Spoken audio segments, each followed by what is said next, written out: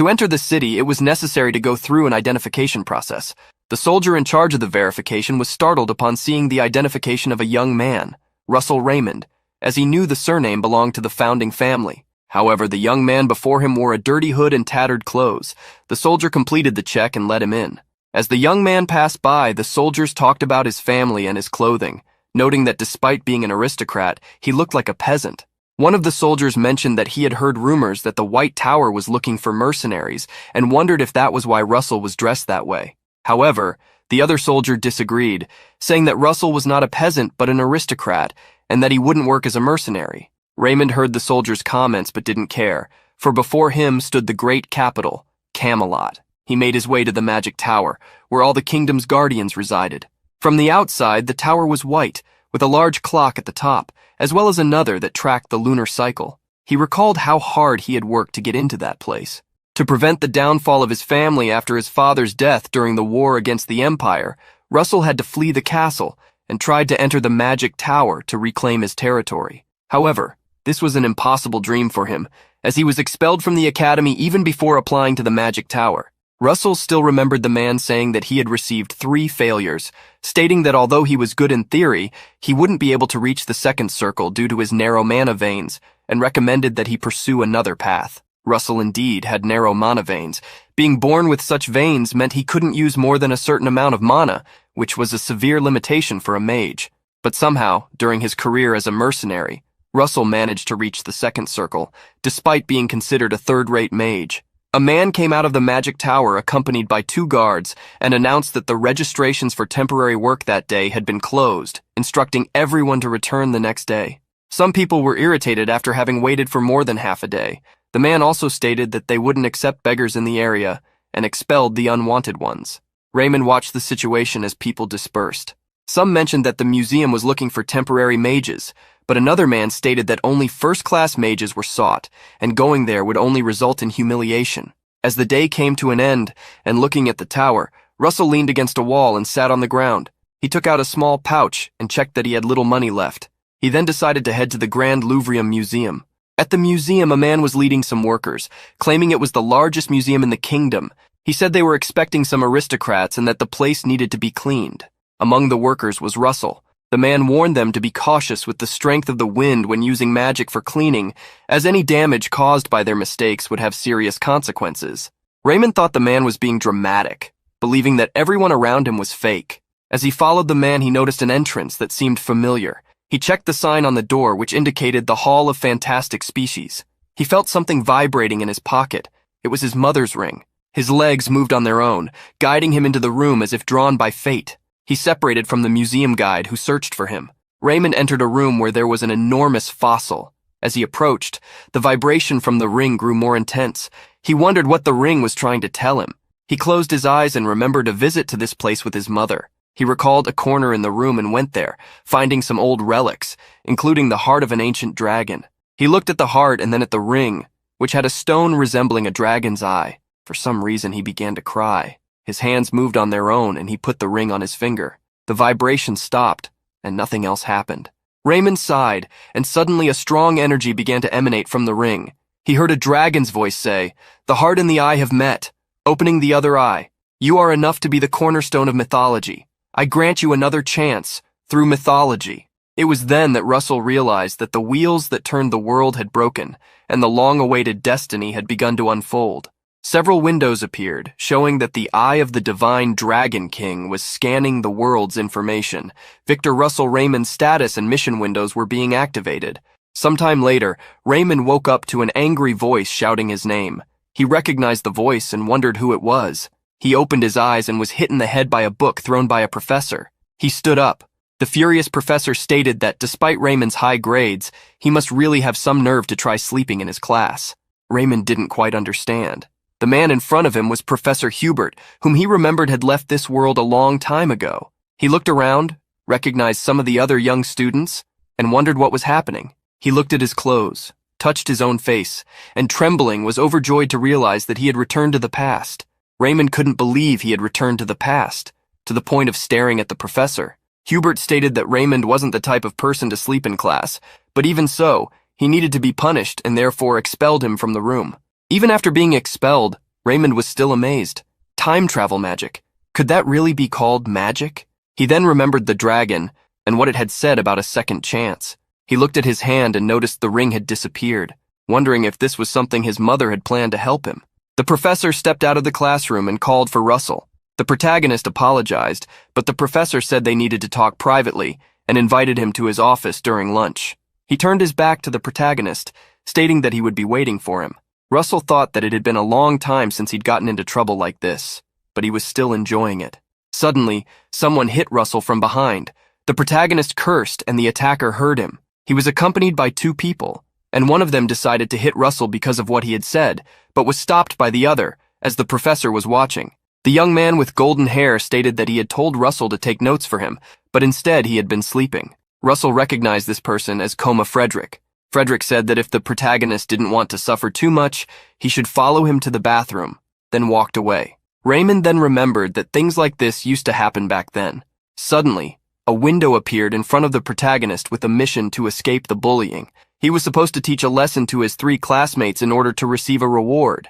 Raymond had never seen anything like this before and thought it was a vision, but his hand passed right through the window when he tried to touch it. Frederick realized that Raymond wasn't following him and called out again, saying there was no way to run since they were at the academy, but if he was scared, he could try to flee. Russell sighed. The mission didn't matter to him. He was determined to teach Frederick and his cronies a lesson.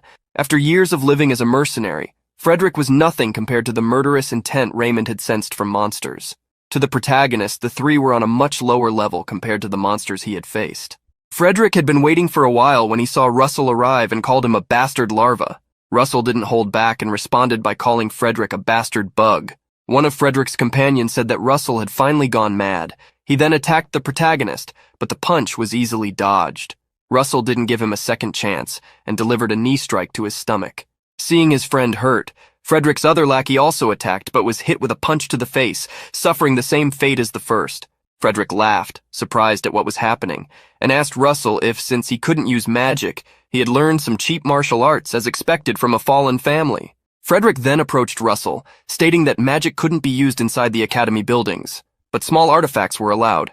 He equipped brass knuckles and attacked the protagonist with murderous intent. Russell remained still, raised his hand, and caught Frederick's fist as it came toward him. He pushed Frederick's hand back, twisting it, and said, "Coma, Frederick, you were outranked by your brothers, and even your family abandoned a useless person like you. When your opponents are strong, you hide, but when they are weak, you bully them. A bastard like you dares to mention my family?" As he spoke, Raymond didn't realize that his eyes had changed. They were now exactly like the ring he wore before returning to the past. Frederick was about to wet himself from fear as Russell prepared to punch him. He tried to beg, but it wasn't enough. Leaving the bathroom with the 3 idiots on the floor, Russell warned them to behave from that moment on if they wanted to live. After leaving the bathroom, Russell sat in a corner, wondering if he had gone too far, as he was tired. He then realized that the mission had been completed when a window appeared in front of him, indicating that he had obtained a lower-grade magical stone. He then held the small red stone in his hand, wondering if he should eat it. Russell realized that the stone was a consumable item and wondered if he should really eat it, as even barbarians didn't eat stones. However, he decided to give it a try. After eating the stone, he received a notification that he had consumed a mana stone. He saw this as a new opportunity, just like his return to the past. He felt a power flowing within his body from the mana present in the stone. The mana spread through his body like flames, overflowing. The amount of mana in his circle increased, being absorbed near his heart. After some time, the mana began to stabilize. He felt confident, believing that with this method he might be able to overcome the limitation of his mana veins. After his family's fall, his expulsion from the academy, and his status as a third-rate mage mercenary, he felt that he could change his destiny. Russell then decided to go to the professor's office. Upon arriving, Hubert asked him to sit down. The professor was eating cookies and drinking tea. Hubert commented that Russell seemed different from how he used to be, and taking a sip of tea, asked if he was going through any difficulties. Hubert mentioned that he had heard that classmates were bothering the young man. Russell remembered that Professor Hubert in his past life was someone who never gave up on him. He had always wanted to say certain words to the professor. "There's no need to worry, thank you, Professor." Hubert was surprised by the response and, clearing his throat, stated that as a professor it was obvious he should take care of his students. However, since Raymond had slept in class, he needed to be punished, and the professor wouldn't go easy on him. Hubert then picked up a book and instructed Russell to write an analysis of intensive elemental studies between pages 62 and 74, claiming that this was a section even older students had difficulty understanding. Russell received a mission notification, asking him to complete the professor's task. Depending on Hubert's satisfaction, he would receive a low-level mana stone and possibly other additional rewards. The protagonist froze a bit upon reading the mission, and the professor interpreted it as if he found the task too difficult. Raymond denied this and thanked the professor. Russell returned to his dormitory. The task wasn't difficult for him, as due to his poor mana skills in his past life, he had worked hard to study the theories behind it. Even while working as a mercenary, he hadn't stopped studying. But Russell knew that in this life, there was something important beyond studies: the training of mana veins. Mana veins were the pathways through which mana circulated. Mana absorbed through breathing circulated through the mana veins and was collected by the heart. In his past life, he had tried to train this while being chased by monsters. There was a reversal magic released because of this. In other words, the stronger the mana veins, the more mana collected, and the faster the magic was released, which he used to fight and protect himself against monsters. His mana veins were excessively thin and weak, putting him at a disadvantage in battles. However, the heavens seemed to sympathize with him. Perhaps due to his unlucky fate or just a stroke of luck, Russell had found a historical place with unknown origins that hid two grimoires, one about the veins and another about the body. In this life, Russell decided to use the contents of the two grimoires to train his physique and mana veins. The grimoire about a mage's body replaced muscle tissues with parts of the mana veins. In other words, the stronger the body, the firmer the mana veins would become. The extent of the change wasn't significant when Russell was in an adult body in his past life, but now, in his growing phase, he hoped to see great results. He was determined to overcome the limitation of his mana veins. Raymond trained every day. One day he was completely exhausted but received a mission to run 5 kilometers. Such missions appeared once a day, with the distance changing based on his skill level with the veins, disappearing when he reached a certain level. Russell sighed. He would take advantage of the opportunity he had and wouldn't just sit around. Despite all the effort of the day, he decided to complete the mission of running the 5 kilometers. He pushed himself to the limit until he could barely stand, finishing the run by nightfall. In a corner, a man was watching Russell, claiming that his efforts were in vain while plotting something against him. Professor Hubert couldn't believe that Russell had reached such a profound conclusion in his report, using only academic-level materials. He then asked the young man if he had prepared the report himself. The boy confirmed that he had, and even offered to take a mana oath to guarantee it. Hearing what the young man was saying, Hubert realized that he was quite confident in his words. Hubert then organized the papers, stating that he was very satisfied. As a result, Russell's mission was successfully completed. In addition to the standard reward, he received an increase in his understanding of beast summoning art, an enhancement in magical power, a reduction in mana consumption, and a decrease in spellcasting time. Russell realized that the higher his level of understanding, the stronger he would become. The professor then congratulated Russell on his good work and said that he could leave. Before leaving, Russell requested a favor from the professor. The professor wanted to know why Russell wanted to use the professor's library, as the student's library should have enough books to meet his needs. Russell replied that he had already read all the books in the student library. Hubert was shocked by this information, but stated that, even if Russell was telling the truth, using the professor's library was a different issue.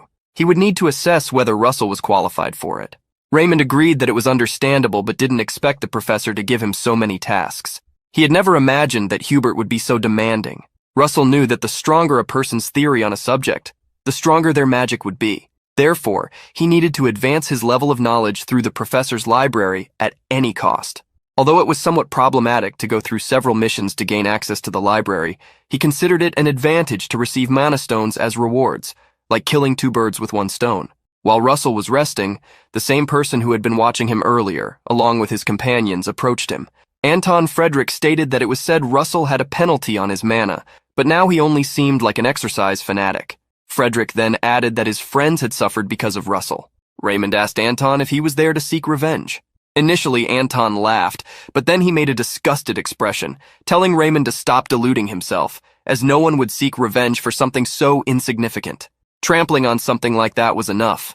Anton then said he would see Raymond in class, and left without doing anything.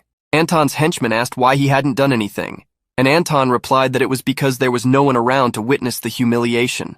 Raymond then remembered that the practical combat magic classes were approaching. It was a class where students' levels were based on their battles against each other, a class where he had always been humiliated in the past. Raymond couldn't believe he had forgotten about these classes and decided to prepare for them. He received a mission notification to reach the second circle. Combining this mission with Hubert's many other assignments, the protagonist studied hard, completed several reports, and obtained the rewards from the missions.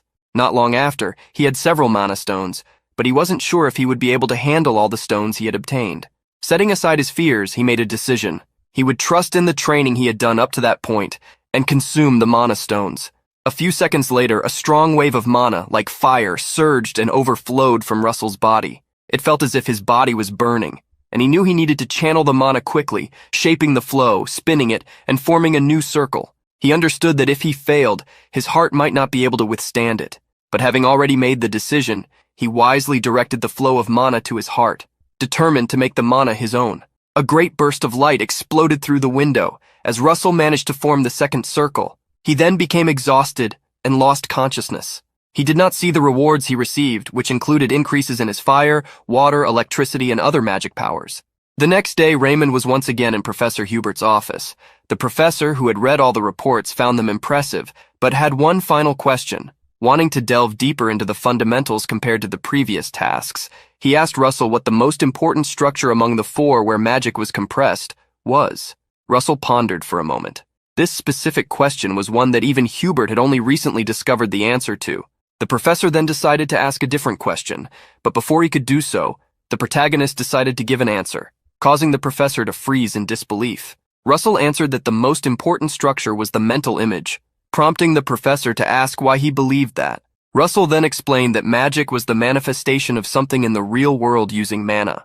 The world categorized progress into 4 levels: assimilation, where the principles of natural phenomena were taught; mental image, where what was taught was visualized in the mind; formula construction, where the visual image was organized into formulas to manifest it; and lastly, manifestation, where magic became a reality in the world through the formula. Assimilation, construction, and manifestation could be learned through effort and study. However, mental image was something that could not be achieved solely through effort. Breaking limits and achieving freedom of imagination through courage determined the levels of mental images. If someone had a flame and imagined it as an arrow, it would become a second-level magic, a fire arrow. If something different was imagined, it would be something entirely distinct. If there were no limits to mental visualization, it might even be possible to create something that does not exist in the world, like beings, which would be something miraculous. This was the same conclusion that Hubert had reached. Just as shadows created by sunlight and hot ice, imagination began with understanding the world, but ended with distorting it. That is what magic was. Hubert was impressed. As I thought, the student library is too small for your world. Russell received a notification that he had completed the professor's mission, earning 2 low-level mana stones. Russell went straight to the professor's library. The first floor was already very large, quite different from the student library. He found several books such as 3-dimensional ballistic trajectory magic, intensive botanical magic, and many others. It was very practical, without neglecting the basic theories of magic. While Russell was reading, someone approached, commenting that he was reading a very interesting book. The voice came from behind him, but when he turned around, the person was already at his desk. It was a woman with a large hat and elegant clothes in shades of white, gray, and red. Russell knew the woman well. Daria Snow White. Russell stood up to greet the master of the Tower of Flames, introducing himself. Daria was at the 8th circle, a level that very few people in the world had reached. Despite being in her 80s, she used an impressive amount of mana to maintain her youthful appearance. The highest-ranked magic practitioner of the Red Tower faction, this was Daria Snow White, the master of the Tower of Flames. Daria was surprised that Russell knew her and said he didn't need to be nervous. Russell was wondering why she was there. Daria took a lollipop and handed it to Russell, saying that she was just a visitor who happened to cross paths with him. Russell accepted the lollipop and followed Daria, who asked how he had obtained permission to access the library. Russell explained that Professor Hubert had granted him permission. Daria was surprised that someone like Hubert would do that. She smiled, saying it made sense that he was studying something so interesting. She observed Russell's body, noting that he had extremely pure mana and that his mana distribution was quite stable, which was very rare. Russell guessed that Daria had noticed something. The mage then turned to leave, telling Russell not to worry, as she was not there to lecture him. Russell then bowed his head in gratitude. Striking her cane on the ground and releasing a burst of fire energy, Daria wished for the child's abilities to reach their fullest potential. Russell left the professor's library, surprised to have encountered Daria there. At that moment, some people noticed Russell exiting the professor's library. They laughed, suggesting that he must have flattered some professor to gain access, and that he wouldn't gain anything from it. Anton wished Russell to do his best, even if it led him nowhere. Finally, the day of the real-world magic battle studies arrived.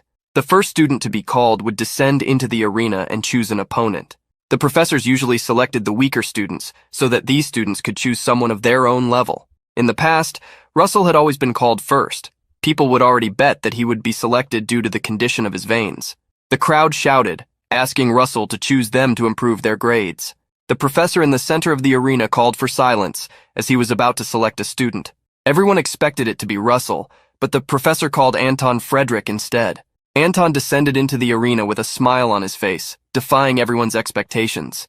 He thanked the professor, who mentioned that the favor was nothing compared to what the Frederick Trading Association did. Russell had anticipated something like this. Anton looked at him, asking why he was still sitting and inviting him to come down. Hubert was receiving an unexpected visit from his colleague Daria. The mage sat down on a couch, stating that it was nothing unusual for a professor to visit one of their students.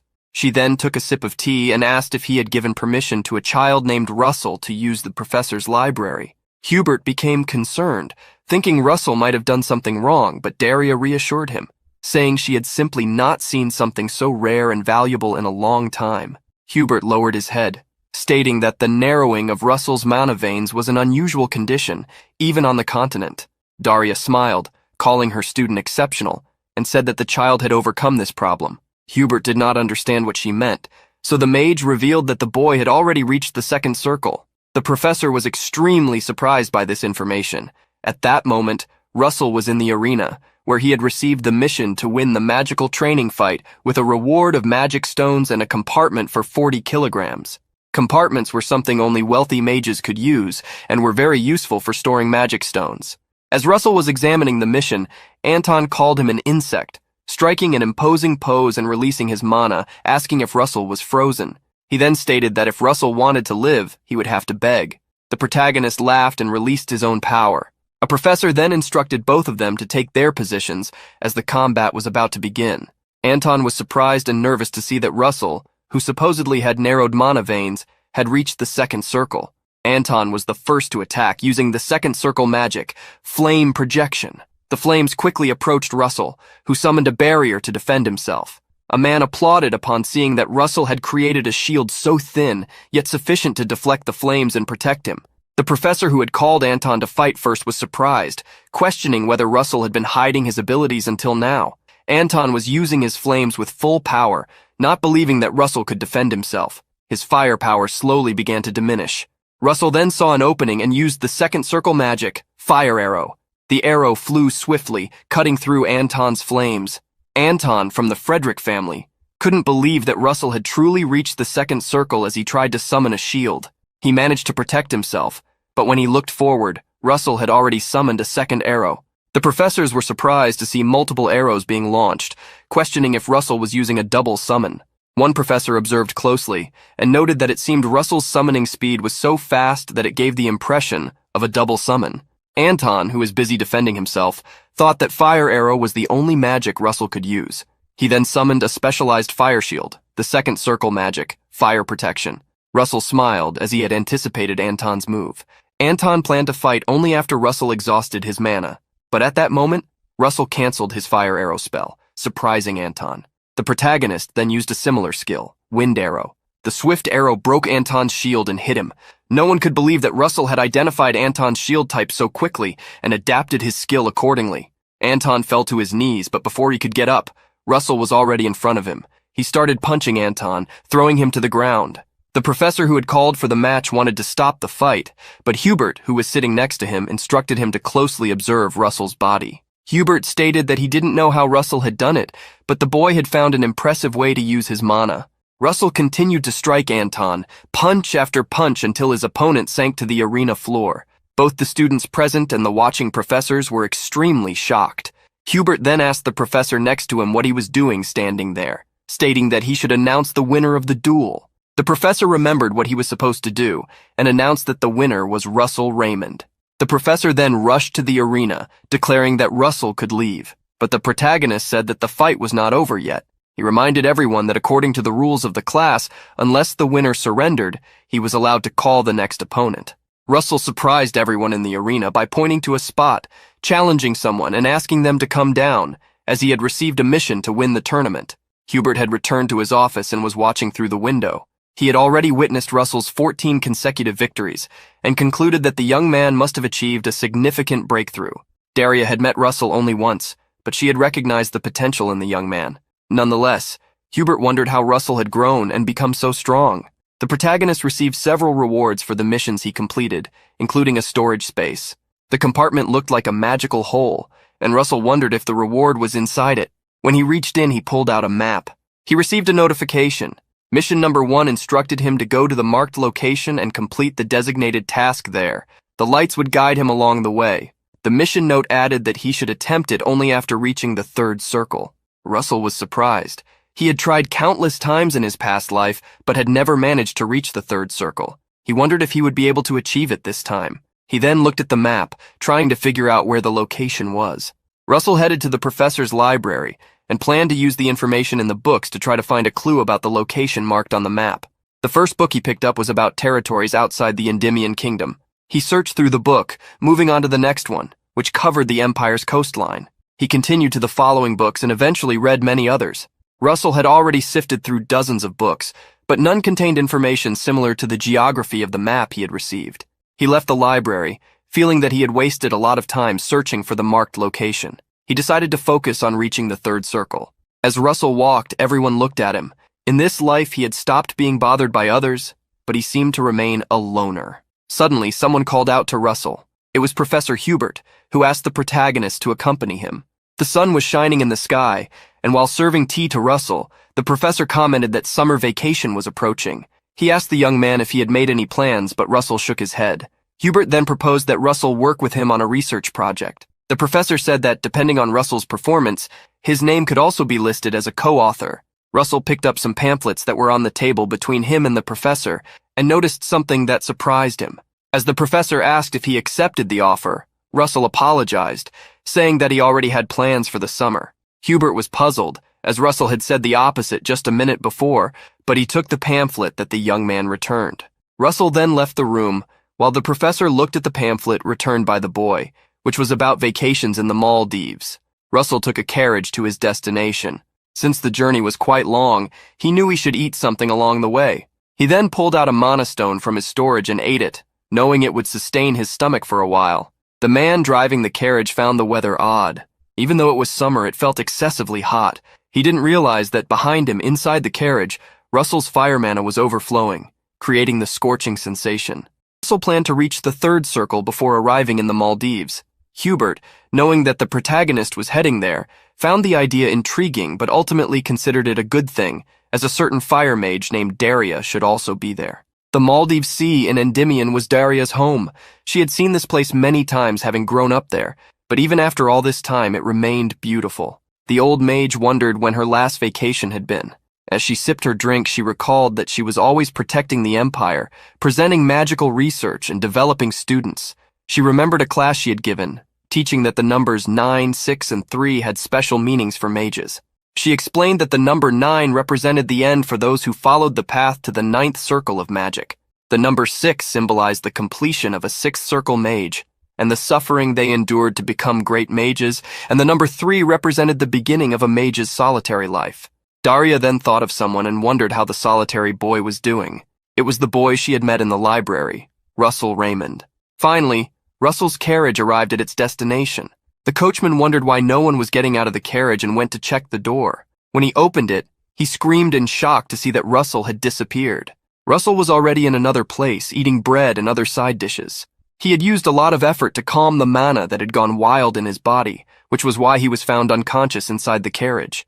But he had finally reached his destination, the 3rd circle. He released a bit of his mana, unable to believe that he had surpassed the power of his past life in just a few months after returning in time.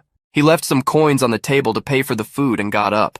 He wasn't satisfied with just this level of power. He planned to go much further. Russell intended to find the location marked on the map. There was information that a light would guide him when he was near the location, which would be helpful. He held the map in his hands, stating that he needed to find the indicated location. While he was lost in thought, Russell heard someone shouting. The person was promoting a tour of the Pompeo volcano, claiming to be the best guide. Russell decided to follow the man, who led a group of people up the mountains. The man recounted that according to legends, Pompeo was originally a common mountain that became a volcano due to a special creature that started living there. Russell looked at the volcano, wondering what kind of creature could have changed the nature of the place just by its presence. There wasn't a single creature like that in the world, except for a red dragon.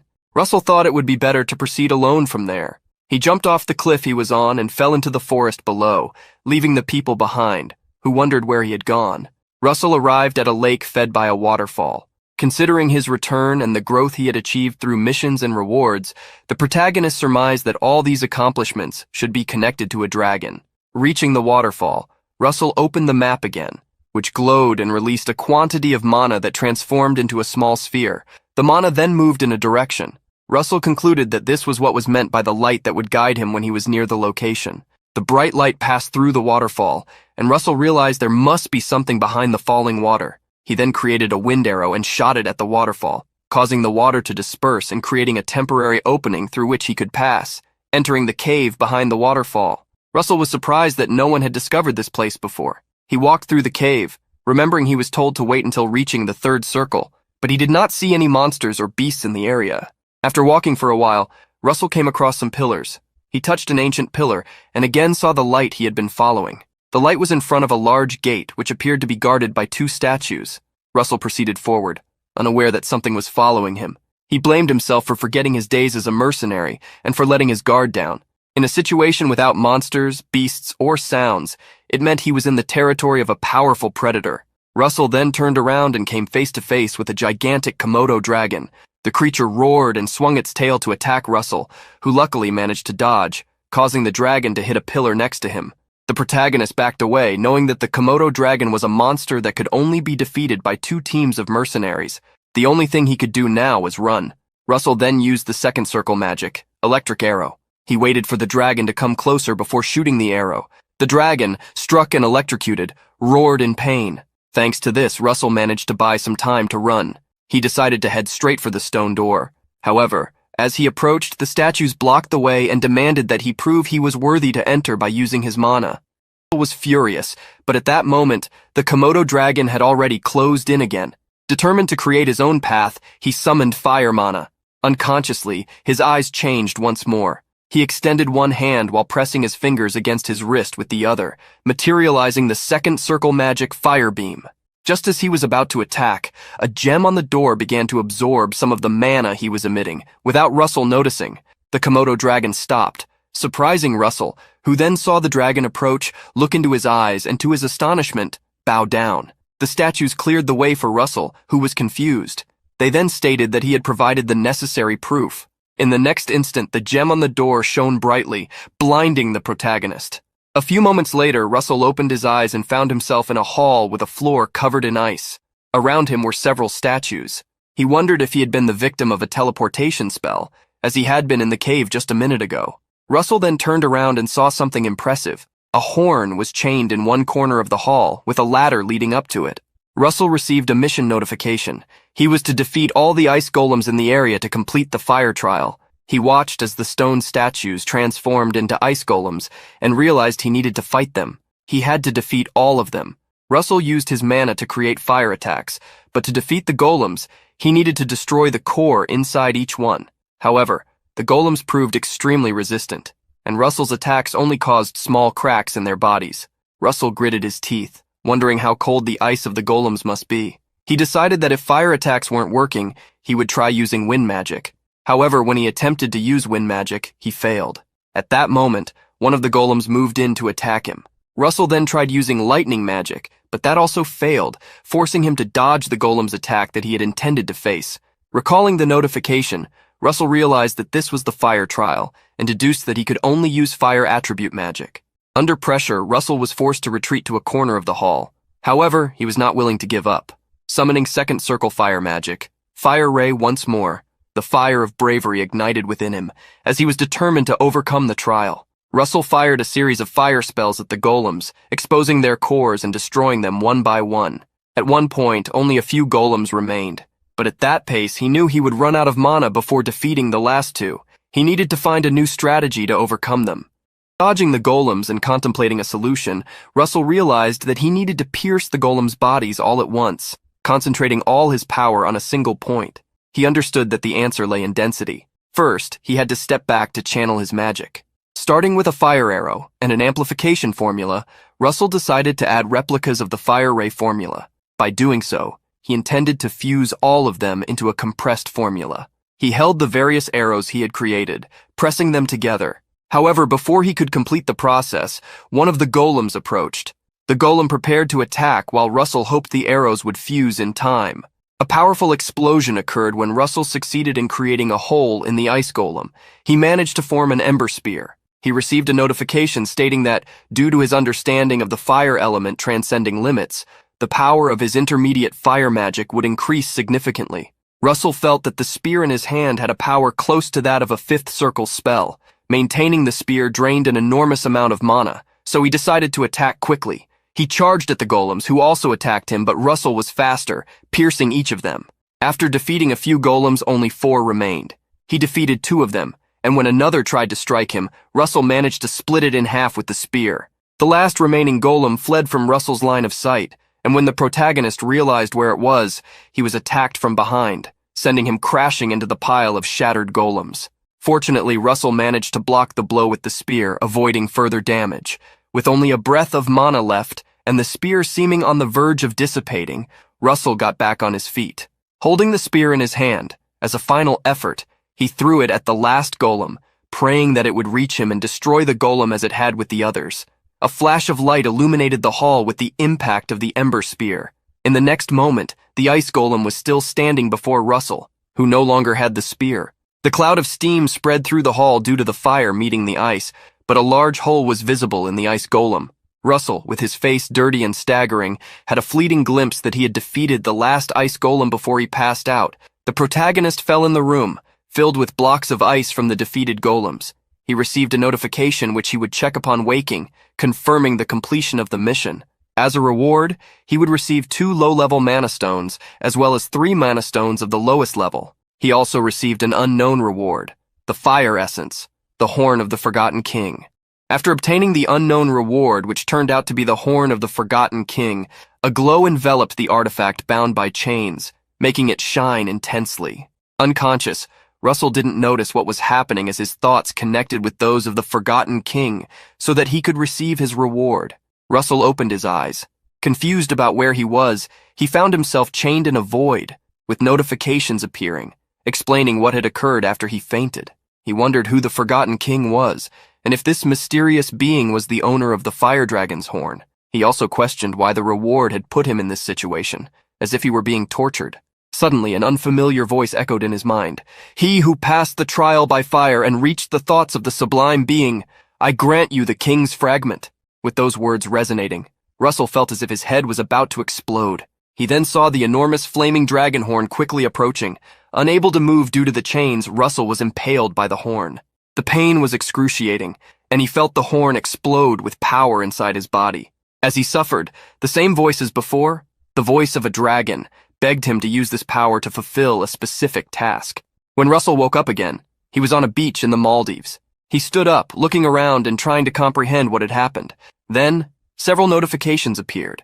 Due to consuming the Horn of the Forgotten King, his mana was overflowing, and his intermediate knowledge of the flame attribute had risen to an advanced level. Clenching his fist, Russell released his mana and, noticing how much his power had grown, realized he was close to reaching the 4th circle. He smiled with joy, as the reward was incredible compared to the suffering he had endured to obtain it.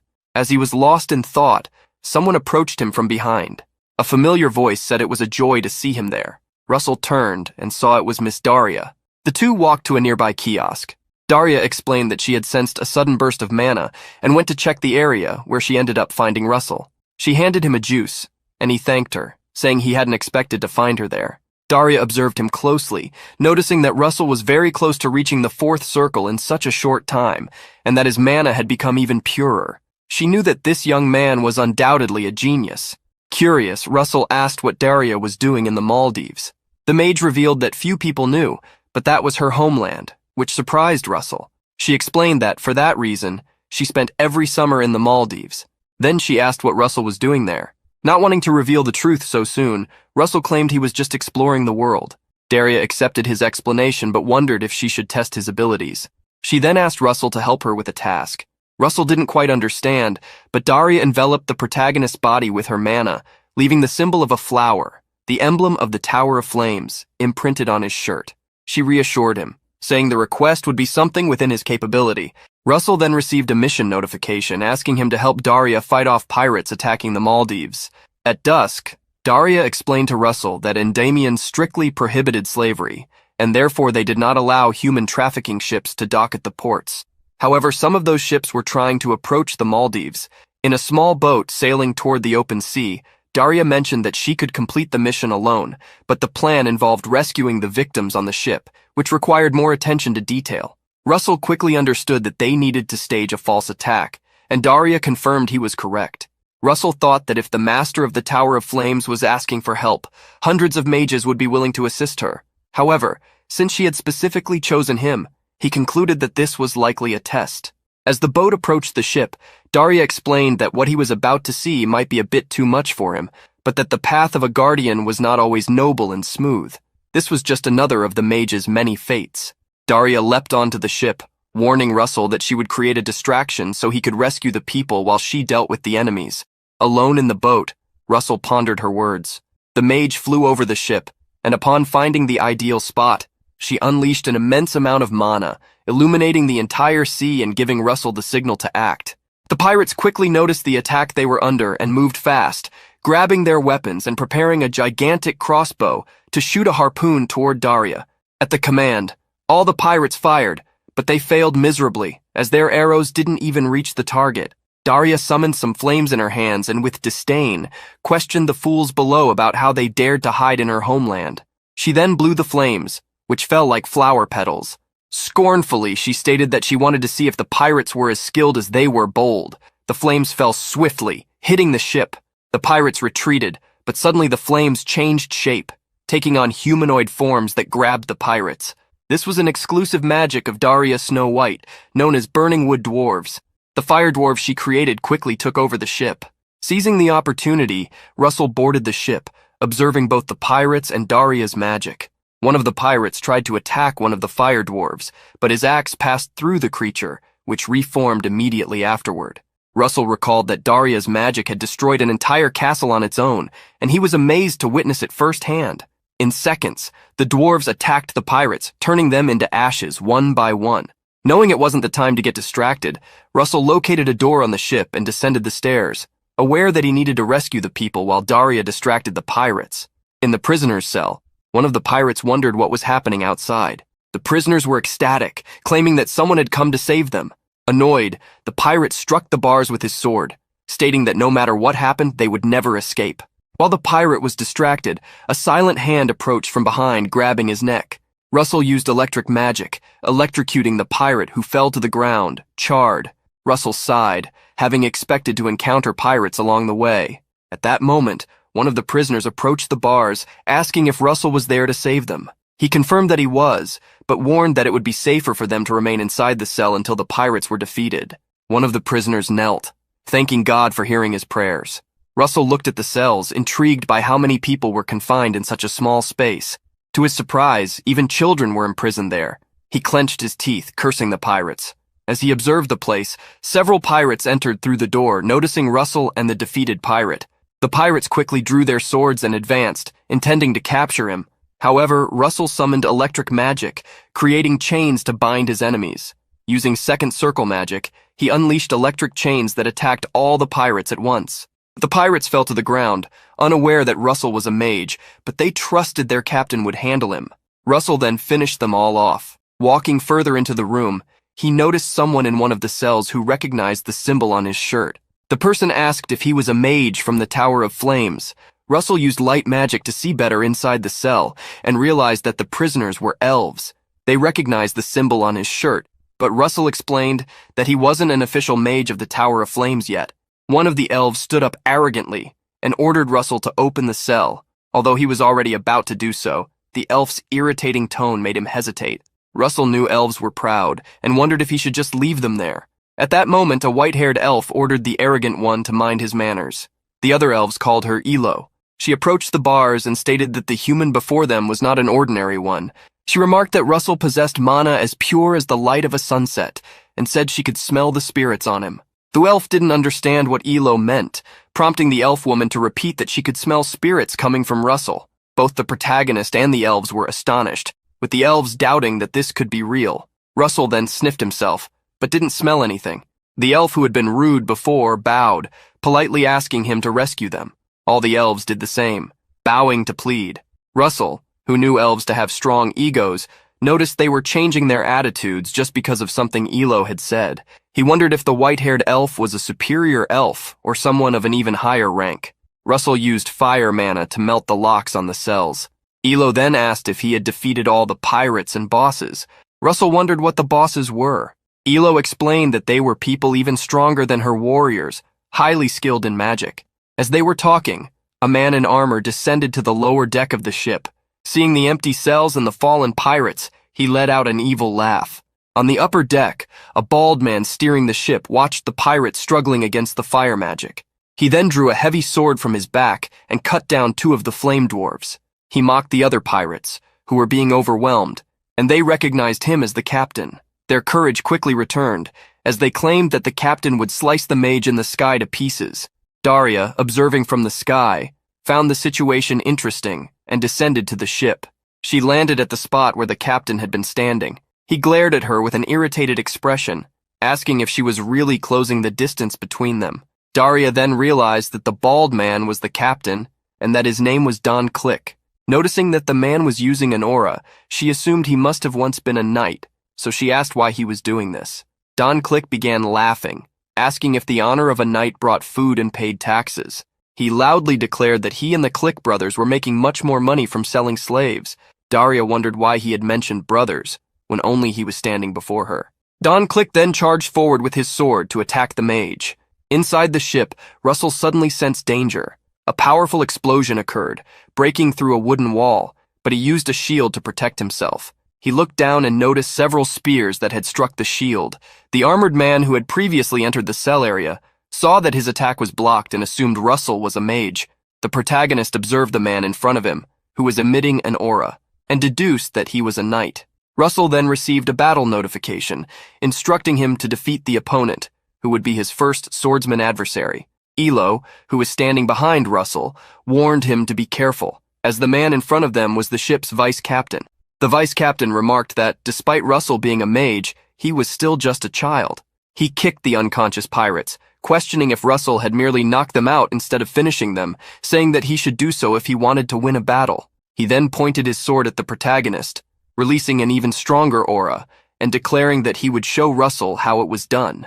Russell thought quickly. Fire magic caused too much area damage, so he decided to use electricity, a third circle spell, Electric Ray. Seeing the electrical attacks, the vice-captain defended himself by slashing at them, praising Russell for at least using his brain. He then advanced, moving through the lightning which seemed ineffective against him. Russell cast multiple lightning bolts, but the man continued to advance, using his wavy sword to defend himself. Russell then realized it was a non-conductive sword. In the meantime, the vice-captain got close enough to attack, forcing Russell to summon a shield to protect himself. The sword struck the shield hard and began cutting through it slowly. After some time, the shield shattered and the attack fell upon Russell. Outside, the captain was battling Daria. The attack he thought had hit the mage only struck some flames she left behind, while Daria reappeared elsewhere. The pirate captain praised the mage before him. Daria then asked him a question. She wanted to know if his brother was also a knight. The captain confirmed that he was, although his brother wasn't as skilled as him. Daria sighed, saying she had worried for nothing. She then summoned flame magic, causing fiery creatures to appear. The fiery creatures quickly surrounded Don Click, and he slashed at them with his sword. The pirate thought she was using the same ability as before with the fire dwarves, but Daria stated that this time it would be different. At that moment, the flaming monsters he had cut began to multiply. Don Click realized that the more he cut them, the more creatures appeared. This was Daria's skill, the fire dwarves from hell. The mage watched as her summoned dwarves attacked Don Click, Pressured, the pirate finally realized he was facing the infamous witch from the Tower of Flames. Below deck, Don Click's brother wasn't faring as well. He couldn't understand how Russell was dodging his attacks. He clearly remembered slicing him in half with an earlier strike. He wondered if the mage was strengthening his body with magic to improve his physical abilities. The knight laughed, thinking it wouldn't make a difference, believing Russell was like a rat trapped in a cage. Elo, on the other hand, was worried about the protagonist. Russell recalled a past life when he had encountered a knight who destroyed an innocent mercenary group with just a touch. The only one who managed to stop the insane knight was a mage who used shields to defend against the attacks. The method was simple, one shield over the other. Russell decided to use the same technique to defend against Click's brother's attacks. Suddenly the knight noticed that after one of his strikes, Russell had pulled back his shield. When he looked ahead, it was too late. Russell cast a wind spell, hitting the knight square in the chest and throwing him against the wall. The impact caused the knight to spit blood before collapsing to the ground. Although he had won the fight, Russell noticed that he had lost a lot of blood. He broke the remaining locks and freed the elves. Elo, stepping out of the cell, thanked Russell, once again calling him a guardian. The protagonist asked them to follow him, but at that moment, the knight rose again, telling Russell that if he wanted to win, he should have aimed for the head. Russell asked the elves to free the other prisoners. The elf who had first spoken to him gritted his teeth, asking if Russell really wanted the elves to free the humans, but Elo agreed. The knight in front of them laughed, asking if Russell really thought he had time to rescue the slaves. He charged forward, warning that the protagonist should worry about himself before anyone else. Russell returned to his shield strategy, but the knight kept attacking, not giving him a chance to counter. With a wicked grin, the knight watched the young man defending himself with nothing but shields. Russell planned to hold out just a little longer, until everyone could escape. Sometime later, Elo shouted, announcing that everyone was now safe. The knight smiled, asking if they thought that made any difference. But Russell's voice changed, and he answered that yes, it did make a difference. Not only his voice, but his eyes also changed as he summoned flames across the ship's lower deck. He then gave the knight his ultimatum. It makes a difference, because now I can crush you. Russell defended against the knight's attacks with his shield while setting the entire ship on fire. The knight fell back, realizing that the atmosphere around Russell had changed. He wondered if the boy was finally ready to set mercy aside, and then charged forward, planning to pierce Russell along with the shield. However, before he could get close, Russell used the magic he had created, the flaming spear. As he advanced, the knight wondered if it was just a simple fire spear, but soon realized that the magic was far beyond what he had imagined. Finally, the knight's sword and the flaming spear clashed. At the bow of the ship, the captain continued to be overwhelmed by the hellish dwarves, who were multiplying endlessly. He wondered what his brother was doing, believing that together they could defeat the mage. The captain kept slicing through the dwarves, trying to buy time until his brother arrived, but he was surprised when the floor beneath him began to crack. Through the fissures, he could see the flames from the lower deck. With no time to react, a tower of flames erupted from the ship's lower deck, throwing everything into the air. The captain, hit by the attack, could hardly believe what had just happened. Daria, witnessing the power of the explosion, was also incredulous. She looked at the door leading to the lower deck and saw several freed slaves. Daria admitted to being careless, as it seemed Russell had taken control of the battle. Through the enormous opening created by the flame tower, Daria saw Russell lying on the floor of the lower deck. He had completed his mission.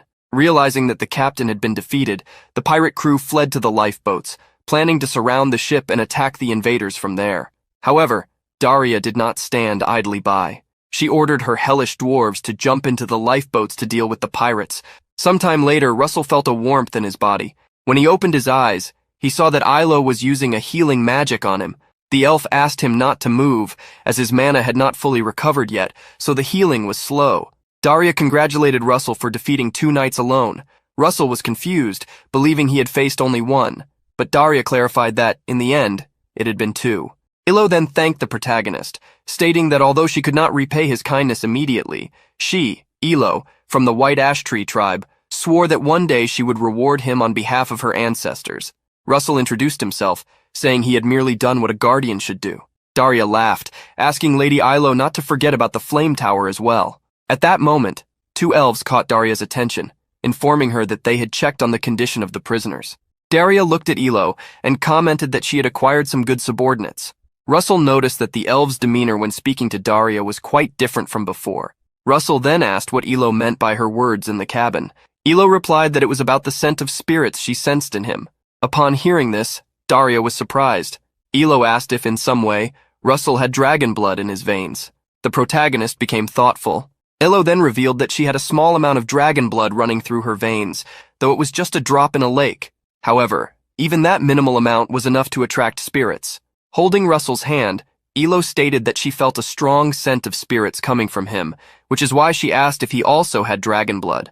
Daria, listening to the conversation, wondered if the reason Russell had become so strong so quickly was related to dragon blood.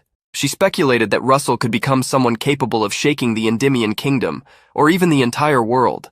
After docking at the port, several soldiers rescued the wounded. The elves, wearing cloaks, prepared to leave. Daria then called out to Elo, asking if they would remain hidden until everyone's mana was fully restored. Elo confirmed, and Daria offered her nearby mansion for the elves to rest until they were recovered. She also suggested that Elo might assist with Russell's training. The protagonist was surprised by the mention of training. Elo was pleased to know she could repay her debt in this way. Daria, noticing Russell's surprise, asked if he would like to participate in some training.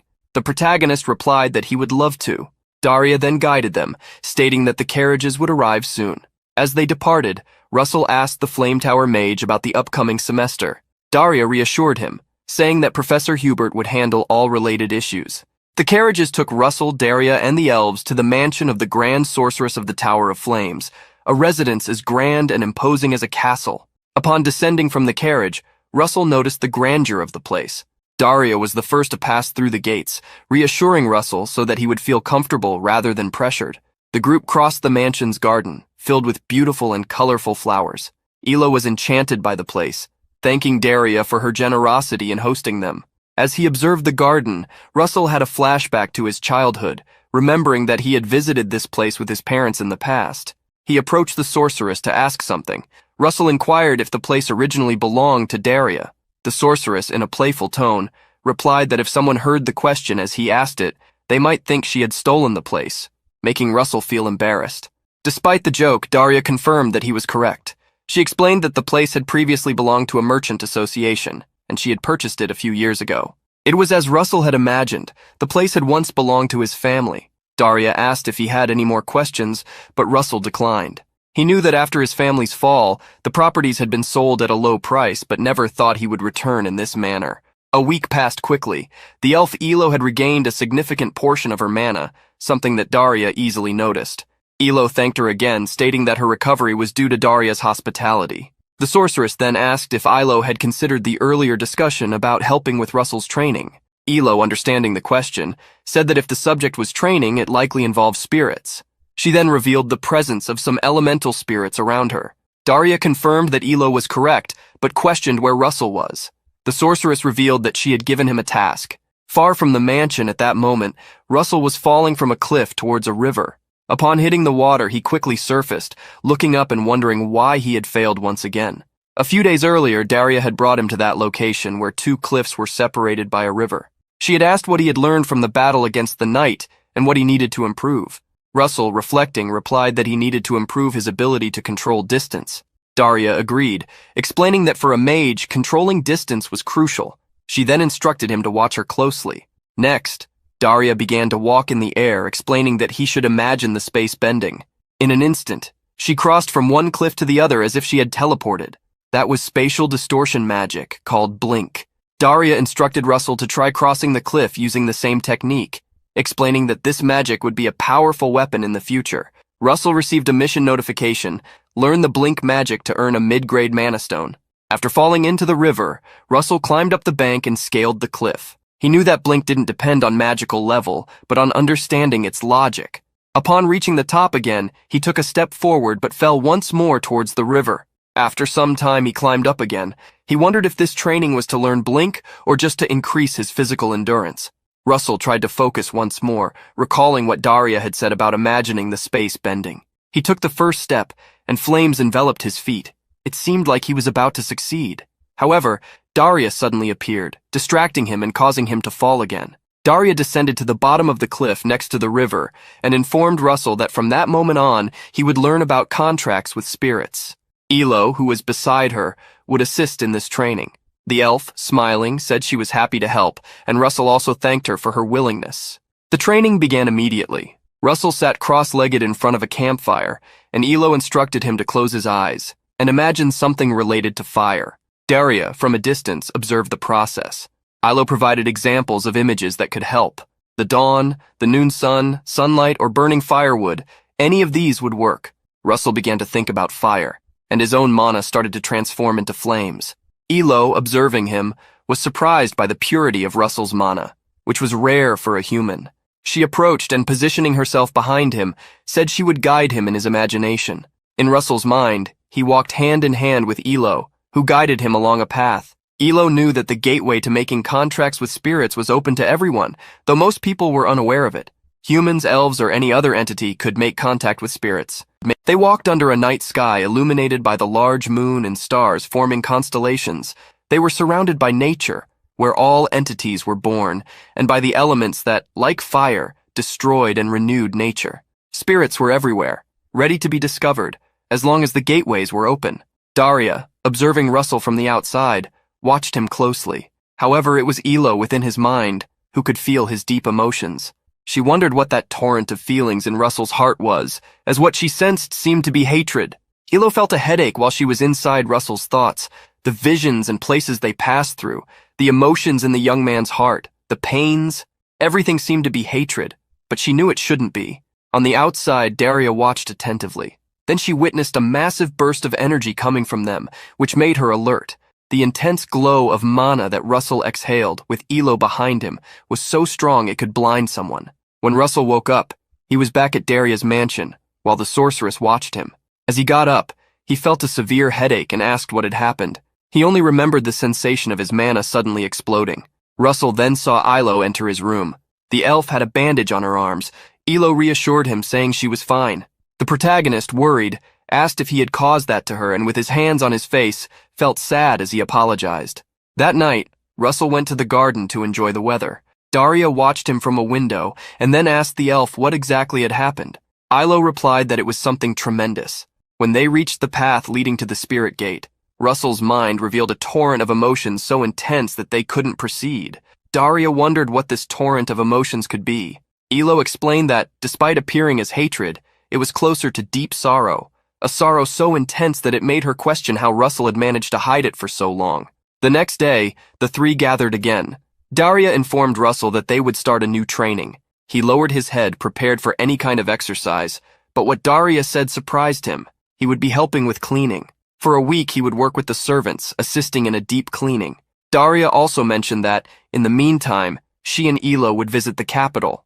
Ilo said goodbye with a greeting, and the protagonist returned it, telling her to be careful on the trip. Before they left, Daria emphasized that Russell's task was not a punishment. He sighed in agreement. Russell planned to practice blink magic during his free time while cleaning, but his plan was thwarted when Daria prohibited him from using any magic during the week, leaving him confused. Despite this, Russell grabbed a mop and began to follow the instructions. Since he couldn't use magic, he decided to train physically during the cleaning. However, to his misfortune, while trying to run and mop the floor, he slipped, kicking a jar that flew and shattered on the ground. A maid approached Russell and asked who was cleaning in such a hurry. Looking at the floor, she commented that the broken vase was one of Lady Daria's favorites. Before leaving for the capital, Daria had instructed Russell to follow the orders of the head maid, introducing them, and the woman behind Russell was precisely the head maid. He apologized for the mess. Knowing he couldn't use magic for a week, she handed him a small cloth and told him to clean as she instructed from then on. She followed him everywhere, even teaching him how to hold vases while cleaning the stands. When he was mopping the floor, she instructed him to clean every corner. Russell was already getting surprised by the amount of instructions and orders. With the head maid always by his side, giving orders and making complaints, Russell began to suspect that this was some kind of training to strengthen his mental fortitude. Finally, after such a long time cleaning, it was lunchtime. The head maid asked Russell to accompany her. The protagonist said he would eat later, but the maid gave him a sharp look and repeated the order, leaving Russell no choice but to follow her. In the servants' kitchen, Russell noticed that many people were working. A man in a suit asked his name, and Russell replied that it was Russell Raymond. The man repeated the name, making the protagonist think that perhaps he knew him, but what followed was a compliment. The old man called Russell handsome, praising his black hair and red eyes. A nearby maid blushed and reinforced the compliment. Suddenly, a strong man appeared behind Russell, commenting that he seemed to be in shape, and asked to feel the protagonist's biceps, doing so without even waiting for a response. The man smiled, as if it were a joke, and gave Russell a pat on the back. Russell smiled back, but inside he was crying. He knew he would have to endure this for a week. He repeated to himself that it must all be part of the training. He wanted to believe it was. In the following days, Russell helped with various tasks, such as carrying wood. He planned to finish everything quickly so he could use the mage's body, but afterward, he joined the other servants outside the mansion near a river for a picnic. While they were toasting, the strongest servant gave Russell a pat on the back, causing him to spit out his drink. Russell asked why the man had hit him, and the man explained that, since he was still a student, he shouldn't be drinking. Additionally, he said Russell would lose muscle if he kept drinking. Russell had forgotten that he was a student, remembering his days as a mercenary. An older servant commented that there was no harm in Russell drinking, as he needed to learn from the adults. Moreover, with the beautiful view they had, it would be a sin not to drink. Russell agreed internally as he observed the beautiful sunset behind the trees, reflected in the river. Suddenly, the headmaid arrived and joked that the real sin was drinking without having any snacks. Everyone laughed, and someone suggested a toast to the new family member. The headmaid looked at Russell contemplatively, as if evaluating how much he seemed to be enjoying the new environment. In the following days, Russell's routine remained the same. He cleaned, had meals with the other servants, and occasionally lay outside the mansion at night to watch the sky. Sometimes he also picked flowers and interacted with others. As the days passed, Russell found himself sitting by a fountain on the night before he would complete a week of cleaning training. He wondered what that feeling of dissatisfaction that was troubling him might be. As he looked at the sky, the headmaid approached, commenting that it seemed like Russell really liked the place. Russell stood up to greet her, and she, adjusting her glasses, asked how many times a day he did this. Russell laughed, questioning if he did it too often and explaining that it was an unconscious habit. She then asked if there was any reason he always went to that particular spot in the garden. Russell gave a vague answer, saying that when he was there, he remembered certain people. The maid commented that she had heard that mages could teleport, and asked why he didn't just go meet the people he was thinking about. Russell replied that teleportation magic was difficult, and even if he knew how to use it, there were places he couldn't go. The head maid remarked that she had always thought mages didn't worry about anything, and before leaving him alone, mentioned that the next day would be Russell's last day of cleaning, and he should give his best until the end. Russell confirmed that he understood, and then she said something that surprised him. "I don't know much about magic, but I think you are a good person, Russell." The young man was taken aback by the words, but the maid broke the mood shortly after, joking that if he didn't become a good mage, she would use him as a good servant. Sometime later, Daria and Elo returned to the mansion. The protagonist was the first to greet them. They asked how he had been during the week, and Russell responded that he was fine. Daria then invited Russell to take a walk in the garden. She commented that he must have gone through a lot during the week, but Russell denied it. The mage explained that they had been searching for a remedy to restore Elo's lost mana, as elven mana was special. Additionally, there was something in the records that she needed to check. Russell mentioned that Daria must have been quite busy. Suddenly, Daria stopped walking. She revealed that the property they were on had once belonged to the Raymond family, causing Russell to lower his head due to the complicated feelings it brought him. The mage mentioned that Elo had spoken about a torrent of emotions in Russell's heart, which was preventing him from reaching the spirit gate. She then asked if he felt wronged, angry, or sad. Russell answered that he felt all of those things. Daria commented that she remembered the first time she saw him, when he was trying to develop his magic and fighting alone. Looking at it now, she saw him as a solitary patriarch trying to rebuild his family. Then she told Russell that he should keep the property. Russell was surprised and asked what exactly she meant. The mage clarified that she wasn't giving away the property for free. He would need to become a war mage of the Tower of Flames and protect the country. She instructed him to earn a lot of money to buy her property. Daria also asked if he understood that he didn't need to fight alone. Russell resumed training with Elo. The elf explained that the last time they approached the spirit gate, she hadn't awakened Russell's consciousness. She had only guided him with her unconscious mana. This time she wanted to change that so they could reach the gate together. Russell was concerned that Ilo might get hurt again. The elf gave a thumbs up, saying that they had bought plenty of medicine, so everything was fine. Russell didn't want to argue and accepted. Elo then instructed him to close his eyes and think of the fire, as he had done last time, because she would awaken him in his imagination. The protagonist could see the elf in his mind. He looked down and saw his own hand. The place they were in was calm, just like before, but further on, the torrent was still there. They could see the brilliant passage on the other side, and it would be difficult to reach the source leading to the spirit gate. Russell took a few steps forward, approaching the torrent. Elo tried to warn him of the danger, but it was too late. He was pushed back by the waves. At that moment, however, Russell understood his feelings. Graduation from the academy, the tower selection, the rebuilding of his family, and revenge for his father. He apologized to Elo, saying these were things he couldn't rid himself of.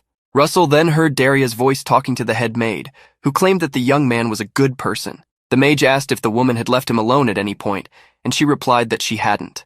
Russell then remembered Hubert, the servants he had met, the maid's words, and most importantly, what Daria had told him. He didn't need to fight alone. With tears in his eyes, Russell stood up in his mind. He knew he couldn't rid himself of his feelings, but he could try to overcome them. He remembered Daria's advice, to think of space bending. Russell approached the torrent again. Elo tried to stop him, saying it was dangerous, but he remained calm. Even if he fell, he was no longer alone. His feet ignited as he took step after step. Finally, he performed Blink, leaving Elo behind and reaching the other side of the torrent in front of the spirit gate. Elo witnessed the use of Blink with her own eyes. Upon reaching the other side, Russell was finally able to complete the mission he had received. After crossing the torrent, he wondered what he should do as he looked at the immense, glowing gate before him. At that moment, Ilo instructed him to pass through the gate.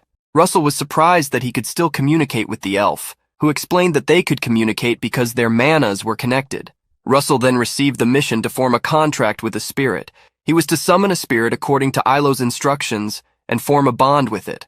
Following the elf's guidance, Russell placed his hand on the light gate and asked what to do next. Elo explained that now it was up to the spirits to decide. He should just extend his hand and wait, as no one knew which spirit would appear, and he could not choose.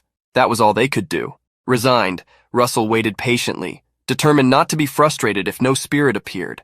He was already grateful for all the moments that had led him there. While immersed in his thoughts, Russell did not notice when a massive red dragon approached the spirit gate and touched his hand.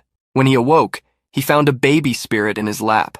The small creature, red with yellow eyes and tiny teeth, looked at Russell in an adorable manner.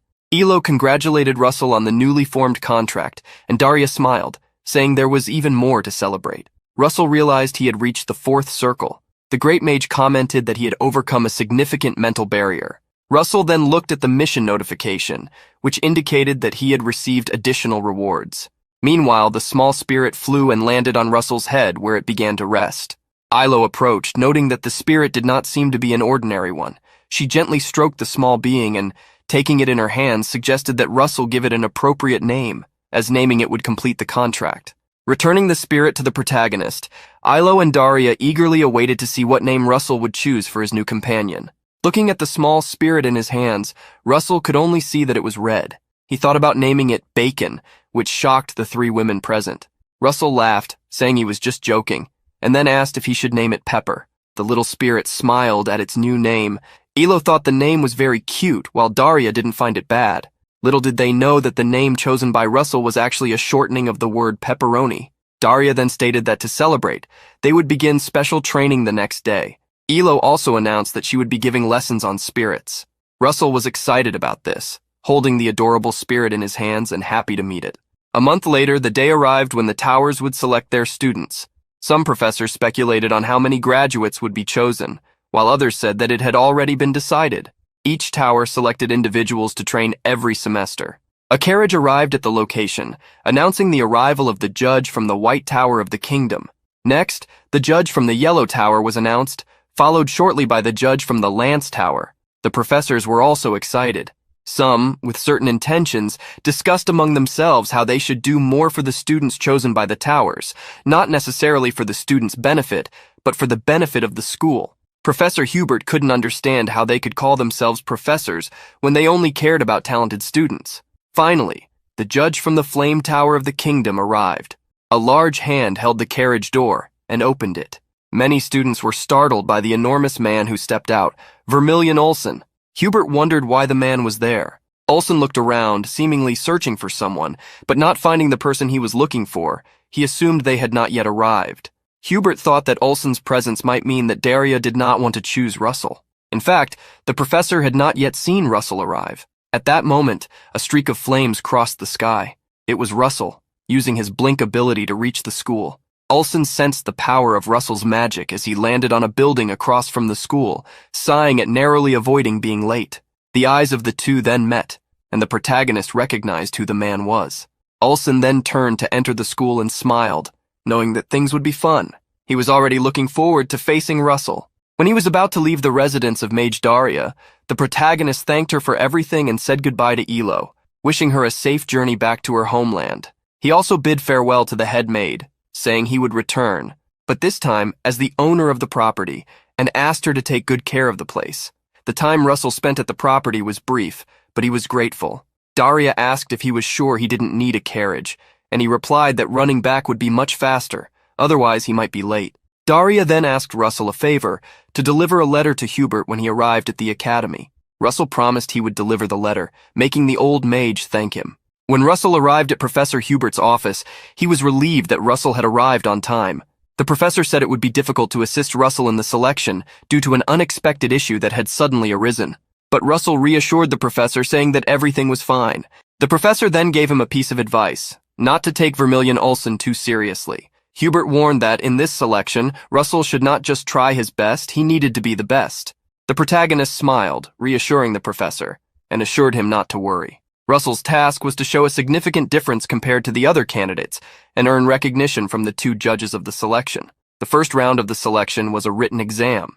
Russell did not find the exam particularly difficult, as he had failed many times in his previous life. The only thing worrying him at the moment was the letter from Daria that he had delivered to the professor. Russell remembered that, after delivering the letter, Professor Hubert would start making frequent trips to the point of being unable to give his classes at the academy, and not long after, he would take a sabbatical when a tragedy would occur.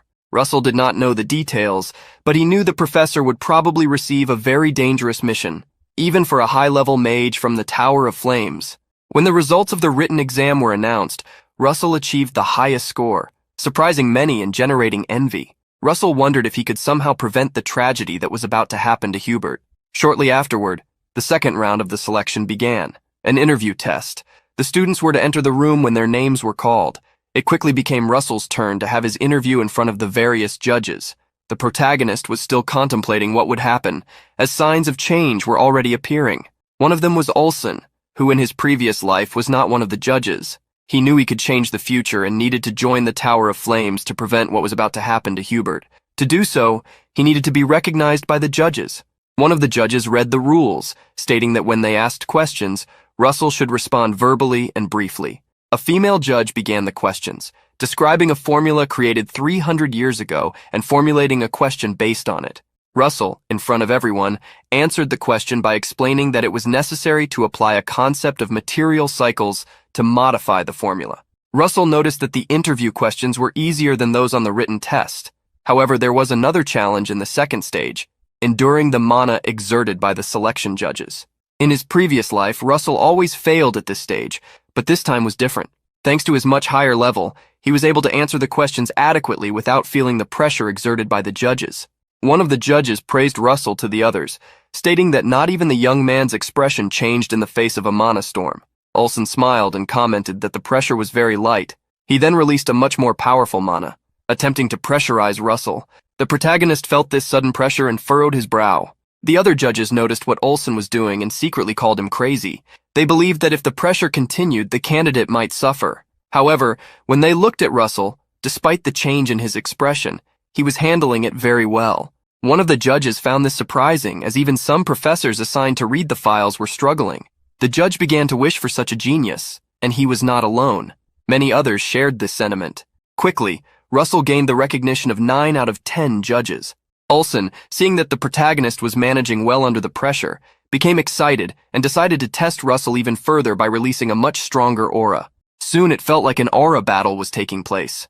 One of the judges, already irritated, warned Olsen that there were still more interviews to be conducted and that he should stop there. Olsen clicked his tongue, saying that things were starting to get fun. The professors were relieved to have survived. A female judge praised Russell, stating that he could leave, and then called the next candidate. Russell returned to his seat in the hallway, relieved, thinking he might have fainted. Looking at the progress of his recognition mission, he sighed upon seeing that it was still not enough. He smiled sarcastically, as Olsen did not seem like an easy person to deal with. After the interviews, the judges discussed Russell, discovering that he was the person the master of the flame tower was observing.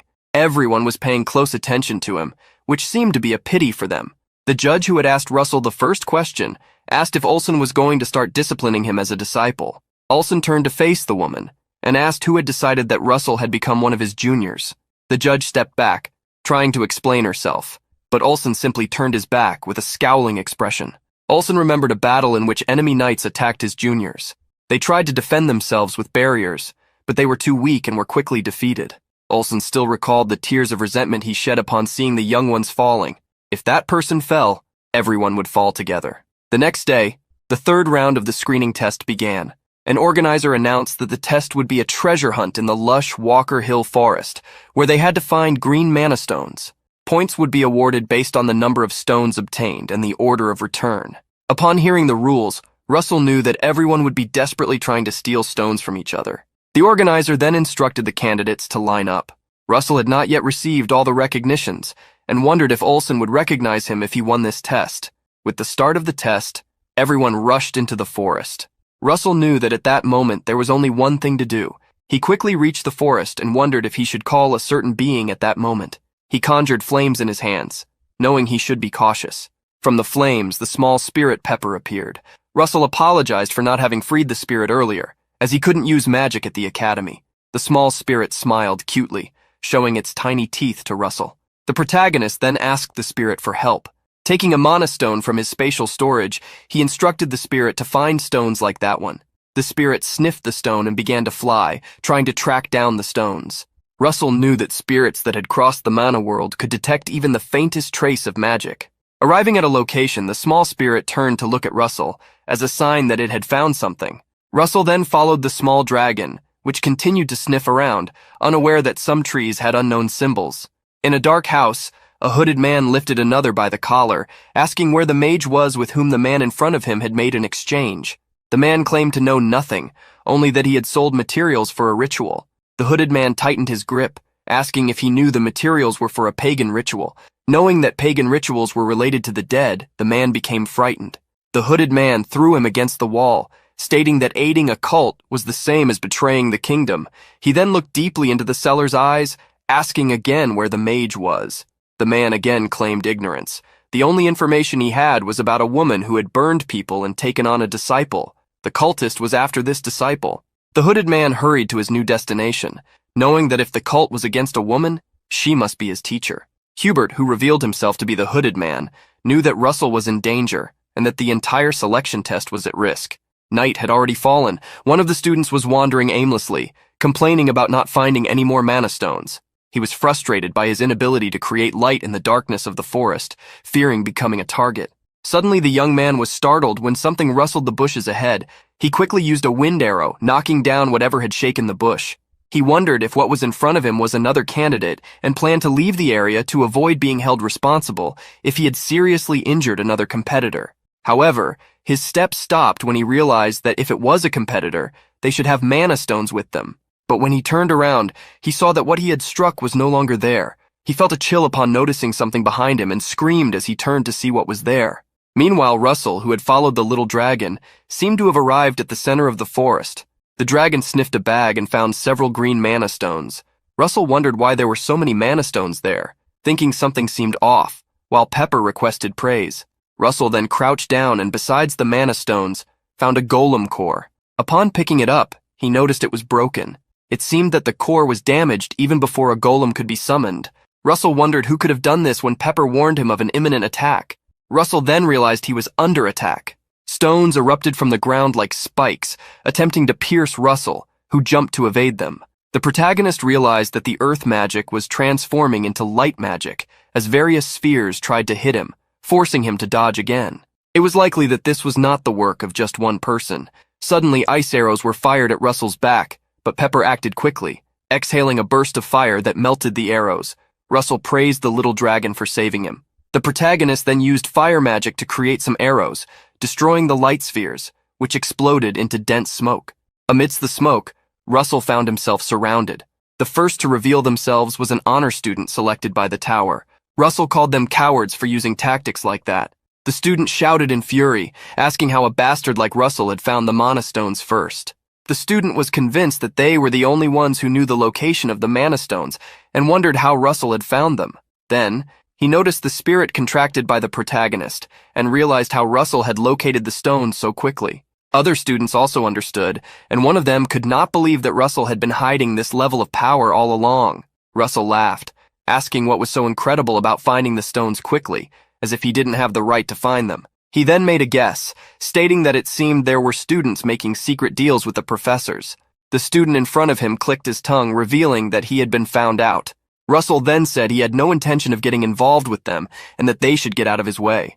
The student was enraged and released his mana, rushing to attack the protagonist, but Russell quickly moved to his back, stating that he might regret it.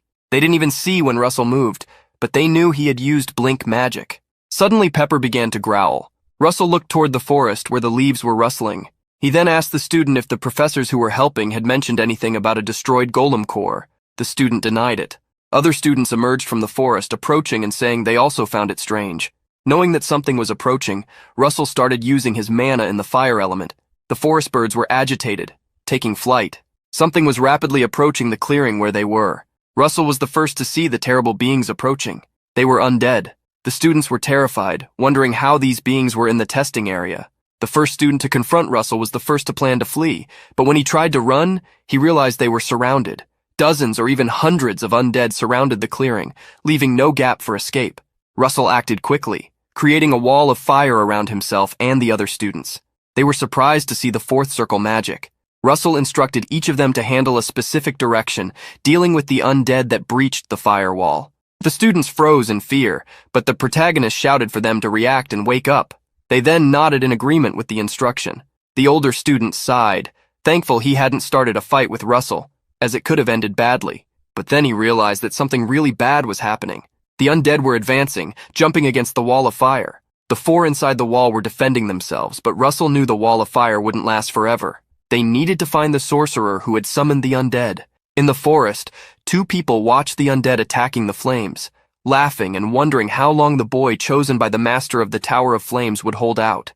The undead continued to advance against the wall of fire, while Russell and the others dealt with them. These undead had been created by heretics who sought forbidden magic and blasphemed by summoning such beings. In the past, they had been subdued by Daria and her fire magic. Russell wondered if the attackers were remnants of these heretics, and what they were planning as they approached the forest near the Magic Academy. Russell then realized that they might be targeting him. Despite these thoughts, the protagonist knew he needed to focus on the fight. The magic used by the heretics was a type of curse, known for its low mana cost. The longer the battle dragged on, the more disadvantageous it would be for him.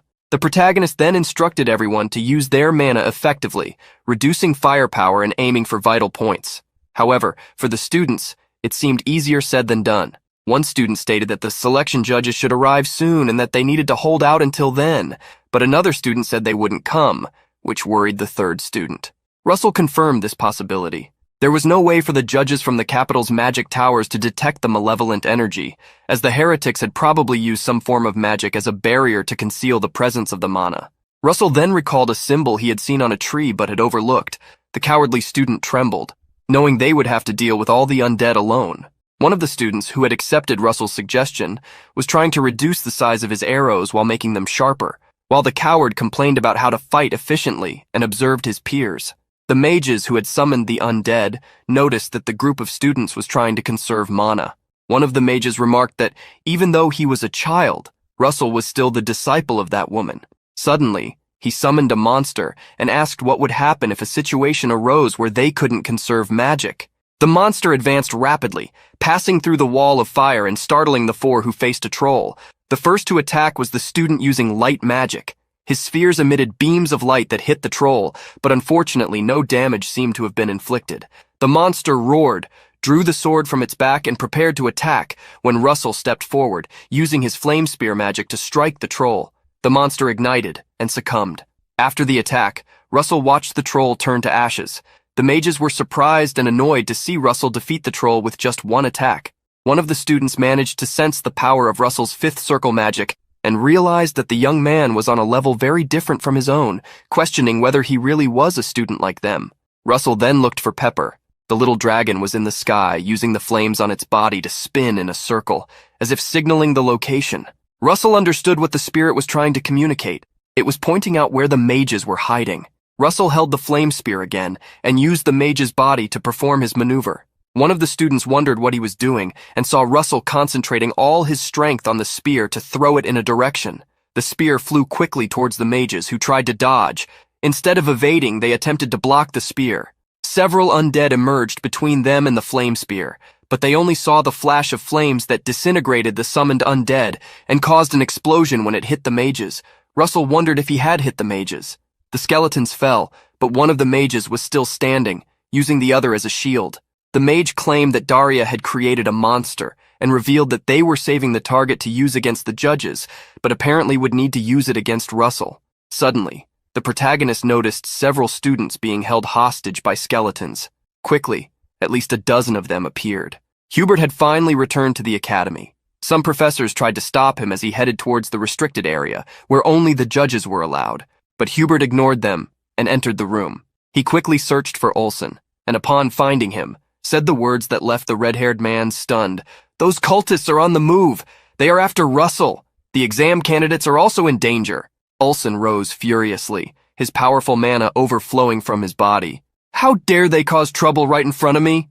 In the forest, the bald cultist declared that if Russell moved even a finger, he would turn the hostage students into undead soldiers. The threat seemed real, as the skeletons were in attack position. Russell realized that the cultists had gagged the students to prevent them from using spells. He weighed his options. He could use Blink to approach the cultist, but if he gave the order in the meantime, it would mean the end for all the hostages. Seeing that he had the upper hand, the cultist ordered Russell not to resist and to come closer, calling him a child of the Tower of Flames. This confirmed to Russell that he was the target. Russell then walked towards the cultist, who laughed, impressed, saying he couldn't believe Russell was sacrificing himself to free his captive friends. Russell mocked the cultist's words. "Friends? As if they were that. They call you weak if you're weak and strong if you're strong. Contempt, hatred, greed, these people are just envious." The cultist remained silent as Russell continued.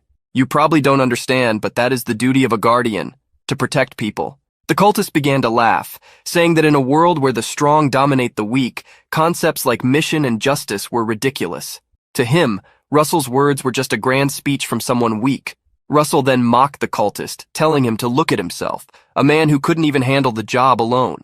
The protagonist noticed the skeleton approaching him, which had bound its mouth. The cultist then declared that he would heed Russell's words and finish him off with his own hands. He cast a spell, summoning bones that assembled into a spear. He said it was a pity he wouldn't be able to hear Russell's scream, but he had no other choice.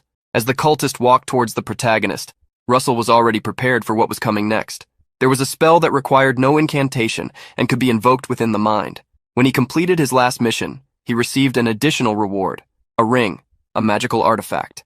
At that moment, Russell used the spell from the cloudy ring which, although it was in the form of a ring, could transform into a cloud of lightning when necessary. Its functions would also become more powerful as the user grew stronger. A cloud appeared in the sky which the cultist had not yet noticed, while he declared he would begin his revenge against Russell. At the moment the cultist was distracted, Russell used the magical artifact spell to destroy everything. Just as his body seemed to be lightning itself, he invoked the lightning strike to fall upon them. From the sky, a blinding lightning bolt descended, dazzling everyone with its brilliance and destroying everything with its power. The cultist was still standing, but was instantly carbonized by the lightning and then fell. A student approached Russell to help him get untied. She said she couldn't believe he thought of using a magical artifact in such a situation. It was truly amazing. Russell thanked her praise, but the student said they should be the ones to thank, and suggested calling the judges quickly. Looking at the students who had been hostages, it seemed everyone needed treatment. Russell said the judges would arrive soon. The student asked how he knew, and the protagonist explained that it was because a friend of his would guide them there. While they were talking, Pepper was burning some trees in a straight line, signaling the path for the judges. It seemed Russell was always thinking several steps ahead. Russell then looked at his hand. The cloudy ring was consuming more mana than he expected. As they moved away, they did not realize that the cultist was still alive. He then used a forbidden spell, devoted to you, my life, my longevity, and even my afterlife. Russell and the others noticed the spell being cast, and various skeletons emerged from the ground, joining together and growing. The cultist had summoned a giant skeleton. The skeleton turned out to be many times larger than an ordinary human. Russell realized that this was a magic exceeding even the fifth circle. The student then warned everyone to flee to the forest, where they could hide. The first to try to run was the cowardly student who had led others to attack Russell, but in the middle of his escape, he remembered the bag of mana stones. The student was also prepared to flee, but noticed that Russell was going to stay behind. She asked what he was doing. The protagonist then said that the skeleton was focused on him, and that he was the only one who could buy time until the judges arrived, who were at that moment advancing rapidly through the forest. Russell was going to face the skeleton, but the girl knew he must be low on mana and wondered what he would do. The giant skeleton began to attack. Its blows were not something Russell could block with a shield, so he preferred to dodge, as being hit, even just once, would be dangerous. With the flaming spear in hand, he circled around the skeleton and threw the spear at it. Although the spear hit, the skeleton was still intact despite the damage it had taken. Russell knew this would be a tough battle, and realized that the skeleton also had regeneration abilities. Suddenly, Russell noticed something entering the ground. The earth began to tremble as a tail of bones emerged from within the ground and attacked him. After the first attack, the tail continued to target the protagonist. He tried to use a fire spell but was too late. Luckily, someone cast a mana spell, freezing the tip of the tail and paralyzing it. The protagonist noticed that it was the girl who had untied him earlier. She said that Russell had saved her life, so she couldn't leave him behind and go away. She summoned several ice arrows and shot them at the skeleton, freezing parts of its body. She declared that, as Russell had said, this was the duty of a guardian. As the young woman spoke, several students who had been planning to flee stopped. The coward, who was holding the bag of mana stones, asked what they were doing and if they had lost their minds. He continued to run, saying it wasn't his problem if they got hurt. Elsewhere, the cultist, who had been used as a shield, awoke. He saw the giant skeleton and realized it was a sacrificial magic. He laughed, saying it suited his companion who had tried to survive alone. Behind Russell, the various students had returned. One of them, who had been with him inside the wall of fire, apologized for being late. This wasn't part of Russell's plan, but it could be useful. The protagonist smiled as he used the flaming spear magic again. If they wanted to fight, he wouldn't stop them, but he said that if they wanted to live, they would have to win. Russell threw the flaming spear and asked the students to listen to him carefully. He said he would create an opening and that everyone should put their full effort into it. Russell invoked the flaming spear again. The powerful fire magic crossed the sky toward the skeleton's face.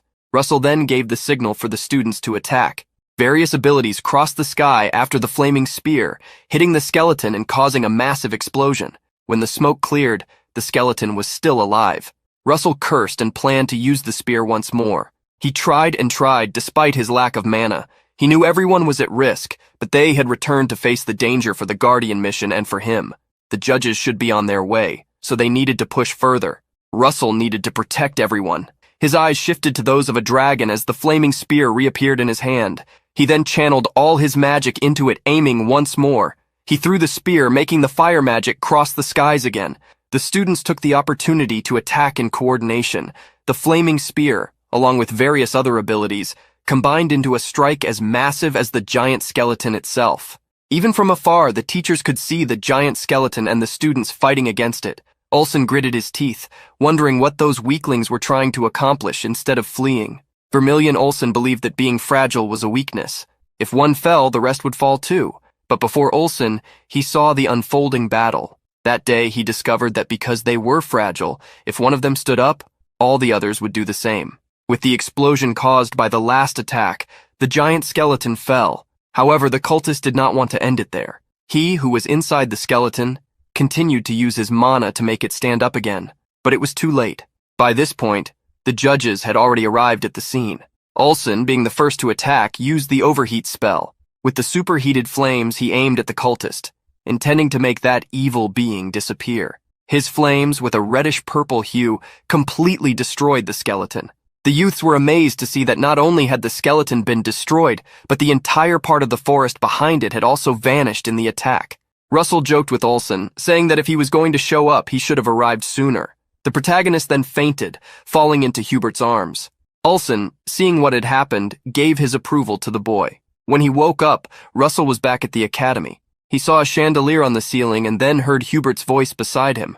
The protagonist asked the professor if all the other candidates were safe. Hubert assured him that they were, thanks to Russell, relieving the boy. Hubert said that everyone was saying the same thing. If Russell hadn't been there, a tragedy would have occurred. Russell was humble, stating that he had received help. Hubert then asked if he was curious about the result of the test. Thanks to Hubert's comment, the protagonist remembered it. The professor then stated that there was much to be considered. At the moment when the heretics attacked the testing area, the task became meaningless. It was a situation where teamwork was more important than competition. With that in mind, all the selection judges concluded that in the selection test, the person who should receive the highest score was none other than Russell. The protagonist was surprised, and his eyes filled with tears as he thanked the professor. He could finally graduate from the academy. Professor Hubert explained that an investigation had been initiated to find out who was behind the heretics. Under Daria's leadership, they would soon discover the origin of everything. The protagonist then revealed that, in fact, there was a second heretic, surprising the professor. This heretic, who had managed to escape during the chaos, swore revenge for the humiliation he suffered at the hands of the novice from the Tower of Flames. Olsen entered the infirmary, saying that apparently the other heretic had escaped.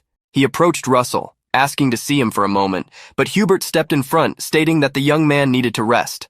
However, Russell reassured him, saying it was all right. Olsen and Russell went to a secluded spot near the academy. The red-haired man told the protagonist that he must have felt restricted while fighting the heretics, since he had to face weak opponents. Vermilion then stated that he believed being fragile was a weakness, and that these thoughts had not changed. Surprisingly, Russell agreed but said that weakness existed so that the strong could become stronger to protect the weak. Likewise, the weak, with the protection of the strong, could try to grow. Therefore, no one would be left behind, and everyone would move forward together. Olsen was silent, absorbing these words, and then said that this was not a bad answer. He threw a bag to the protagonist, asking him to open it. Upon opening the bag, Russell found a robe inside, the robe of the Tower of Flames. Olsen then told Russell not to be hasty, as if he wanted to join the Tower of Flames. There was one more test. The protagonist was surprised, as he thought the selection test had already ended. Olsen explained that this test was an ancient tradition. He created a circle around himself and instructed Russell to try to move him out of the circle, using any magic. If Russell could do it, he would win, but if he failed, there would be a price to pay. Russell was excited, took out some mana stones from his storage, consumed them, and warned Olsen not to regret it later since he had said that Russell could use any magic he wanted. At the academy, Hubert felt the ground tremble and rushed to check what was happening. At the location where Russell was taking his test, Olsen was surrounded by lightning, with his foot outside the circle. The man was covered by armor comparable to the fifth circle, and looked incredulous at being pushed by the young man in front of him. At that moment, a worried voice emerged. Hubert approached Olsen, asking what he was doing. The professor shouted at the judge of the Tower of Flames, "I can't believe you cornered the boy who hasn't even recovered yet." Olsen coughed and stated that this was a tradition of the Tower of Flames, but Hubert's words made him nervous, as the professor commented that it was something only an old man would do. Irritated, Olsen claimed that what he was doing was to impose discipline on Russell before he integrated with the others in the tower. Hubert roared, saying that if more of this kind of discipline were used, the pillars and walls of the academy would fall. Hubert then approached the protagonist, apologizing for Olsen, which Russell took lightly. Olsen then revealed that, of all the people who had ever taken this test, only one had passed, and it was indeed Russell. The protagonist had used the flaming lance along with the cloud ring to create a double attack. With the help of Pepper, the summoned spirit, Russell was able to surprise Olsen with a sudden attack. Hubert was surprised to learn that Russell had a summoned spirit. The protagonist then summoned Pepper, showing the professor that the little being's name was Pepper. The two men looked at the small dragon with big eyes, and after a moment of silence, they were both overcome by its cuteness. Some time passed, and during the graduation ceremony, Russell gave the speech, receiving applause from the students. He then returned inside the academy, where he heard Professor Hubert comment that the speech had been fitting for the best student. Russell thanked the professor, who stated that now, since Russell was no longer a student, he could call him senior brother. Hubert then asked if the boy had a place to stay in the capital. Russell revealed that he was thinking of staying in a small room on the outskirts of the city. The professor then offered his own house to Russell, since he couldn't return home until his contract with the academy ended. Russell asked if it was okay to do that, and the professor confirmed, saying it was his suggestion. Hubert revealed that he had bought Daria's house, which brought a sense of déjà vu to the protagonist. While packing his things, Russell, with Pepper's help, received the notification of mission completion for graduation. One of the rewards for this mission was unknown, When he received the reward, it turned out to be a map. Initially, he thought it might be the same map as before, but it was completely different and quite familiar to him. It was a map of Kulil Island, a forgotten island where humans were not allowed to set foot, a place filled with magical beasts and extremely dangerous unless one reached at least the sixth circle. Russell was very curious to discover what this opportunity truly meant. He remembered the king's horn that had been thrust into him. Was it merely to make him stronger, or was there a deeper purpose behind it? Russell didn't know yet, but he was sure that he needed to become stronger, as there were many things to protect. Inside the carriage, Olsen asked the protagonist if this was his first time going to the capital. Russell revealed that he had been there before, which made Olsen remember that the young man in front of him was a Raymond. Russell then wanted to ask Olsen a question. He wanted to know if Professor Hubert's role was somehow related to the heretics, as Hubert's return coincided exactly with the heretic attack. Olsen laughed, realizing that the boy was quite perceptive. He confirmed that this was exactly the case. Hubert's mission was to monitor the heretic society, although he wasn't sure if it could be called a society. Russell said he wanted to help with the mission as well. Olsen asked if he meant that he also wanted to monitor the heretics. Olsen then looked at the protagonist, trying to discern if he was bluffing, but noticed the confident look on his face. Excited, Olsen exclaimed, "All right, you're already a man, you need to have big dreams. I'll tell the master about this." The protagonist thanked him, but Olsen imposed a condition. Before they reached the capital, Russell would have to learn a spell that Olsen would teach him.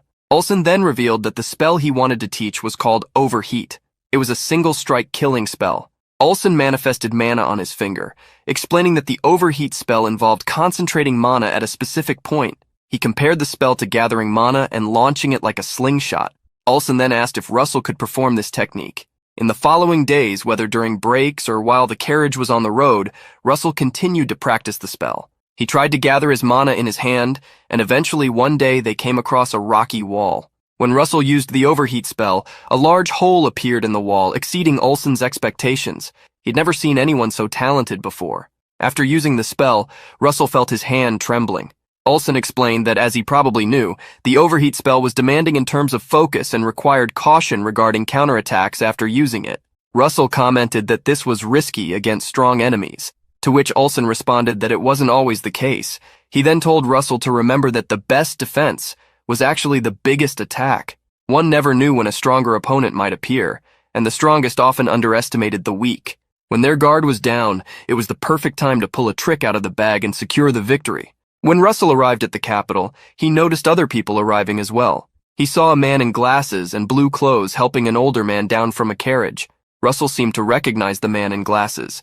After a while, Russell encountered Daria again. He thanked her, as it was thanks to her help that he managed to advance.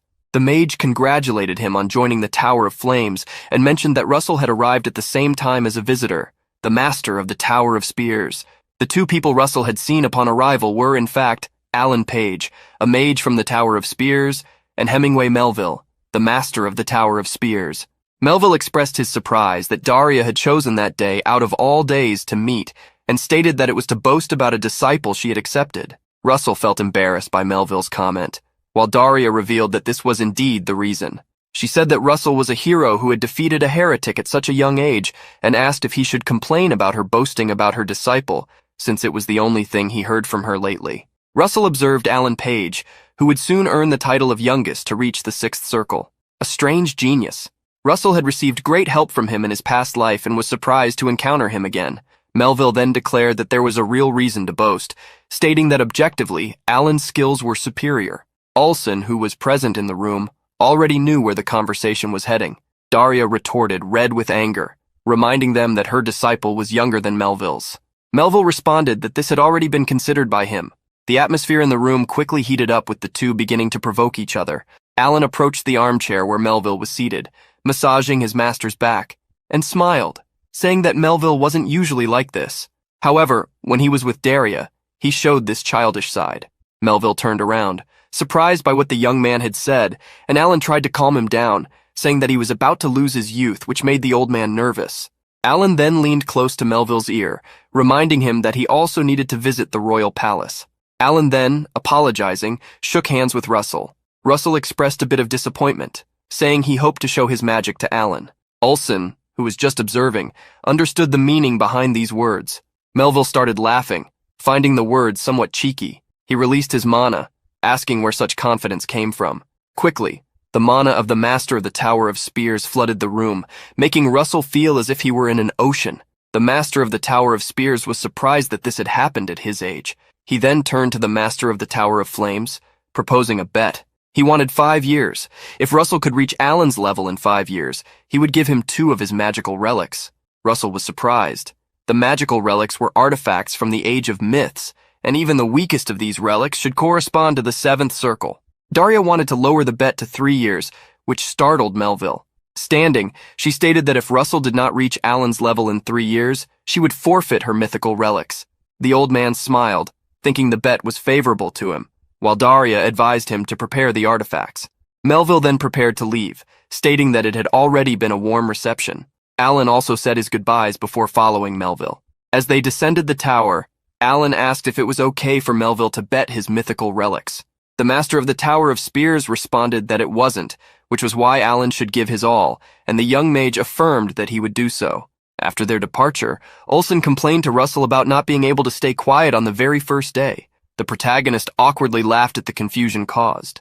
Daria then asked Russell if he truly wanted the task of monitoring the cult members, which the protagonist confirmed. She used her mana to reveal a paper, claiming it was a spy report. She read that traces of the cult members who had attacked the academy had been discovered. The location was Sudra, the neutral city. The cultist was trying to escape alone. Russell was familiar with Sudra, known as a haven for criminals. The cultist had chosen a good place to flee. Daria then stated that since Russell had already confronted the cultist, it would be easy for him to follow their tracks, but warned that the man would be prepared. She asked if Russell was ready to take that risk. Russell placed his hand on his chest, affirming that he must fulfill his duty as a guardian of the realm. Daria nodded, telling him to set off the next morning. She would have the gate ready for him, and reminded him to bring supplies. Russell was pleased to receive permission. He was ready to take the first step to prevent the tragedy that would befall Hubert.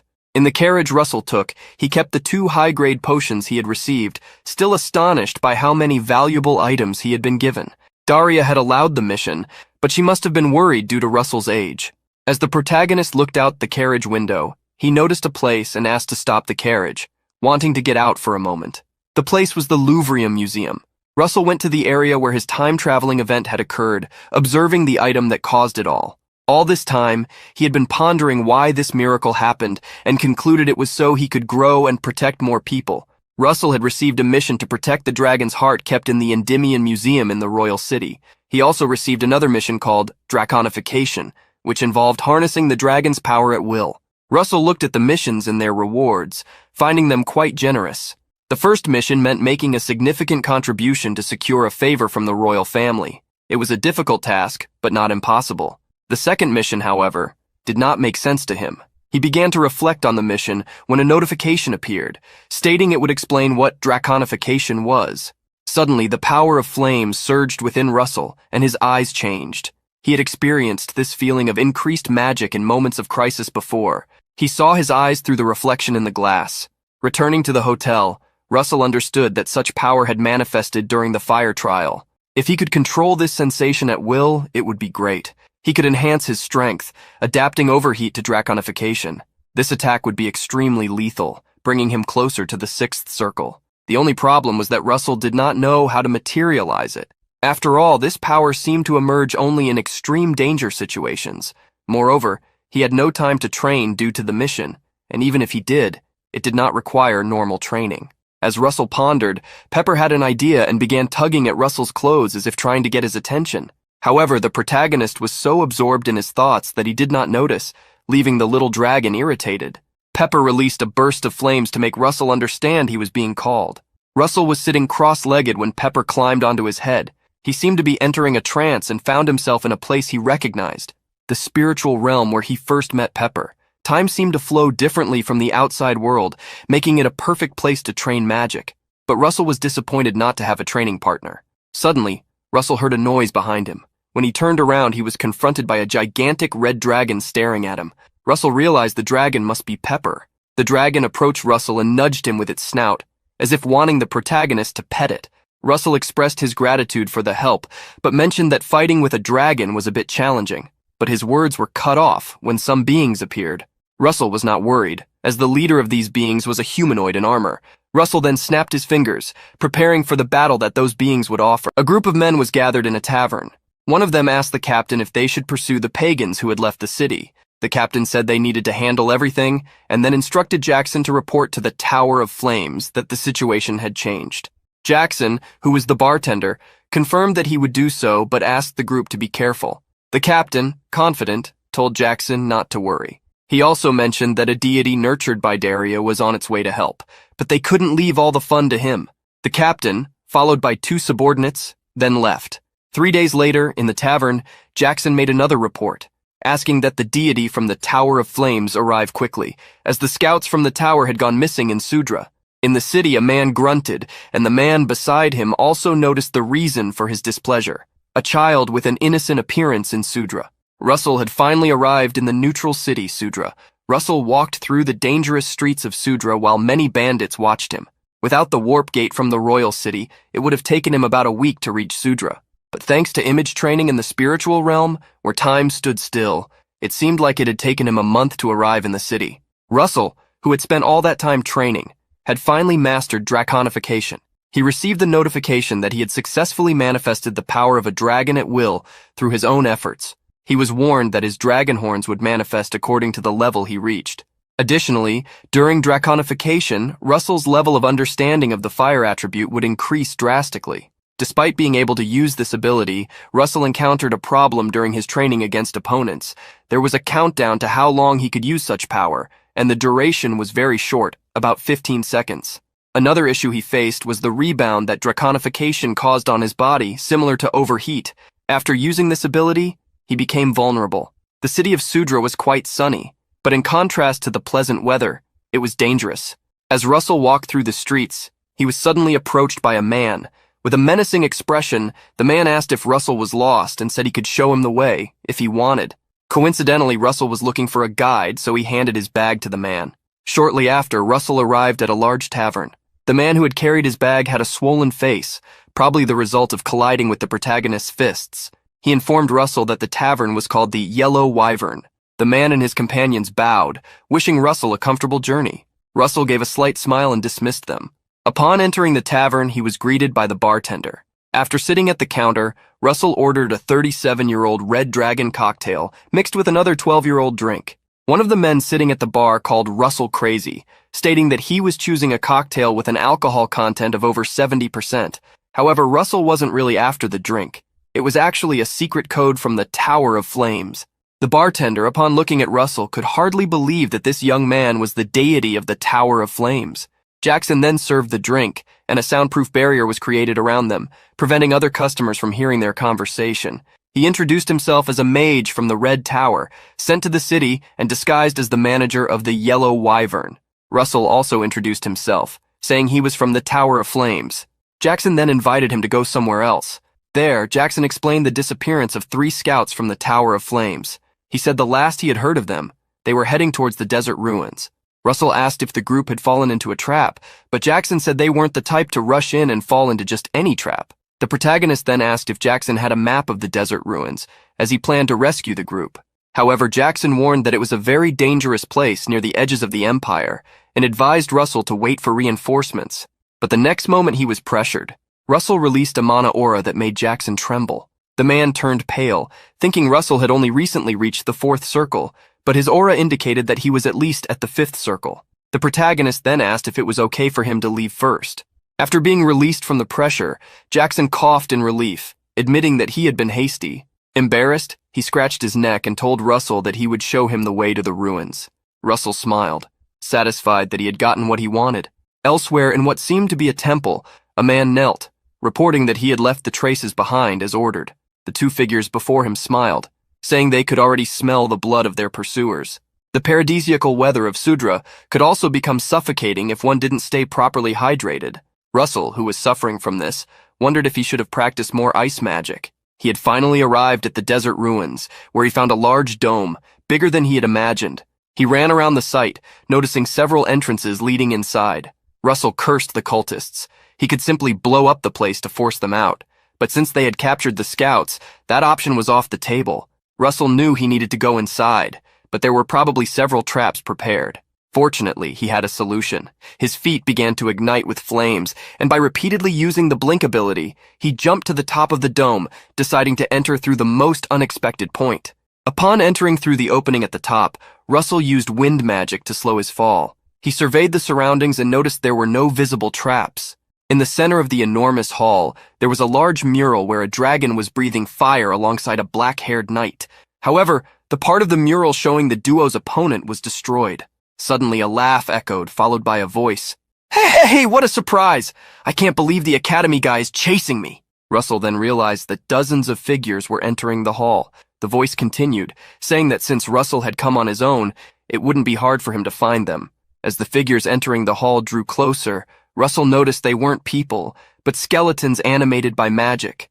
The voice then gave an ultimatum. As a token of gratitude, I guarantee you'll never leave this place. Russell mocked the man, asking why he had fled so far if he liked talking so much. Irritated, the man called him arrogant and ordered the skeletons to attack. Russell noticed that these skeletons were former elite soldiers who had lost their lives on the battlefield. This battle would be harder than the last, and the man intended for this place to become Russell's tomb. The protagonist began to act, creating a wall of fire with his magic. The necromancer, watching, thought it was the same magic from last time, but Russell explained that it was different. He moved his hands, and magical formulas began to appear one after another. Draconification wasn't the only thing he had practiced. He had enhanced his firewall magic, adding a vector formula to it. Now the firewall transformed into a flaming wave. The flames, which rose dozens of meters high, soon expanded sideways, quickly engulfing the skeletons and turning them to ashes. The necromancer was dumbfounded as he watched his army being destroyed. At that moment, Russell managed to locate him, hiding behind an opening in the hall. The man couldn't understand how he had been discovered and deduced that Russell might have used detection magic amidst the flames. Knowing he needed to escape, it was already too late, as Russell had found him.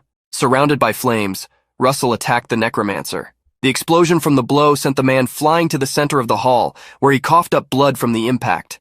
Russell approached and asked if he was ready to surrender, preventing further trouble for both of them. The man slowly stood up and said, Hey, I can't. My soul doesn't even belong to me. And if that wasn't enough, I sold my family too. I gave up everything that was mine. After the man's desperate outburst, two figures jumped into the hall in the same manner Russell had entered.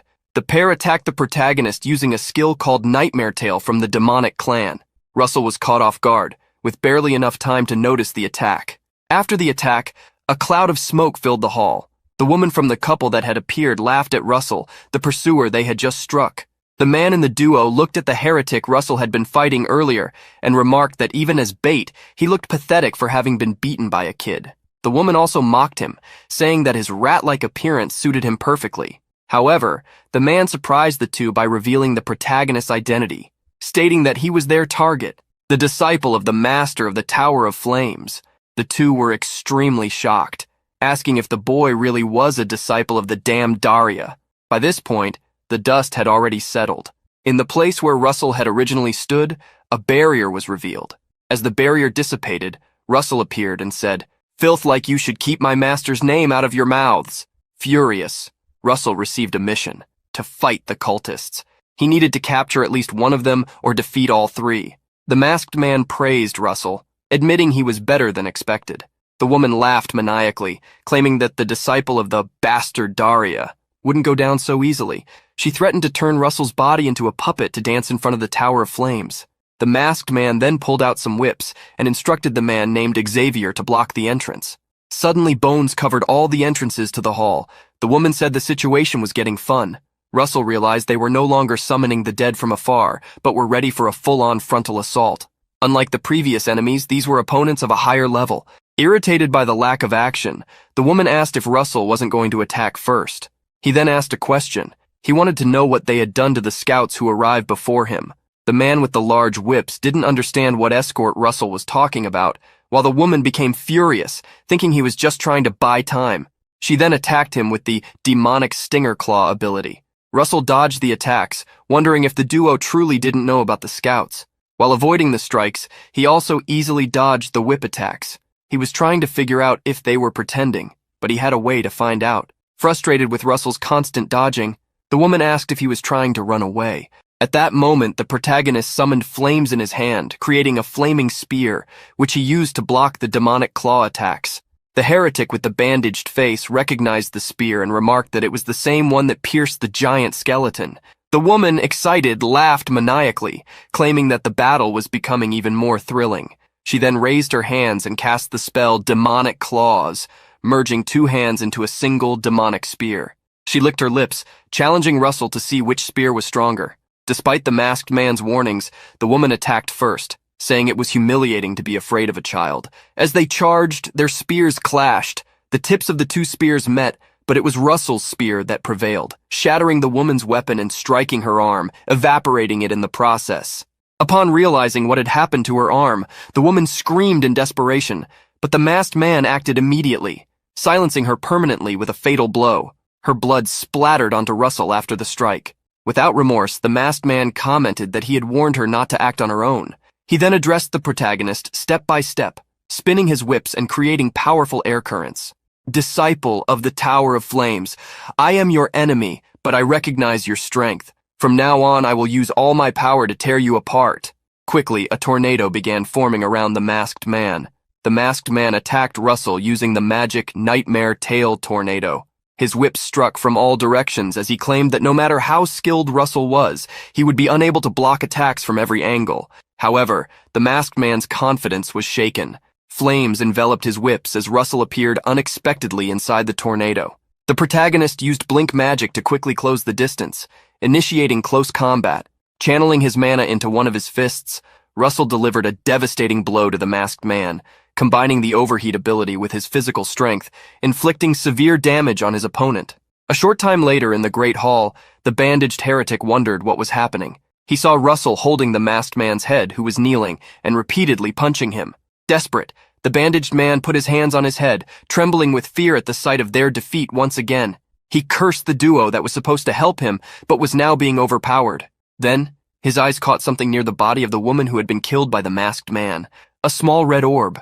Quickly, he realized it was an artifact. Meanwhile, the masked man, already coughing up blood, could no longer endure being treated like a punching bag and begged Russell to kill him. But the protagonist ordered him to stop spouting nonsense and answer his questions. With one hand engulfed in flames, Russell threatened the man, demanding to know where the scouts were. The masked man spat more blood, asking why Russell kept insisting on this story about scouts and who these damn people were. Russell began to wonder if the man truly didn't know anything. Taking advantage of a brief moment of distraction, the masked man attempted to counterattack, summoning a knife to strike Russell, but before the attack could land, a giant tentacle suddenly appeared, grabbing the masked man by the neck and lifting him into the air. Russell looked in the direction of the tentacle's origin and saw the bandaged heretic holding the artifact, reciting incantations. All around him, multiple tentacles were emerging from the bones of the previously defeated skeletons. Russell realized that this was a sacrificial magic. The masked man, with the tentacle wrapped around his neck, wondered if this was the work of the heart of the infernal giant. He didn't have much time to think, as he was soon dragged by the tentacle. The heretic continued his ritual, offering himself and everyone around him as a sacrifice. The masked man, in desperation, tried to resist, but was pierced by sharp bones, becoming trapped and coughing up blood. Xavier then completed the summoning of the creature known as the Abomination. The creature was a muscular and intimidating being, emanating an aura of such intense evil mana that it weighed heavily on Russell. Russell's mission was updated. Now he had to defeat all the cultists and destroy the Abomination. The Abomination looked around, then at its own hands, trembling with rage. How dare you turn me into this? Russell Raymond, I swear I'll tear you apart right here. Consumed by fury, the Abomination charged at Russell with demonic claws. Russell recognized that it was the same magic the woman he had previously defeated had used. The Abomination's powerful attacks came quickly, and Russell considered his strategy. A violent explosion resulted from the attack, causing the entire dome to collapse, creating a massive amount of debris. Caught in the collapse, Russell quickly created a tower of flames to push away the falling stones and protect himself. With his spear in hand, he cursed the bastard for causing such destruction. He began walking toward the rubble, believing that the Abomination had succumbed to the weight of its own attack and buried itself. However, it wasn't long before the debris began to tremble and rise. Seeing this, Russell was stunned. The Abomination emerged from the wreckage, now holding several whips, ready to resume its hunt for Russell. The The abomination continued to chase Russell with the whips, declaring that it would chew him down to nothing but bones. As the monster spoke, it was hit by a large explosion from behind. Russell's attack struck the creature directly, creating a huge cloud of embers. However, in the middle of the smoke, the monster emerged unscathed. It then turned its gaze toward the protagonist, finally locking onto him. The abomination stated that Russell's attacks would have no effect on it, and Russell seemed to know this as well, recognizing the creature's incredible defense. While trying to dodge the attacks from the chains, Russell sought to think clearly. The abomination, noticing the protagonist's intent, continued attacking and mocking him, saying he could think as much as he wanted, but nothing would change. Russell knew that for now, his goal was to buy time. Using Blink several times, he managed to stay safe, dodging the attacks. The abomination laughed as it saw him fleeing, ridiculing his attempt to escape such overwhelming power.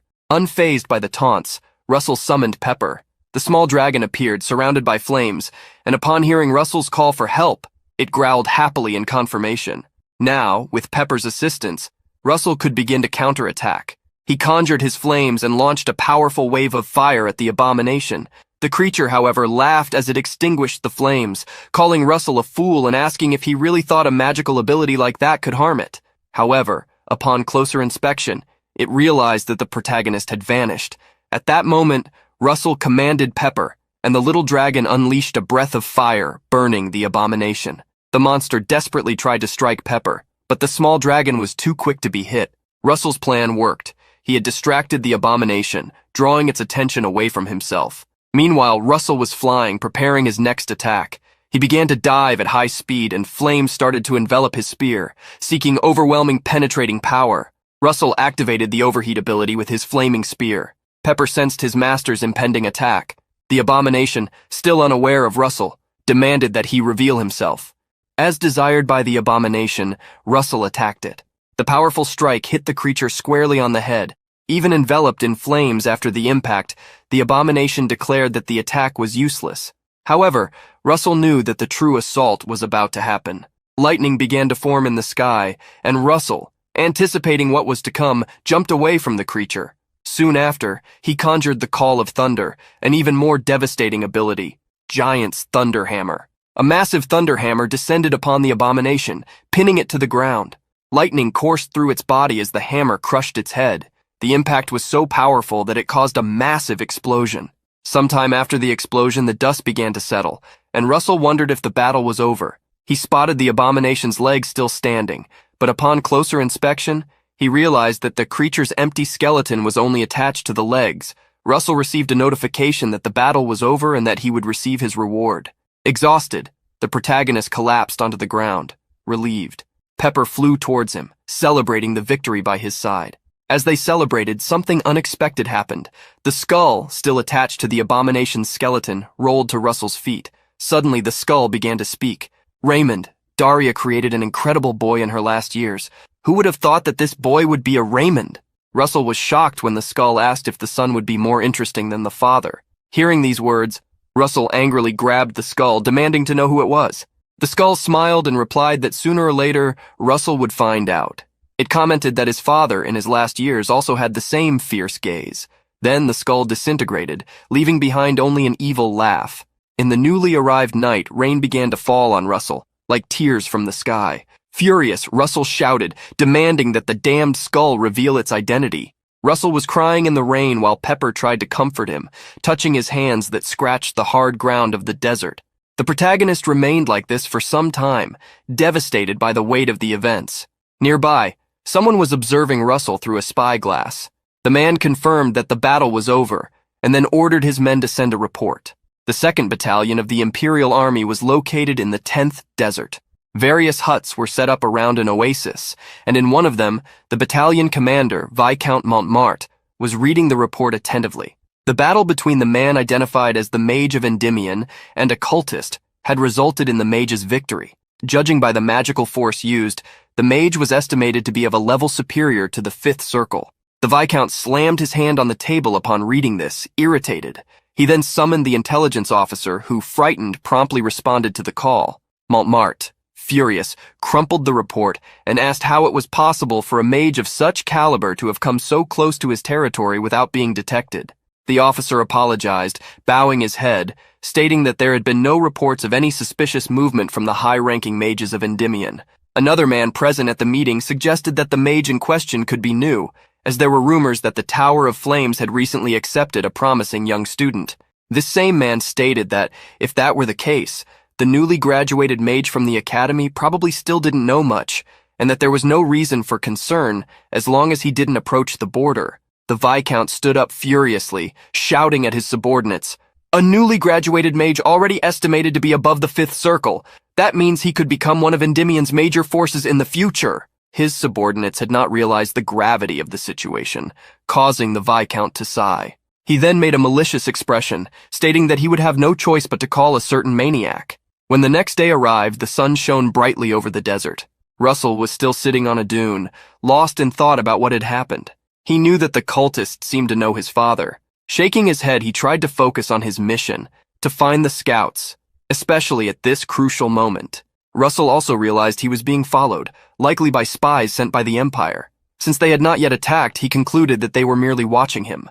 Suddenly, Russell spotted a figure in the desert. The sun shone intensely behind this person.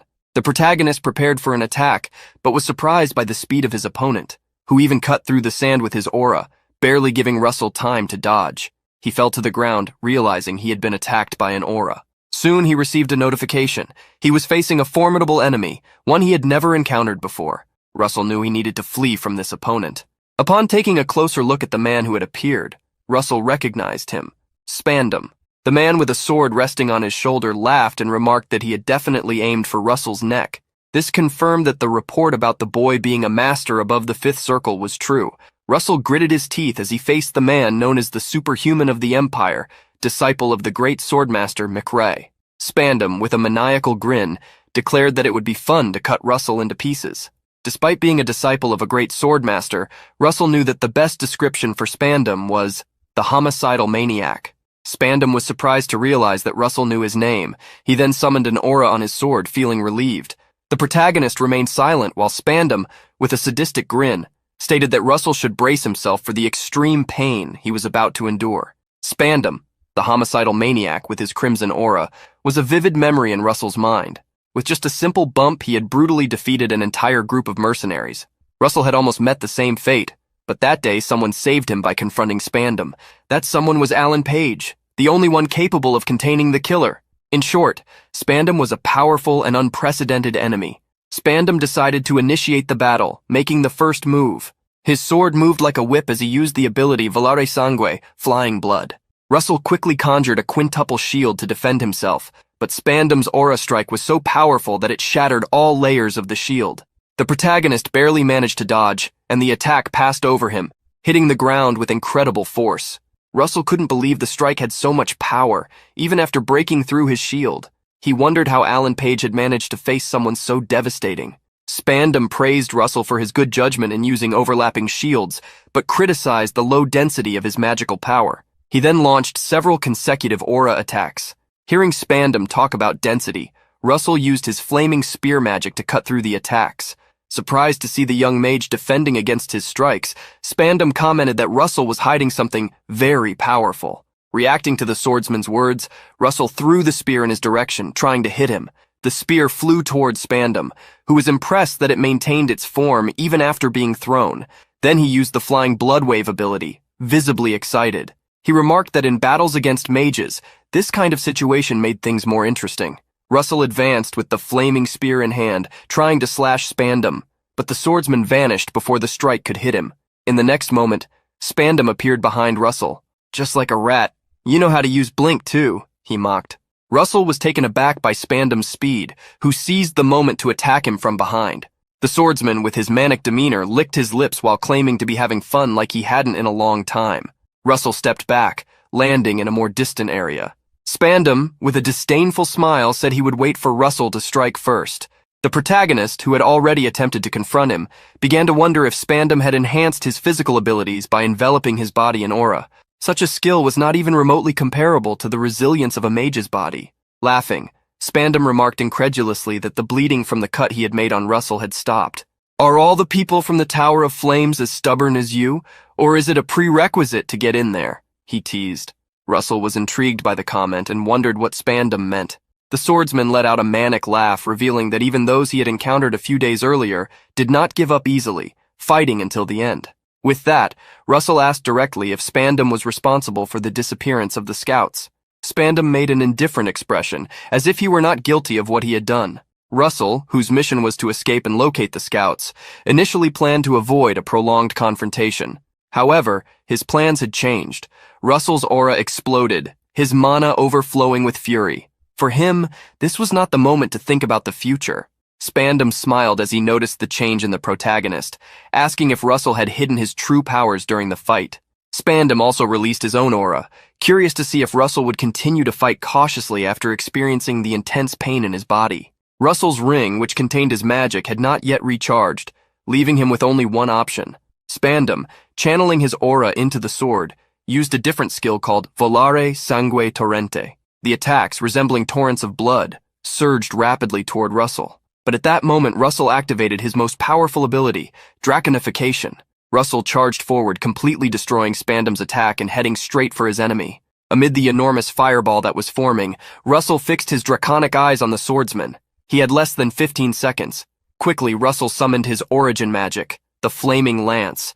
Spandam gritted his teeth at the devastating attack. Russell's attack collided with Spandam, unleashing a wave of flames. However, Spandam managed to evade at the last moment, appearing behind Russell. Not fully understanding what trick the protagonist had used, Spandam attacked swiftly, forcing Russell to defend himself.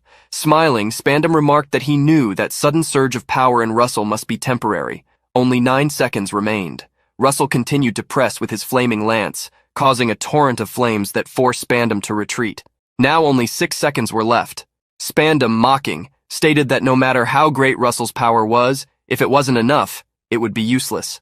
Determined to end the battle, Spandam advanced, using a cyclone skill. He leaped, attacking Russell from above, surrounded by a cyclone of auras.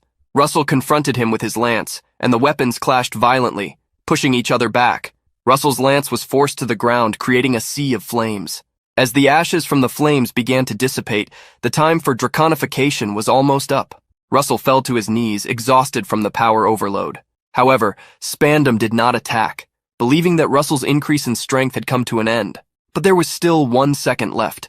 Quickly, Russell placed his hands on the ground, conjuring a 6th circle magic. The entire ground around him began to crack, consumed by flames from within.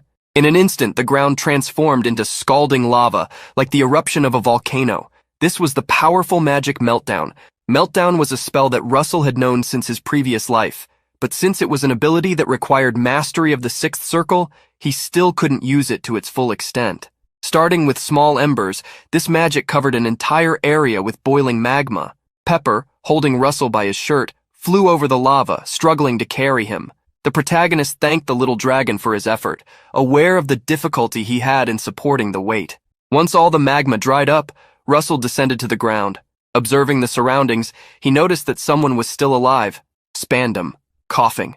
Russell approached the swordsman, summoning a fire arrow while asking what his last words would be. Spandam smiled ironically at the protagonist. Fun, isn't it? They throw you into a war in the name of protecting the continent, but they don't teach you how to get out of it. You have to defeat more and more enemies, turning the Guardian's path into a blood-stained road. With a cynical smile, Spandam thanked Russell, accepting his fate. He then fell to his knees. Russell received a notification that he had completed the mission with results exceeding expectations, gaining more mana stones than anticipated. Meanwhile, a person mounted on a yellow wyvern was talking to the bartender again. Inside a soundproof shield, they stated that Spandam, the Knight of the Empire, was acting secretly in the desert and that the disappearance of the escorts might be related to him. Hearing this, the bartender, an undercover agent, was shocked. He knew that if this were true, even the deity of the Tower of Flames would be in danger. No matter how skilled he was, he now knew that Russell was facing Spandam. As the bartender reflected on this revelation, the bar door opened. A person entered and placed a sword on the table. The one conversing with the bartender was surprised, asking if that wasn't Spandam's sword. The person who had put it on the table, instead of ordering the strong red dragon drink, simply asked for a glass of water. The bartender, recognizing Russell, smiled and said he would give him any drink he wanted. That night, the bartender prepared a new report on the scouts of the Tower of Flames and the warrior involved in the mission.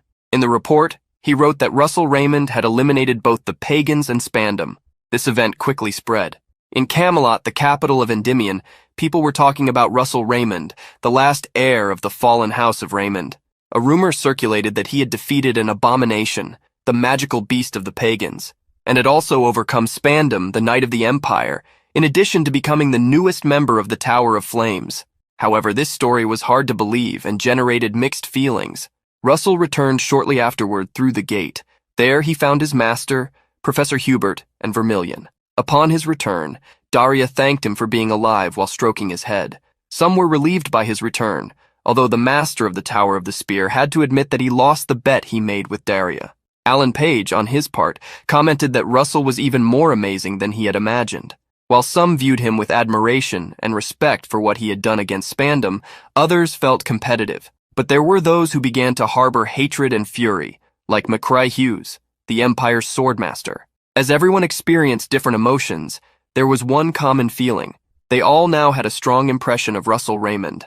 In a snow-covered forest, McCry vowed that just as an eye is paid with another, one disciple would be avenged by another disciple. He promised himself that he would repay Daria Snow White for everything she had caused, no matter the cost. Russell was in a carriage with Daria. She asked him if what he meant was that the pagans were involved in what happened to his father. Russell, dressed in elegant clothes, confirmed that Daria was right. She commented that many files had been lost during the war, making it difficult to uncover the truth or identify the true culprit. He was aware of the situation. Daria then held his hands, stating that she was sure of one thing. If he continued to pursue the pagans, they would eventually uncover the truth. She assured him that she, along with the Tower of Flames, would always be by his side to help him. Russell thanked her for her support. The coachman then announced that they had arrived at their destination. Daria wished that Russell could set aside his doubts and anxieties and expand his horizons that day. The place they arrived at was vast and guarded by sentinels, the Council of the Magical Tower, a magical society that gathered the masters of the more than 20 magical towers existing in Endymion. Thanks to his feat of having defeated Spandam months earlier, Russell was able to enter that place as Daria's advisor, even though he was still a novice in the tower. In the luxurious banquet hall, adorned with golden ornaments, various people were engaged in lively conversation. Shortly after Russell and Daria entered, several people approached, wanting to meet the famous deity of the Tower of Flames. Russell accepted the compliments with a smile, while Daria also interacted with the guests. During these conversations, the master of the Yellow Tower appeared. Daria introduced Russell to him, Niccolo Machiavelli, the organizer of the Council of the Magical Tower. Russell bowed in greeting, and Niccolo laughed, placing his hand on the young man's shoulder, saying that he didn't need to be so formal since he had already defeated the disciple of a rascal. Curious, Russell asked who the rascal Niccolo was referring to, and he revealed that he was talking about McCry Hughes, the Empire's swordmaster. Daria explained that Spandam, the man Russell had defeated, was McCray's disciple. Niccolo, with a sinister expression, showed his satisfaction upon hearing this, while Russell watched him in silence. Suddenly, someone asked Niccolo not to touch on old wounds, suggesting that he hurry for the presentation. It was Hemingway, the master of the Tower of the Spear, who greeted Daria and Niccolo as he approached. As he got closer to Daria, the fire of rivalry between them flared up. Daria teased him, asking if Hemingway was envious of the praises her disciple was receiving. Hemingway shot back, asking if she considered him as petty as she was. Niccolo, embarrassed by the dispute between the two veterans, scratched his head. Russell, watching the scene, couldn't help but smile. Hemingway, seizing the moment, asked if Daria had forgotten the bet regarding the relics from the era of the gods. She replied that she had not, and Hemingway tried to boast by mentioning Alan, but he was interrupted by his apprentice, who pulled him away while the master grumbled, claiming he still had something to say. Russell laughed at the situation. Shortly after, Niccolo began the session of the Council of the Magical Tower. He announced that the main topic of the meeting was the ruins being excavated on Mount Calvane, dating from the end of the mythical era, with much still to be discovered.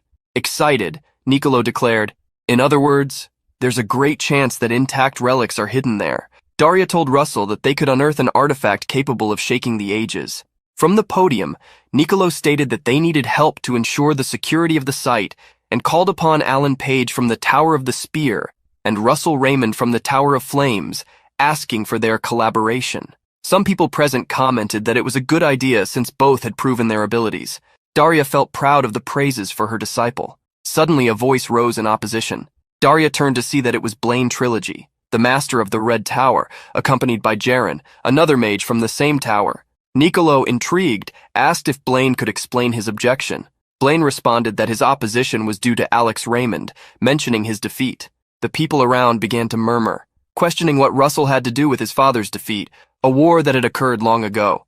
Blaine continued, questioning, what if that defeat had cost the lives of the kingdom's best soldiers, and their lives were lost because he abandoned the battle without permission? The crowd fell silent, but Daria spoke up, stating that this was merely speculation, as there was insufficient information about that period. Blaine disagreed, declaring that Daria was wrong because he had been there. The master of the Red Tower shocked everyone by asserting that he had seen with his own eyes Alex Raymond flee the battlefield. Russell was stunned, wondering if his father had truly run away.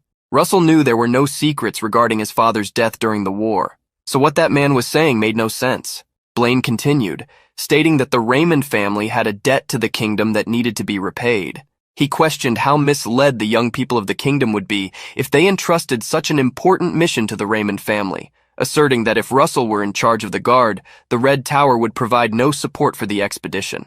Niccolo observed Blaine stirring the crowd with just a few words. This was to be expected from the Red Tower, or rather, it was what one would expect knowing who Blaine was. He was trusted by the king's uncle and the most powerful man in the land, Archduke Bismarck. That was Blaine Trilogy. To rebel against him meant to oppose the Archduke's faction. The only people present who would dare tread carefully were Hemingway and Daria. Daria tried to prevent Russell from getting involved, but the protagonist stepped forward, asking if he could pose a question to Blaine. He then inquired whether Blaine would take responsibility for what he had just said. Blaine did not understand what Russell meant, and the protagonist clarified that he was referring to the responsibility for insulting the Raymond house. Daria tried to restrain Russell, stating that it was not the right time. Blaine scoffed, asserting that the honor of a fallen house meant nothing. He then said that Russell should be grateful that Daria was his master, or else he would cut the young man's tongue off to make him an example for all the other reckless and arrogant mages. At that moment, someone entered the hall, claiming that the master of the Red Tower seemed more grandiose each time they saw him, to the point that one might mistake him for the king. The crowd was surprised to see the woman entering the hall. Dressed in elegant attire and wearing a cape on her back, it was Her Highness Hecate Rathmos, the princess. Immediately, with the entrance of the princess, everyone began to bow, including Blaine, who wondered why she was there. The princess stated that having listened from outside, the master of the Red Tower seemed to have a point, to which Blaine thanked her. But in the next moment, Hecate turned to Russell, stating that those who had a debt should pay it. Daria tried to intervene, but the princess continued, saying it was necessary to give the person a chance to settle what they owed. She then gave an order. For this excavation, the Lance Tower and the Flame Tower will provide the guard, along with the Red Tower. Everyone present from the three towers was shocked by this, while the princess simply smiled. Blaine tried to withdraw, stating that this was not something to be taken lightly. Princess Hecate addressed the master of the Yellow Tower, who promptly responded to her call. The princess asked who the biggest sponsor of the excavation was. Niccolo, the master of the Yellow Tower, bowed his bald head to answer the princess, affirming that she was the largest sponsor. The princess then declared that this was how they would proceed. After that, she turned her back and left the hall, leaving Blaine staring at her with glances that concealed many meanings. The master of the Yellow Tower quickly moved on to the next item on the agenda, the excavation schedule. As he watched the princess leave, Russell felt excited. Blaine, who was withdrawing, thought of the carriage and saw it as an opportunity to cut the Raymond family at the root. He could not believe that the princess had intervened. Suddenly, the mage Jaren jumped onto the carriage with his sword. The carriage then stopped, and Blaine got down, stating that he saw the person who had caused the carriage to stop was someone lacking in manners. That person was Daria. Jaren approached the mage, placing the sword against her neck. She laughed, asking if he thought that was enough, her eyes ablaze. Blaine then stepped closer, ordering Jaren to lower the sword, avoiding any conflict. The man bowed to his master and backed off. Blaine stated that, considering their relationship, Daria had not come to him for an apology, questioning what she really wanted. She then asked about Alex Raymond, inquiring if he had also witnessed the man's death. Blaine claimed he had not exactly seen his death, to which Daria replied that it was a shame. She was trying to get to the bottom of the matter, thinking of asking him only if it were true. Blaine told Daria that he could not believe she was going so far, asking if she knew Alex Raymond. Daria, growing furious, asserted that it was a matter related to her disciple, and therefore it was also her matter. She was trying to help Russell resolve the situation, no matter what it was. Blaine then ordered Jaren to take the carriage back to the mansion, stating that he had something he needed to check. Elsewhere, a skull with a symbol on its forehead was on a table. In the silence and emptiness of the place, two flames appeared in the eyes of the skull. Daria was scolding the protagonist for being so distracted, even a day before his mission. She, who floated in the air with the aid of magic, had summoned several flame golems to train against Russell. She questioned him if what the master of the Red Tower had said had upset him. Russell, struggling to stay on his feet, supported by a flaming spear, denied the mage's assumption. Daria observed him, knowing what he was going through. Those who once praised him as a deity were suddenly slandering his father as a coward. In the face of such accusations, it was impossible for him not to be shaken. Returning to the ground, Daria approached the protagonist. "Child, the truth will eventually surface. In the meantime, I wish for you to focus on your path." After hearing Daria's words, the protagonist felt motivated again, asking her to guide him once more. Daria was pleased to see Russell's reaction, aware that his path would not be easy, but it was a journey he had to undertake. For children must step out of their parents' shadows, no matter how large those shadows were. While Russell trained with Daria, night fell, and in the great city where the academy was located, a woman with purple hair secretly blended among the people. 3 days later on Mount Calvane, Russell arrived through a teleportation portal at the incredibly cold location. As he stepped out of the portal, he looked around, and as far as the eye could see, only a white landscape covered in snow, with several ice spikes, was visible. He shivered from the cold before snapping his fingers, warming himself with his fire mana, relieving the chill he felt. The people around the protagonist who were carrying supplies also felt the air suddenly warm up, feeling much more relaxed. Among them was the woman with purple hair. Suddenly, someone approached the protagonist, asking if he was Sir Russell of the Tower of Flames. The man then affirmed they had been expecting him, showing him a path to follow. As he followed the man, Russell could see various symbols on banners representing different mages specialized in earth magic who had gathered at Mount Calvane. The man leading Russell asked if he didn't find it all incredible, showing him a wall made entirely of magical crystals. As he approached the wall, the protagonist placed his hand on it and saw his own reflection as if in a mirror. The man then explained that because of this, the ruins were called the Temple of Mirrors, due to the many crystals as clear as mirrors that reflected everything within the snowy mountain. As they walked, another man greeted Russell, introducing himself as Spiegelman from the Yellow Tower, who was in charge of the expedition. The protagonist returned the greeting, introducing himself as well. Russell was familiar with the history of the man before him, who had risen from a mere villager to the position of Elder of the Yellow Tower of the Royal Path. He was also an archaeologist and adventurer who had excavated more ruins than anyone in the kingdom. Russell was interested in asking him a few questions. At that moment, Alan appeared, seeing that the protagonist had arrived. Upon noticing Alan was already there, Russell shook his hand. They chatted briefly, with Russell commenting that Alan was so diligent it felt like cheating. Alan laughed at this, stating that he just wanted to protect the relic from the era of the gods.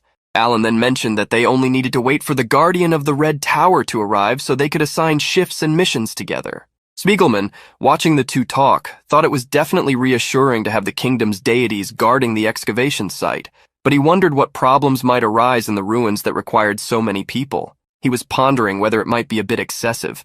While Spiegelman was lost in thought, a loud explosion occurred. From one of the gates, a large cloud of dust and energy spread, obscuring the view of what lay hidden. Suddenly, amidst the dust, a crystal golem emerged. Spiegelman was alarmed, while Alan and Russell commanded everyone to run to a safe location.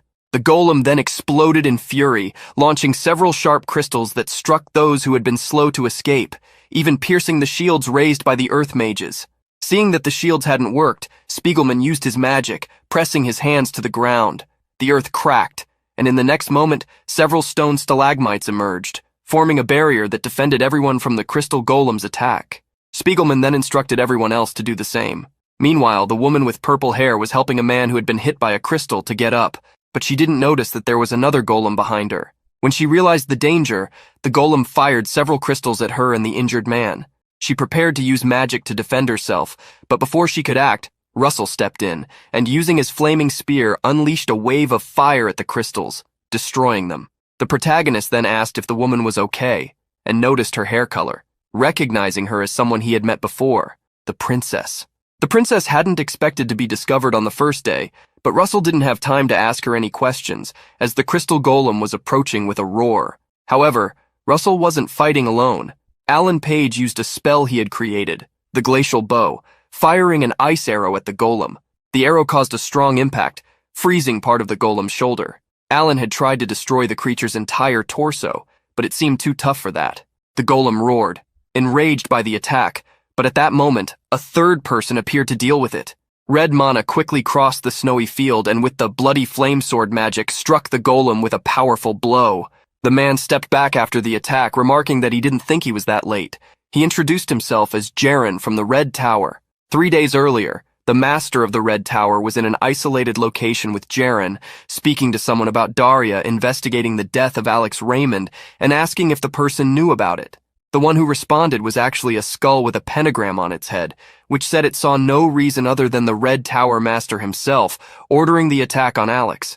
The skull then asked if he was afraid of being caught. Blaine stood up, clenching his fist, expressing his disappointment, saying that if the skull had properly gotten rid of Russell Raymond during the tower's selection, Daria wouldn't even have the chance to have doubts. The skull explained that it happened because it had received incorrect information, believing Russell was just a child. Blaine grew irritated, asking if the skull was blaming him. But in that moment of anger, another person entered the hall, asking if the two had summoned him to watch them argue. The man, who had a scar over his eye, was Bismarck Rathmos. Blaine bowed to the Archduke, who had sat down in a chair. The Archduke remarked that Blaine's niece had interfered with their plans. Blaine confirmed, saying the original plan was to keep the number of guards to a minimum. The Archduke then asked how Blaine intended to acquire the ruins. Blaine introduced Jaren to the Archduke, stating that he would join the guards. The plan was that once Jaren created a breach in the protective barrier set by the Yellow Tower, the cultist henchmen would ambush the expedition team. Bismarck thought for a moment, then stated that for the plan to succeed, they would need to subdue the masters protecting the current king. To cut off support from these masters, who were Daria and Hemingway, they would need something that could be obtained from the ruins. Bismarck then took out a small box that emitted green mana, identical to the cultists, and asked Blaine if he didn't think they needed something more to ensure the plan's success. At the ruins, the princess pulled the protagonist behind a tent against his will. She asked him to be quiet, saying that her presence there was a great secret and that it had to remain a secret in the future. The princess instructed Russell to ignore her and follow his own path, even though it might be difficult to understand. The protagonist then remarked that the princess must really like the ruins, adding that if he were in her shoes, he would be very disappointed not to see the ruins from the mythological era for himself. Russell assured the princess that she didn't need to worry about anything. The princess commented that the king and the ministers were going mad trying to keep her restrained, while apparently Russell didn't care about her. The protagonist then revealed that even for a brief moment, he had seen the princess's aura and, to her surprise, stated that she must possess a monstrous power that even the knights couldn't handle. Therefore, he didn't need to worry. Upon hearing herself called a monster, the princess grew irritated, sneakily flicking Russell on the forehead. She then went her own way, telling Russell that they should both do their best in their respective roles. With her back turned to Russell, the princess smiled, feeling that the protagonist was a decent person, though still completely childish. The protagonist then realized he could have taken advantage of the princess by asking for a dragon heart in exchange for keeping quiet. Elsewhere, Spiegelman and the other mages were constantly using their magic. The protagonist approached Alan Page, apologizing for being late. He then noticed that the magical spells weren't working. Alan explained that this was due to a spatial disturbance, one of the most powerful protective barriers. The mages kept trying to use their magic, like drills, to break through the barrier, but they were always thrown back. Spiegelman grew irritated, as they had finally found the gate to the ruins, and the spatial disturbance had appeared at that moment. Jaren, who was observing everything as a spy, thought it was a good idea to send a report to the Archduke about what was happening. The sun was already setting when Spiegelman was surprised to be informed that there was a way to create a breach in the barrier. Alan, who had said this, claimed that there was a relic from the Age of the Gods in the possession of the Tower of the Spear that could be used to penetrate the barrier and pass through it. Spiegelman thought the idea was great, but doubted that the tower would easily hand over something so precious. In response, Alan stated that he would personally go to the Tower of the Spear to request permission to use the artifact. The archaeologist was extremely excited, declaring that if Alan could solve such a problem, he would repay the favor as a representative of the Yellow Tower. Alan smiled, promising he would return as soon as possible. Alan said goodbye to Russell and Jaren as he headed to the teleport portal, stating that he would owe them both for protecting the site in his absence. Jaren found the situation favorable, as with Alan Page leaving, only one battle mage remained. Unaware of Jaren's intentions, Russell said he wanted to discuss the rotations for Night Watch, but without any conversation, Jaren declared that he would be on guard first. Russell, standing next to Alan, who had not yet left, noticed the terrifying smile Jaren gave before walking away. In an area near the barrier, two mages were warming themselves by a fire. Suddenly they noticed a masked group approaching. They quickly stood up and ordered the group to stop, as the area was under the jurisdiction of the Yellow Tower. Those were the last words of the two mages who were attacked from behind. Jaren was the one who eliminated the two mages guarding the barrier. He then placed his hand on the barrier, opening a breach in it. He informed the group of cultists that the plans had changed, as a spatial disturbance had appeared in the area where the ruins were being guarded, and Alan Page had gone to retrieve the artifact that would break the shield at the gate. The group of cultists was led by a masked figure who spread their arms to better sense the smell of the bodies burned by Jaren. Meanwhile, Jaren stated that all they needed to do was blackmail Alan by taking Spiegelman hostage. The cultist leader then asked about the guy they called the Divinity of the Tower of Flames. Jaren ordered the group to get rid of Russell, not tolerating any failures like the last time. One of the cultists, wearing heavy armor, belittled Jaren, stating that he talked too much for just a spectator, creating a tense atmosphere between them. The cult leader intervened, saying that they were on the same side. He then mentioned that, obviously, they couldn't harm the illegitimate son of the esteemed Lord Blaine, making Jaren grit his teeth. The mage was furious at the provocation, unleashing his mana to attack the cultist. But before Jaren's strike could land, the cult leader used some kind of spatial magic to create two portals, causing Jaren's attack to pass dangerously close to his own neck. Jaren asked what the man had just said, to which the cultist replied that he was merely joking, urging Jaren to open his heart a little more. Not long after, the cultist began using magic in the form of a circle, drawing a pentagram in the snow-covered ground. Suddenly, several monsters began rising from the circle. As the monsters emerged, the cult leader declared that their plans were foolproof, but if something did go wrong, Jaren should remember to use the artifact the Archduke had given him. Before going to the ruins, Blaine had reminded Jaren of something. After the mission is over, you will live as a ghost until the day the Archduke ascends the throne. For that, there must not be a single survivor returning from the expedition. Jaren asked if he should use the object the Archduke had given him if things went south. Blaine then smiled, placing a hand on Jaren's shoulder. Didn't you want my recognition? I'll simply trust that you won't fail, no matter the cost. Jaren watched as the attacks on the ruins began, observing the excavators, while accepting the fate Blaine had set for him, to become a ghost that spread fear and despair. Before the attacks had started, Russell asked Spiegelman about a dragon with multiple horns. The archaeologist questioned why Russell was suddenly interested in the topic. The protagonist then revealed that he had seen a mural on a mission that caught his attention due to its unusual nature. Spiegelman regretted not being able to provide a precise answer, but recalled an entity he knew of. The protagonist became intrigued when Spiegelman revealed that it might be the Divine Dragon King. Russell had never heard of such an existence before. Spiegelman thought for a moment, stating that, due to the lack of historical documents, they didn't know much about its feats, but it was said that this dragon had resurrected those worthy of facing it. Suddenly, Pepper appeared, surprising the protagonist. Spiegelman was astonished to realize that Russell could also summon spirits. Pepper ignored the archaeologist and headed toward the tent's exit, growling. The protagonist wondered what Pepper was doing, but in the next moment, a large monster with yellow blisters covering its body burst into the tent. The monster inflated the yellow blisters on its face, as if holding something in its mouth, and in the next second, spat a jet of fire. All around, the tents were ablaze, and people were shouting that they were under attack. The mages who were leaving their tents found themselves face to face with a large knight wielding a mace. They united to attack the cultist. Quickly, sharp stones were launched at the knight, who easily defended himself, destroying the attacks and calling such abilities pathetic. The mages were shocked to see their enemy unharmed, even after the assault. In the next moment, the cultist swung his mace, now imbued with dark energy. The mace struck the ground, causing a wave of energy that forced the mages to retreat. Elsewhere, other mages were using earth magic to attack the cult leader, who walked calmly through the chaos. To defend himself, the cult leader used the same magic he had used against Jaren, creating a portal that absorbed the attacks, opening another behind the mages, teleporting the attacks back at them. Caught off guard, the mages were struck by their own magic. The cult leader walked through the flames, wondering where the old man Spiegelman was. In one area, amidst the fire, there was a barrier. The protagonist, who had created the barrier, asked Spiegelman if he was all right. The archaeologist was extremely irritated, questioning who the insane people were that dared to attack the Endymion excavation site. Looking at the chaos, the protagonist noticed the presence of the undead. Those who wielded the power of death as a weapon could only be cultists. Despite Spiegelman's surprise, the protagonist apologized to the old man, saying that he had to protect someone else, and told the archaeologist they would meet in front of the ruins. Spiegelman wondered who could be more important than him. Elsewhere amid the chaos, the princess was fighting the undead alone. Without a proper weapon, she used a small pickaxe to cut down the monsters. She wondered where such creatures had come from.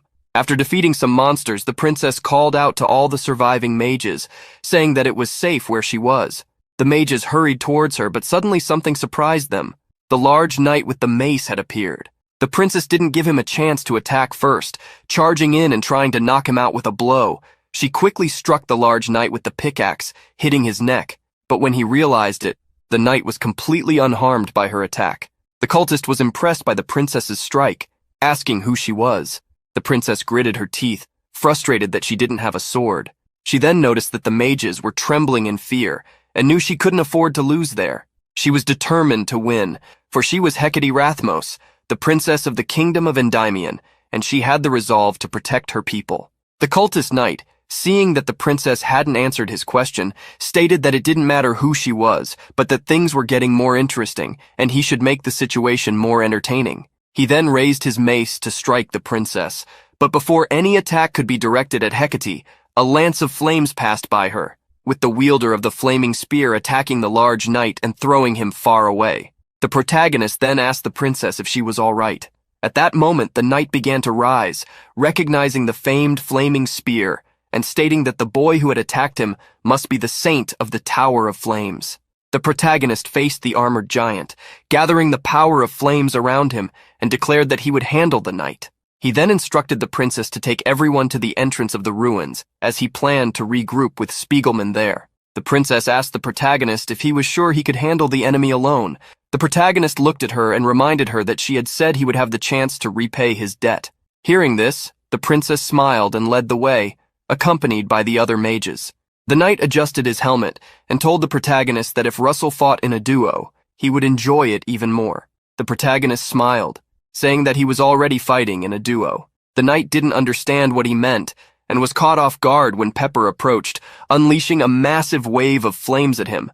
The protagonist didn't stand still. He began using his magic, combining overheat with his flaming spear and adding an explosive formula to the spell. This technique was what he called the explosive flaming spear. The knight, claiming that Russell's tricks wouldn't work against him anymore, charged at the protagonist, who also charged forward with his spear. In the next instant, the mace was raised, the spear was ready to meet it, and the two weapons collided.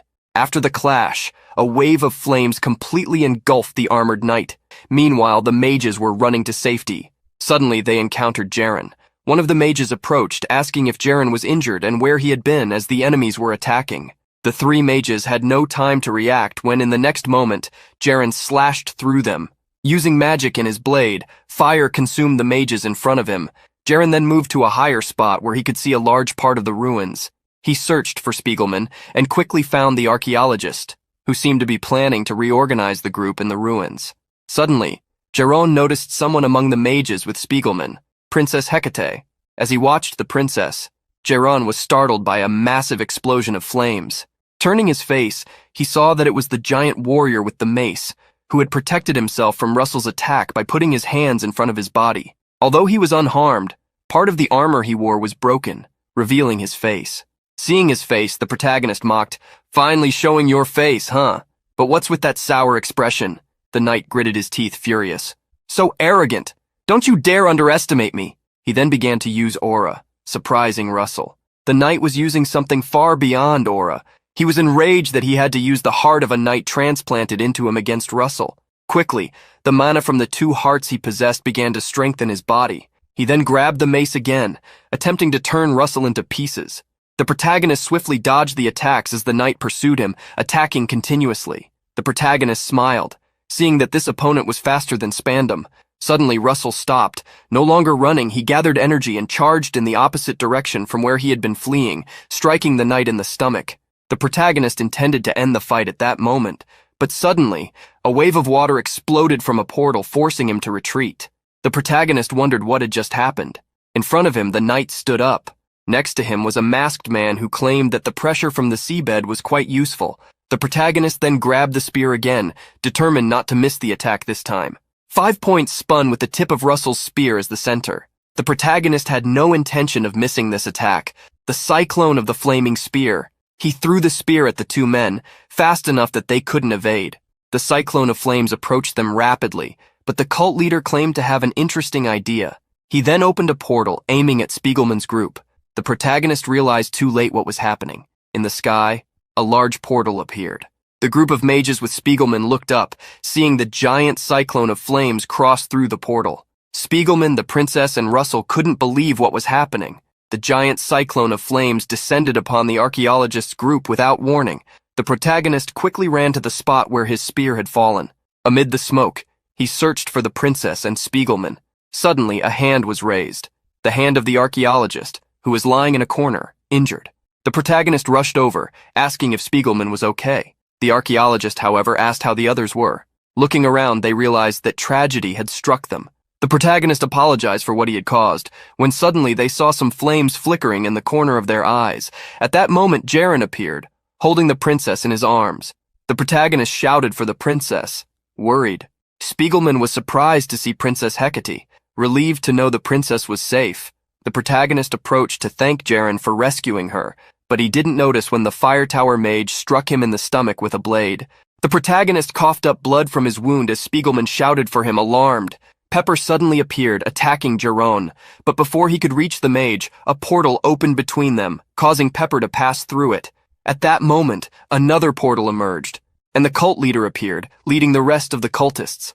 The protagonist felt as if his body no longer had strength. Jeroen then reminded the cult leader that he had suggested taking Spiegelman hostage.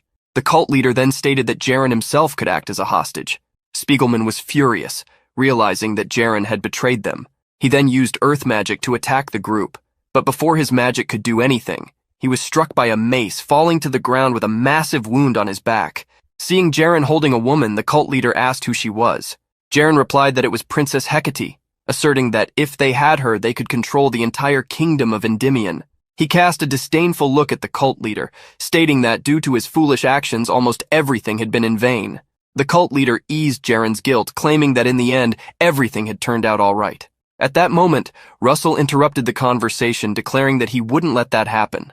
The protagonist forced himself to rise, stating that they wouldn't get any further than that. The mace-wielding knight then charged forward, planning to finish Russell off.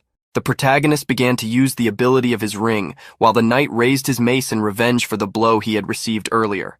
A mist began to form, surprising the cult leader. The mace-wielding knight attacked, but at that same moment, Russell used draconification. A massive explosion followed.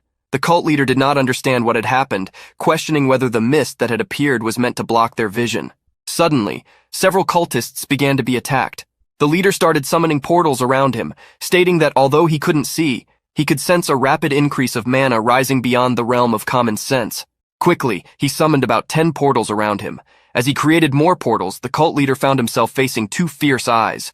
Before he could defend himself, the lance's attack had already struck him. In front of him, Russell held the flaming lance with a pair of dragon-like eyes and horns. The cult leader laughed, claiming that Russell was basically a monster as he was thrown away. Jaren placed the princess on the ground, knowing that if they left survivors, their mission would fail. He then used a double summon, creating 2 flaming blood swords, and quickly advanced to attack the protagonist. The protagonist gritted his teeth, aware that the draconification was about to end. Facing Jaren, who was unleashing various attacks of bloody flames, Russell positioned the lance, planning to go all in on an attack. A massive explosion occurred as the two clashed. The dust settled and Russell fell to his knees on the ground. The protagonist coughed up blood while Jaren's swords had vanished. The chest of the red tower mage had transformed into a mound of flesh. The sunlight was beginning to shine again in the sky as Russell sat on the ground to rest. Suddenly, he heard a voice making him stand up again. Damn, in the end he lost. The protagonist was surprised to see the cult leader standing. He mocked the protagonist. Don't tell me you thought you were the only one with two hearts. That guy is the same, you know? The cult leader then pointed to the side.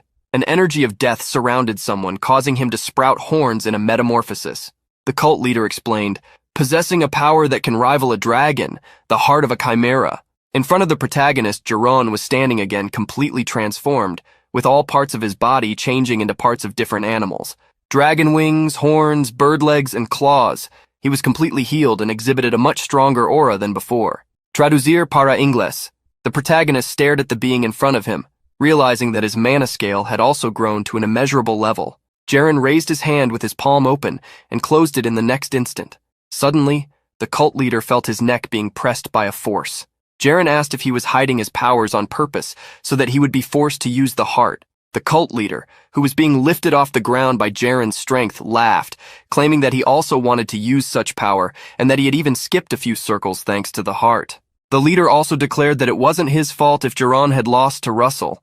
Throwing the cult leader to the ground, Jiron asserted that he was right, acknowledging that he had followed the wrong order. He then turned to Russell, planning to finish off the protagonist first.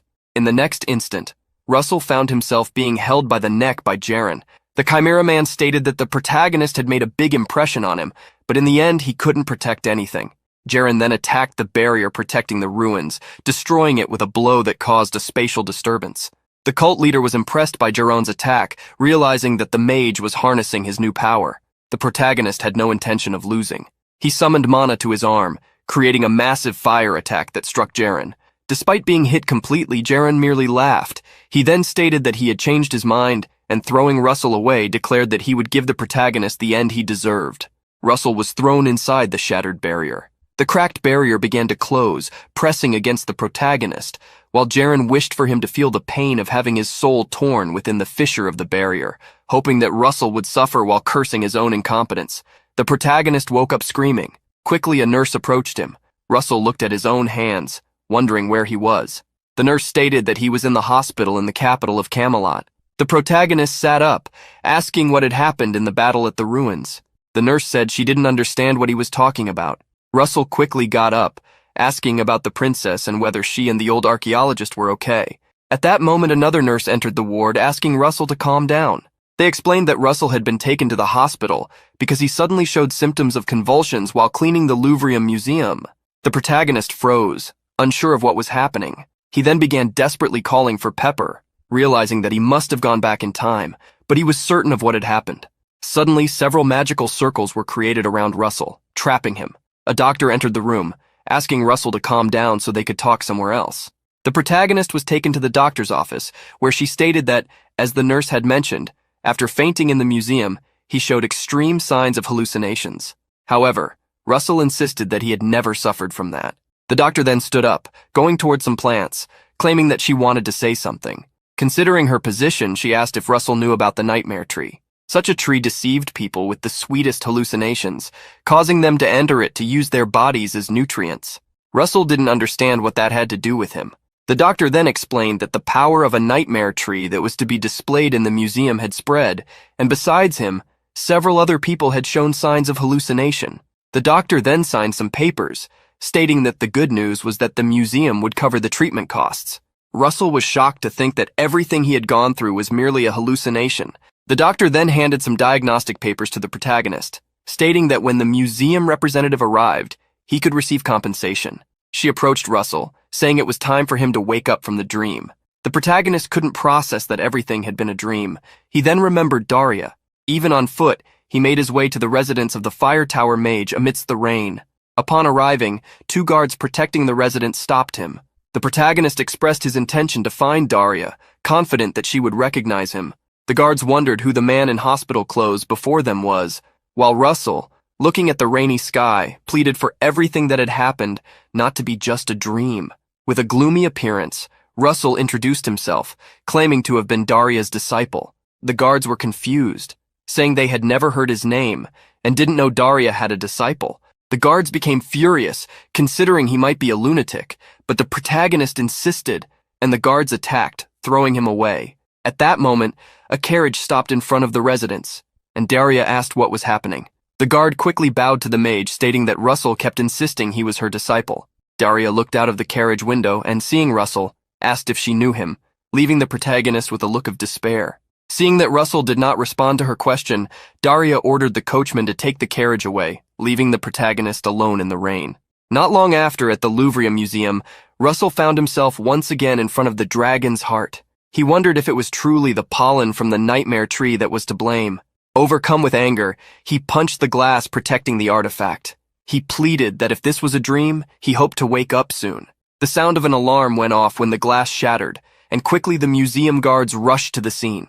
They threw him to the ground and without hesitation, restrained him, asking who he was before taking him away, much to Russell's despair. After this incident, Russell tried to prove that his life was not just a dream, but all his efforts were in vain. Thus, the years passed.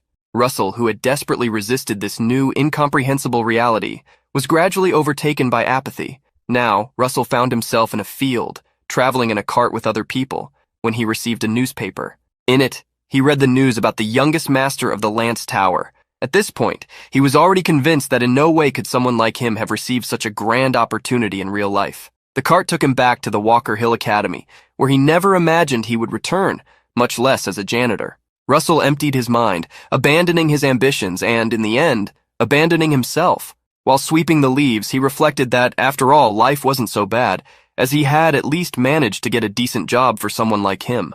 Suddenly, he heard a noise. Behind a building, a group of students was oppressing a single student. Russell turned away, believing it was not his concern. However, upon hearing the cornered young man shout that no matter what happened, he would become a mage, Russell stopped. The others mocked the boy, especially because he suffered from mana vein constriction. This made Russell hesitate to continue walking. The young man was held down while one of the students, with fire at his fingertip, threatened to mark the boy, saying he would never forget the inheritance of his illness. The boy closed his eyes in fear, but when he opened them again, all the others were unconscious on the ground. He stood up, and his eyes found only the janitor, who calmly continued sweeping the leaves. Later, while eating a sandwich, Russell complained to the young man who was now following him everywhere. The boy laughed, saying he was just reading a book and that it was a good place to concentrate. Out of the corner of his eye, the protagonist noticed that several students were hiding. Russell sighed and asked if the boy really suffered from mana vein constriction. He mentioned that he knew someone like him who had also studied at the academy. The young man perked up and asked what had happened to that person. With a serious expression, Russell replied that this person had been expelled for not being able to overcome his own limits, being considered a failure, without even reaching his goals.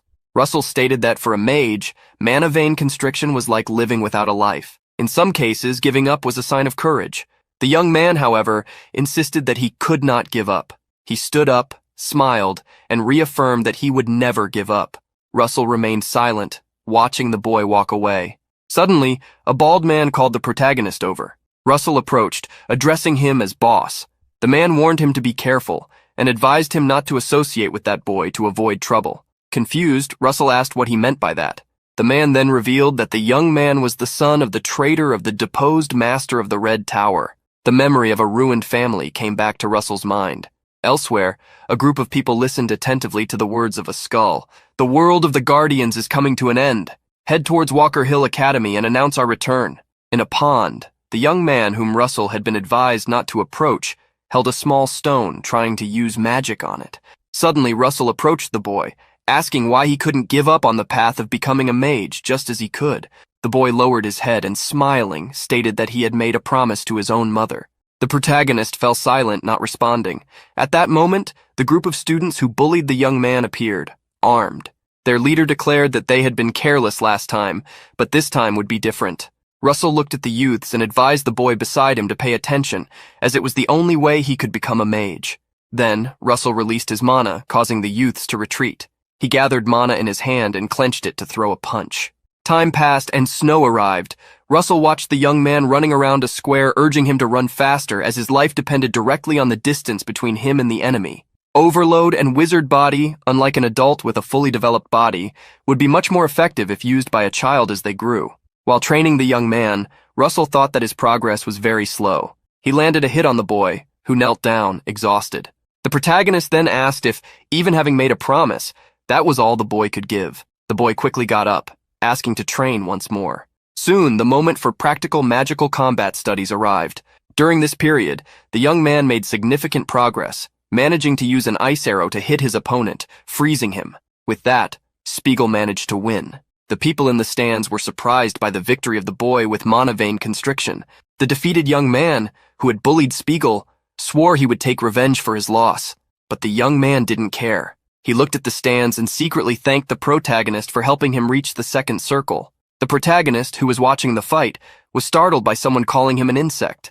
Recognizing the hair color, he wondered if the man was Coma Frederick. Not long after, Russell was found beaten in a corner.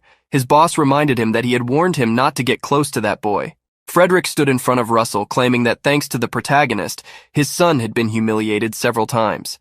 The protagonist laughed when he realized that the boy defeated by Spiegel was Frederick's son. The man then leaned down, stating that Russell seemed unaware of his situation. As if he used the connections he had, he could rid himself of both Frederick and the boy that Russell adored. Russell began to laugh, surprising everyone. He then looked at Frederick with disdain and said, "Me? Adore that boy? I just teased him because it was fun to mess with him." Despite everything, because of Frederick, Russell needed to leave the academy so that the man wouldn't touch Spiegel. The protagonist left during the night, but before he could go, the young Spiegel noticed him and asked where he was going. To the boy's surprise, Russell said he was leaving the place. Spiegel asked why Russell was doing this, but the protagonist didn't respond, just trying to escape the boy. However, the young man ran faster, placing himself in front of the protagonist and stopping him. He then noticed the bruises on Russell's face. Russell asked what Spiegel expected from someone like him, questioning whether the boy really thought he was his teacher or something like that. Russell then pushed past the young man, advising him not to be so delusional. Tears streamed down Spiegel's face even though he tried to hold them back. Coma Frederick was pleased with the situation, stating that this was why he loved money and power, because with it, he could do everything his way. Suddenly, the carriage where Frederick was stopped abruptly, nearly causing him to fall. In front of the carriage, some hooded men blocked the way, while a green light emanated from them. Coma became extremely irritated, asking how they dared to block the path of someone from the Frederick household. But in response, what Coma received was a powerful attack, the force of which was so great that it struck the entire street.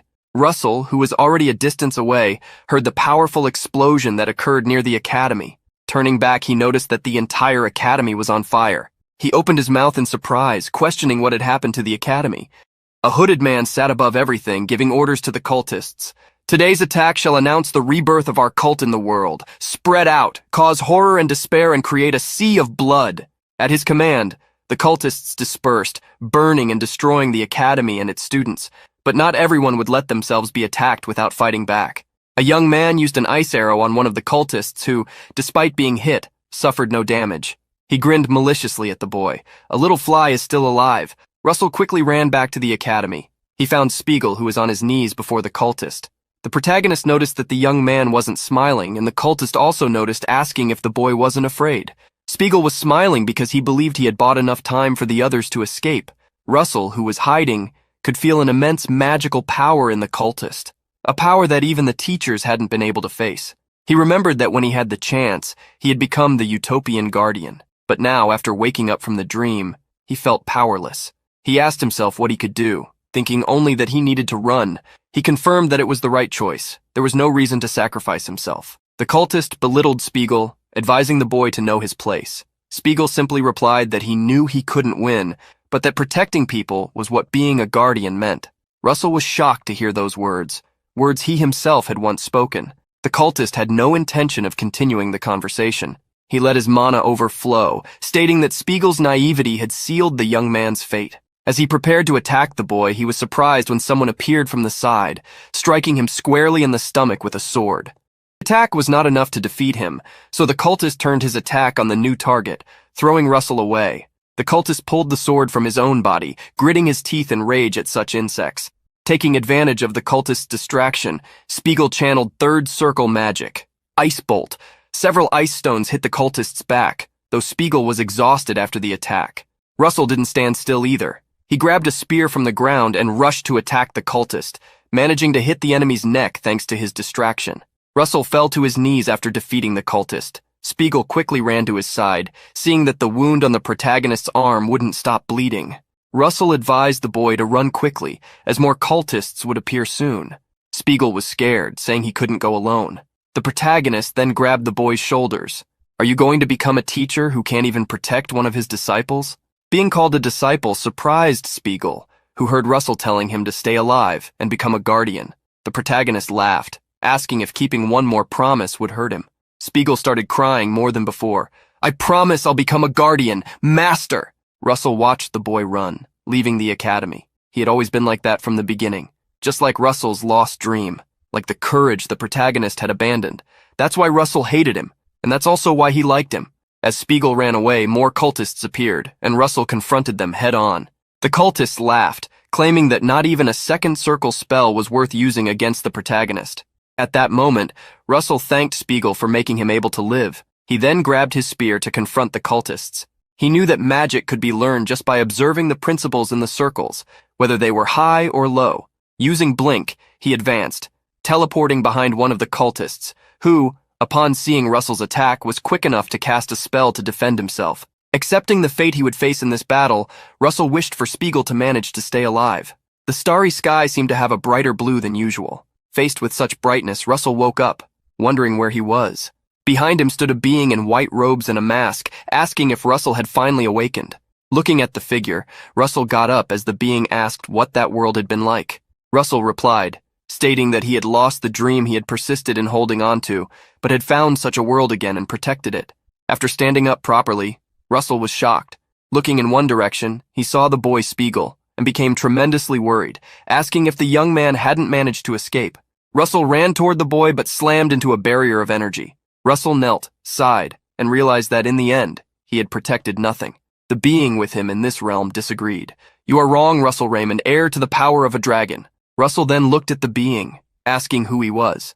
The being placed his hand on the barrier. I am the master of the twisted world we are in. But people call me by another name. They call me the Temple of Mirrors. The protagonist thought he had misheard when the being claimed to be the Temple of Mirrors.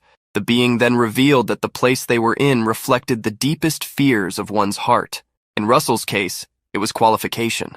The thought that such powers had been given to Russell, a former third circle mage and son of a fallen family, made him question whether he deserved to receive them. But regarding these questions, the Temple of Mirrors stated that Russell had found his own answers, to grow, become a guardian, and protect more people. Russell stood up again, asking if the time he had spent was a test. The temple confirmed Russell's suspicions, stating that the protagonist had overcome his own limitations and shown that even without power, he could become a guardian when he chose to protect Spiegel. The boy on the other side of the barrier vowed never to forget the promise he had made. While Russell smiled at the boy, the temple stated that Spiegel was not just an illusion, but the purest form of courage that Russell had protected and should continue to protect. The temple raised its hand to its own mask and removed it. He looked up, as if speaking to someone. Now I will fulfill my long-standing oath, successor. From here, a new light. It's time to move forward. As the being took off the mask, it shone with a golden light before Russell, transforming into a cloud of energy. Russell received a notification. He was absorbing dragon blood, having his body reconstructed, and obtaining the first golden mask. Back on Mount Calvain, Jaren was stunned. In front of him was Alan Page, with his clothes completely burned as he apologized to the princess. Alan then fell to his knees on the ground. The princess was trapped beside the cultist leader. He looked at Alan, stating that he had heard a lot about a genius, but that for Alan, understanding what was happening immediately after returning and acting on limited information had also been a valid move. The cultist leader was impressed that Alan used the artifact as a trap to save the princess, but despite this, nothing had changed. The cultist leader then called out to Jaren, stating that they could stop playing around and get down to business. Jeroen then flew towards the barrier, injecting mana into the artifact he held in the palm of his hand, stating that they needed to break the barrier first. Suddenly, a massive battering ram appeared. Spiegelman was surprised by the appearance of this weapon, one of the divine artifacts. The princess gritted her teeth, knowing the barrier couldn't block such an item. Jaren was thrilled. He no longer intended to deliver such an artifact to those who commanded him, but to show the world the item on his own, to prove he was superior. Jaren then commanded the battering ram to strike the barrier. The massive artifact moved, causing a loud crash as it struck the barrier that guarded the ruins, But after the first impact, a hand emerged through the crack the battering ram had made in the barrier, causing a massive amount of mana to explode into energy against the artifact. Not only Jaren, but also the cultist leader, the princess, and Spiegelman were shocked. They were stunned to see the battering ram blocked, but Alan was different. He realized that someone was there. A cloud of snow had been raised by the impact of the battering ram against the barrier. Within this cloud, a blue light shone. Through it, from an opening in the barrier, Russell appeared, wielding a flaming spear and wearing a mask on his face. Upon seeing this mask, the cultist leader and Jaren had a premonition, but they didn't have much time to think, as Russell quickly advanced against the cultist leader. He tried to defend himself by creating a portal, but Russell's attack was too powerful, pushing the cultist leader back and destroying the portal, sending him flying backward. Jaren was amazed to see Russell's attack destroy the portal. Taking advantage of one of his opponents being knocked out, the protagonist untied Spiegelman and the princess. He also said a few things to them which, ironically, they couldn't understand because the mask muffled his words. The protagonist then removed the mask, expressing relief that they were safe. The pair still hadn't realized that the masked person was Russell. On the other side, Alan smiled as if telling Hemingway that his bet with Daria would not be easy to win. The princess approached the protagonist, relieved by his return. He held the princess's hand while looking upward. Jaren emanated a terrifying mana, so the protagonist suggested they talk later. Jaren, who already considered himself a superior being, stated he was getting irritated by these insects. Just because you've returned doesn't mean things have changed. I will destroy you and take the artifact for myself. Quickly, the battle between the two began. Powerful explosions could be seen and heard from far away from the combat site. Russell's spear and Jaren's blood-soaked swords clashed in the air as the Chimera Man repeatedly claimed that the mask should belong to him. As they fought, Russell asked if everything that had happened there had been orchestrated by Blaine.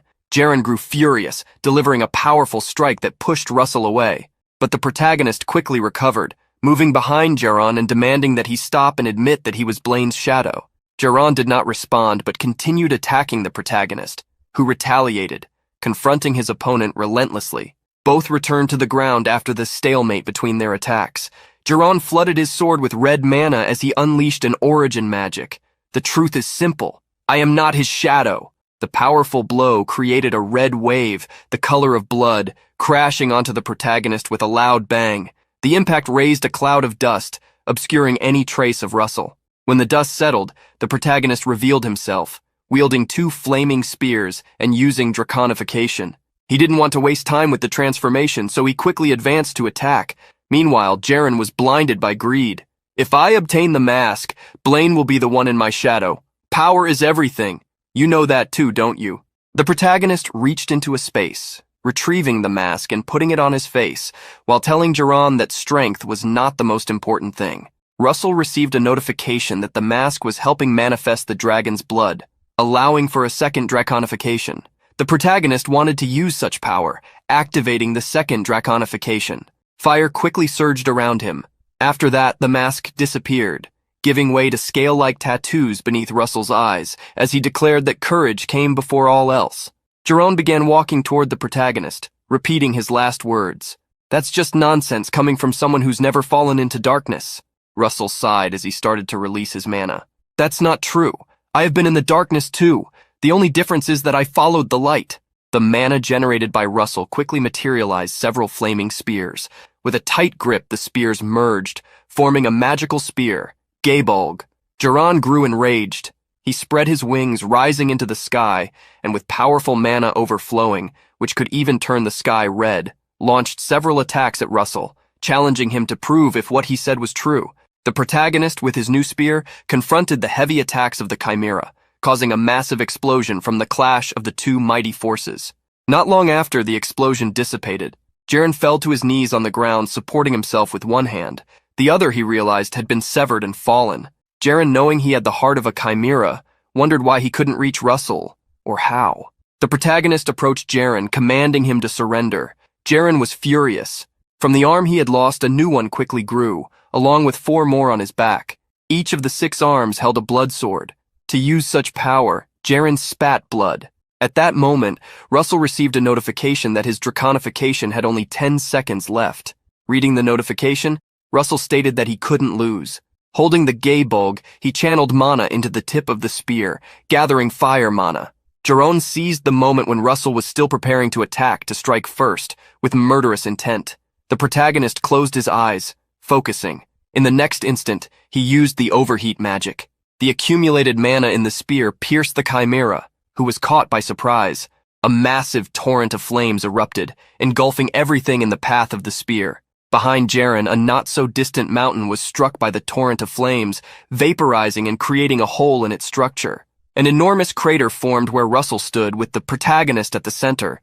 Looking down, he saw Jaren coughing black blood, crawling on the ground with his hands, as he no longer had the lower half of his body, but his strength faded, causing him to stop. Jaren's skin began to crack as he recalled the power of the chimera he possessed.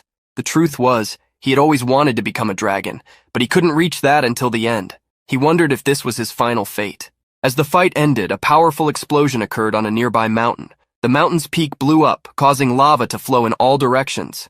At that moment, Spiegelman, Alan, and Princess Hecate ran toward the protagonist.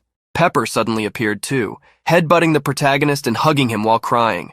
The protagonist was relieved by Pepper's return. He then told everyone that they should return to Endymion and leave the ruins, which were now destroyed and had drastically altered geography. After the protagonist's group returned, the leader of the cultists went back to Mount Calvain. He picked up the severed hand of the chimera while creating a portal to leave again. In the Supreme Court of Endymion, a trial was taking place. Jaren, a mage of the Red Tower, conspired with pagans threatening the Empire's security. His teacher, the Master of the Red Tower, is also responsible for this. The defendant, Blaine, stepped forward. Blaine Trilogy, the Master of the Red Tower, stepped forward as instructed. He denied the accusations, stating that everything had happened because he had been negligent and hadn't noticed such conspiracies. He argued that the sins of a disciple were something for the Master to deal with, and as the Master of the Tower, he would take responsibility. As Blaine spoke, someone raised their hand, asking the judge for permission to speak. This person was the Archduke of the Empire, Bismarck Rathmos. The Archduke looked at the court with a menacing gaze, causing everyone to restrain themselves. He then stated that although the judge was not wrong, it was also true that the Master of the Red Tower had made significant contributions to the nation's welfare, suggesting concluding the trial with 6 months of probation for Blaine. The judge nodded at the Archduke's request, making Blaine smile. Daria, who was present, realized that they were all acting in unison. She then looked in a direction toward a balcony where the king was seated. Daria knew the Archduke constantly challenged the royal family's authority and wondered what the king was thinking. In another area of the court were Alan Page, Spiegelman, and Russell, who was being praised by the archaeologist for the elegant attire he was wearing. Interrupting their conversation, a woman in shades of blue and purple entered the room. The three men bowed their heads, greeting the princess. Hecate smiled, asking them to lift their heads while stating that she should be the one thanking them. The princess then bowed to the group. "To the saviors of my life, I sincerely thank you, especially you, Sir Russell." The protagonist was surprised by the gratitude directed at him. He then saw the princess turn to leave, but before she exited, she winked at him, stating that they would meet again. The atmosphere in the room became a bit awkward after the princess left. The protagonist tried to stay focused. He saw this as an opportunity to carve the Raymond family into people's minds. Not long after, the three were kneeling before the king. "Today's meeting is to honor the knights for their contributions. After recognizing your collective achievements, we will discuss each of your individual contributions." The king then placed his sword on the archaeologist's shoulder. "Spiegelman, the Mage of the Yellow Tower, resisted the pagans who threatened the Empire's security. Therefore, you will be rewarded with 200 gold coins and 2 mana enhancement pills."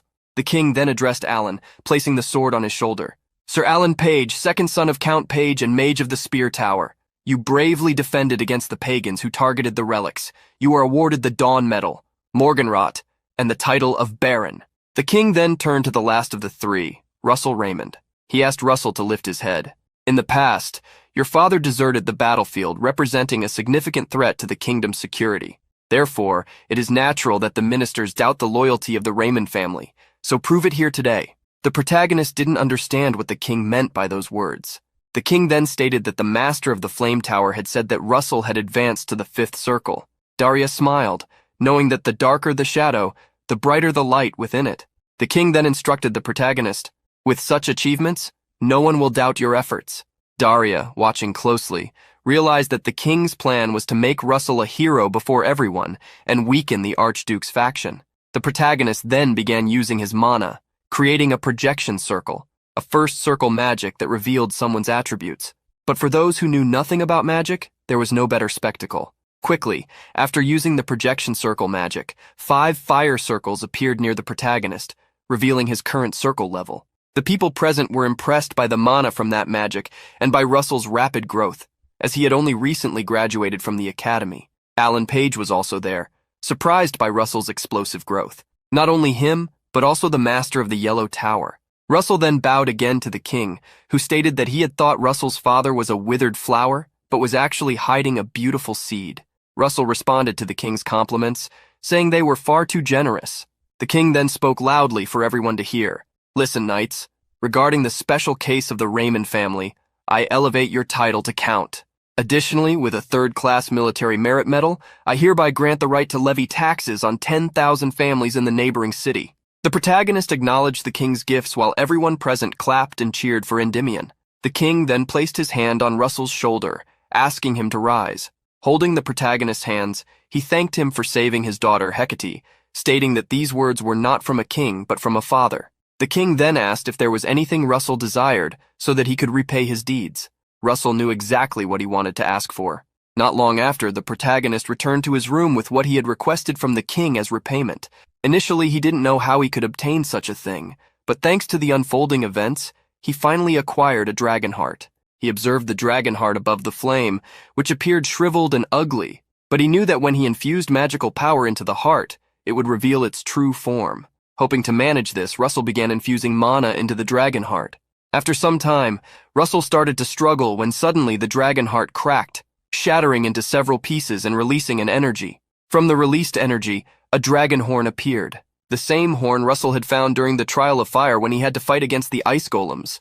Russell received a notification stating that the dragon heart had revealed itself and that he had obtained the forgotten king's horn, an essence of lightning. Russell sat in a lotus position, trying to assimilate the essence of lightning. His eyes were closed as he absorbed the energy from the horn. Compared to the time when he had to absorb the essence of fire, this was much easier. Russell opened his eyes and let out a sigh of relief. Raising his hand, he could feel the powerful, thunderous energy flowing through him. He was impressed, as even without absorbing all the essence, it had already filled 1/3 of the 5th circle. While absorbing the energy, Russell received a notification that he had reached the absorption limit of the lightning essence. Any mana beyond the absorbed limit would reside within him as a dormant power. The intermediate understanding of the lightning attribute had been reached to the limit, advancing toward advanced attribute understanding. Fire spread over some things in the protagonist's room. With a growl, the small dragon spirit, Pepper, grew to the size of a bed. The protagonist was surprised, asking if Pepper had been affected by the lightning power. The dragon nodded in response. Pepper quickly flew out, passing through a window and heading for the garden. He then took to the skies. Russell quickly ran to the window to look for Pepper, who had already returned. Pepper then pounded his chest, prompting Russell to ask if the spirit wanted him to ride on him. The dragon grabbed Russell by the shoulders and quickly flew up into the sky. Russell was extremely worried, but his concern dissipated when he saw the city from above. Being carried by Pepper, Russell noticed that not only had the dragon grown, but his flying skills had also improved. He realized that with Pepper now larger, he would be easier to spot, and wondered if he should be concerned about that. Suddenly, Pepper's eyes glowed with flames. The dragon's wings also began to merge with the protagonist's body. Quickly, Pepper's wings enveloped Russell's body, creating 4 wings on the protagonist's back. Russell was amazed by the wings created by the fire spirit, asking Pepper if he should call them spiritual wings. The spirit then let out a growl. Russell started feeling confident. He had obtained the essence of lightning, reached the intermediate level of the 5th mana circle, and now possessed spiritual wings. With this power, he felt he could face any opponent without fear. At the Tower of Flames, a man approached Daria, stating that he had heard she had a mission for him. Daria then instructed him that the mission was to escort Count Kimberly, a special envoy from the Kingdom of Kiel. She explained that although the national forces of Kiel were weak, they maintained their position as a neutral nation due to abundant mana production. But apparently, Marquis Jorio Comanche of the pro-Empire faction had attempted to bring the Empire into Kiel, so rather than falling under the Empire's control, Count Kimberly might have thought it was better to ally with Endymion. The mage, heading out for the mission knowing it involved the Kingdom of Kiel, was aware it would not be an easy task. At that moment, Russell called out to Hubert. The man then returned to greet the protagonist, as they had not seen each other in a long time. Russell asked if Hubert was heading to the Kiel Empire, and Hubert was surprised, asking how the protagonist knew about it. Russell then asked if he could go with him, as Daria had already given her permission. From what Russell remembered, Hubert had lost his life on this mission. The protagonist then received a mission to return alive with Hubert from the unknown danger. Russell knew there was no reason to prevent Hubert from going, so the only thing he could do was accompany him. The two traveled together. Hubert used magic to run on top of the trees, while Russell used his newly acquired spiritual wings to fly above them. Hubert confirmed they were almost at their destination, expressing relief at having Russell by his side. The mage then asked the protagonist why he had joined this mission. Russell didn't say much, only responding that he wanted to achieve new accomplishments, and that he had never been on a mission with Hubert before. The protagonist then flew faster than Hubert, stating that he would go ahead to check the situation. Russell knew that a failure in the mission would result in the tragedy that had befallen Hubert, and the Empire would interfere in Kiel's internal affairs. This meant there was a high probability the Empire was involved in what happened to Hubert. Russell then decided he had a single mission: to protect Hubert. Upon reaching a clearing, Russell saw several people fighting from above. There, he could begin his mission, to eliminate all the Empire's trash. Extending his hands forward, several fire cones were fired as Russell used the magic flare cannon. He would do this to prevent Hubert's life from being threatened. After defeating the enemies, Russell descended, along with Pepper, who had returned to a small form. Introducing himself as Russell Raymond, a mage from the Tower of Flames, he asked a man if he was Count Kimberly, as he was there to escort him. The Count was aware of Russell's fame. He then thanked him, stating that as soon as he had left the castle, people had started to follow him. While they were talking, Russell felt something coming from the forest. He turned and asked Count Kimberly to wait a moment. In the forest, Russell sensed an aura. The owner of that aura must have been at the same level as Spandam, or perhaps even more skilled. Among the trees, in another clearing, several soldiers from the Kingdom of Kiel surrounded a red-haired man who had appeared, trying to buy time. The man in red laughed, as if he were facing easy prey. He then attacked with his sword, making horizontal cuts. Russell finally remembered who this man was. As he recalled, the man had quickly defeated all the soldiers and destroyed several trees. Russell was sure the man who had caused the tragedy that befell Hubert was the Empire's swordsman McCrae Hughes. Hubert finally arrived where Russell and Kimberly were, introducing himself. Kimberly, also introducing himself, thanked Hubert for helping him. Hubert then looked around, seeing the defeated men. He was able to understand the scene. They were up against the Imperial army. Kimberly was extremely frightened by this. Russell then had a hunch. The Empire wasn't trying to hide its identity, apparently because it didn't think it was necessary, or because things were so urgent for them that they didn't need to bother. Isn't that right, Princess? Russell looked at the carriage to confirm his suspicion. A young woman with golden hair and green eyes stepped down from the carriage. Actually, you are as extraordinary as the rumors say. Let me introduce myself formally. I am Princess Camilla of the Kingdom of Kiel. The four quickly ran through the forest. Kimberly recounted that Marquis Mage was trying to consolidate power by having his son marry the princess. With the Empire's support, his cruelty could be unparalleled. Kimberly, who was being carried on Hubert's back, continued to speak. He then stated that they had already gotten rid of their pursuers, asking if there was any reason for such urgency. Hubert replied that since they had been pursued since leaving the fortress, there must surely be other groups.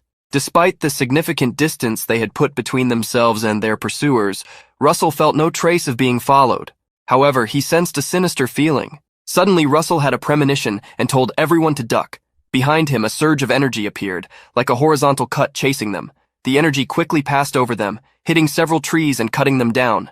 With the impact, an explosion occurred, destroying many of those trees. Hubert then lowered Kimberly from his back, telling him to run, as he and Russell would handle the situation there. Kimberly and the princess began to flee, while Russell and Hubert took a battle stance in front of the man who had appeared. Hubert was frightened, facing the man he referred to as a disaster in human form, the great swordsman of the Empire, McCrae Hughes.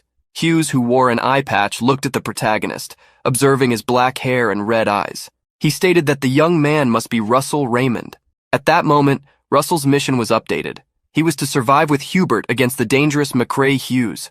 The protagonist felt immense pressure just from Hughes's gaze. The man then stated that he would make Russell pay for taking the life of his disciple. In the next moment, Hughes made a horizontal cut using the magic sword Chemacy. Russell didn't stand still. He placed his hand on the ground using the magic earthquake and made a second casting to create a protective shield. Several stones jumped from the ground, being hurled at Hughes, who had to defend himself. He quickly sliced through the rocks.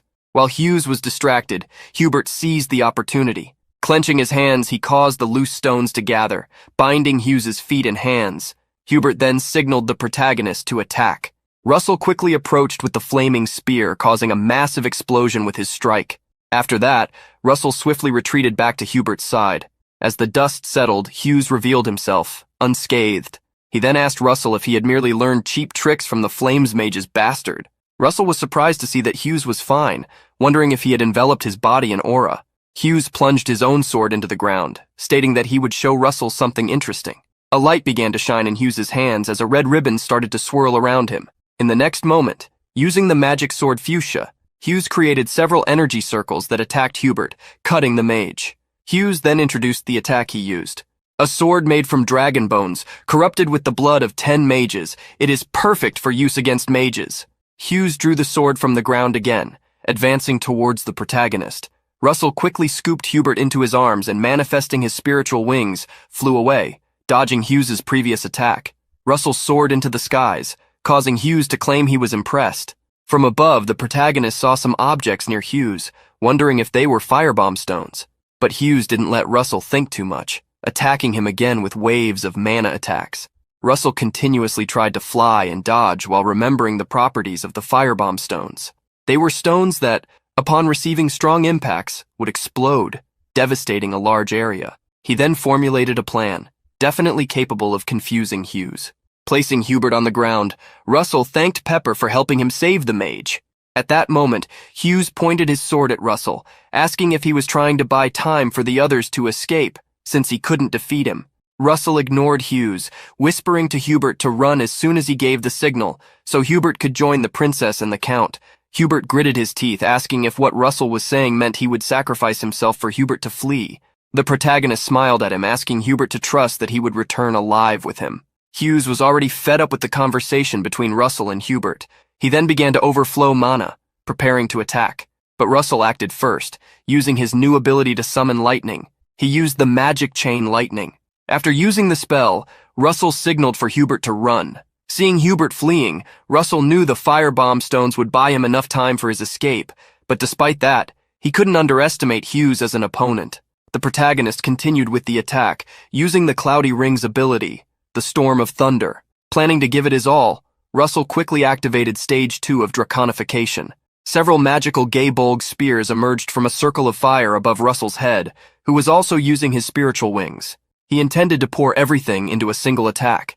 He gathered all the spears and launched them at Hughes, causing a massive explosion in the forest.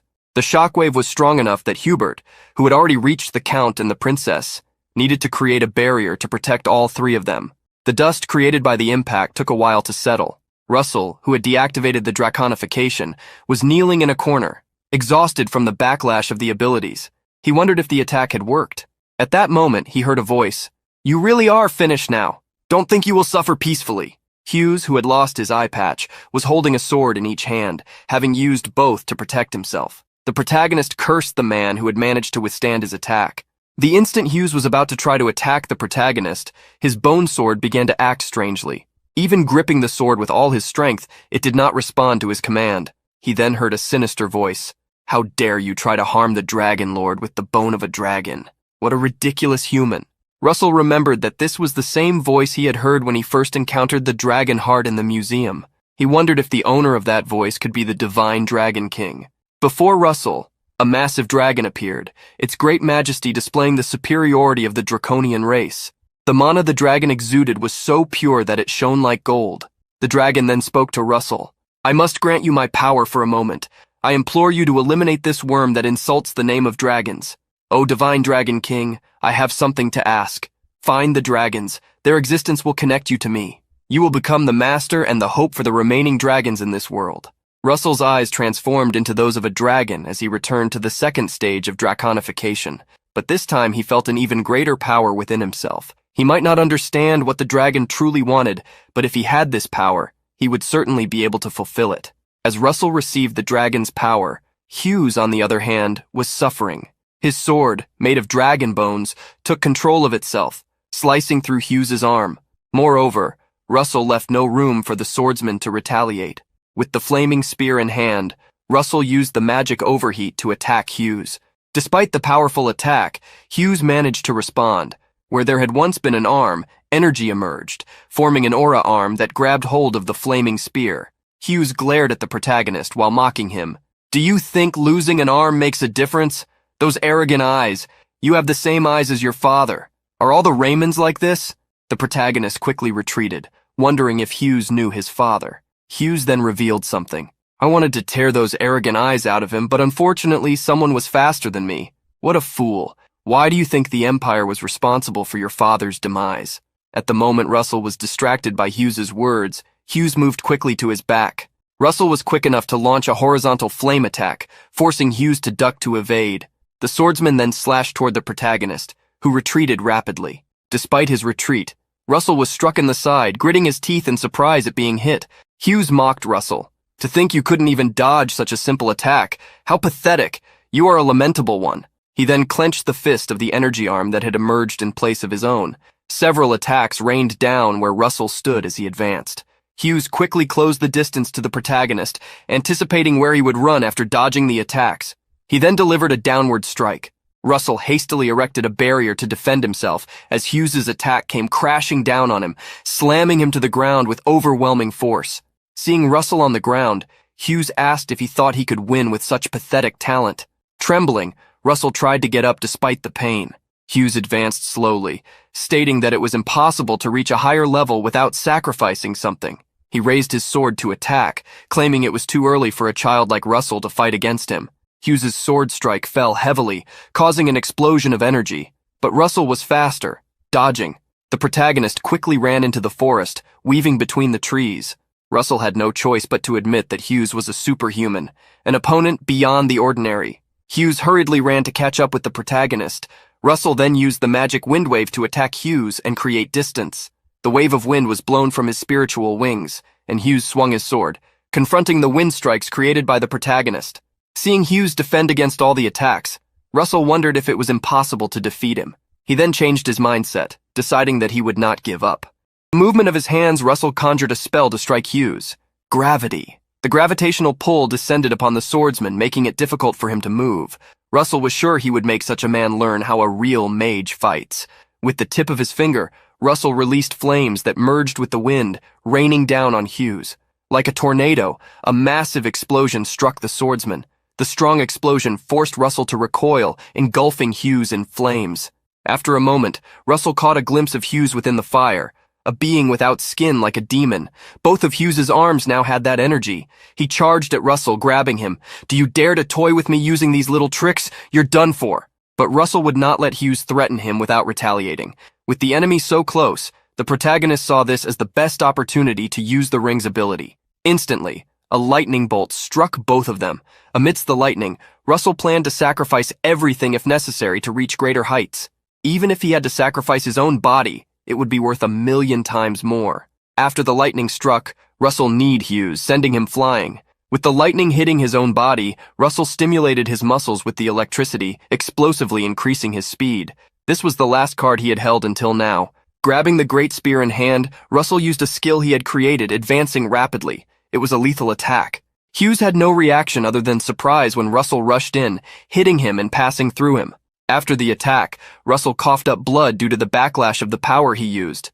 Despite this, Hughes was perfectly fine, laughing. Russell had fallen to his knees before this monster. At that moment, Hughes quickly approached the protagonist, pushing his head against the ground. Russell was desperate, trying to use his power again. At that moment, a voice emerged from behind the two fighting. "Still looking like a beast, aren't you, Mr. McCry, Hughes?" A strong attack of stones struck Hughes in the stomach, sending him flying. As he fell to the ground, the energy creating a new arm for Hughes evaporated. He looked at the man before him, surprised. The man looked down at Hughes, asking how it felt to crawl on the ground like an insect. The bald man, the master of the Yellow Tower, was ready to put an end to Hughes. He channeled a final attack against the swordsman, hitting him. The master of the Yellow Tower looked around, observing all the destruction caused, and remembered the state Hughes was in when he arrived. He then thought to himself, "Unbelievable. To think he pushed McRae to such a point all on his own. You did something great, Russell. Your desperate fight changed the fate of Endymion and Keel. Now no one can doubt your abilities."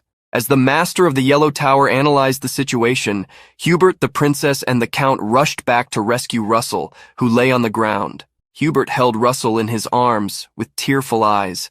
The protagonist was happy to see his former teacher, while the master of the Yellow Tower was sure of one thing: this was the true birth of a hero. 10 days after the incident, the protagonist had still not fully recovered, despite being focused on his healing. Because of this, he realized how formidable the barrier was to becoming a superhuman. Remembering the battle, Russell knew that if Sir Niccolo had not arrived in time, he would have emerged defeated. Before that battle, Russell thought he had become stronger, but there was still a long way to go. He then recalled what the dragon had said about finding the dragons. According to the information Russell had, the dragons should be extinct. He wondered if there were still any dragons alive. After some time, Russell received a visit from Hubert in the infirmary. He told his former teacher about what Hughes had said regarding his father. Hubert was unsure whether the incident with Russell's father had been caused by the Empire. Russell shared with the professor what Hughes had asked him, whether he thought it was the Empire's fault. Hubert then thought carefully and stated that it could simply be a provocation. But in any case, they should be cautious. Hubert then suggested that they investigate secretly through the Flame Tower. Hubert revealed that Daria was very worried and was happy to see that Russell was well. He then handed a letter to Russell. The protagonist asked what it was, and Hubert informed him that it was an invitation to the royal banquet. On the day of the royal banquet, the protagonist made his presence known at the occasion. He felt uncomfortable in the beautiful, formal clothes he wore, perhaps because he was used to wearing robes. Thus, he was constantly adjusting the bow tie of his fine outfit. Seeing Russell alone, Daria approached him, praising him for always doing incredible things. She gave a big smile, stating that as his teacher and the master of the Flame Tower, there was nothing more rewarding. While they were talking, someone interrupted them, calling for the master of the Flame Tower. Daria was surprised by the presence of the man she called Jillian, stating that she couldn't believe she was seeing him at the banquet. The man with long green hair tied in a low bun said he couldn't resist the urge to see the rumored divinity. The protagonist couldn't believe that the man before him was Jillian. He then asked the man if he happened to be Jillian Pearlson. Jillian expressed happiness that Russell knew him, as it would make the conversation easier. It was hard not to know Jillian Pearlson, the master of weapons, a superhuman practitioner of aura who could handle 18 types of weapons. Russell was impressed that such a strong individual had sought him out first. Jillian revealed that he had heard Russell had made McCry suffer difficult times. The protagonist smiled, stating he had just been lucky, but Jillian responded, nodding that luck only favored the skilled. Jillian then gave a maniacal smile. "You did a good job getting rid of that bastard. McCray and his disciple were just trash." Hearing such words within the palace, Russell felt as if he were listening to mercenaries speak, not someone from royalty, but he merely nodded, affirming that Jillian was right. Jillian then squeezed the protagonist's arm muscles, asking if he was training with a spear, as his muscles were well developed. The protagonist then stated that he was only at the stage of repeating basic spear techniques. Jillian praised him, saying that the basics were important, but that to surpass limits, he needed to learn properly. He then handed a ring to the protagonist, stating that if he ever needed guidance, he should take the ring and seek him out. Holding the ring, Russell asked why Jillian was showing him such consideration. Jillian stated that it was not consideration, but rather like putting extra fertilizer on a promising tree. Hearing such an association, Daria let out a light laugh. To her, Jillian was like a true warrior disguised as a noble. The protagonist then accepted Jillian's favor. As the three conversed, an announcement was made. The brilliant son and ruler of Endymion, His Majesty the King, has entered the hall. The king, followed by Princess Hecate, crossed the hall as everyone bowed to greet them. As the princess walked, she glanced around as if searching for someone. She then smiled when she found who she was looking for, greeting Russell. The king ascended to a podium, while Russell and Hubert knelt before him. Before everyone, the king acknowledged their contributions to the alliance with Kiel and the recent victory. "Hubert, you will receive 500 gold coins, 100 fine horses, and the right to collect taxes from 1,000 families in the southern part of the kingdom." Hubert thanked the king for his generosity, who then proceeded to reward the protagonist. "As for you, Russell, 3,000 coins will be guaranteed, and by this means I designate 3 cities in the west of the kingdom as the county of Raymond, which will be under your authority." The protagonist was surprised by such a reward. A servant of the king then handed a document to the protagonist, which contained the names and locations of the 3 cities included in the county. Russell thanked the king for his generosity. He smiled, for he had finally obtained his own land, one step closer to restoring his family. The king, holding a drink, stated that these rewards should be sufficient, and raising his drink, continued with the banquet, a celebration for the great victory. He urged everyone to enjoy themselves. In the grand banquet hall, several people were dancing. In a corner, the princess sat in a golden chair, with a lady beside her. The lady, seeing the princess's expression, asked what was troubling her. The princess then pointed in the direction where the protagonist was, stating that Count Raymond was very popular. Raymond was surrounded by women, and the princess was irritated, saying that Raymond should refuse the girls if he didn't like the situation, questioning what he was trying to do. The lady then asked the princess why she couldn't invite Raymond for a dance, but the princess replied that she would simply wait. She raised her finger, counting that it was said one should not be aggressive when it came to a young man, as sometimes waiting quietly was a virtue of an older man. The princess's companion found such words strange, asking where the princess had learned that. As the two conversed, they saw Russell leave the center of the girls and head toward them. Russell then approached the princess, extending his hand and asking if it would be all right for him to ask her for a dance. The princess gave a beautiful smile as she took his hand, glancing at her companion and recalling what she had just said. Russell and Hecate made their way to the center of the hall to dance. As they danced, the princess stated that Russell seemed to have a question for her. Having been discovered, Russell reminded the princess that she had said she would take care of him and wanted to know why she had said that. The princess asked why Russell would ask such a question, asserting that he was quite capable for his age, despite having other reasons. She then placed one of her hands on the protagonist's face, her fingertips touching the hair behind his ear, causing him to blush. She looked into his eyes as she whispered for him to hear. "I find your face quite pleasing, you know?" Russell was surprised by the princess's compliment. She moved even closer, holding him by the waist and looking at the protagonist with a charming gaze. "I don't know if you're aware, but a woman doesn't say this kind of thing to a man she has no interest in. Even if a woman does, I'm not that type. I'm not asking for an answer now. I just hope your response will be positive." After the party, Russell was sitting outside the palace by a fountain.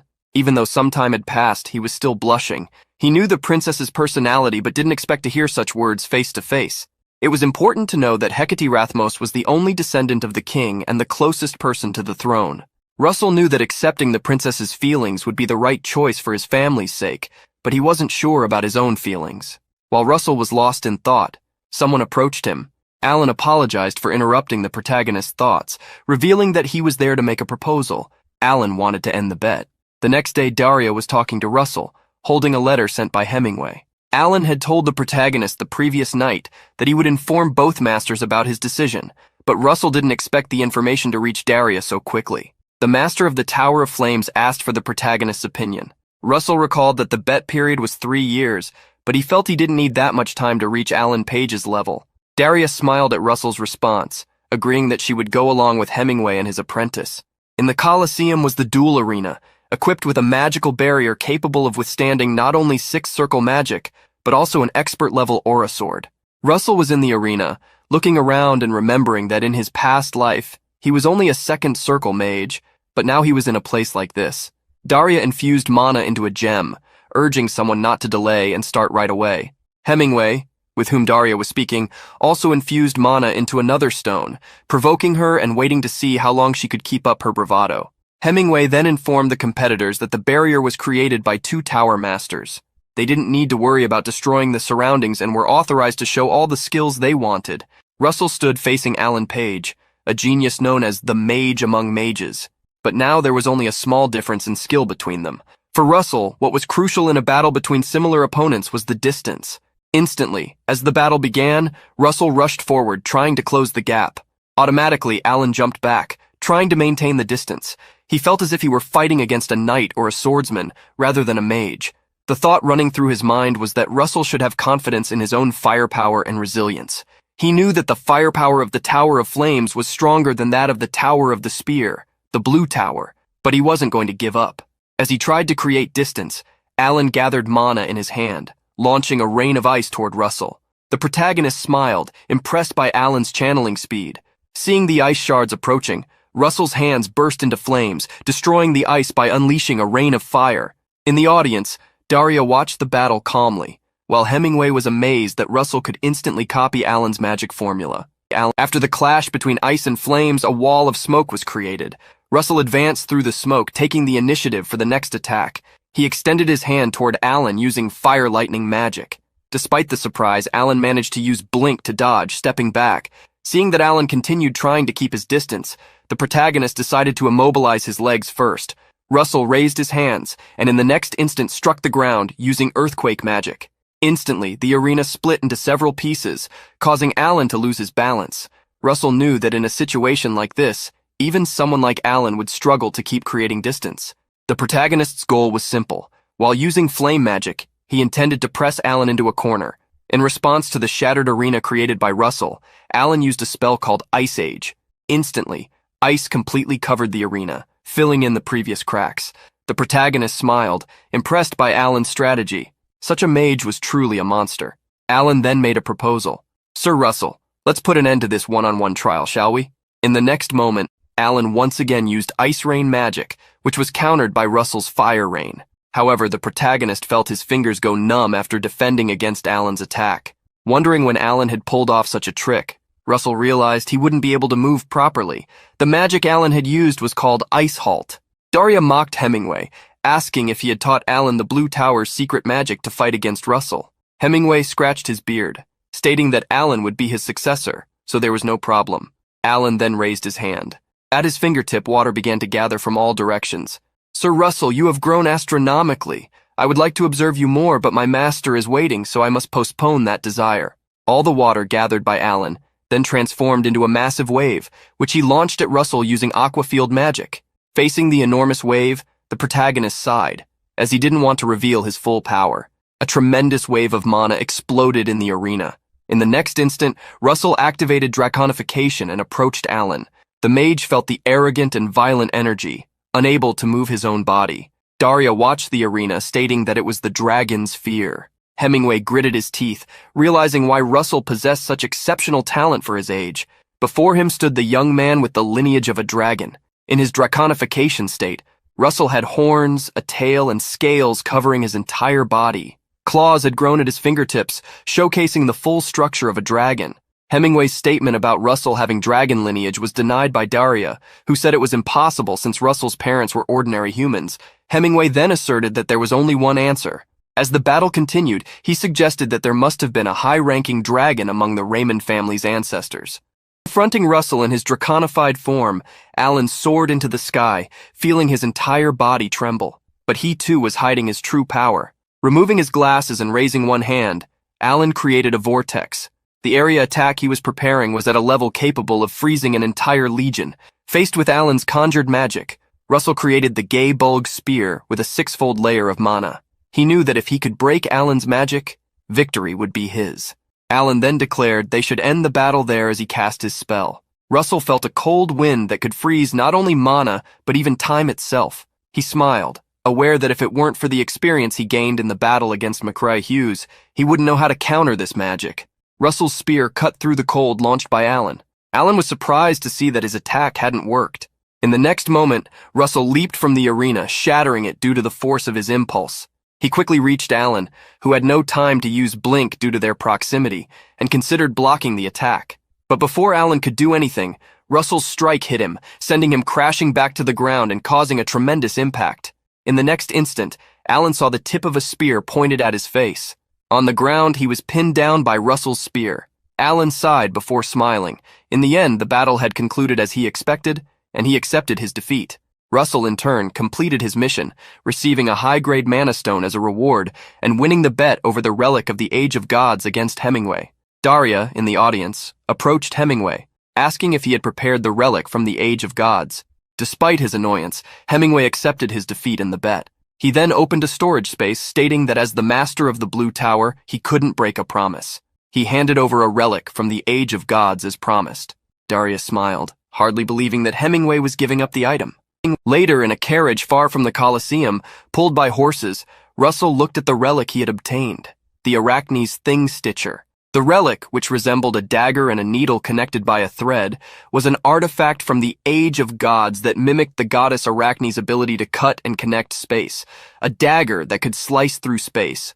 Russell tested it by cutting the space and managed to see the carriage from above. There was a needle connected to the dagger by a chain, which, when imbued with mana, could stitch the space back together. Even a spatial cut was extraordinary, but Russell knew that if he used it well, it would be very useful in ambushes or defense. After testing the relic for a while, Russell heard the coachman announce that they had reached their destination, the Autumn Moon Castle. Inside the castle, Russell saw various weapons scattered everywhere. He thanked the host, Jillian, who was already aware of the news of Alan's defeat by Russell. The protagonist acted humbly, stating that he had been lucky. Russell looked around the space, which had a special floor and numerous weapons, and asked if this was Jillian's office. The weapons master confirmed, asking why Russell had asked. Russell then said he was just curious because with all the weapons, it looked more like a training room than an office. While picking up a spear, Jillian explained that it wasn't like this initially, but as he continued to train, the weapons had piled up over time. Recalling that Russell had mentioned using spears, Jillian handed one to him, prompting Russell to ask why he was suddenly giving him a spear. Snapping his fingers, the weapons master explained that, to train someone properly, it was necessary to know their current level. He then invited Russell for a duel. The truth was that Russell had come to the castle because he had received an invitation from Jillian. Now, he understood the real reason behind the invitation. But either way, it was a great opportunity for Russell to receive guidance from a weapons master. Spinning the spear and assuming a battle stance, he was sure that using this opportunity to improve his spear skills would greatly benefit him in future battles. Observing Russell's stance and gaze, Jillian praised him, stating that he would let the young man make the first move. Taking the opportunity, Russell charged forward. But the outcome was as expected. He was thrown back along with his spear. Even without using magic, he couldn't believe that Jillian had defeated him so easily. This was the true power of a weapons master. The protagonist then asked Jillian what he thought. The weapons master commented that Russell's sharpness and flexible thinking were good, but he didn't seem to have the talent for wielding a spear. However, Jillian praised Russell, saying he was impressive for someone self-taught. Jillian chuckled to himself, thinking it would be quite entertaining to watch Russell. Jillian then asked a question that surprised Russell. "You didn't expect me to teach you for free, did you? I'll train you once a week, and in exchange, you'll spar against our knights." Hearing Jillian's offer, Russell didn't think it was a bad idea to fight against knights, though he knew that just training wouldn't make them equals. Russell then surprised Jillian by making a request. Not long after, outside the castle, all the knights were gathered. Some people were commenting that it was because Sir Russell was visiting the Lord. Others, who had heard rumors, asked if Russell was the mage who had blown up McCry Hughes's arm, while some whispered that Russell had horns and breathed fire. When Russell and Jillian arrived where the guards were assembled, everyone immediately fell silent and greeted Lord Gillian in unison. Seeing that everyone was present, Jillian announced that, from that day on, everyone would have 2 duels against Russell. In the first battle, they would use magic and aura. In the second, they would not. The knights were surprised, asking if a battle without aura and magic would put Russell at a disadvantage. The reason Russell had requested this was to train and improve his skills rather than gain experience. Therefore, not using magic was better. He then introduced himself to everyone. "I am Russell Raymond, and I look forward to your guidance. Well, shall we start now?" Of course, besides improving his own spear skills, Russell had also received a mission to fight against the castle soldiers, so he would do just that. One of the first knights Russell fought against was a swordsman named Rohakan, a 4th-rank knight.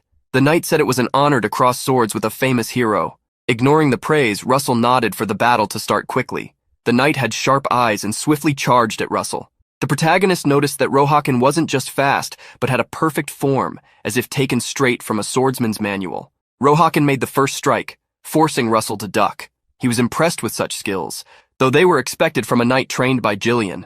But Russell was not inferior. After dodging the attack, he countered. Rohakan fell to the ground, with Russell's spear pointed at him. The protagonist then asked if the young knight wanted to continue. Rohakan declined, accepting his defeat. Meanwhile, the other knights commented on Russell's movements, understanding why he wanted to train without using magic. Jillian observed the knights, who were no longer making jokes. This was natural, after their pride had been wounded by losing to a mage in a battle of pure martial skill. Jillian still remembered the moment Russell had asked to fight the knights without using magic. He had agreed to such a proposal purely for amusement, but in the end, it had become a great motivation for everyone. After the protagonist's fight against Rohakan, someone stepped up to challenge Russell. As the man approached, some knights were surprised to see Vincent, a 2nd-rank knight, volunteering to fight. They wondered if Vincent thought that 3rd-rank knights weren't enough to handle Russell. Vincent was a mature man with long hair and a strong build. Being in the 2nd rank meant he was as strong as a vice-captain of the Knights Order. Russell thanked Vincent for the challenge, knowing it would be a great experience. Quickly, night fell. Russell returned to the castle with Jillian, who was impressed that he had tied with Vincent, admitting he had underestimated Russell.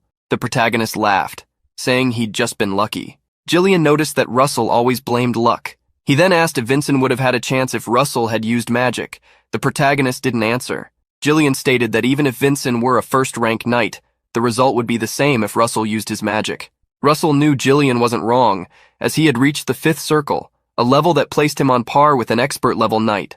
Jillian then instructed Russell not to speak of himself at such a low level, noting that excessive humility could turn into arrogance. As they talked, they arrived in front of an iron door with a large helm on the front, used to open it. Turning the helm and opening the door, Jillian revealed it was time to show the gift he had prepared for Russell. The large door guarded a vast library filled with books Jillian had collected during his youth while traveling across the continent. Russell was impressed by the number of books. Jillian then pointed out that the books about spears were on the left side and told Russell to pick one to study. Approaching one of the shelves, Russell knew it would take a long time to read all the books, so he decided to focus on finding guidance in the art of the spear. Jillian, seated at his desk, asked if Russell had chosen the spear books. Russell then showed the 2 books he had picked. Jillian was surprised. One was called Art of the 6 Unions Breaking the Heavens, and the other was La Mancha, stating that both were good books.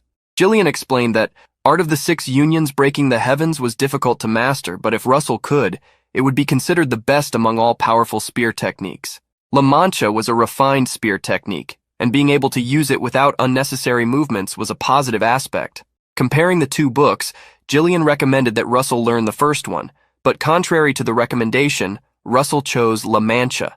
To Jillian's surprise, Russell stated that as a mage, he believed a refined spear technique that could be used flexibly depending on the situation was more suitable for him than a powerful spear technique. Noticing that Russell had made a rational choice instead of opting for something stronger, Jillian realized the protagonist thought like a mage. He patted Russell's shoulder, expressing respect for his decision and encouraging him to learn La Mancha now. Russell was surprised that Jillian gave him the book without hesitation. Whenever he met Jillian, he felt that this master of arms was very generous. However, Russell realized the book wasn't free when Jillian reminded him to fight against the knights. Time passed, and Russell had already bid farewell to the castle. During a winter journey, he trained silently with Arachne's relic inside a carriage. The protagonist's movements were like a dance, swinging and cutting, thrusting and blocking. Such simple movements came together to form a line. But at this point, he found himself stuck again. It had been a year and a half since he had received the book La Mancha from Jillian. Just memorizing the forms was an achievement in itself, but to perfect the spear technique, true understanding was necessary. For that, totality was the ideal, but Russell had many distractions. Currently, he had a mission that required him to become a 6th circle mage. He needed to overcome the barrier he faced and advance. Becoming a 6th circle mage wasn't just a matter of training and enlightenment. There was no simple solution to it. Additionally, Russell also faced the issue of the request made by the dragon who had given him power in the battle against Hughes. To find the dragons that would connect him to become the master and the hope of the dragons in the world. Russell wondered how he could find traces of dragons. During this time, he had researched ancient books and found 4 places where such traces might be found. Currently, 2 of them had already been checked, but nothing was discovered. The only ones left were the Gorge of the Red Mountain Belt and Kuril Island. Kuril Island seemed the most promising, but exploring it at his current level would be dangerous for Russell. Therefore, he was postponing his trip to Kuril Island until he reached the 6th circle, heading to the Red Mountain Belt Gorge in the meantime. He was determined to explore the depths of the underworld. When Daria learned of Russell's intentions, she was concerned. The underworld was the land of the dwarves, so humans could not easily enter. Despite knowing this, Russell was determined to go. Daria then advised Russell to visit the Master of the White Tower if he really intended to go there. She was a half-blood of the fairy race, so this might mean something. Russell knew that dwarves were part of the fairy race, so Daria had a point. While Russell looked at the gigantic white tower, he was surprised by a sudden attack. Daria, who was at home, had forgotten to warn Russell about someone he would end up meeting upon arrival. The person who attacked Russell was actually Ulson, who hugged the protagonist from behind. The 2 boarded a platform that served as an elevator. Russell learned from Ulson that he had signed up for a research trip to the underworld. Ulson then stated that such a journey was supposed to be solitary due to the research location, but with Russell by his side, he wouldn't be bored. Curious, the protagonist asked if Ulson had met the Master of the White Tower before, and with Ulson's confirmation, Russell asked what this master was like. Olsen thought for a moment, trying to choose his words carefully. She's a bit of a girl, though eccentric. Well, you'll understand when you meet her. At that moment, the elevator reached the platform, and they entered the White Tower. The interior of the tower was very luxurious. The walls were painted white and adorned with golden decorations. Moving toward the center of the hall, there was a woman sitting on a beautiful sofa, hugging a plush toy. She then welcomed Olsen and Russell, who was impressed by the small fairy with white hair and pointed ears, dressed in green clothes. The master of the White Tower who controls the wind and spirits was Amelia Merwin. Looking at Amelia, Russell felt a sense of pure mana only found in elves, likely due to the fact that Amelia was half human and half elf. Hearing Amelia's welcome, Olsen laughed, stating that Russell really must be famous. Amelia, who was seated, then floated toward the protagonist. She stared at him, asserting that it wasn't because he was famous, but because it was fascinating how a human possessed such peculiar mana. The protagonist felt uncomfortable when Amelia sniffed him. She then smiled, asking if he had made a contract with a spirit. Russell smiled back, affirming that she was right. Internally, he was impressed, as no one had ever noticed this before. Amelia stepped back a bit, asking if Russell could summon the spirit he had a contract with. The protagonist inquired why Amelia had made such a request. The master of the White Tower then stated that he could not go to the underworld using normal means. She revealed that one needed to be lucky enough to find a hidden portal, to find a map with a portal marked on it, or to possess an artifact that could locate a portal. Russell then asked if what she meant was that a spirit was necessary, since they did not have any of the three alternatives she had mentioned. Amelia confirmed that he had understood quickly. The next moment, Russell summoned the little dragon Pepper. Amelia looked at the small dragon, instantly hugging it for being so cute. She also realized that he was a spirit of intermediate grade and a mutant, which piqued her interest, while the dragon understood nothing. In a distant place, the moon shone in the sky over a castle. Inside the castle, the Archduke was pruning a bonsai. He paused his scissor movements when he noticed that something had happened. He then looked at a skull. "I thought you had manners, unlike Hypnos. What brings you here at this hour, Karen?" The skull, which was used for communication, stated that it was there because the day of the contract had arrived, and since Hypnos, the one with whom the Archduke had a contract, was busy, he was substituting for him. The skull then released an energy, delivering something to the Archduke, who, reminded of the contract, realized that it had already been 5 years. The Archduke received a blue apple, which the skull stated was time for him to eat. The Archduke brought the apple to his mouth and swallowed it. As energy circulated through his body, he gave a sad smile. "If I could continue making this great deal, I could become immortal too. It's a shame I can't because of the side effects." The Archduke then asked Karen if he had heard the news about Daria's disciple. The skull confirmed that it had, asserting that it knew everything when it came to such a woman. Karen then stated that he knew what the Archduke was worried about. The gorge bordered the Amazon rainforest, so he should be concerned that the boy might interfere. The Archduke revealed this, recalling the situation with Blaine. Karen then stated that operations were being carried out deep in the forest, away from the gorge, so it wouldn't be discovered unless someone specifically searched for it. There was no need to worry unless a certain thing was opened. The Archduke didn't understand what the skull had said, but without repeating it, the skull bid farewell, stating that there were many others to contact besides the Archduke. When the skull lost its glow, the Archduke cursed the arrogant cultist who had contacted him. The Archduke already had malicious plans for when he ascended the throne, but suddenly he noticed something. The bonsai he was trying to care for had withered and lost its energy because of the skull's malignant energy. The Archduke laughed, asserting that he had to speed things up. Elsewhere in a red desert, Olsen thanked Russell for being with him. As thanks to the protagonist, they would easily find the underworld. When they were at the White Tower, Amelia stated that, with Pepper nearby, they could track the presence of earth spirits, gnomes, and find the way to the underworld. Now inside the carriage, Russell petted the little dragon, asserting that it was all thanks to him. Olsen looked out the carriage window, realizing that they had arrived at their destination, the village of the Red Gorge. Even from inside the carriage at a certain distance, Russell could feel a mysterious power emanating from the stones. He had a good feeling that he would be able to find clues about the dragons in this place. Olsen expressed his thoughts, stating that they should go straight to the gorge without wasting time in the city. Russell agreed with the idea. The two quickly reached an uninhabited area. Russell held Pepper in his arms and then, releasing the little dragon, he would begin the search. Russell asked Pepper to track the scent of the gnomes, and little Pepper flew quickly into the sky. Olsen then stated that he didn't think Pepper would be able to sense the presence of the spirits underground at such a high speed, but the protagonist affirmed that he would probably follow. As they spoke, Olsen noticed something. Behind Pepper there were some eagles with horns. He then planned to get rid of such beasts.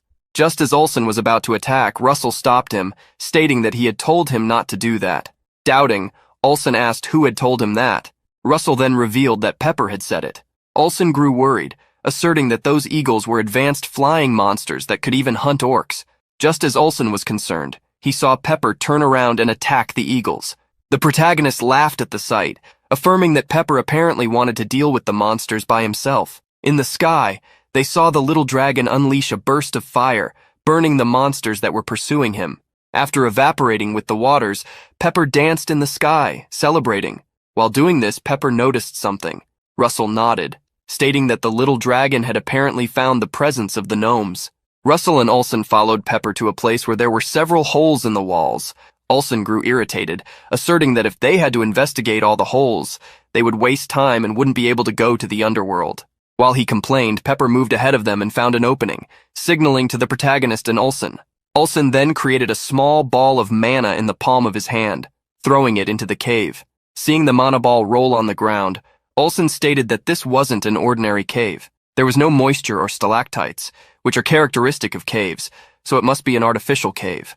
Hearing this, Russell asserted that there should be traps in the place, since the true entrance was hidden. Olsen ruffled the protagonist's hair, asking if he wouldn't enter if there were traps in the cave. The protagonist smiled, brushing Olsen's question aside and affirming that he was excited to see what the dwarves had prepared. A few minutes after entering the cave, Olsen and Russell were running from traps. They had already encountered at least 15 of them. The protagonist gritted his teeth. Initially, he thought it would be an easy task to disable the traps with magic, but he didn't expect there to be a mana control device inside the cave. At this point, Russell felt he had no choice but to use draconification. While thinking about this, he sensed a trace of mana. Russell stopped. The trace of mana was weak, but he could feel it. Olsen, who hadn't noticed this, continued running, asking why the protagonist had stopped. Upon further thought, Russell analyzed that if there were mana devices in the cave, but they hadn't been installed in that location, there was only one reason for it. He then used a combination of the La Mancha technique with the flaming spear, creating a circle of fire around him. He then executed several attacks on the cave. While attacking the cave, Russell ended up knocking down a wall. A strong glow came from the chamber they found behind the fallen wall. The glow emanated from the portal that led to the underworld. Russell knew that no matter how advanced the dwarves' technology was, they couldn't cross dimensions without mana. Therefore, the trace of mana he found was a sign that there were no mana control devices in the area. Thus, the gate was there. Olsen praised Russell for finding the portal, stating that such a discovery was something interesting to mention in the report. The two then passed through the portal. The place where they appeared was a vast underground cave, where there were hundreds or even thousands of homes. Such a cave was supported by pillars adorned with various gems that extended to the ceiling. They had arrived in the underworld.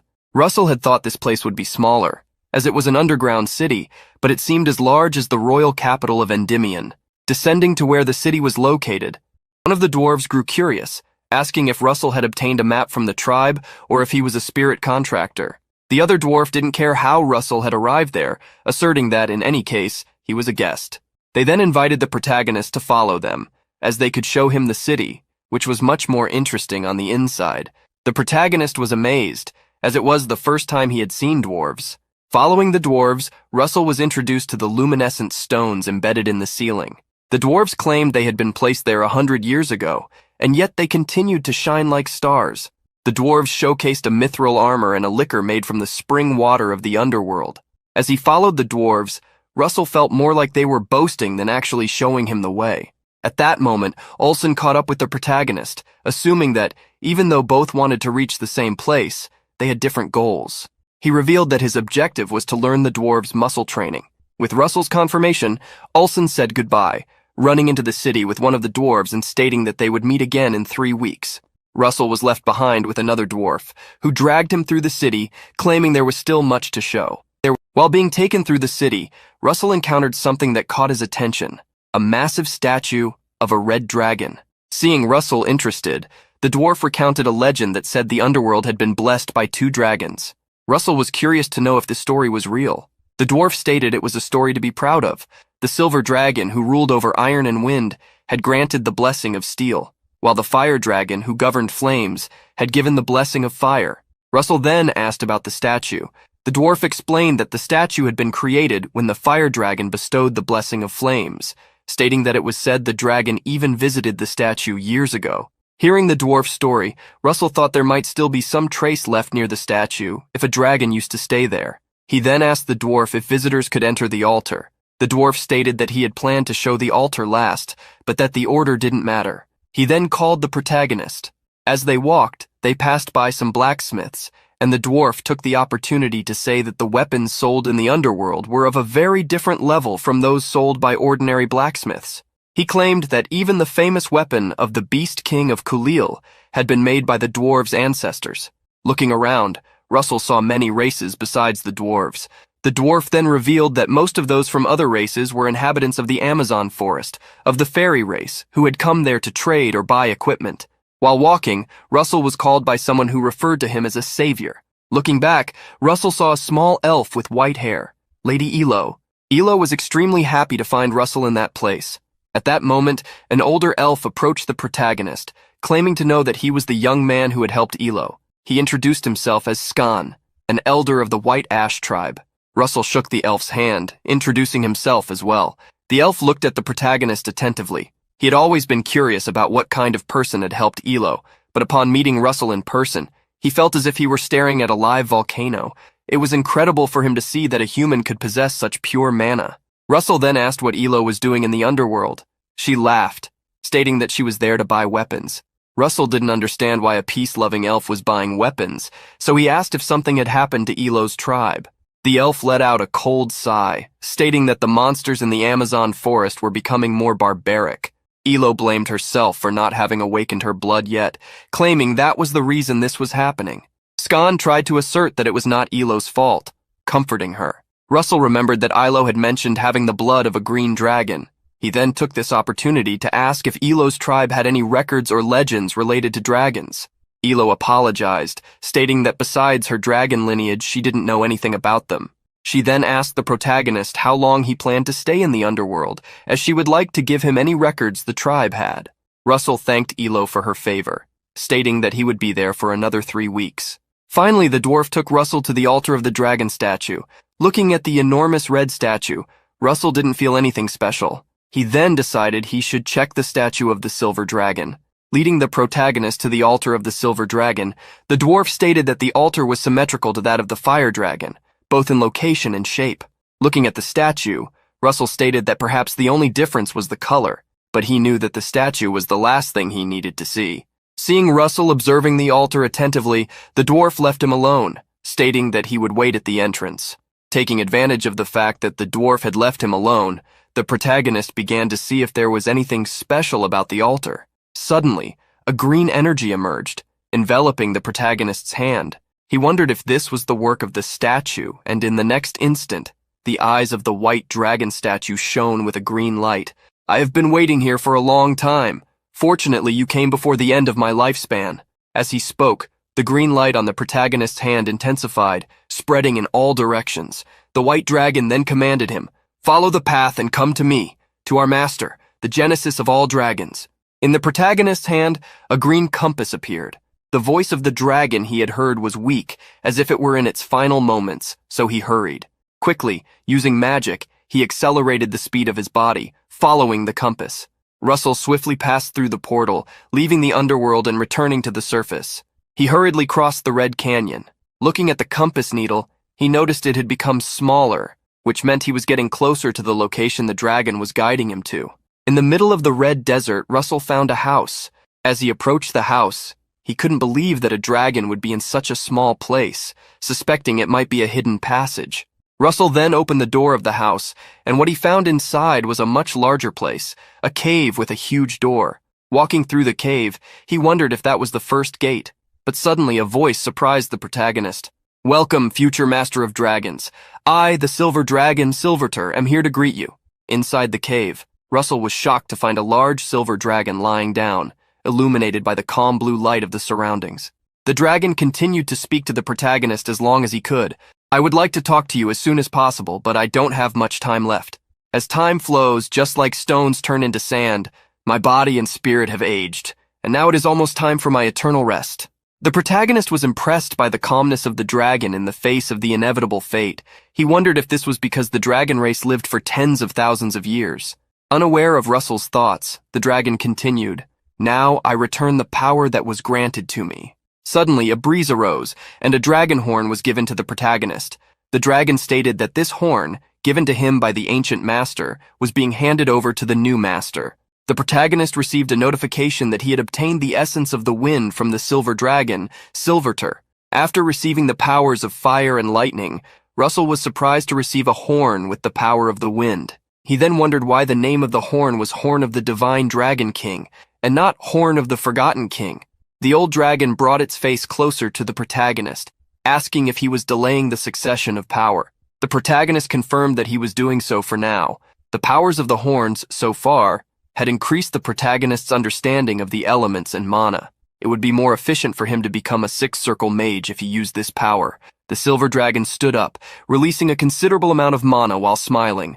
"To remain so calm in the face of such great power, you are a master worth waiting 10,000 years for. May all your wishes come true, young master." Seeing that the dragon was about to disappear, the protagonist asked him to wait, as he still had questions to ask. The dragon, however, said goodbye, stating that although his body and spirit would disappear, the missions he had were not yet complete. As the dragon dissipated, Russell heard his last words, saying he would leave the power to the child who carried his bloodline. Hearing such words, the protagonist wondered what that meant. At that moment, the energy with which the silver dragon dissipated crossed the skies, traversed the desert, reached the underworld, and going to the window of a house, found a young elf, Ilo, who received the energy in her hand.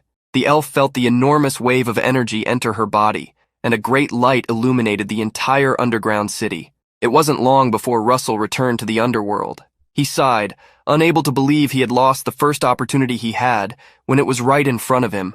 As he passed through the portal, the protagonist noticed that someone was waiting for him. The person was Ilo, who looked different. The young elf had deep green eyes and overflowing energy. She removed her hood and introduced herself, Ilo, from the White Ash tribe. The protagonist was surprised, asking what those horns that had appeared on Ilo's head were. The elf, however, knelt on one knee, and placing her hand on her chest, saluted the Dragon Lord. In the next moment, Ilo fell to the ground, unconscious. The protagonist succeeded in taking Ilo back to the underground city. Laying the young girl down to rest on a bed, he couldn't believe that the successor the silver dragon had mentioned was Ilo herself. However, the power the dragon had become before disappearing, the powers given to Ilo had still not been fully awakened. Suddenly, Ilo began to open her eyes. The first thing she saw was Russell, who was with her. She hurriedly got up upon seeing her savior. Noticing that Ilo was no longer calling him Dragon Lord, Russell understood that she had returned to normal. At that moment, Russell received a notification. The second generation of dragon. The notification stated that the elf before Russell had awakened as a second-generation dragon, but that she had not yet completed her mission. When elves became aware of their missions, they would have to decide for themselves, to awaken as a divine dragon or to remain as they were, elves. Seeing the notification, Russell thought for a moment. It was good that things remained as they were now, as if Ilo were forced to awaken. She would be linked to him, the Dragon Lord. Ilo, who remembered nothing, asked Russell why she was lying in his room. The protagonist then explained that she had fainted in front of the gate and that he had hurriedly brought her to where she was. He didn't think it would be good to tell her everything at that moment. Ilo thanked Russell for finding her. She stated that this had never happened, asking if it was because of the horns that had appeared. Ilo recalled that before losing consciousness, a silver light had flown toward her. She felt that the dragon essence inside her had awakened. Ilo then got up from the bed, stating that those she had gone to the underworld with must be worried about her, and that she needed to leave. With a smile on her face, she said goodbye to Russell, whom she called her savior. She wished that the blessings of the forest would be on that protagonist's path. The next day arrived quickly. Russell initially thought it would take 20 days to find traces of the dragons, but he had gained more time than he expected. He then decided to take the opportunity to look at one thing, the establishment of the two dwarves he had met at the entrance of the city. As Russell entered the dwarves' shop, he realized it was a forge. The dwarves, upon seeing the protagonist, asked what brought him to the forge, and he revealed that he wanted to show them something.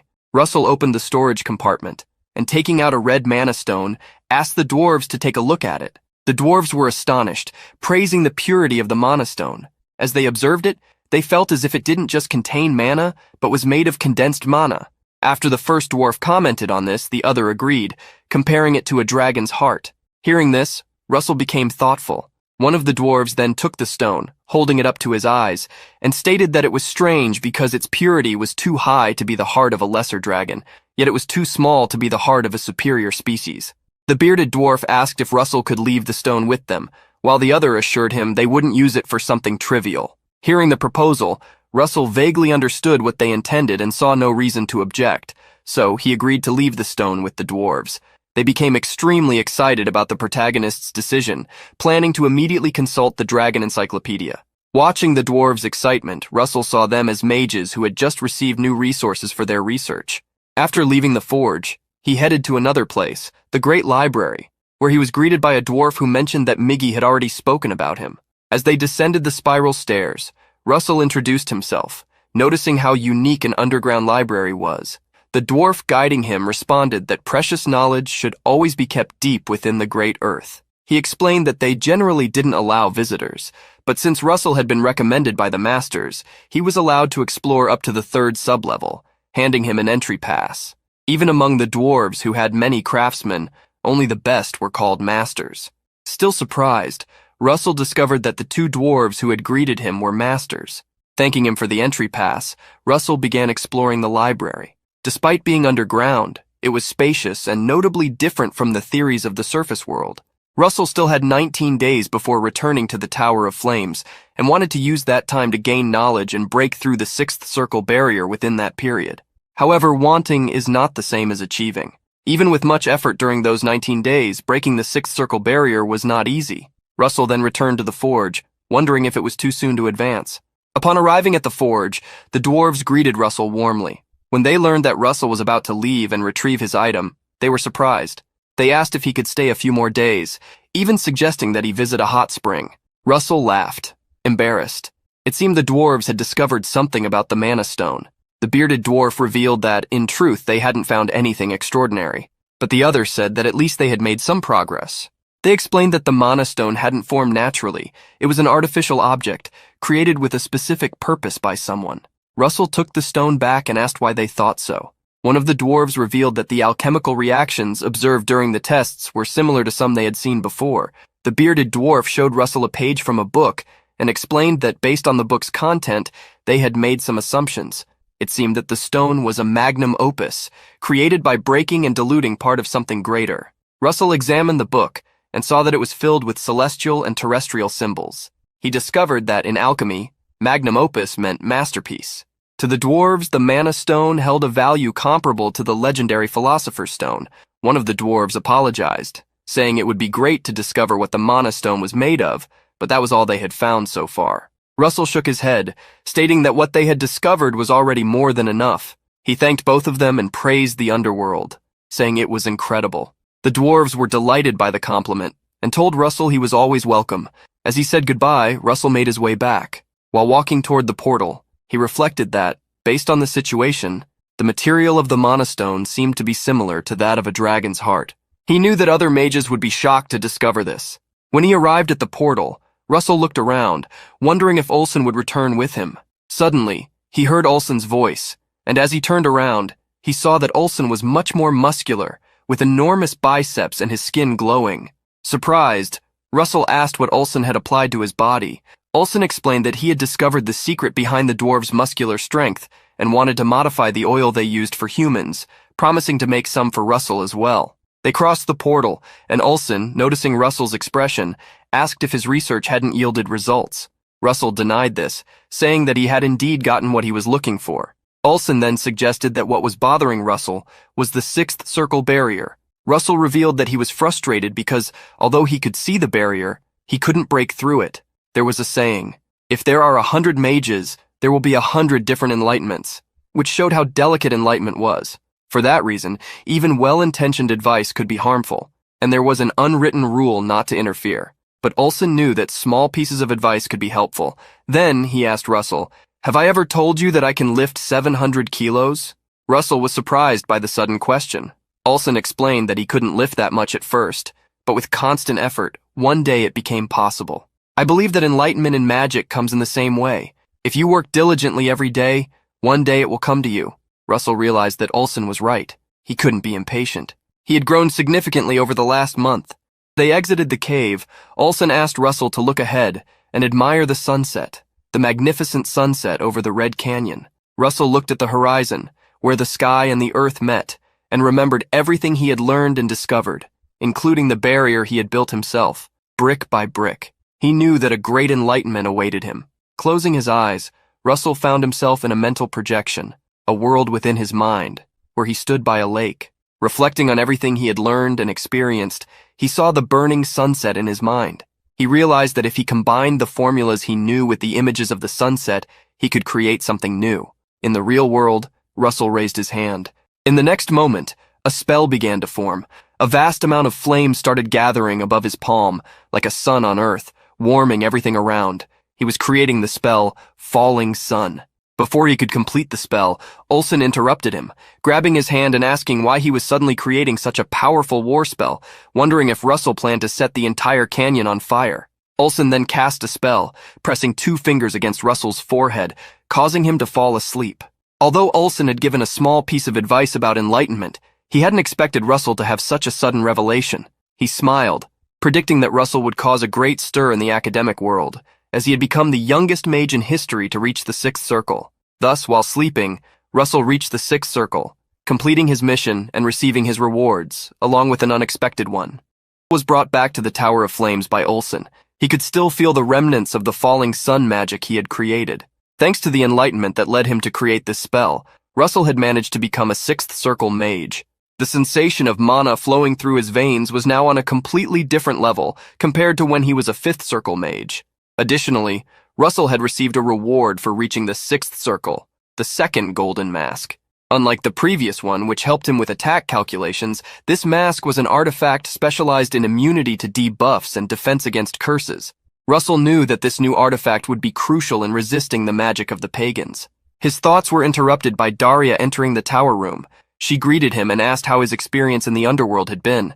She was excited, but upon seeing Russell, she was shocked to realize that he had broken through the barrier to reach the 6th circle.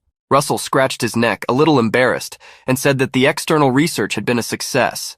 Daria was impressed. It had only been half a year since Russell had reached the end of the 5th magic circle, and she wondered if she had underestimated the protagonist's talent, as she had believed it would take him at least a few more years to advance. Even so, she was proud. Daria praised Russell, stating that he was living up to expectations as her disciple. He nodded, saying he would continue working hard. Internally, Daria was already imagining Hemingway's reaction when he found out the news, as he would certainly be furious. With a smile, Daria unleashed a surge of magical power, challenging Russell to test his newly developed abilities. It was already night when they both arrived at the training grounds outside the Tower of Flames. Russell recognized the place as the same where he had trained before the expedition to the ruins, remembering how, back then, even facing a giant had been difficult. Hearing his memories, Daria frowned and remarked that he spoke as if it were easy now. With a massive amount of mana flowing around her, she suggested raising the difficulty to match his new level. Using her magic, Daria created a sea of flames, and from the flames emerged several firewood dwarves. Russell faced the dwarves, counting at least 100 of them. Seeing his reaction, Daria warned him not to be too surprised yet. She then raised her staff, and all the fires she had created began to merge, transforming into the giant firewood king. Russell understood that Daria wanted to get straight to the point, so he started gathering flames in his hands. He raised his arms, and in response, the falling sun spell materialized. Daria, sucking on a lollipop, was impressed by the grand war magic. Russell smiled, eager to show his master the fruits of the enlightenment he had achieved. He launched the enormous fire sun toward the dwarves and the giant, and the falling sun magic completely engulfed them, destroying the battlefield.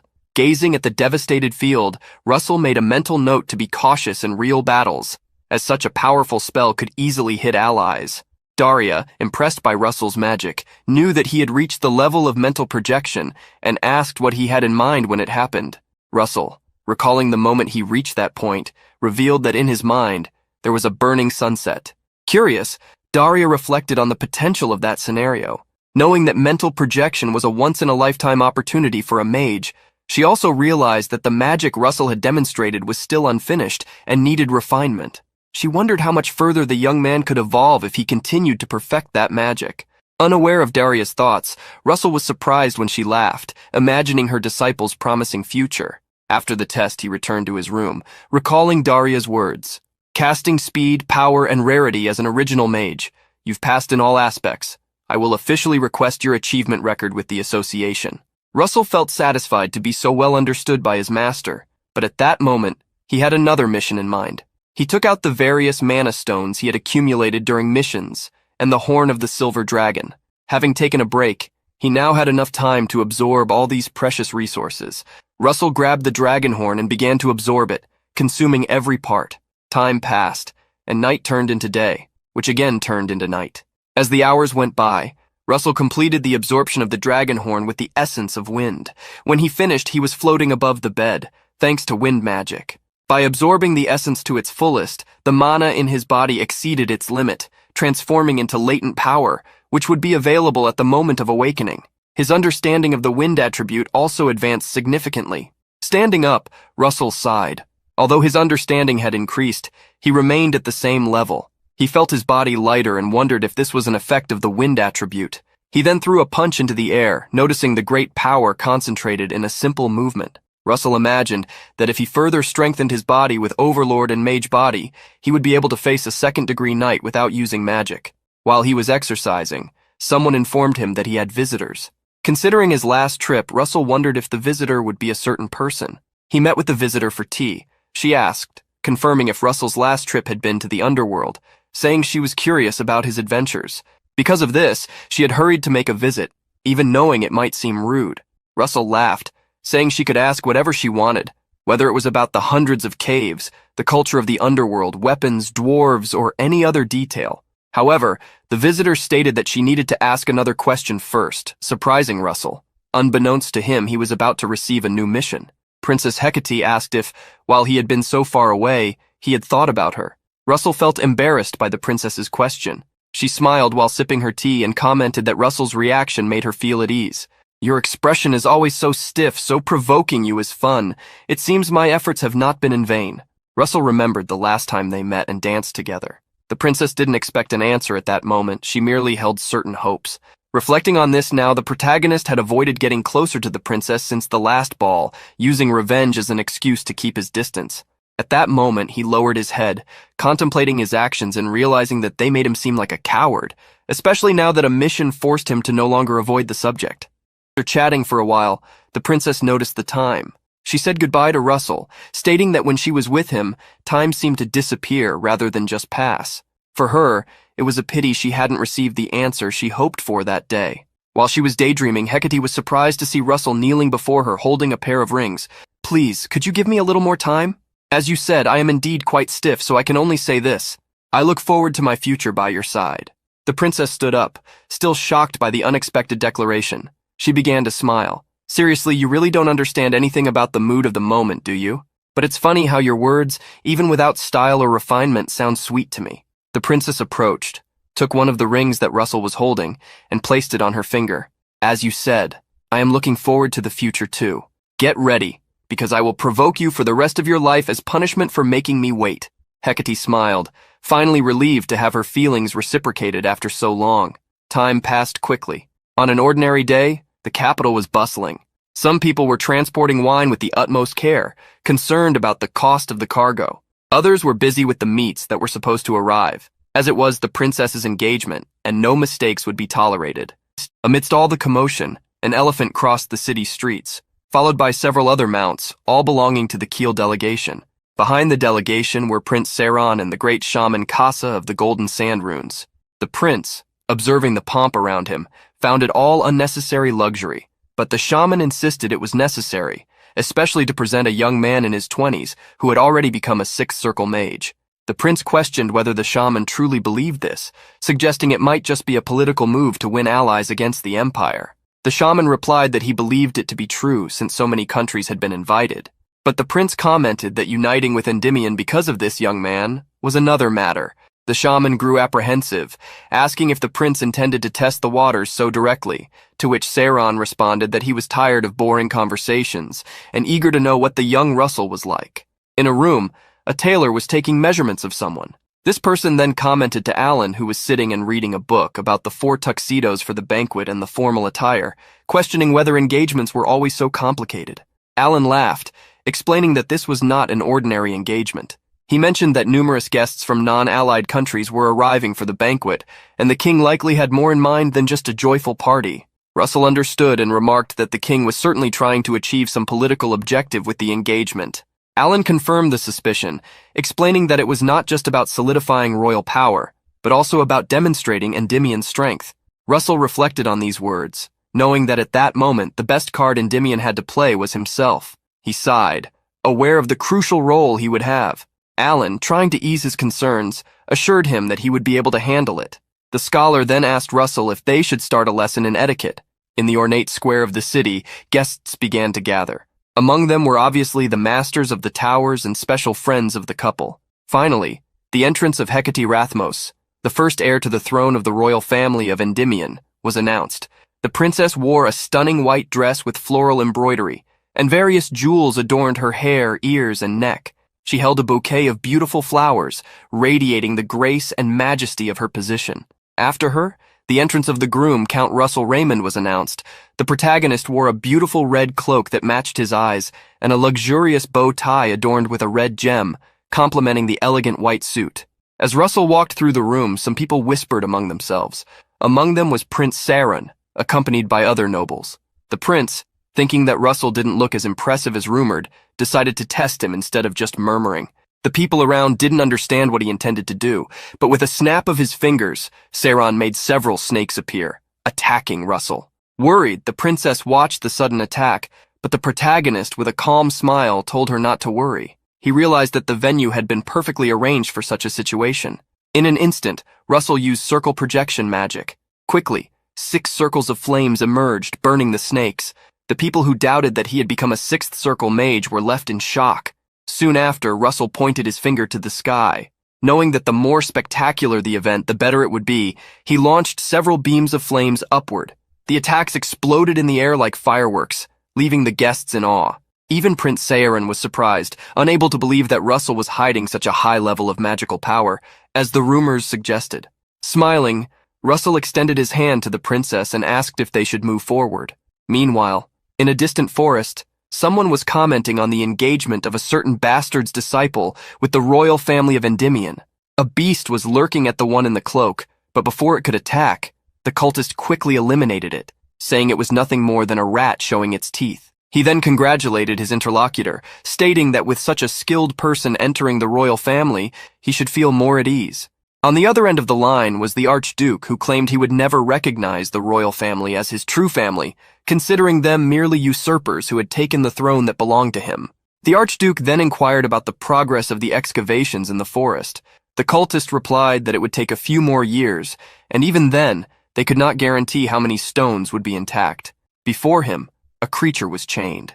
The Archduke wanted to know if these creatures had guaranteed performance, and the cultist reassured him, stating that the Tartanos stones, used to seal giants who once dominated the continent, could restrain even an 8th circle mage, provided they recovered some.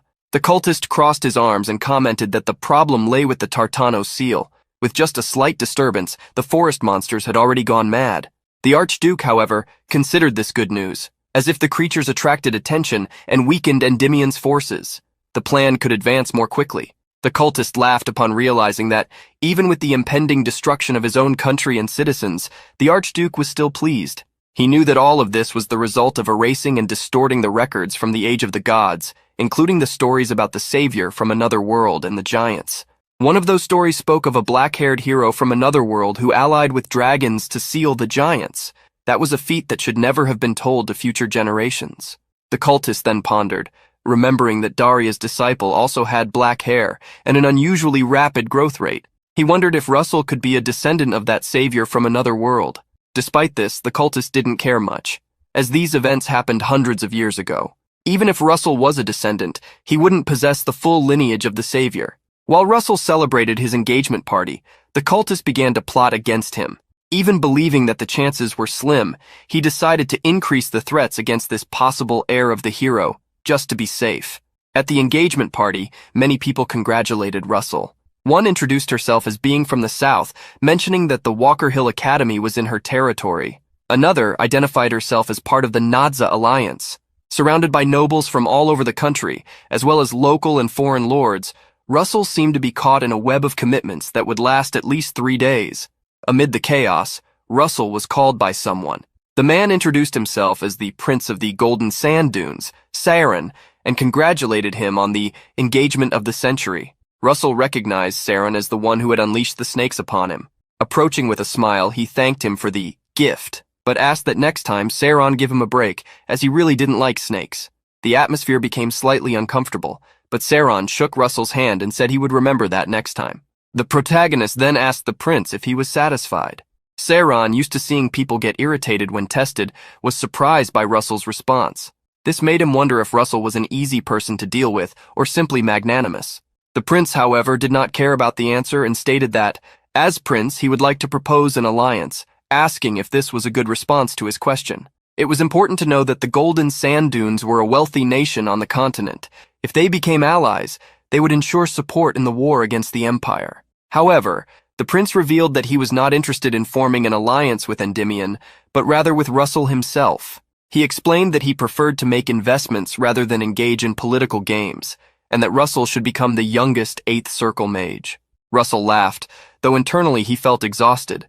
Saren, who initially seemed like a prince, was actually a businessman. Despite this, Russell shook Saren's hand and expressed his eagerness for the alliance. Time passed and the 3 days of the engagement celebration came to an end. Russell, now in his room, lay on the bed, resting from the long days.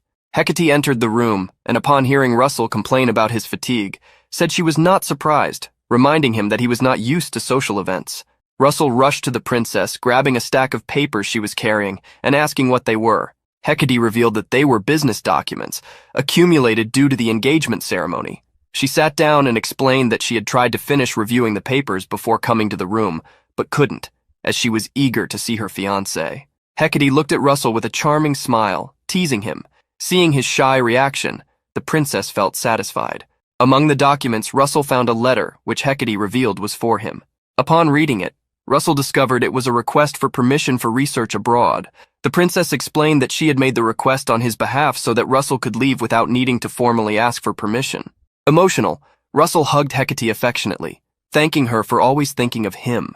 The princess, smiling, remarked that maybe that was why people got married. Letting down the bun that held her hair, Hecate, exhausted after the events of the engagement ceremony, held Russell's chin and leaning closer to his face whispered, "I think we should turn off the lights. What do you think?" The two went to the bed, and with a passionate kiss, Russell stated that he was thinking the same thing.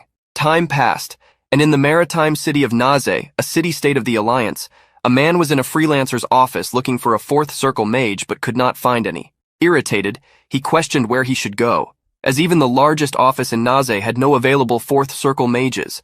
The manager replied that they had 3rd Circle Mages, but the man retorted that they were not sufficient to repel a pirate ship.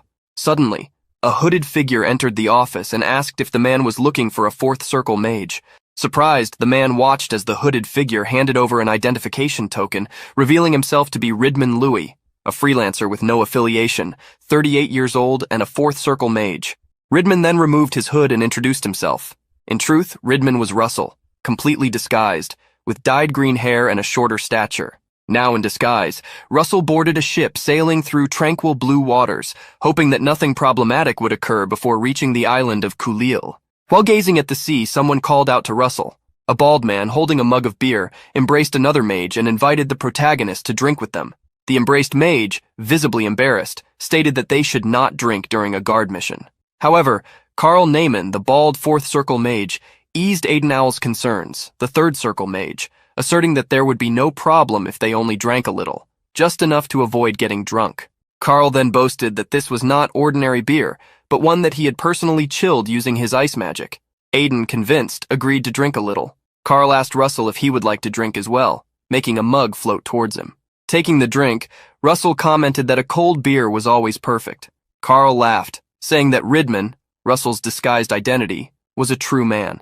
While drinking, Russell reflected on finding Aiden Owl there. He knew that, in the future, Aiden would become an important figure in the academic world, revolutionizing potion research by increasing its effectiveness by 20%. However, being sponsored by Archduke Bismarck, Aiden would ultimately hand over his discovery to the Empire. But this time, Russell was determined to ensure that Endymion kept it. The three toasted and continued drinking. Then, Russell noticed a flow of mana coming from Carl's bracelet, prompting him to ask if it was an artifact. Surprised, Carl cleared his throat and explained that the bracelet helped clear the mind. He then laughed and suggested they play cards. However, at that moment, a scream interrupted the fun. Someone on the ship announced that pirates had appeared. Three mages were astonished to see that 5 pirate ships had surrounded the boat. The requester Russell had encountered in Naze rushed out of the ship, calling all the mages to unite. Carl began to laugh, saying, "What are the mages going to do when they pass out from drugs? These idiots drink anything without even noticing if it's been poisoned." The ship's owner saw Aiden and Ridman unconscious on the floor, and realizing what was happening, asked Carl if he was colluding with the pirates. Carl provocatively replied that the man should have investigated his past better. He declared that he would not prolong the situation, ordering the ship's owner to surrender to the pirates, or he would not spare his life. As Carl spoke, the ring on Russell's hand began to glow with a strong blue energy. In the next instant, the clear sky filled with dark clouds. Lightning began to fall sporadically until a torrent of it struck the pirate ships. This was the giant Thunderhammer ability. The lightning quickly destroyed the pirate ships, leaving Carl stunned. He shouted furiously, asking which bastard had done that. At that moment, Ridman, Russell, stood up. He stared at Carl and with a challenging look, asked if that had scared him. In Ridman's hand, several bolts of lightning formed, as if he were directly controlling them, ready to threaten the traitor. Carl was surprised and asked Ridman how he was using magic. Ridman merely waved his arms, not answering. For Carl, there was only one explanation. The man in front of him must have been using an artifact. Russell reflected on the power of the magic he had used with the ring, realizing it was too strong for someone pretending to be a fourth circle mage, so he decided to use the artifact excuse. Setting Carl ablaze with a controlled flame, Ridman admitted he was right.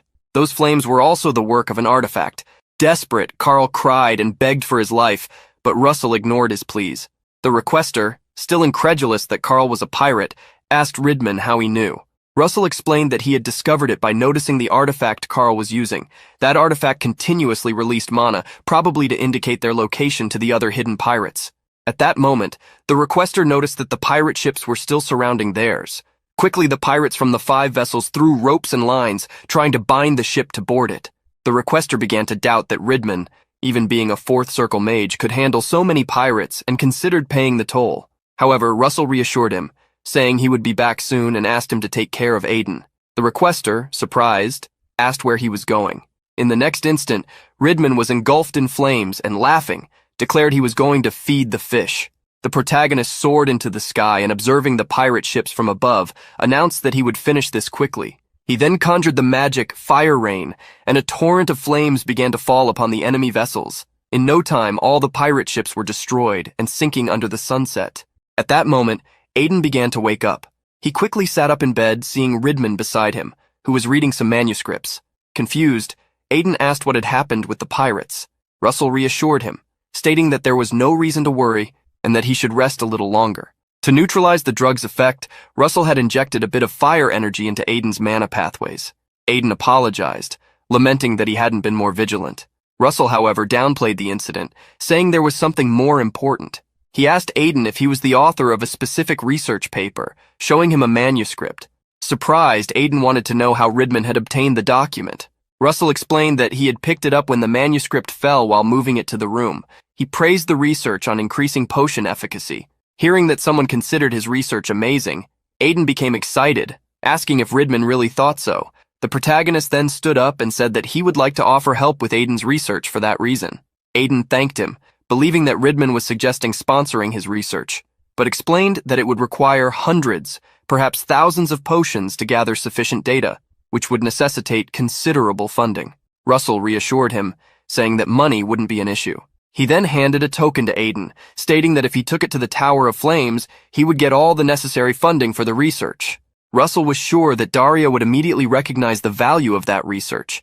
Aiden began to read what was written on the token: War Mage belonging to the Tower of Flames. Russell, Russell Raymond.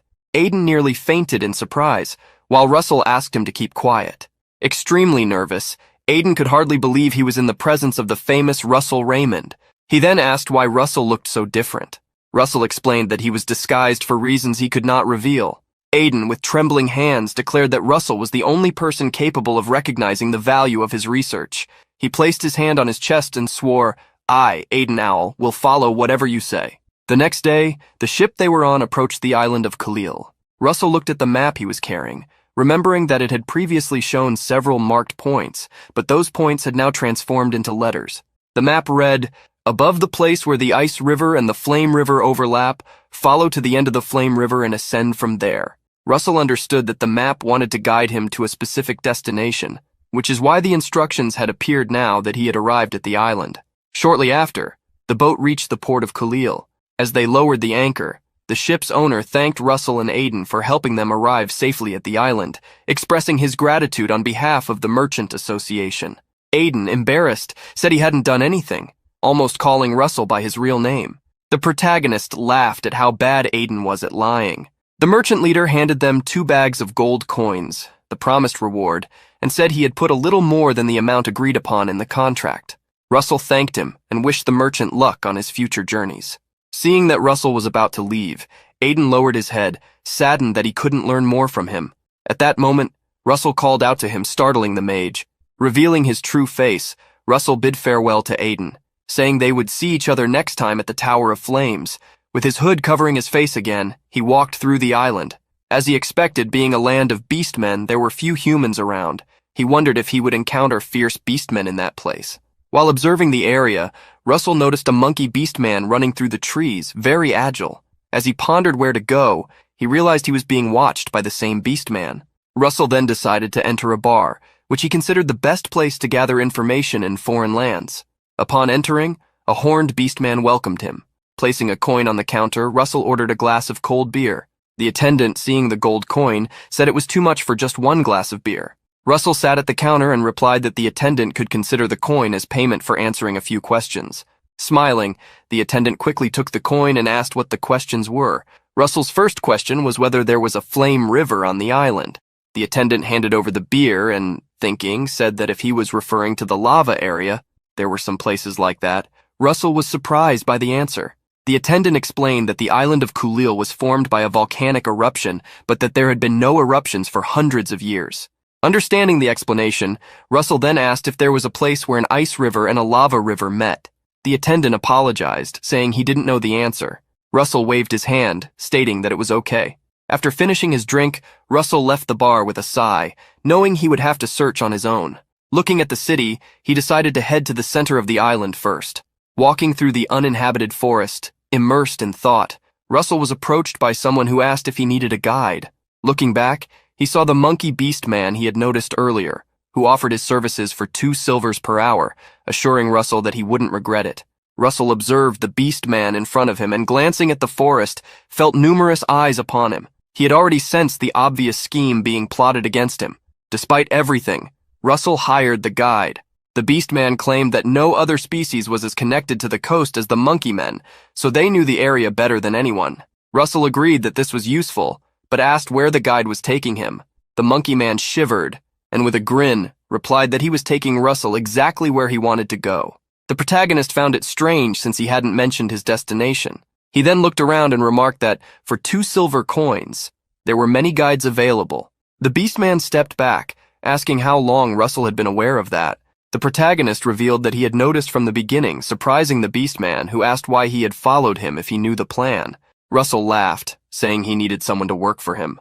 Angrily, the beastman bared his teeth and declared, "I was thinking of sparing your life if you surrendered, but now I've changed my mind. Let's skin you alive." In the next moment, several beastmen leaped from the trees, ready to attack Russell with their sharp claws. Russell, however, didn't stand still. Gathering electrical energy in his hand, he asked the beastman if he really thought he would fall into a trap without having something up his sleeve. The monkey man trembled at the sight of the area magic Russell was channeling and tried to order his companions to retreat, but it was too late. Russell unleashed the electric chain magic, hitting all the monkey men and knocking them to the ground. The guide was the only one who wasn't struck, and looking around, he couldn't believe what he was seeing. The protagonist summoned electrical energy in his hand once again, causing the Beastman to tremble as he stated that he had a few questions and wanted to know if he would answer calmly. The Beastman didn't understand when Russell asked about a place where lava flowed. The protagonist explained again, saying he was looking for a place where an ice river and a lava river met. Kneeling before the bodies of his companions, the Beastman apologized, claiming he had never heard of such a place. Russell taunted him, asking if he had lied when he said he knew the island of Kulil well. Shocked, the Beastman vehemently denied it and said that no such place existed in the outer ring of the island. Hearing this, Russell asked if the place he was looking for could be in the inner ring of the island.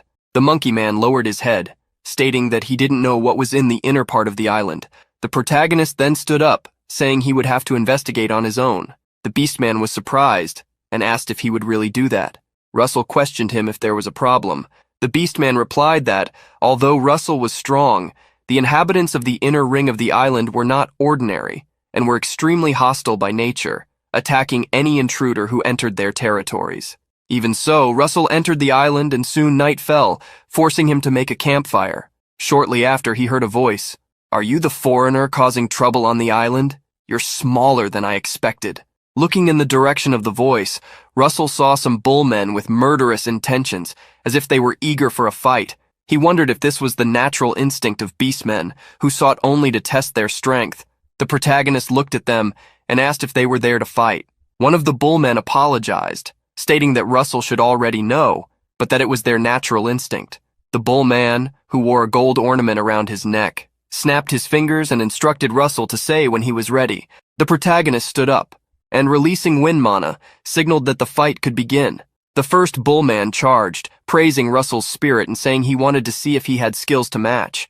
Seeing him advance, Russell realized he wouldn't be able to stop him with a weak spell. He would need to condense his mana to the maximum. After concentrating his energy, Russell pointed the palm of his hand at the Beastman and cast the shockwave spell. The bullman smiled, saying the spell wasn't bad, but he wouldn't be stopped by just that level of strength. In the next moment, he planted his feet firmly on the ground and tried to dissipate the attack with his brute strength, but he failed, being thrown back by Russell's magic. The two other bullmen with him were shocked to see their leader thrown back with just one blow.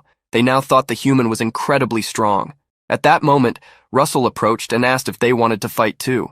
They were about to accept the challenge when someone told them to shut up and stay still. The leader of the bullmen had returned and stated that Russell was not someone the other two could handle. The protagonist looked at the Beastman, realizing that he had not suffered any damage, despite the amount of power used by Russell being enough to break some bones. He stepped closer, observing the Beastman's body, which seemed optimized for combat. Russell imagined that if this creature knew how to use aura, he would be like a superhuman, or perhaps even stronger than that. He then asked if the bullman wanted to continue the fight. The bullman replied that yes, he would like to, but admitted that due to his body's condition, he could no longer fight. Accepting his defeat, the bullman shook Russell's hand, stating it had been a great battle. He then asked what brought Russell to the inner ring of the island, as humans usually conducted business in the outer ring. The protagonist shared what he was seeking. When asked if he knew such a place, the Beastman shook his head, saying that despite his 80 years of life, he had never heard of a place as described. Russell was disappointed by the response, but he knew that a location like that wouldn't be easily found, unlike in the underworld, where things flowed more obviously. The bullman then offered a hint. If Russell entered the divine region, he might find some clues. The protagonist was surprised, as he had never heard of this region. The bullman explained that the divine region was a sacred land where a god resided. Although he himself had never been there, he believed it could be the place Russell was looking for. Russell paused to reflect. There were records that the first beast king, Fenrir, was a mix of dragon. Since he had already obtained a clue at the altar of the underworld, he had reasons to investigate this new information. The protagonist then asked the bullman to tell him where this divine region was located. As he advanced through the forest, Russell faced several attacks. In just one day, he had counted at least 17 fights. He recalled the bullman's words. To enter the divine region, you need to know the great warriors and the great elders, and for that, you need to prove your strength. Following this advice, Russell fought for 15 consecutive days, and began to wonder when or if the beings mentioned by the bullman would appear. While resting after one of the fights, a creature with tusks approached and asked if he was the rumored human outsider. A panther man, accompanied by other beastmen, surrounded Russell and ordered him to follow them, as someone was looking for him. Russell noticed a rope tied around the arm of the Panther Man, wondering if that knot was the symbol of the great warriors. The protagonist did not immediately follow the Beast Man and asked who was looking for him. The answer shocked him. The one looking for him was Muya. Russell had heard that name before, Muya, the king of the beasts. He had hoped that a great warrior or elder was looking for him, but he never imagined it would be the Beast King himself. This was a much greater opportunity than he had ever dreamed of. In a vast hall, the Beast King was discussing with some subordinates a foreigner who was causing an uproar on the island. Upon hearing that even the young patriarch of the Lion tribe and the gatekeeper of the Snake tribe had been defeated, he smiled, as those two were almost at the level of a great warrior. He then stated that he would love to meet the one responsible for such feats. In front of him stood a member of the Jaguar tribe, asserting that they would bring this person and make them kneel before him. The Beast King rejected such brutality, simply ordering them to bring the person calmly. The Jaguar was startled when the king confirmed that he wanted this individual as a guest. These beast men were the same ones currently talking to Russell. Looking at the human, they thought he was weaker than the rumors suggested, not believing that the Beast King would want such a person as a guest.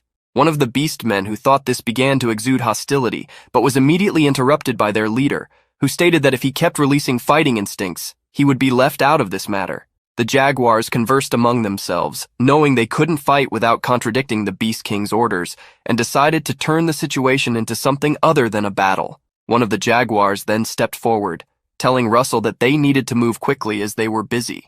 Russell didn't realize this was an attempt to create a conflict and accepted immediately. Seeing that Russell had agreed, the Jaguar advised him not to fall behind and immediately took off.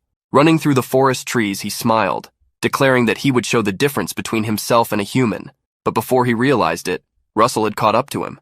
The Jaguar was startled to find that the human had matched his speed, even though he was at his maximum pace, and to make matters worse, the human was complimenting him. To make matters worse, Russell stated that the Jaguar shouldn't hold back out of consideration for him, as he could go even faster himself. Quickly, Russell and the group of Jaguars arrived at an area with several residences. The Jaguar leader was already exhausted by this point and, praising the protagonist, asked if he was the best runner among humans.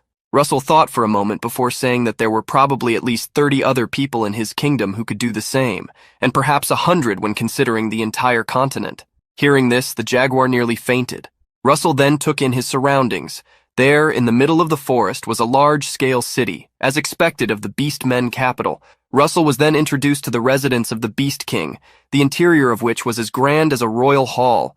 Everywhere he looked inside that place, there were beast men, all of them at least at the fourth circle. He wondered if these were the true warriors of Khalil. Due to their sheer numbers, there was a dense fighting spirit in the air, making Russell feel as though he were walking through a swamp.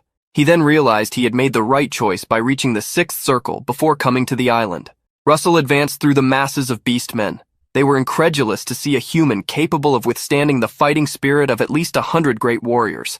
At that moment, the Beast King reprimanded all the beastmen who were trying to stir up trouble. Moya, introducing herself, welcomed Russell. The Beast King, who had white hair and bandaged breasts, radiated a powerful aura.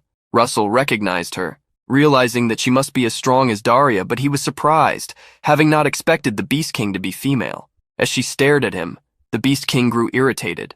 Russell then lowered his head, greeting her and introducing himself. He also apologized for his ignorance regarding beastmen etiquette.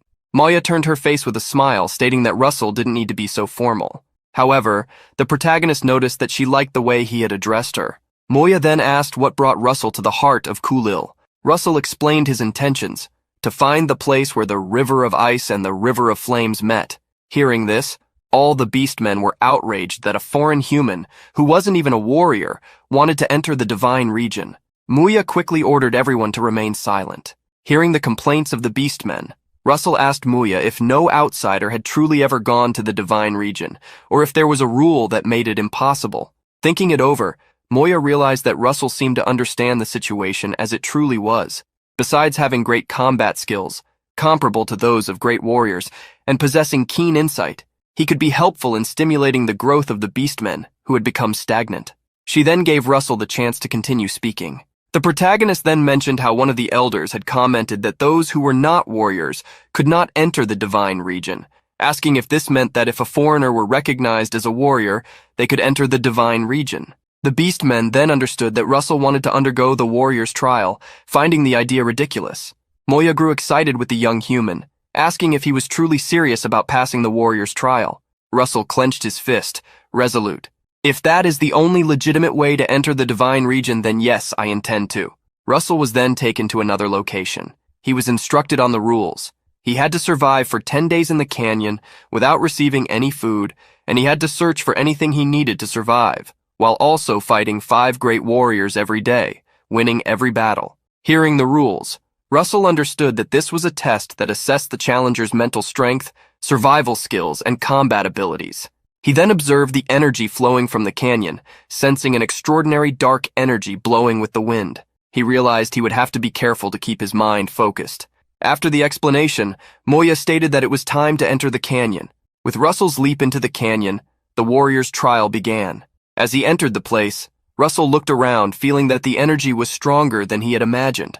Among the information and stories Russell knew, there was one about Jormungandr, a serpent that had defeated the first beast king, Fenrir. There was a rumor that the corpse of this serpent had been thrown into the canyon. Not long after Russell arrived in the canyon, several snakes surrounded him. Under attack, Russell summoned Pepper, who appeared, opening its mouth and unleashing a flame attack. Quickly, the dragon's breath of fire defeated the snakes. Russell, seeing this, grew excited. For that night's dinner, he and Pepper would feast on snake meat. Russell was closely observed by the beastmen during the days he spent in the canyon. On the final day, they commented on his mental strength, his incredible abilities, and most notably, the magical flames he created, which continued burning for 5 consecutive days.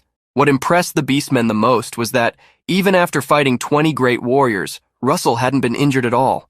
Moya was excited, watching Russell from the top of the canyon. She licked her lips, saying, "I can't contain myself. How can I just stand still with such a delicious dish in front of me?"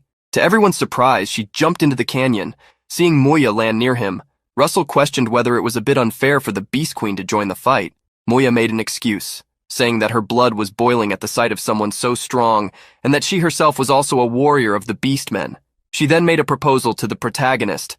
5 exchanges. I won't be shameless. If you withstand 5 of my attacks, you will automatically pass the warrior's trial. Russell considered her proposal carefully. By enduring only 5 attacks, he wouldn't need to fight anymore, although the Beast Queen would definitely be harder to face than the great warriors.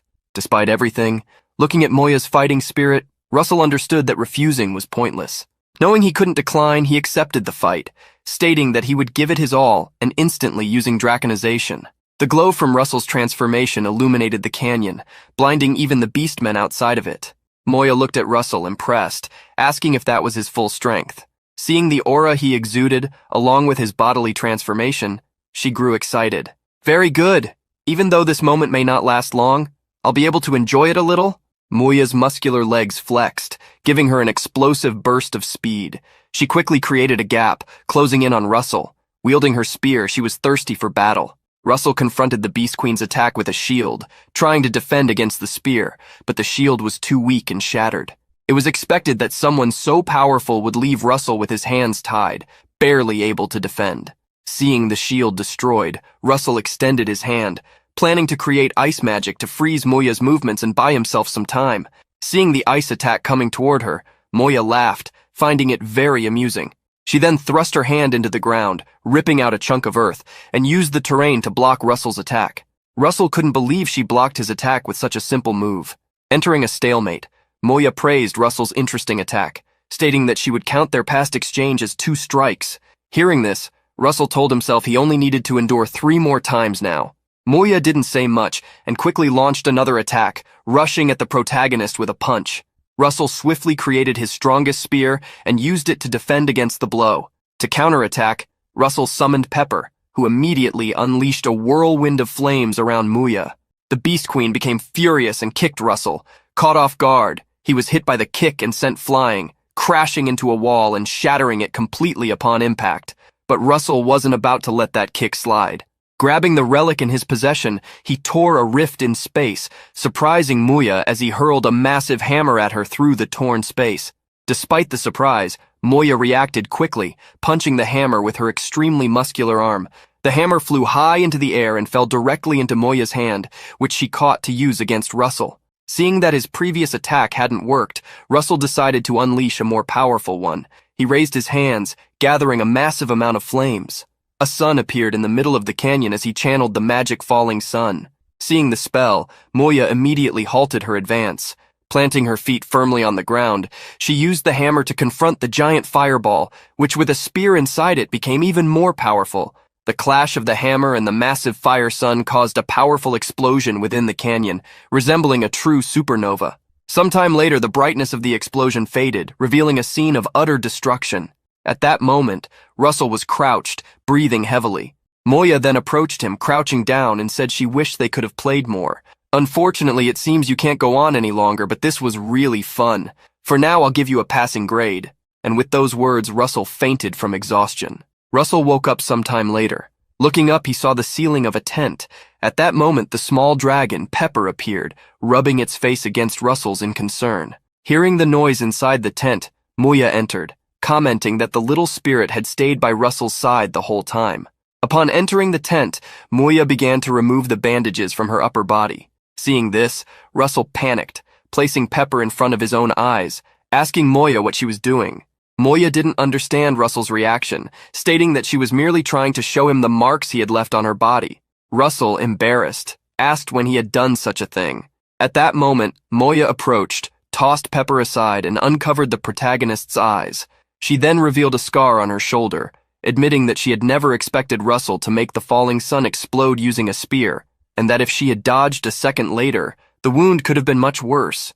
Russell felt happy that his attack had worked, but upon seeing the scar, he realized it was too small to say it had truly succeeded. Still noticing Russell's embarrassment, Moya asked why he was so red, as it didn't seem like he had a fever. Then she got an idea. "Outsider, by any chance do you want to pair up with me?" The protagonist was startled by the question. Licking her lips, Moya continued, "If that's the case, maybe instead of calling you an outsider, I should call you a man."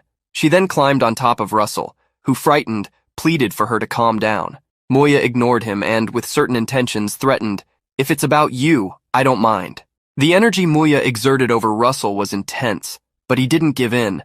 Pushing the Beast Queen away, he apologized and surprised her by saying that he had already promised his future to a love.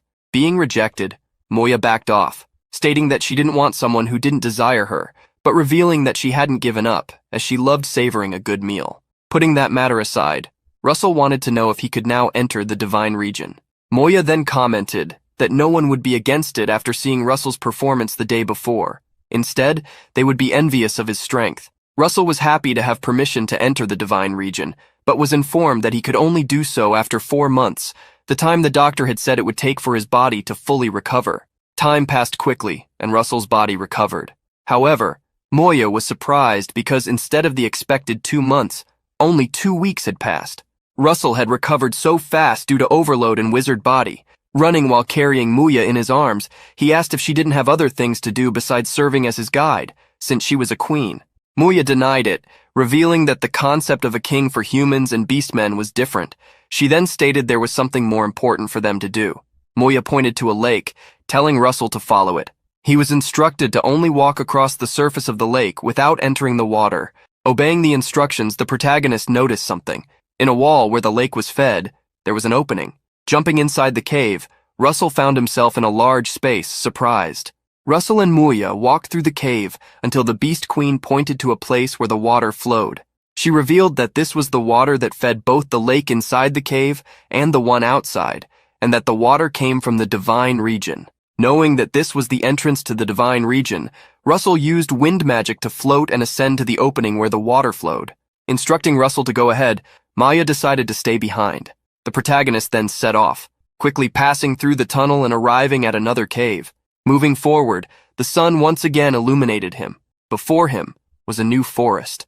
The green trees were cut through by a beautiful river of blue waters, turning this place into a sacred land where the god of the beastmen resided. Russell then followed the great river, which due to its size was unsurprisingly responsible for feeding the lakes he had seen earlier. He wondered if this was truly the river he was looking for, as despite its size it seemed quite ordinary. But as he followed the river upstream, Russell finally reached a point where the waters turned red. Remembering that his mission was to ascend the River of Flames, he decided to press on. Eventually, upon reaching the top, Russell was surprised to find that the source of the river was a volcano. He looked around. The place seemed intriguing, as according to his instructions, it was the right spot. He then noticed that the lake inside the volcano was bubbling. This was a sign that there was a passage at the bottom of the river, through which air was passing. He decided to dive in to find the place. Reaching the bottom, he searched around, betting that the location he sought should be the true source of the river. Finally, he found a new cave at the river's bottom, which must have been the passage he was looking for. Swimming through the flooded passage, he passed several stones and crystals that illuminated the way. Eventually, he reached a chamber, where rising to the surface he could breathe again. Going ashore, he assumed he was in the right place, though he couldn't see much due to the darkness. He then summoned the little dragon Pepper to create some fire for light, but it wasn't necessary, as after walking a bit, Russell found a light that guided his way. The light led Russell and Pepper to a lifeless red dragon.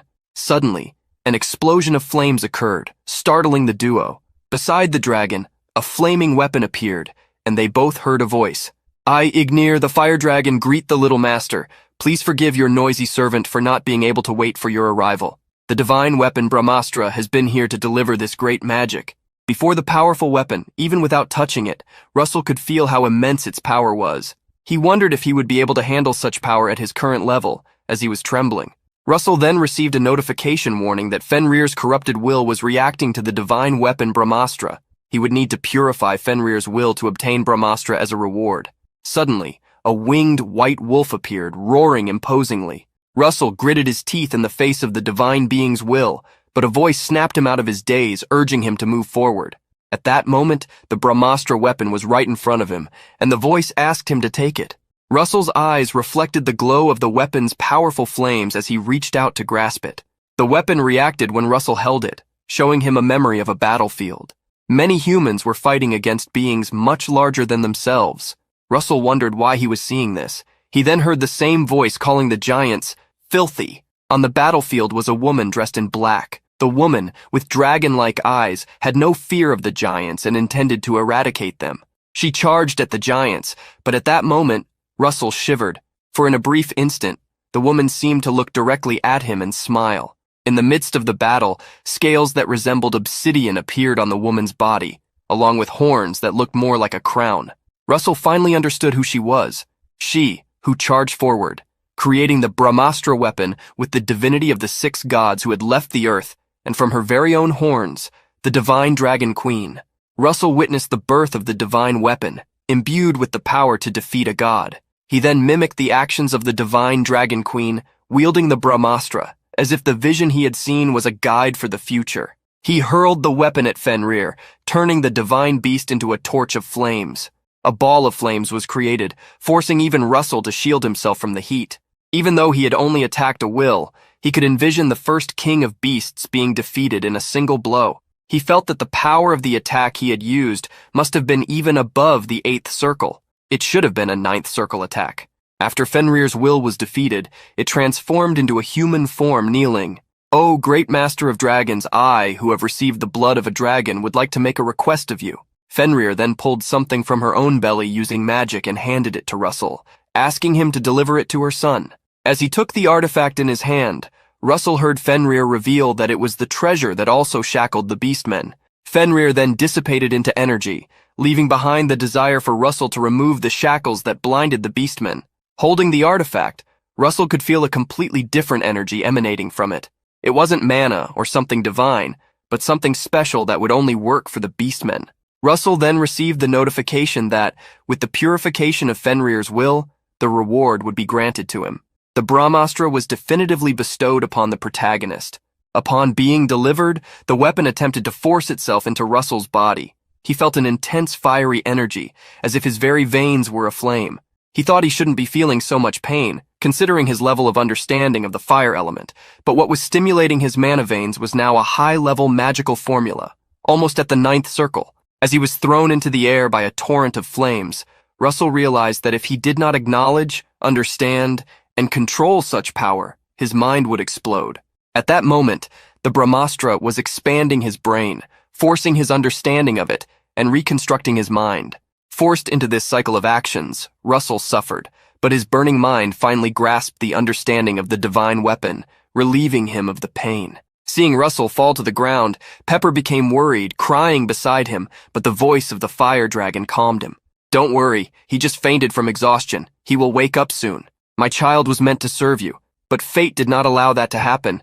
So child, if you are okay with this, would you accept my power?"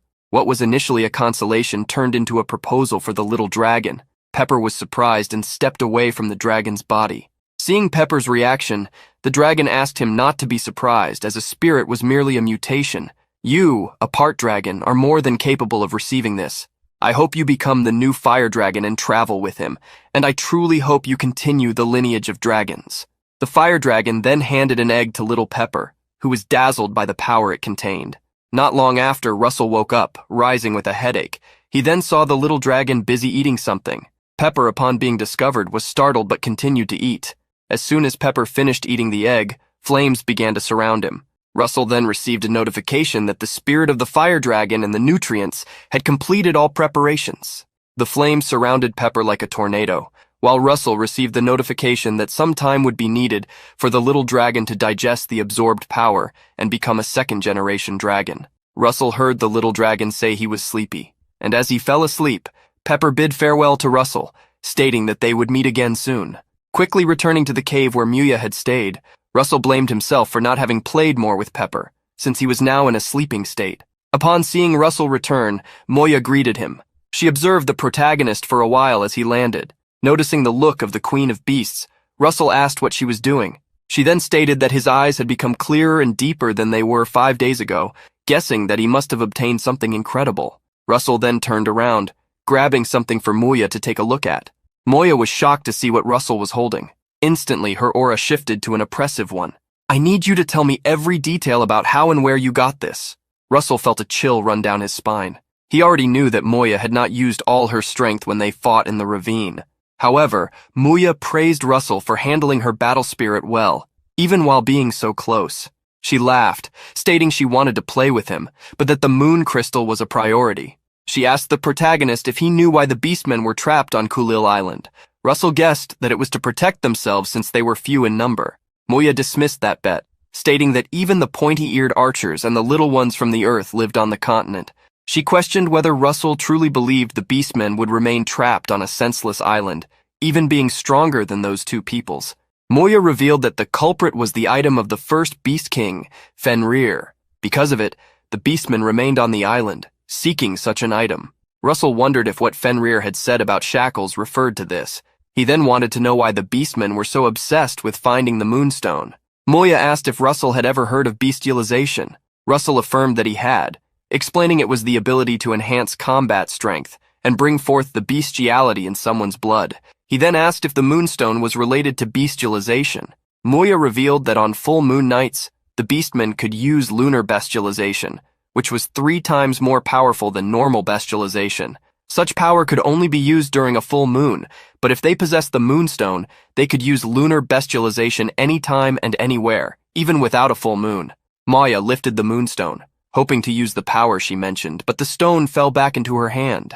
The Beast Queen clicked her tongue, commenting that apparently the moonlight stored in the stone had run out. She then stated that it was now Russell's turn to speak. The protagonist laughed, asserting that there was something he wanted. On the outer edge of the cave, Russell was thrown away, hitting a rock. Muya, who had attacked him, seeing that he did not get up, asked why he was breathing so heavily if she hadn't even started to fight properly. At that moment, Russell was already tired. He wondered if he had overdone it by asking Moya to train with him once a day. Holding the spear behind her head, Moya ordered Russell to compose himself, or she would eat him for continuing to show such a weak side. She asserted that if he kept being so weak, he wouldn't be able to satisfy the one with whom he had promised to share a future. Provoked, flames erupted around Russell, who told Moya not to worry about such a thing, as he was full of energy. The protagonist then used the magic he had created, summoning 5 magical gay bulg spears. The spears flew toward Moya, who praised him for his attitude before, with a strike of her own spear defending against the protagonist's attack, creating an explosion in the process. Russell was resting in a beautiful spot on the island of Kulil. After fighting so many times against Moya, he already thought of her as a monster, wondering if he would be able to fight her without using draconification. At that moment, the one he called a monster approached, asking if he was already tired and if he couldn't transform as he had done before. Russell stated that he was training to practice the basics and that if he transformed, it would make the training pointless. Moya pouted, saying that this was his problem and that she wasn't having fun like this. She then looked at Russell thoughtfully before claiming she had a request to make. Russell was surprised to hear Moya suddenly mention a request, but listened to her. She revealed that since they had found the Moonstone, she would be leaving the island with the Beastmen in the coming years, asking Russell to be their bridge to the world. Russell thought about her request, stating that if she was asking for part of the territory of Endymion, that would be impossible. Moya exploded, asking if he really thought she would make such a shameful request. She then clarified that she only wanted a small piece of land that would be enough to live on. Upon hearing this, Russell laughed, wondering if there was any difference between the two. Russell then had a reality shock and asked Moya if she was saying she wanted to join Endymion. Moya responded affirmatively, revealing that she would even be willing to bow to Russell's king if necessary. Territorial conflicts? Wars? We are capable of helping a bit during those times too. Hearing this, Russell was surprised. The Beast Queen bowing to Endymion and helping in the war was something insane. Back in Endymion, Russell made an official request at the palace in the presence of the king. There, the finance minister commented that for a migration of the beastmen from the island of Kulil, who numbered more than 200,000, it would be necessary to find a place that could feed and house so many people. The military minister rebutted, stating that even if half of them joined the kingdom, it would represent an increase of at least 100,000 soldiers. They could not ignore this. As Russell had thought, there were conflicting ideas about the issue he raised. In light of such discussions in the palace, the king ordered everyone to be silent. Since we do not have enough information, this is a futile discussion. The king then asked for Russell's opinion, the future husband of the princess, who had spent time getting to know the beastmen. Russell then answered the king's request. He commented that while the beastmen were mostly aggressive, their culture wasn't very different from that of Endymion. As long as there was space for them, if they thought of it as a prerequisite for expanding a strong army by tens of thousands, it would be a benefit to the kingdom. The king understood Russell's opinion, stating that they would have to calculate the details.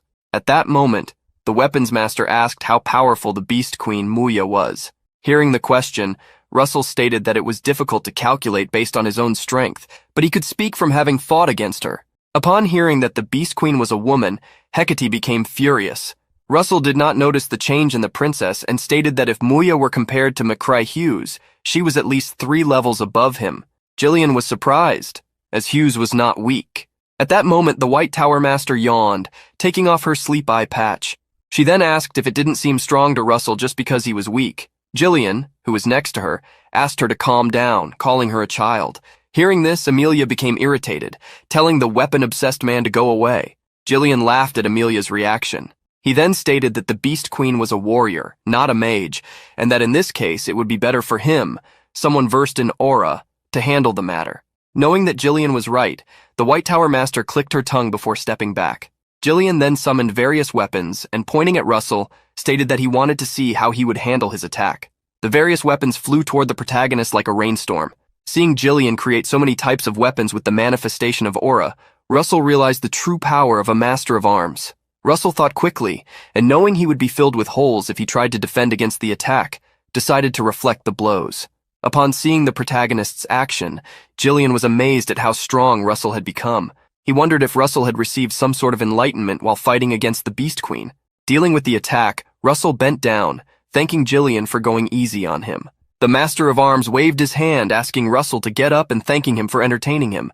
Jillian then bowed to the king, apologizing for causing a disturbance in the situation and stating that, after observing Russell's abilities, the young man's assessment of the Beast Queen should be accurate.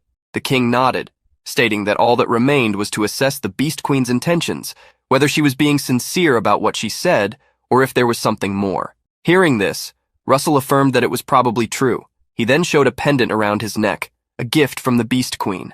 Before Russell left, Moya had given him a necklace made from one of her canine teeth. Upon hearing this, some nobles complained about how unsophisticated it was, while others claimed that it should show her sincerity. They then began to talk to Russell, asking about Moya. After so much discussion, the king clapped his hands, calling everyone's attention. He stated that now that they had so much information, they would discuss the matter in the future. He said that although this was a first meeting, if there were no unexpected variables, Endymion would welcome the 200,000 beastmen, and in that case, it would be considered a significant contribution from Russell Raymond. Upon hearing this, Russell thanked the king, stating that he was just fortunate enough to stumble upon and meet the beastmen, and that he hadn't done it to receive recognition. The king rejected such humility, asserting that a contribution was still a contribution. He then bestowed a new title upon Russell, who, from that day forward, would be called Morning Star. Furthermore, an item from the empire's treasury would be given to him. The king expressed hope that he would continue to shine for Endymion, as his title suggested. An item from the empire's treasury should be worth at least billions of gold.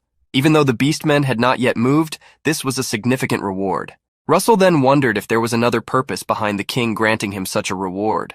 At that moment, Daria told Russell to go to the reception room after the meeting ended, as it seemed the king had something urgent to discuss with them. Russell showed Hecate a jade hairpin, stating that he had heard they used such an item to hold their hair. The princess mentioned that she had read about it in a book and that the item was capable of detoxifying the user from simple poisons. However, with a cold gaze, she wanted to know why the protagonist had bought it.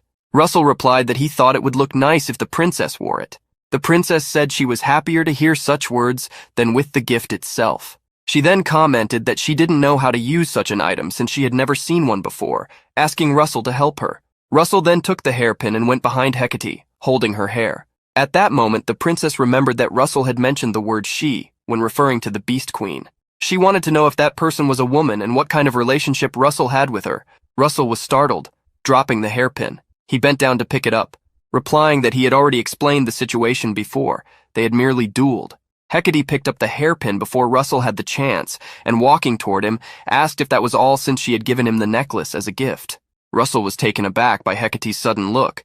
The princess then, while giving a cold smile, commented that Muya had even made the necklace from her canine tooth. Pressured to this point, Russell knew one thing. He was in deep trouble.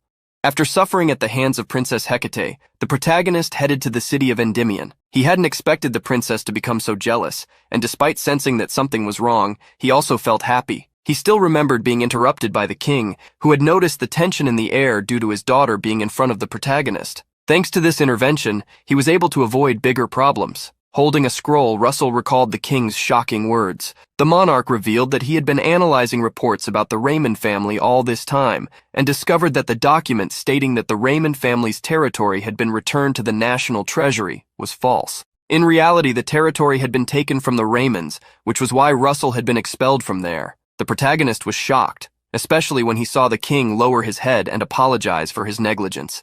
At that moment, all the king could do was apologize. It was then that Russell remembered a question that had been asked of him. Why did he think the empire had dealt with his father? He realized that if the document sent to the king had been manipulated, it meant that someone in Endymion was behind what had happened to his father. Clenching his fist in anger, Russell understood that McCry Hughes had been right. At that moment, a hand held the protagonist's clenched hand. Looking up, he saw Princess Hecate giving him a gentle smile full of deep meaning, which made his anger subside. The king then took another scroll and handed it to the protagonist, saying that although it couldn't return everything he had lost, it could help him. The scroll would grant Russell access to the 6th underground floor of the Louvre Museum. With this, he decided to head straight to the museum, postponing his plan to visit the Imperial Vault. Upon entering the museum, the protagonist headed straight for the 5th floor. Normally, people would think this was the lowest floor of the museum, but there was one more underground level. The 6th floor stored the teachings of the Magic Tower's masters on magic, as well as information about their origins. Only those who had the king's permission, represented by the imperial family's seal on the scroll, could access that place. The seal on the scroll glowed, and around Russell, several lights began to appear as if the space was being manipulated. The protagonist realized he was being subjected to a teleportation spell, and wondered if, instead of being taken to the 6th underground floor, he was being transported somewhere else. After being teleported, the protagonist found himself in a library, filled with shelves that reached dozens of meters high, holding unimaginable amounts of books. Since Russell would only be allowed to stay in that place for 48 hours, it would be impossible to read everything in such a short time. Moreover, as magic was prohibited in that space, he couldn't use imaging magic to copy the books. Flying between the shelves, the protagonist decided to first look at the titles of the books to choose which ones to read. After a while, Russell found some interesting volumes, such as The Roar of the Earth Dragon, a book written by the master of the Yellow Tower 400 years ago. Flipping through the book, he was impressed by its content. The ancient master of the Yellow Tower, Ervan Rugen, had transformed a 5th circle earthquake spell into a 7th circle spell. The magic involved gathering the scattered mana underground, focusing it on the surface, and then releasing it in a conical impact wave. After reading the content, Russell's understanding of the earth element increased slightly, pushing his advanced understanding of the element to its limit. Upon reading the notification, the protagonist realized he had received a mission. He needed to expand his understanding of earth magic to surpass this limit. As a reward, he would learn the magic footprints of the earth dragon. After the silver dragon and the fire dragon, Russell felt lost on how to find the traces of the dragons. However, receiving this objective through a mission made him feel more confident, as now he had a clear direction, confirming the validity of the information. Still, Russell wondered how he could increase his understanding of the earth element enough to reach mastery if he needed to memorize as much content as possible. So he began reading various books, stacking them into a tower taller than himself. However, despite the accumulation of reading, his understanding level didn't increase. It was then that he remembered that he could take a book outside the museum. He wondered which of the many books he had selected he should take. Suddenly, something caught his attention. There was a statue of a mage holding a book, which piqued his curiosity about why the book was placed beside the statue instead of being stored in one of the shelves. Flying to the statue, Russell grabbed the book, discovering that its name was Transcendent Dream, and the author was the founding mage. The mage referred to in the book was Luther Raymond. The founder of the Raymond cause and Transcendent Dream was the magic that symbolized his philosophy. Looking at the statue, the protagonist realized it seemed to have been sculpted to resemble Luther. This made him consider the possibility that maybe all of this had been arranged by him. Leaving the 6th floor with teleportation magic, the protagonist took the book with him. To his surprise, his master was waiting for him. The maid showed concern when she saw the protagonist's face, which looked like someone who hadn't slept. She chattered a lot of things, questioning if he was now ignoring her advice, or asking why he was pushing himself so hard when he should be resting. After all the chatter, Daria recognized the book the protagonist was holding, which surprised him, as he hadn't expected her to know about it. Daria stated that Transcendent Dream went beyond human form and repeated magic at its essence. It was magic that transcended the boundaries of the world. According to stories passed down over time, the founding mage transformed into a vast tsunami in the middle of the sea during a great storm. It is also said that he turned into lightning during a heavy rain. To have such original ideas and make them a reality is what made Transcendent Dream a highly valued magic. Holding the book, the protagonist felt proud, especially seeing his master speak so highly of the magic, which indicated how incredible Luther Raymond must have been. At that moment, Daria warned the protagonist that she wouldn't stop him from trying to learn the magic, but she advised him to be careful, as although it was an 8th circle magic, it could go beyond that. If something goes wrong, you could be consumed by this magic. The protagonist accepted his master's warning, saying he would keep it in mind. With the acceptance of the advice, Daria called him to go to the Imperial Vault. As they walked across the field, the protagonist commented that he had never imagined the Imperial Vault would be located on the outskirts of the city. Daria revealed that the place they were going now was the first treasure vault. As Russell should know, the first treasure vault contained accessories. The second vault stored weapons, while the third treasure vault housed other types of treasures. After walking until the sun began to set, they arrived at a lake. Daria then said they had arrived at their destination. The mage drew her staff, telling Russell to open his eyes and watch what was about to happen. Several magical circles began to appear at the tip of Daria's staff, accompanied by fire magic, while she stated that she would show Russell a beautiful sight. The various magical circles turned out to be an encrypted magic, composed of dozens and hundreds of magical traps. If Russell hadn't come to the vault area with Daria, he would never have been able to enter. After Daria disarmed the magic, the waters of the lake parted, revealing a staircase that descended to the bottom of the lake. As they descended, the mage reminded the protagonist that he could only take one item with him when leaving the vault, just like in the museum. While Russell was planning to respond to his master, his hand began to glow with a great amount of lightning, which shocked him. The protagonist's cloud ring had started discharging lightning on its own, something it had never done before. However, unlike when he was fighting someone, it was as if the ring was finding an old friend it had missed for a long time. Daria looked at the protagonist with a smile, stating that apparently the other half of his ring was inside the vault. Artifacts were usually unique items, designed to fulfill their functions, but there were artifacts that required another half to reveal their full power, like the protagonist's golden mask. Stopping to think, Russell realized that most of the mission rewards that gave him dragon-related artifacts seemed to be those missing halves. After descending to the vault, the ring launched a lightning bolt at a door, as if indicating the path Russell should follow to find its other half. The protagonist was quite curious. wondering what artifact the ring was so desperate to find. After passing through the indicated door, Russell and Daria entered a room with few accessories. There, Daria was the first to find the Jade of the Clouds. She explained to the protagonist that the Jade had a special ability, the power to control the weather. Russell was shocked by this information, as there were fewer than 10 mages on the entire continent capable of controlling the weather. Weather manipulation was incredibly difficult, and therefore very hard to learn. Daria taught that controlling the weather was undoubtedly a great advantage, but it also carried great risks. The amount of mana consumed and the casting time were challenges to consider. What Daria was saying, Russell had already felt when he held the Brahmastra. Although it would be more efficient to choose another artifact instead of the Jade in terms of efficiency, looking at the ring on his hand made him decide to choose the Jade. The moment the protagonist placed his hand on the Jade, a bright glow and a large amount of energy overflowed from the stone. All this energy seemed to be absorbed by the ring.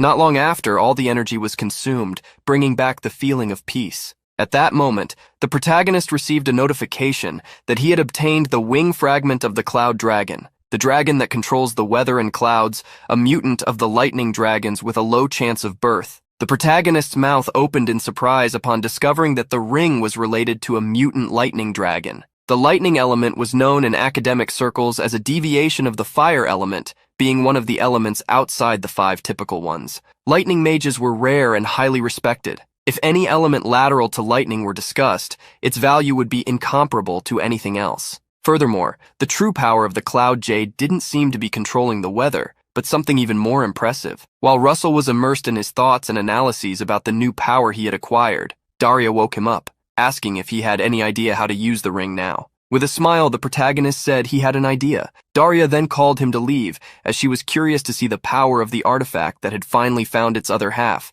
After leaving the vault beneath the lake, the protagonist was ready to demonstrate his newly acquired power. Applying his mana to the ring, he activated the jump form. Preparing his feet, the protagonist made a large leap, leaving behind a great amount of energy used for the propulsion. Seeing the protagonist's action, Daria initially thought he was flying, but soon realized he had just made a simple jump. The jump Russell made was enough to take him to a height where he could see the city below him. Moreover, beneath his feet, a small mist resembling clouds formed. Thanks to it, the first jump wasn't the end. Stepping on the cloud formed beneath his feet, the protagonist jumped again. He zigzagged through the sky using the clouds formed beneath his feet in a way far more effective than any flight magic. It was an even faster skill that didn't force him to slow down when changing directions. However, Russell soon realized that this magic consumed a lot of mana, as he was already beginning to feel tired. Moving on to another test, the protagonist activated the power of the ring, switching to the weather control form. He used the cloud ring.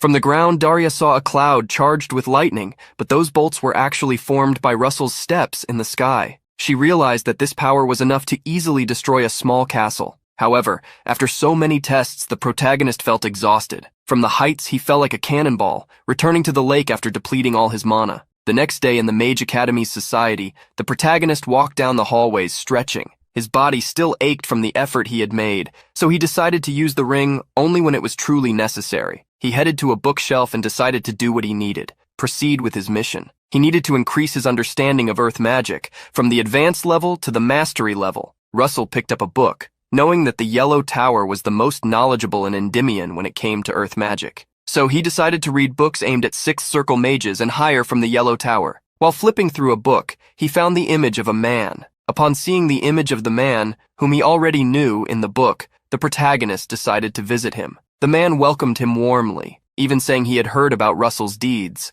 Holding his tea, the protagonist apologized for not visiting him more often. The man, Elder Spiegelman, didn't seem concerned, saying that not having news wasn't necessarily a bad thing. At the time Russell had met him at the Mirror Temple, Spiegelman had only been a 5th Circle mage, but surprisingly, he was now a 6th Circle mage. Spiegelman revealed that he had heard Russell was looking for advice on earth magic, which the protagonist confirmed, stating that he had read a book from the 6th underground floor of the museum that had left quite an impression on him. Laughing, Spiegelman said that if Russell was willing, they could start right then. Seeing that he would have help, the protagonist placed a box on the table containing all the books he would like assistance with. That night, in the Archduke's castle, Bismarck was busy with his logistical work. He had recruited many people, and the manufacturing production was going well. This made him believe that he wouldn't need to worry about military supplies either. With an evil smile, he now just awaited the right moment for the throne of Endymion to finally be his. Suddenly, one of the windows of the castle opened. An unexpected visitor apologized for the late hour. Bismarck looked at the visitor and upon seeing their green eyes wondered if it was Karen. The person, wearing a mask, stated that this should be the first time they were meeting in person. Then the masked figure greeted Archduke Bismarck, confirming his suspicions. The person was indeed Karen. Seeing the masked figure act so formally, Bismarck commented that such behavior was not typical of Karen and asked if he was there so late just to mock him. Karen dismissed the Archduke's thoughts and, holding an object in the shape of the knight, said he was there to show Bismarck the item. Bismarck, clueless about what it was, asked for an explanation. That's when Karen made the revelation Bismarck had been waiting for. This is the specimen of the item you so desired, the magical sealing stone. The magical sealing stone was a seal that blocked the gates of Tartarus for a long time. It wasn't an ordinary item, which made Bismarck wonder if the energy of the item was related to the abyss of Tartarus. However, in the presence of that item, Bismarck declared that it was not enough. Thinking about the ancient monsters, Daria and Hemingway, he knew that this seal wouldn't be sufficient. With a dark look, Bismarck reminded Karen that he had promised much more. The Archduke emanated a purple energy, a power that only the imperial family possessed, which made Karen remember that although Bismarck had been pushed to the edges of the empire, he was still part of the royal family. Karen tried to ask the Archduke if he knew how many giants and monsters were imprisoned in Tartarus. The ancient war between gods and giants, the Gigantomachy, ended with the gods emerging victorious after a long and cruel battle. They sealed hundreds of giants and monsters in Tartarus. Hundreds of stakes were needed to imprison giants with transcendental strength. If we can excavate even just 2 of these stakes, we will be able to immobilize the masters of the blue and flame towers. As long as the excavation is done well and quickly, we will find a true stake soon. Hearing Karen, the Archduke smiled, saying that he was beginning to understand why he had brought only one specimen. The answer was simple. Karen was trying to show the progress that had been made so far. Karen reaffirmed that his side always kept its promises, and expected the same from Bismarck. The Archduke snorted at the half-threat, saying that as soon as he took the throne, he would help get rid of Daria's bastard. As Karen prepared to leave, the Archduke made a threat. Keep this in mind. If you don't fulfill the promise, your men will be the first to face my wrath. Before leaving, Karen greeted the Archduke and said he would keep that in mind. After Karen's departure, Bismarck gritted his teeth. Giving him a hand just to get rid of Daria was a lie that even a child wouldn't believe. Grabbing a chess piece, the Archduke, who aimed to ascend to the throne, muttered to himself that once he achieved his goal, nothing else would matter. After all, no matter the tricks they tried to play, they would all be discarded like chess pieces after fulfilling their purpose. At Spiegelman's residence, the old man was visibly frustrated and asked the protagonist if he ever slept. The mage had already answered Russell's 4 questions 2 days ago, but quickly the young man had accumulated a stack of new doubts. Despite the complaints, Spiegelman noticed that each of Russell's questions was extremely enlightening, making him appear like a genius, though the mage knew that what made Russell so skilled was, in fact, the hard work he put into learning. The protagonist expressed his concern about taking up too much of Spiegelman's time, though his face was smiling. Laughing and leaning over the sofa, Spiegelman responded that if he didn't also work hard, Russell would soon catch up to him. That night, the protagonist gathered several scrolls and writings to study. The Earth Dragon's roar wasn't a simple ability to discharge mana. The principle of the magic was in using the heat of the earth. This made the protagonist wonder if it would be possible to use fire, since the heat of the earth was necessary. He would keep the magic rooted in the earth element, but would not impose any restriction on its branches. Thus, by using fire, wind, and lightning, he tried to open himself to all these possibilities. Successfully, a new world was revealed to him, a world where all the elements mixed, contrasted, and added up. The protagonist finally managed to increase his understanding of earth magic, reaching the mastery level. A small rod appeared before him as a reward, the Earth Dragon's footprints. Taking the small staff, decorated with symbols, the protagonist wondered how to use it. Initially, he began swinging the staff, trying to activate it. When he was told he would receive the dragon's footprints, Russell had imagined he would get a map. But to his surprise, he received an item of low durability that looked more like a weapon. Rising to get a better look at the object, he analyzed it carefully and noticed a pattern on its body. Quickly, he grabbed an ink cartridge and poured it over the item. Upon seeing the patterns, Russell concluded that this wasn't a regular stick. The symbols engraved on it were constellations, making him think it could be a celestial map. Suddenly, Russell received a mission notification. Find the location marked on the celestial map and enter the Earth Dragon's residence. Seeing that the mission confirmed his guess, Russell realized he was right about the map, but wondered why it was on a stick. If the system wanted him to go somewhere, it could have given him a conventional map. However, he put the question aside, determined to find the answer once he reached his destination. Using mana on the stick, a map of the constellations appeared on the floor of the room. Russell began searching for patterns and following the stars to determine which direction he should take in the sky to find his destination. Using the North Star as a reference, he quickly identified a desert, which seemed to be Nadia's desert. After discovering the location he needed to go to, the protagonist returned to the palace. There, the princess commented that Daria had already told her that he would be conducting research abroad again. While adjusting his tie, Russell apologized, clearly concerned about what he was about to do. With her eyes closed, Hecate reminded the protagonist that she was not a narrow-minded woman who didn't understand what her husband would do on the street. She was just worried. This was the restrictive behavior she was trying to express. Looking at the protagonist with a warm gaze, she wished that he would send her news regularly. Surprising the princess with a kiss, the protagonist promised that he would certainly do as she asked. In the desert, the sun was extremely hot. The protagonist was riding his camel alongside a merchant group, as requested by the princess. It was at this location that Russell understood why the location had been shown through a celestial map. He couldn't rely on a normal map, as the wind frequently changed the sand dunes in that place. A woman approached the protagonist riding her camel and asked if he wanted a robe to protect himself from the heat.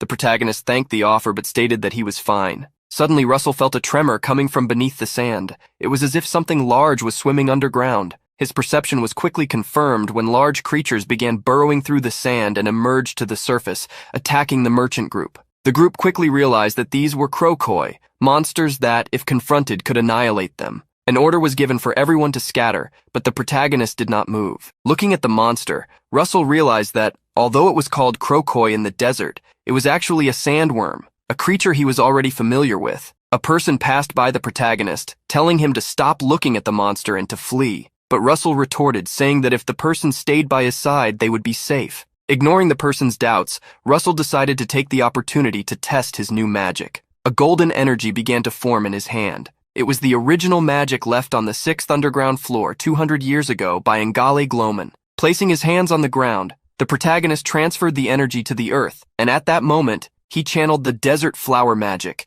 an earth magic that engulfed a radius of several meters, completely consuming the sandworm. Like a tornado of energy, the desert flower magic completely swept away the sandworms, turning them into bait for giant fish. Seeing the protagonist rid the area of the sandworms, the merchant group was impressed. Just a minute ago, they thought it would be their end, but now, looking at the mage, they wondered who the hell he was. In everyone's moment of distraction, one of the camels was poisoned. The blood spilled by the sandworms contained poison, and when it fell on the camels, it poisoned them. Seeing the sudden situation, the protagonist gritted his teeth and, summoning a spell, quickly moved the sand, burying the blood from the sandworms back into the desert. After using so much magic, the protagonist felt tired. Somehow he had managed to resolve the situation. The woman who had spoken to the protagonist earlier approached him, introducing herself as Anne Mashrin from the Kurtberth Merchant Association. She wanted to formally introduce herself to the person who had saved them. The protagonist introduced himself as Richard, hiding his identity. Mashrin shook his hand and, grateful, she said she would like to reward him for his help, asking if there was anything he desired. Among all the things he could ask for, the protagonist requested a camel. He explained that he was heading in a different direction, so they would need to part ways there. With the camel in hand, the protagonist continued his journey. Quickly, night fell, and he was able to follow the constellations in the sky. Mounted on the camel, when he took the dragon's earth footprint stick, an energy rose to the heavens, forming a path of light that would guide the protagonist closer to his destination. Leaving the camel behind, the protagonist jumped into the desert, following the path of light. Flying over the region, he saw a place emanating a ray of light into the sky. This must be the place he was searching for. Descending near the light, he realized that everything around him was just sand. He sighed, understanding that what he was looking for must be buried beneath. Suddenly, a spotlight of light emerged from beneath the earth, opening a hole. The protagonist jumped into the hole and quickly descended through the sand. After descending for some time, Russell finally found a passage through which he could pass. Upon emerging from the hole, the protagonist fell into a structure. His feet no longer touched sand, but marble. Walking through the vast space, the protagonist asked the dragon Pepper to light up the area, but then remembered that Pepper was asleep. Remembering the little dragon's words that they would meet again soon, the protagonist wondered when that would happen. Knowing he had found the right place, the protagonist picked up the stick again, which emitted light in one direction. The light created by the stick revealed numerous scorpions scattered all around, and not only them, but several other monsters as well. While fighting the monsters, the protagonist was concerned that the ruin might collapse at any moment. The ruin was not only large in size, but also filled with monsters, despite being underground. If restored, it would be valuable for research. Spiegelman would probably be thrilled to visit such a place. Since the monsters in these ruins weren't very strong, the protagonist easily defeated them while reflecting. After defeating several types of monsters, the protagonist finally faced the last one. With no more enemies ahead, he had likely reached the deepest area of the ruins.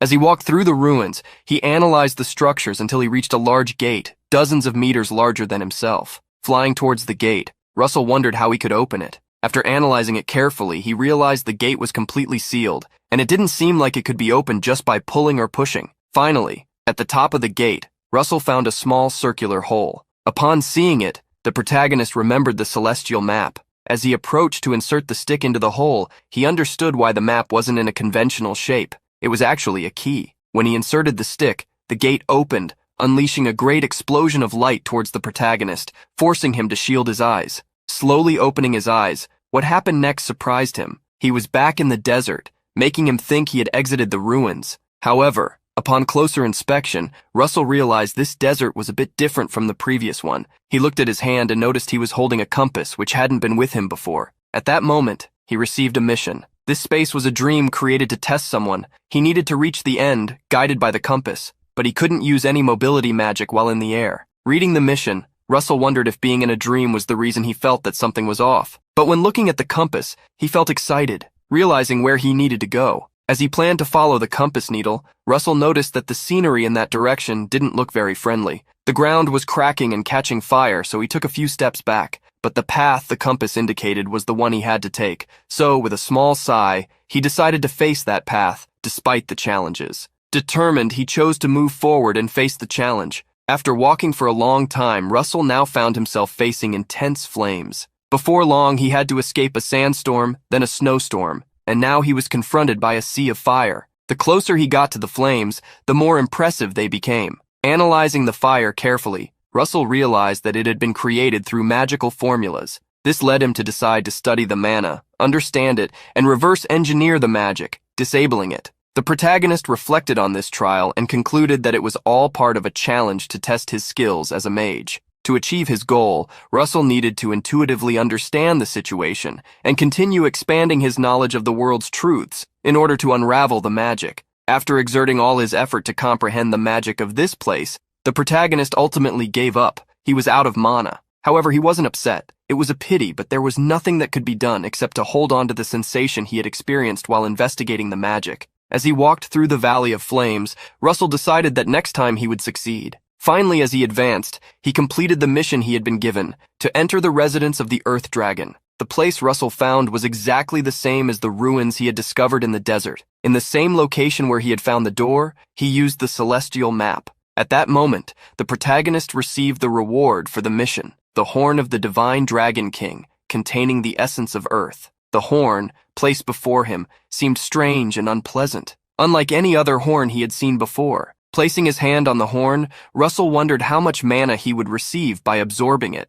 However, the moment he tried to absorb the mana, something unexpected happened. He couldn't. In the next instant, a sharp pain hit Russell. The mana that should have been absorbed was, in fact, blocking his mana veins. Quickly, the protagonist sat in the lotus position to try and guide the mana, for if his mana veins completely blocked, he would be unable to do anything. Russell's veins seemed ready to rupture, and his eyes overflowed with energy as he tried to force the mana, guiding it towards his circle. After much effort, something happened within his body. He seemed to have transformed into a human made of sand. Suddenly, a powerful energy descended upon the protagonist, coursing through his body. Russell began to crack. At that moment, Russell received the notification that he had absorbed the maximum amount of mana from the essence of Earth in the horn of the Divine Dragon King. He was informed that once his dormant potential was awakened, it would be of great help. Finally, shells fell from his body as if scales were shedding, casting off the bad residue. Russell felt that something was different. Not only his muscles, but also his bones. He felt that everything was stronger. Picking up a stone from the ground, the protagonist squeezed it. He felt as if his grip strength was much more powerful now, perhaps similar to Spandam's if he used the mage's body and overload. At that moment, Russell decided to leave the place, remembering that there was a teleportation gate from the yellow tower near the desert. Upon reaching the location of the teleportation gate, the protagonist found a courier. The courier first confirmed Russell's identity, and then handed him an order from the kingdom and the master of the Flame Tower, revealing that the order had arrived a few days ago. Russell took the letter and opened it to read. He soon discovered that he was being sent to the swamp of the Raquel County with the mission to subjugate a hydra. He then remembered that in his past life, a hydra had indeed appeared around this time in the western part of the kingdom. At that time, the person who received the mission was Vermilion. Now, the reason Russell was receiving this mission was because the story had changed. Thinking about this, the protagonist realized that he had returned 8 years on the timeline, and that 7 years had already passed. This meant he only knew the events that would occur in the coming year. Looking at the list of mages who would participate in the mission, Russell was surprised. Alan Page would also be there. However, something seemed strange to him. Alan was still at the 5th circle, even though he had reached this level much earlier in his past life and should have already been at the 6th circle by this time. At that moment, in Raquel County, the Lord was eagerly greeting the one he called the genius mage recognized by the Blue Tower, Alan Page. Leading a group, Alan acted humbly, stating that he was just providing support to Count Russell Raymond, who would lead the subjugation. The county lord was surprised, mentioning that he had heard of the count and asking where he was. Alan replied that they had departed from different locations and that he had arrived earlier, but reassured the lord, saying that Russell would arrive soon. Thus, Alan asked Count Raquel if he knew where the Hydra's lair was located. After thinking for a moment, Raquel confirmed that the swamp area was under the Hydra's control, as it had built its nest there. Alan decided to investigate further, asking if the Hydra had attacked the city, but the Count denied it. Alan began to wonder what to do. Normally, they would wait for Russell's arrival, but that might delay the subjugation. So he decided that it would be better to at least take a look at the area. Just as Alan was about to thank Raquel for the information, screams were heard from outside the castle. The Hydra was attacking. A creature resembling a multi-headed dragon was causing great chaos within the city. Count Raquel was startled by the noise, wondering what was happening. Alan took the lead, informing Raquel that they would drive the Hydra away, leaving the task of evacuating the citizens to the Count. Alan and the other mages jumped out of the castle window, only to see a giant monster, larger than the city walls, destroying everything around it with fire and explosions. The monster hadn't noticed their presence yet, so Alan ordered everyone to prepare for a surprise attack. Alan began gathering his mana. At his current level, he knew he couldn't defeat the Hydra alone. However, he was confident that if he teamed up with the other mages, they could win. Opening his eyes, Alan, along with the other mages, unleashed a powerful attack that exploded on the Hydra's body. A large cloud of dust spread with the impact, leaving Alan anxious, wondering if they had defeated the monster. However, suddenly, from within the smoke, several pairs of eyes emerged, glaring at the group of mages. Furious, the Hydra lunged at Alan and the other mages, while the citizens screamed. Facing the Hydra's attack, Alan realized that with such destructive power, all the citizens inside the castle would be in danger if something went wrong. Therefore, they needed to avoid any casualties. Raising his hands, Alan attacked the massive Hydra, while it in turn attacked him with a poisonous aura that spread rapidly. In a nearby forest to the Raquel County, the protagonist hurriedly ran toward the city. However, his eyes showed desperation when from the top of a mountain, he saw the great city shrouded in an ominous fog, making him question what had happened to Alan. Sometime later, upon seeing the city, the protagonist noticed traces of destruction on the castle walls. The Count asked someone what had happened with the Hydra, and it was revealed that it had returned to the swamp, with no further movement observed since then. The man also revealed that Sir Alan had sustained significant damage during the Hydra's attack. The Count asked about Alan's condition, and he was told that when he defended the castle walls, he had been exposed to the Hydra's venom. He had survived by luck, but was not in good condition. The Count told the soldier that they should do everything possible to save Alan, and the soldier agreed. At that moment, another soldier rushed to find the Count, saying that the person they were waiting for had arrived. The man beside the Count reprimanded the running soldier, but the Count didn't mind and asked who had arrived. To the surprise of the Count and his assistant, the soldier said that it was Count Morningstar, Count Russell Raymond. Upon arriving in the city, the protagonist sighed and moved quickly, leaping over the walls. Count Raquel caught a brief glimpse of the protagonist's black hair and red eyes as he landed in front of him and greeted him. The protagonist followed Count Raquel to the room where Alan was, asking how long he had been in that state. Count Raquel revealed that it was the second day Alan had been ill. Looking at Alan, the protagonist was shocked to learn that the poison could leave someone in such a state just by breathing it in. If Alan were a normal person, he surely wouldn't have survived. The protagonist asked the Count if the Hydra had 8 or 9 heads, but the Count stated that the monster had only 5. The protagonist thought for a moment, as a five-headed hydra was actually a newborn monster, which made it strange that it had such potent venom. He would need to investigate this. The protagonist placed his hand on Alan's body while analyzing the mana in his system. The Count quickly tried to warn the protagonist that it was dangerous to get close to Alan, as a soldier tried to stop him. However, in the next moment, it was they who had to retreat, as Russell was completely burning the venom away with fire. The smoke filled the room as the protagonist healed Alan this way, causing the Count to believe that he was a sorcerer on the same level as the Tower Masters. To understand the poison, Russell needed to locate its roots. He held Alan's hand and moved his mana, investigating the mana pathways in the mage's body until he found the origin of the poison. Inside Alan's body, Russell was able to visualize something: a monster, a dragon. At that moment, the protagonist received a mission called the Secret of the Hydra. He needed to repel the Hydra that had caused destruction in the county of Raquel and solve the mystery behind the monster, uncovering its secret. Looking at the mission's reward, Russell realized it was divided according to what he was able to accomplish, whether it was expelling the Hydra or discovering its secret. While the protagonist was analyzing the notification, which was visible only to him, the Count asked what had happened. Russell relieved Raquel's concern by stating that he had found a way to cure Alan. The Count was surprised and happy with the news, but he was informed that the people around might be poisoned in the process of treatment, so everyone would need to leave the room. To cure a poison, it would normally be necessary to use an antidote or healing magic with divine power. However, Russell could do something else. He could burn the poison and expel it from the patient's body, something he could do with common poisons.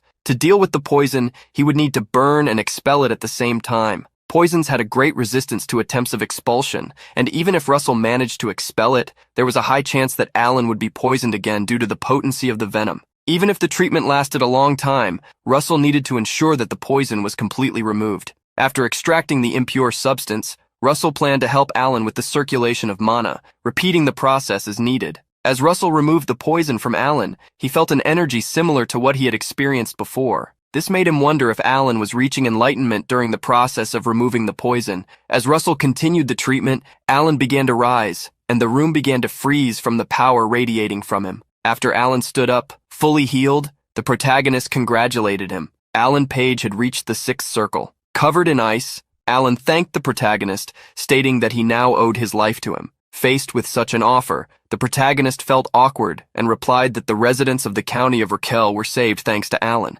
He in fact should be grateful to Alan for helping as the captain of the subjugation. Sometime later, Russell, Alan, the Count, and his assistant gathered. The Count revealed that he was happy with Alan's recovery, but the mage apologized for making the Count worry. Laughing, the Count asked Alan not to say such things. The protagonist interrupted the two, stating that he had some questions about the subjugation of the Hydra. He wanted to know the number and capabilities of the knights participating in the subjugation, as well as the information about the monsters in the swamp area. The Count revealed that there were 30 knights and around 500 common soldiers. Russell then asked how many of the knights were at the expert level, and the Count answered that none of them were at that level. Thinking about what the Count had said, Russell began to doubt that he was hiding information about the troops' capabilities, given that they were facing an urgent crisis. It wouldn't be much help, but Russell decided to consider the knights as support. The Count provided a few more details to the protagonist. The swamp covered about 1,500 hectares, and they didn't know the exact number or types of monsters in the area,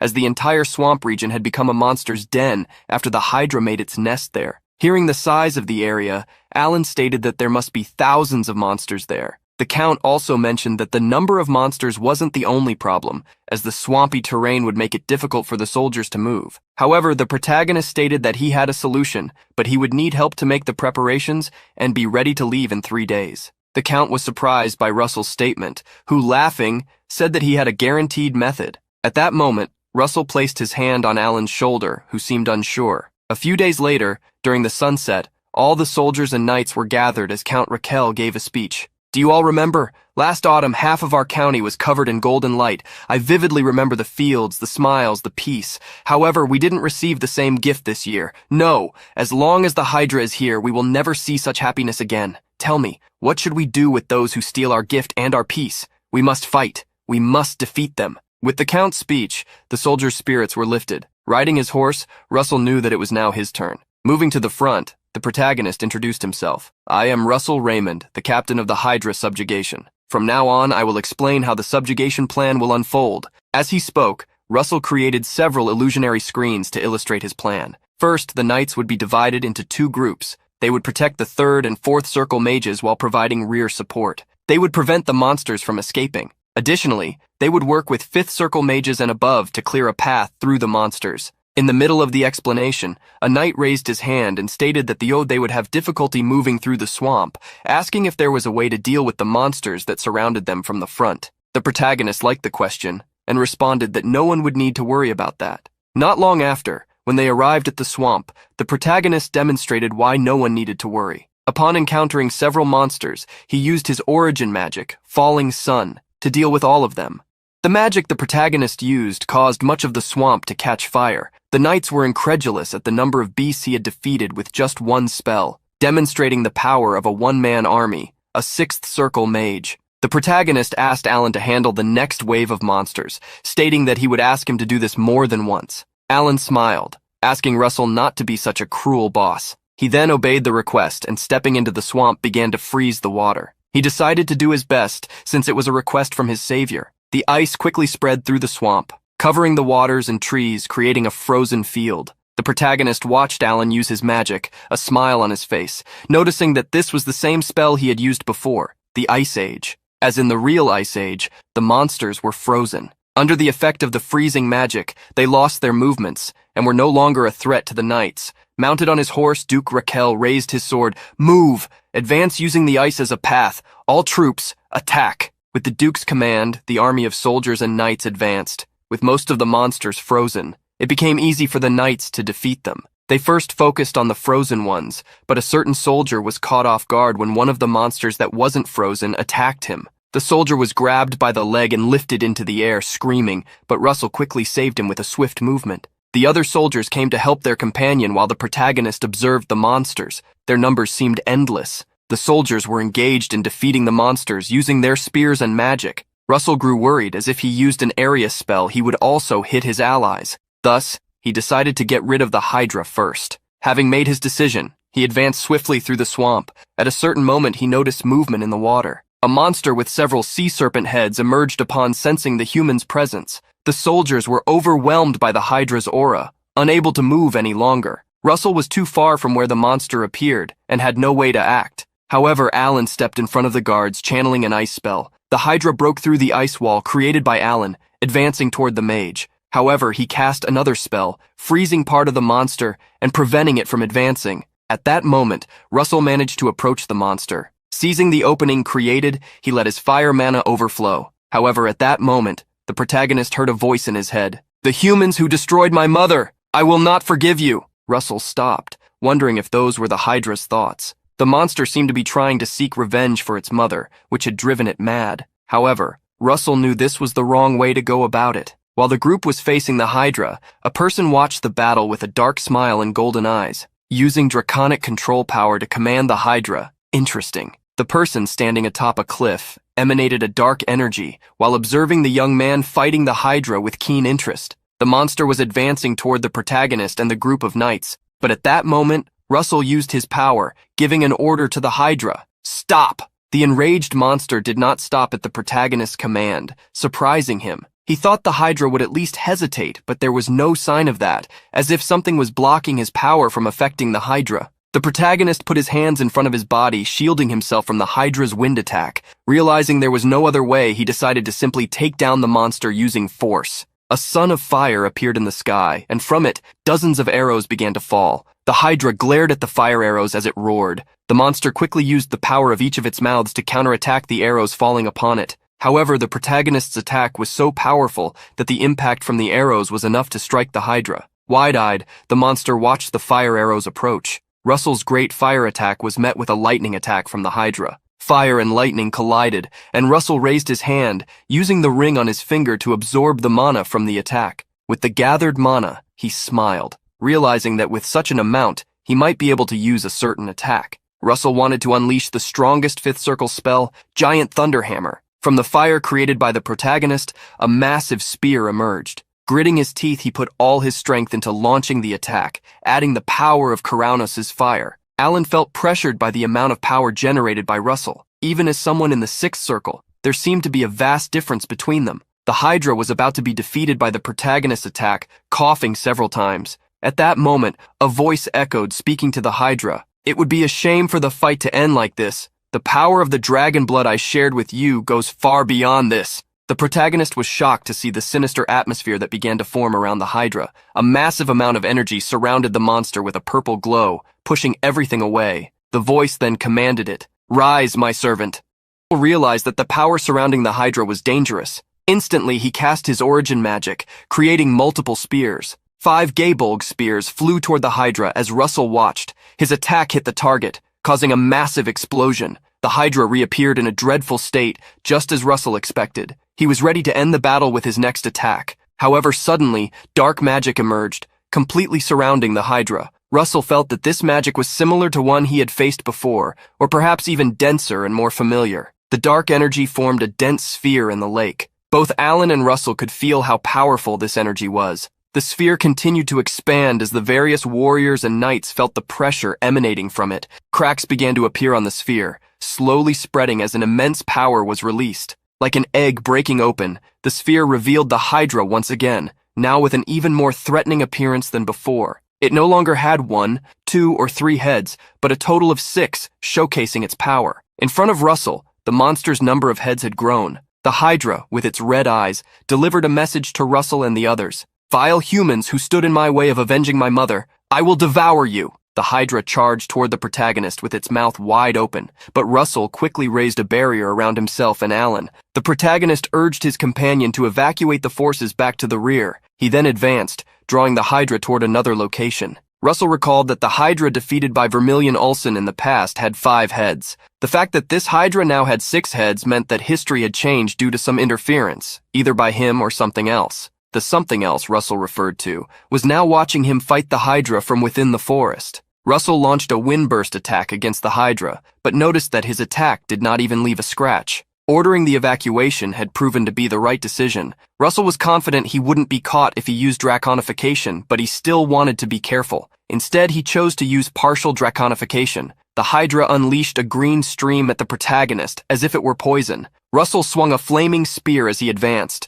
Swinging the spear, he delivered a strike. Noticing the wound caused to the Hydra, the protagonist realized that it was regenerating at an absurdly fast rate. Therefore, any mediocre attack would just be a waste of strength. For this reason, he decided to concentrate all his remaining mana into a single attack. Gripping his most powerful spear, mana gathered around Russell, infusing the weapon. A Gaybolg with 7 layers of aura was created. Russell moved almost instantaneously. The next moment, he appeared in front of the Hydra, which attacked him. The attack grazed him, but he did not stop. Wielding his spear, he used the La Mancha ability he had learned. Russell swung the spear, delivering a powerful slash toward the Hydra. The firepower imbued in the spear was strong enough to evaporate everything it struck. The Hydra screamed as it was defeated, cursing, "I curse you! I am the servant of that person. On the day he descends, all of you insignificant beings will face your end." Hearing the Hydra's curse, the protagonist was certain that someone was behind its appearance.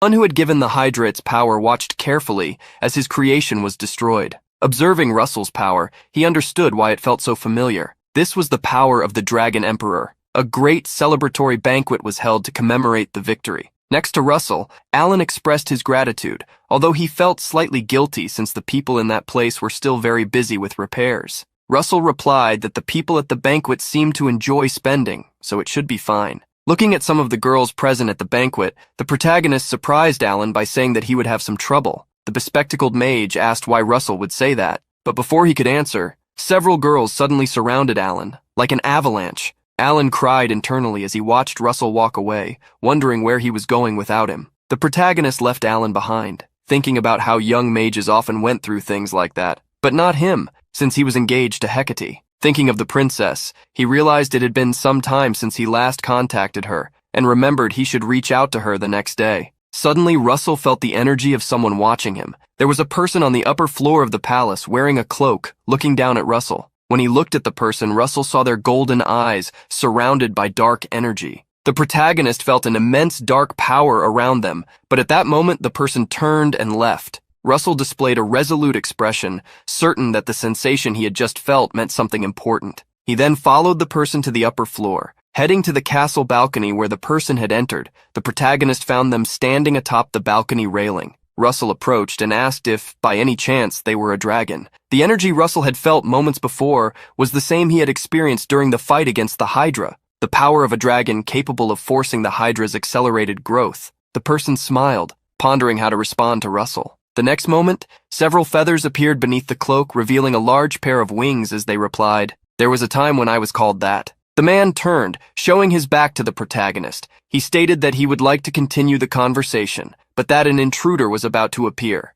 Leaping into the sky, he warned Russell that they would meet again soon. The protagonist watched the man fly upward, leaving him behind. He reflected on the answer he had received, wondering if the man meant that he was no longer a dragon. Suddenly, a message appeared, informing the protagonist that he had completed his mission. He received some supreme magic stones for defeating the Hydra, and also for uncovering the secret behind it. Russell grew thoughtful upon realizing the man was behind the incident, questioning why he had caused it. Inside the forest, a dark portal of fire emerged. From the portal came the same man Russell had encountered. The man walked toward a cave, and looking into the darkness, asked someone there if he was being ignored. The man's hand moved swiftly toward the darkness. He grabbed someone who began coughing. He reminded this person that he had warned him not to seek him out, asking if he really wanted to be eliminated. The person he was speaking to was Hypnos. With a weak voice, Hypnos warned that there was no more time. Hearing this, the pseudo-dragon smiled. The shadow of a dragon emerged from the man holding Hypnos. "How absurd!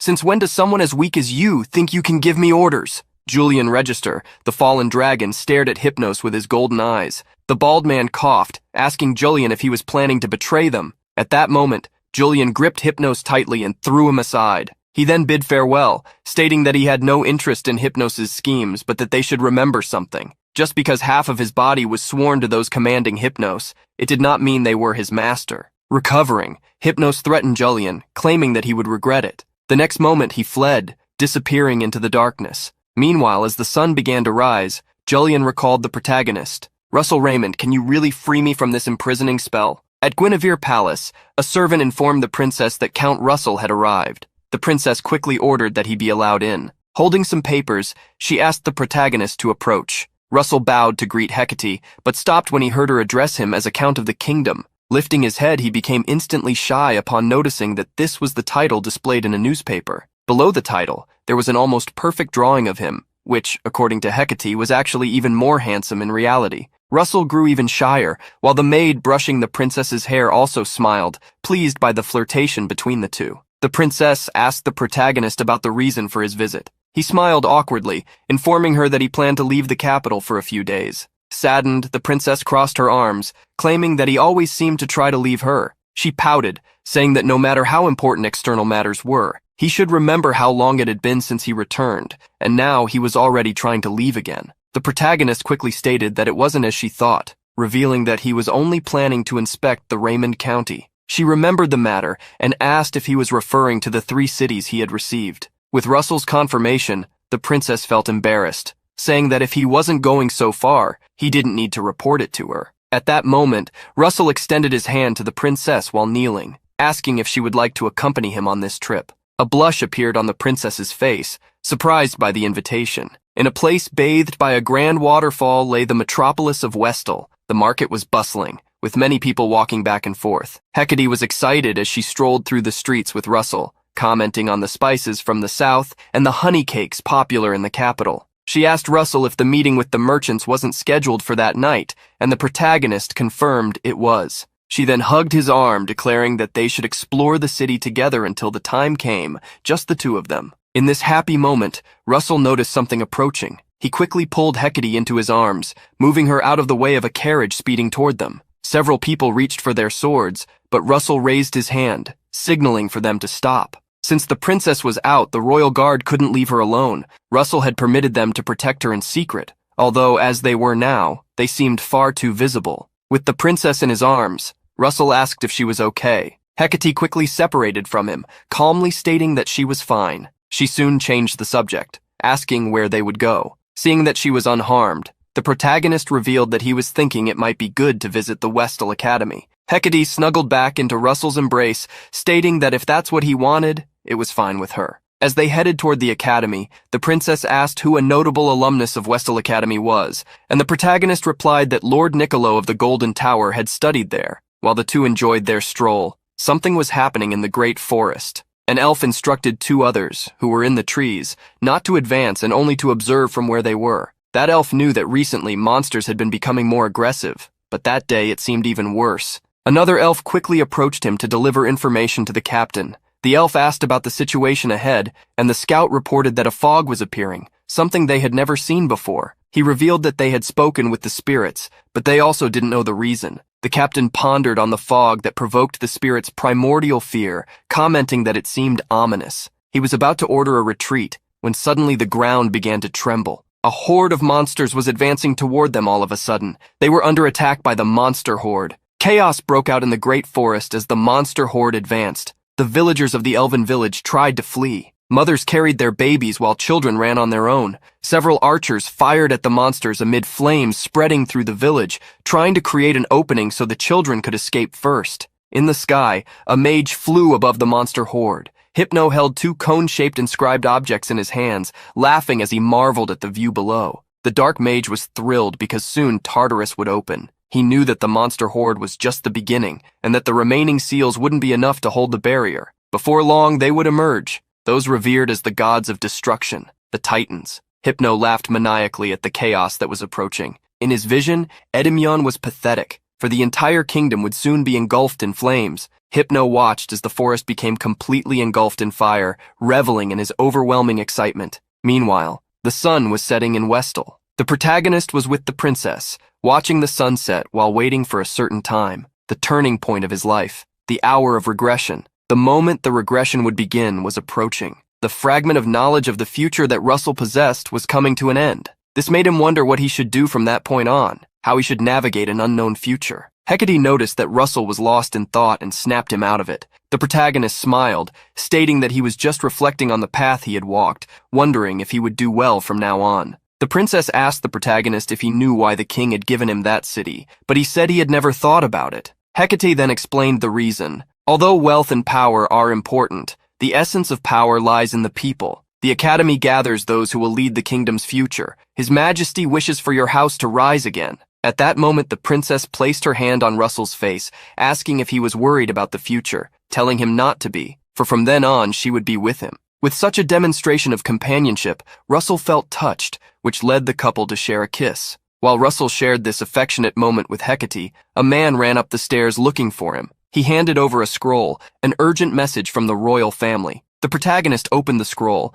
wondering why such a sudden message had arrived. His eyes widened in shock at what he read. Hecate grew curious, and he revealed that even master-level mages from the tower and master-level aura practitioners were being summoned to the palace immediately. Russell wondered if a war had begun. He informed Hecate that something serious had happened, and that they needed to return to the palace, stating that he would prepare the carriage. But Hecate stopped him. She asked him not to worry about her, and to leave immediately. Russell hesitated to leave Hecate alone, but she insisted that the kingdom's safety was the priority, above romantic affections. The kingdom needed him. The protagonist accepted Hecate's decision and followed her advice to go ahead. Using wind magic, the protagonist shot forward. Watching him leave, Hecate revealed her lonely worry. More than the time spent with you, it's the time spent waiting and worrying about you. But I can't help it. This is the fate of one who loves a hero. In a certain tribunal, dozens of people awaited before a platform for someone to speak. The protagonist arrived just in time for the meeting, relieved but surprised by the grand scale around him.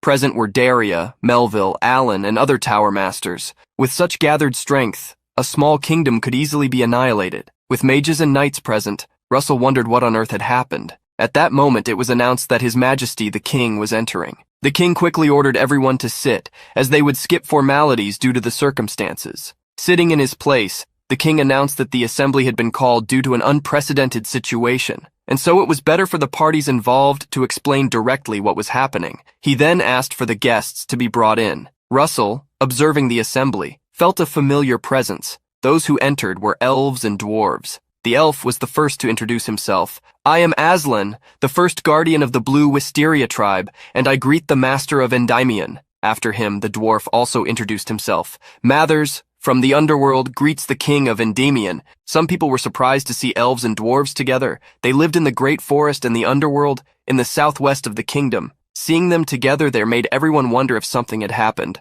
The king called for everyone's attention, asking if they could show what they had seen. Mathers presented the newest tool developed in the underworld, a device capable of projecting recorded images. From the images shown by the device, enormous monsters were advancing, which shocked the people of Endymion. Vermilion, beside Russell, observed that there were at least 10,000 monsters. Aslan stated that suddenly, a horde of monsters had attacked, driving the elves and fairies out of the great forest. Mathers also expressed his concern, explaining that monsters had invaded the Red Canyon underworld, and that they couldn't understand how this had happened. Russell raised his hand and the king asked for his opinion. Russell stated that something was strange, because the number of monsters was abnormally high. Even if all the monsters in the Great Forest had gathered, there shouldn't be as many as shown in the images. The protagonist's comment made Hemingway question whether the monsters had been created, and beside him, Daria suspected that another dimension might have been opened. The half-elf tower master remarked that the type of monster was also disturbing. Pointing a light to mark one of the monsters, she stated that it should have been extinct long ago. At that moment, both the elf and the dwarf knelt. Aslan pleaded with the king, master of Endymion, as the first guardian of the Blue Wisteria tribe and the representative of the Great Forest, I beg you, please save the Great Forest, which is in danger. Beside him, Mathers made the same plea, begging for the underworld and the Red Canyon. The king stepped down from his seat, asking the two to stand. He then spoke to everyone present at the assembly. This is an astonishing number of monsters, beyond comprehension. We do not know how they emerged, but leaving them unchecked will certainly cause catastrophic damage. In the name of the king of Endymion, I order you to aid the Great Forest and the underworld. Ensure that no monster crosses our borders, by his majesty's decree. Faced with this, Russell recalled that everything the fate of regression had ensured for him was now over. All he could do now was believe in everything he had built and move forward. Daria stood before Vermilion, Russell, and Professor Hubert. She stated that she would like to join the war,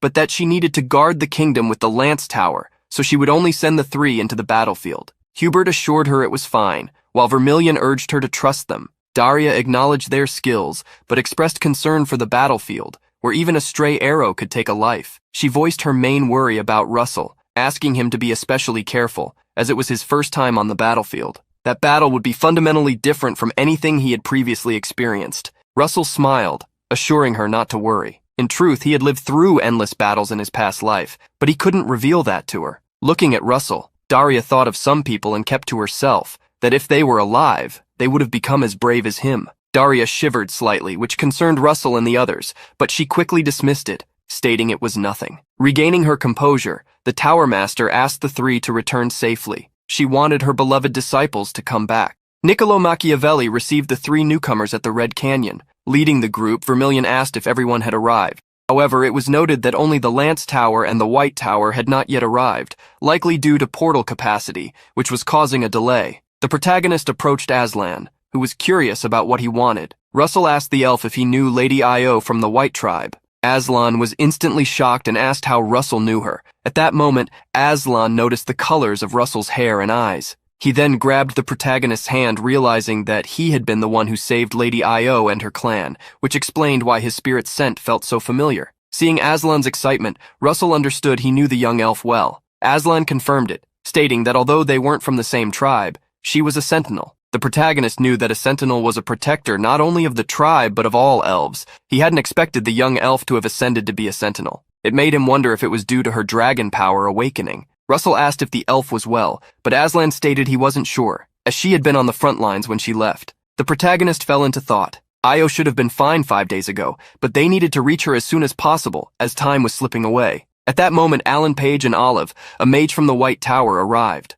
Along with them was Amelia Merwin, the small, eccentric half-elf master of the White Tower. Russell realized that half of the Empire's forces were gathered in that place. He couldn't imagine losing with this team. With everyone assembled, Niccolo began explaining. It was confirmed that the Elven Command Center had been relocated. They had been driven out by the monsters. Upon hearing this, Aslan and Mathers were shocked by what they were losing. Amelia Merwin mentioned that the 5th and 7th Army bodies would take at least 10 days to arrive. Moving a force of this scale took time. Niccolo continued with the information, stating that their mission was to get them to the Great Forest before the infantry arrived. They needed to reach the edge on the same day, and 2 days later, the command center. Thus, they would arrive in 3 days. With Niccolo in command, the entire group began running toward the Great Forest. The group ran well into the night. Their steps did not slow as they advanced through the Red Canyon, vigilant of the path ahead. At one point, Amelia, who was leading the group, noticed something. Raising her hand, she signaled for everyone to stop.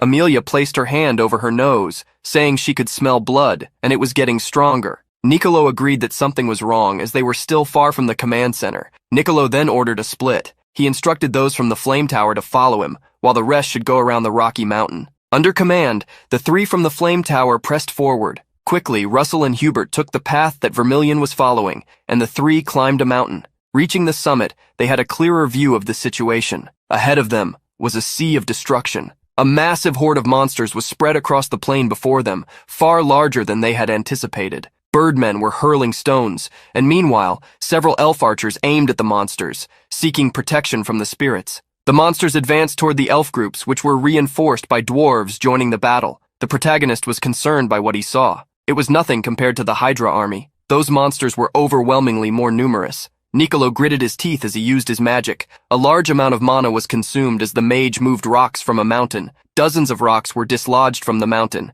and under the mage's command, they soared into the sky. The moment Niccolo ordered, the stones were launched, crashing down upon the monster horde. The Red Tower group felt the wind shift. Amelia was moving on her teddy bear. In the sky, the mage began commanding the air. The monsters looked up at the green winds above their heads and were terrified when a massive tornado was created. The tornado sucked the monsters in its path, quickly defeating them. The protagonist was impressed. This was the power demonstrated by two of the masters of the capital's towers. Vermilion placed a hand on Russell's shoulder, stating they had been called for this, so they couldn't just stand idle. The protagonist smiled, affirming they were ready. In the next moment, flames began to swirl around him. From the top of the mountain, Russell's origin magic was unleashed. A massive flame sun appeared, illuminating the night. The protagonist used the falling sun spell. One of the elves on the battlefield pointed upward excitedly, declaring that the Endymion mages had arrived. Aslan and Mathers had succeeded, and they were saved. To fulfill the salvation of both races,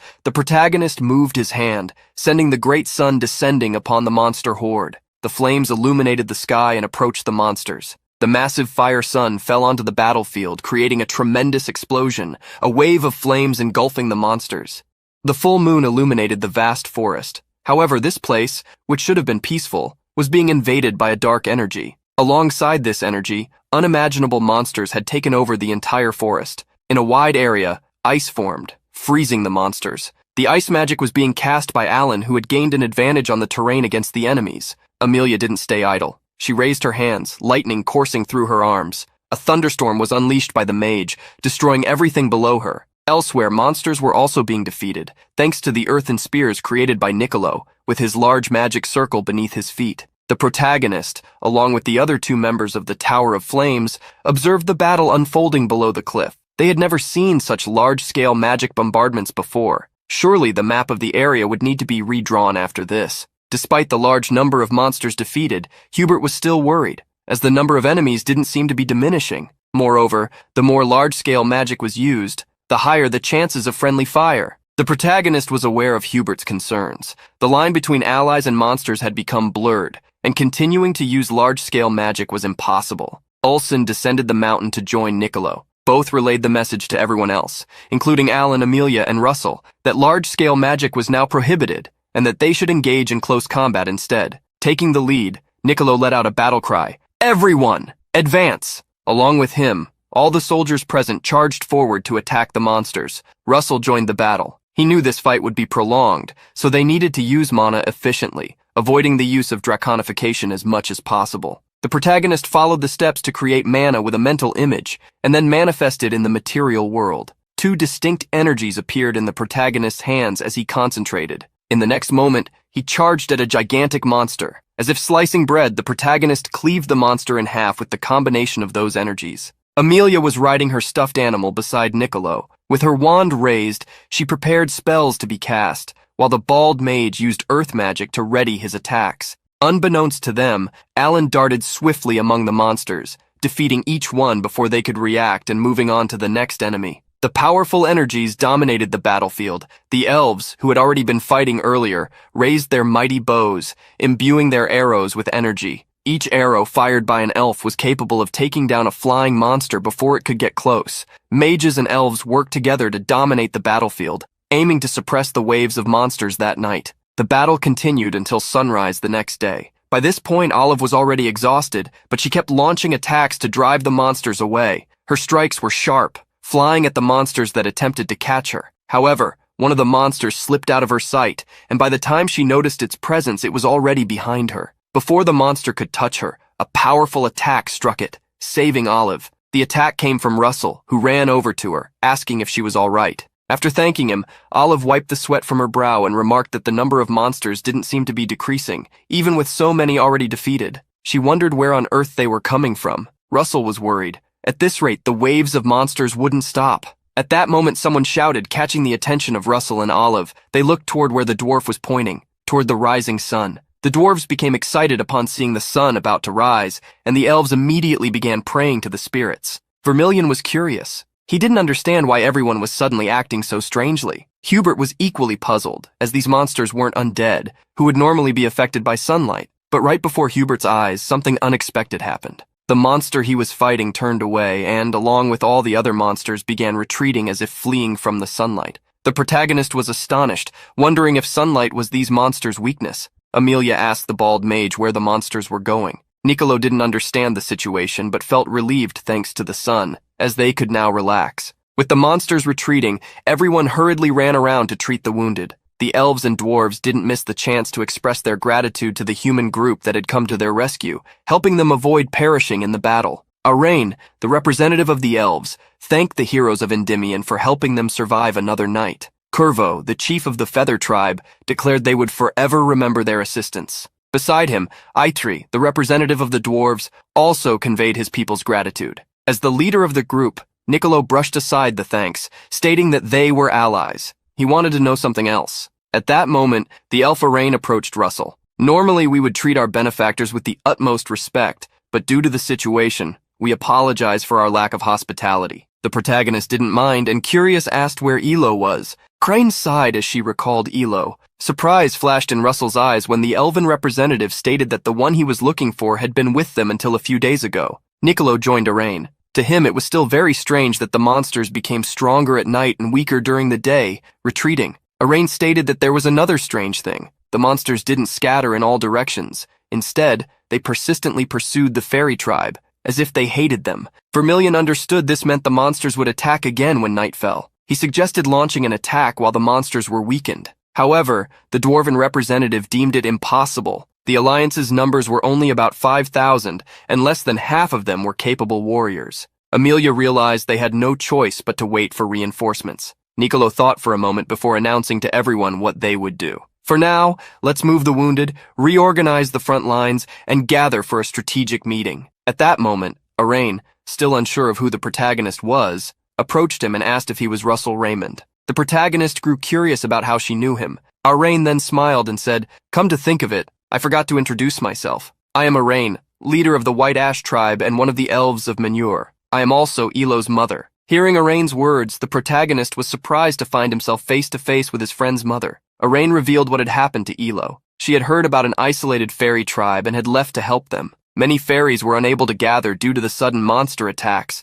and many were captured during their attempts to escape. The protagonist was worried, hoping they would remain safe. However, Arain gave a gentle smile and assured him not to worry, as her daughter was strong. While the sun still shone over the mountains, elves, birdmen, and dwarves worked together. Niccolo, who had learned from Arain that she was a menhur, was utterly astonished. The menhur was the supreme leader of all elven tribes. Knowing there were no longer any higher-ranking elves, it was understood that in the past century only 5 menhurs had emerged. Russell now understood why Arain seemed so extraordinary. Niccolo was still surprised to have the chance to meet a menhur in his lifetime. Beside him, Amelia greeted her as well. "It's an honor to meet you. Ma'am? Madam? Amelia was visibly confused about how to address Arain, as she had never used honorifics, having grown up in the human kingdom despite being an elf. Arain smiled, greeting Amelia, and stated that she too was unfamiliar with human etiquette, so Amelia could speak however she felt most comfortable. With formalities set aside, Niccolo began explaining the strategy devised in Endymion. The first step would be to form an encirclement. The arriving army would number around 60,000, which should be sufficient to trap the monsters. Amelia outlined the second step, to exterminate the monsters within the encirclement, forcing them to retreat to the great forest. Hearing about the second step alarmed Arain and Curvo. Arain sighed, lowering her head. as she realized the battlefield would shift from the Red Canyon to the Great Forest. Russell understood that the Great Forest was not only their home, but also a sacred place blessed by the gods for the fairy tribes. If the battlefield shifted, the Great Forest would inevitably suffer significant damage. It would take decades for a forest to recover. For one as vast as the Great Forest, it could even take centuries. Niccolo tried to ease their concerns, stating that Endymion would actively assist in restoration efforts, as well as provide housing for the tribes. Arain and Corvo exchanged glances and nodded to each other. Speaking for both, Arain stated that it would be painful but unavoidable. Beside her, Corvo revealed that, in a way, he had already anticipated this outcome. Niccolo felt relieved, thanking them for their cooperation and promising they would do their best to minimize the damage to the Great Forest. At that moment, someone alerted Commander Niccolo. Something was flying toward them. The soldiers pointed upward, wondering if it was a monster, as sunset had not yet arrived. Corvo was shocked to recognize what was flying in their direction. A birdman was struggling to fly toward the camp. An ally was approaching, a soldier who had gone to rescue the fairy tribe a few days earlier. Corvo hurriedly ran to his comrade, ordering others to call the medics. Corvo held the soldier as he struggled to speak. "Silver-haired sentinel, danger, Elo." Upon hearing Elo's name, both Russell and Arain were startled. Niccolo turned to the protagonist, asking if he would go to rescue the team, as one of his acquaintances was in danger. Russell confirmed his intent, and at that moment, Vermilion volunteered to accompany him. Seeing Vermilion eager to go, Niccolo felt more reassured. Amelia stepped in between them, and stating that the White Tower's research would be useful, instructed Olive to join them. Arain addressed Aslan, someone she trusted deeply. Aslan placed his hand over his chest, assuring her he would bring Elo back safely. With that, Arain blessed them in the name of the spirits. The group departed immediately, with Olive leading the way, using her detection magic. The sky had already darkened when Olive sensed something. She quickly alerted everyone, saying she had detected movement, likely flying monsters. Vermilion promptly ordered them to keep moving forward, as he and Russell would handle the monsters. As they advanced, the protagonist quickly noticed the flying monsters in the sky. Looking up, he saw them preparing to attack. Above the rescue group, an army of massive rocks appeared, winged creatures resembling vultures, with bald necks and sharp talons on their feet. Aslan, followed by several elves, wondered how creatures from the west had made it there. He quickly commanded everyone to form up for battle. However, before Aslan and the elves could attack, a massive surge of lightning created by Russell struck the rocks. The lightning bound the rocks like chains, culminating in a powerful explosion. Olive pressed on with the group following closely behind her. She was surprised to see the large group of rocks defeated so effortlessly. Although she knew they were on the same level, she realized the difference between her and Russell. In her moment of distraction,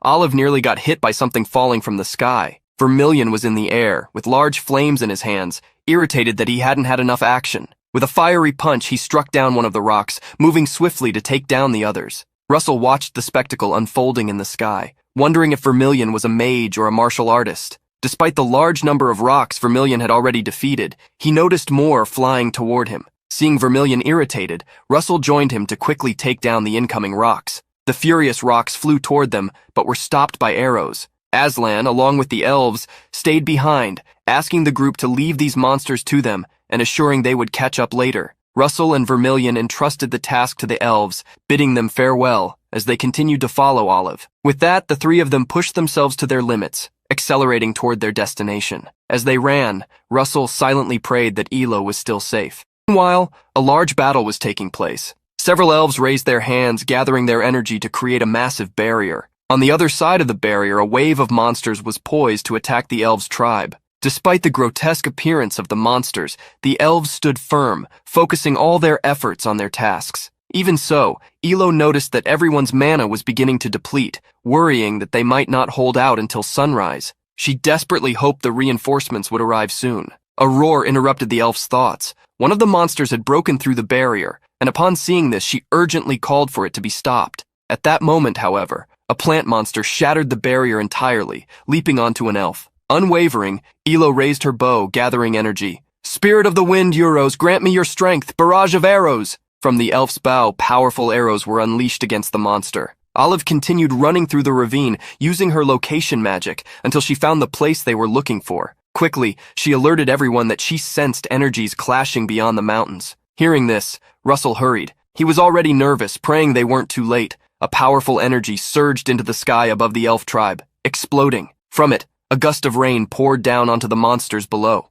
Elo quickly coordinated the other elves to take advantage of this opportunity and raise the barrier again. However, at that moment, the elf heard a cry for help. Monsters had broken the barrier again, attacking elves behind her. Elo swiftly raised her bow, preparing a new attack. As usual, she invoked Euros's name, asking for the energy needed. Just as she was about to strike, Elo suddenly thought of Russell. Blushing, she wondered why he had come to her mind at that moment. As soon as Elo thought of Russell, she heard a voice she knew well. Firewall! A huge firewall, even bigger than the barrier the elves had invoked, swept the monsters in front of Elo. The flames spread quickly among the monsters, and when Elo looked at the caster, a smile appeared on her face. Russell and Vermilion descended from the sky to assist in the battle. Vermilion made his hand turn into embers. "Russell, I'll clear the way for you." With a fiery punch, a large hole appeared in the firewall created by Russell. Russell passed through the opening and thanked Vermilion as he reached the elf's position. He ran up to Elo, asking if she was okay. The elf quickly reassured him that she was fine, not knowing how to express her gratitude. Russell humbly replied, "As a wizard from an allied nation, I simply did what needed to be done. Once you're ready, please lower the barrier. We need to get past these monsters before more arrive." Elo, however, showed her concern. If they left now, the children wouldn't be able to go with them. Russell, however, reassured Elo, asking her not to worry. Looking at the new arrivals, he asked Olive if she could help them. The mage readily agreed, stating she was there for just that. The energy released by Olive bathed the elves. She was casting the magic over the entire fairy tribe. This magic would help them run without feeling exhausted. Elo was surprised at how light her body felt. At that moment, Aslan and the other elves arrived to reinforce the group. Elo ran toward Aslan, happy to see him again. He too was glad to see her. Once Olive's magic was cast, Vermilion coordinated everyone into position. He would stay in front, Elo and Aslan would take the right, Russell would be on the left, and Olive, along with the fairy tribe, would be in the center. With the formation instructions given,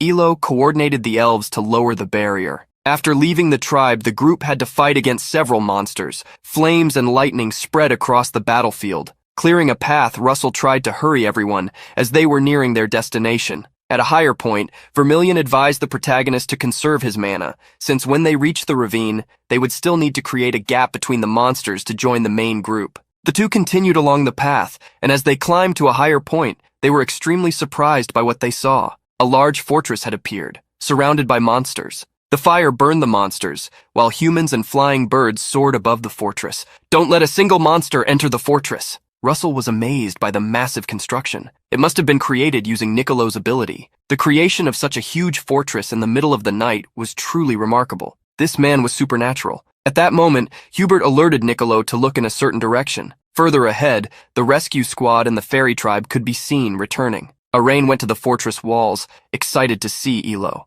Nicolo smiled confidently, commanding that they open a path between the monsters so that their hard-working allies could join them. Nicolo extended his hands, using his defensive wall magic. A large stone path appeared among the monsters as the skill was activated. Vermilion was excited to see the path created by Nicolo. Now all they had to do was use all the remaining mana to clear the monsters from the way. Vermilion and Russell then joined forces for the final task. Vermilion used his fire punch ability, while Russell unleashed his fire cannon. A wave of flames was released together by the duo, engulfing the monsters in front of them. They hurried to take the lead to reach their destination, which was now right before them. As they advanced, they saw the fortress walls opening to allow them to enter. The rescued elves passed through the fortress wall, celebrating the fact that everyone had made it safely. Olive sat down to rest after using her magic for so long. Elo, on the other hand, embraced her mother, crying at their reunion. Vermilion and Russell collapsed onto the ground, exhausted from practically draining all the mana from their bodies.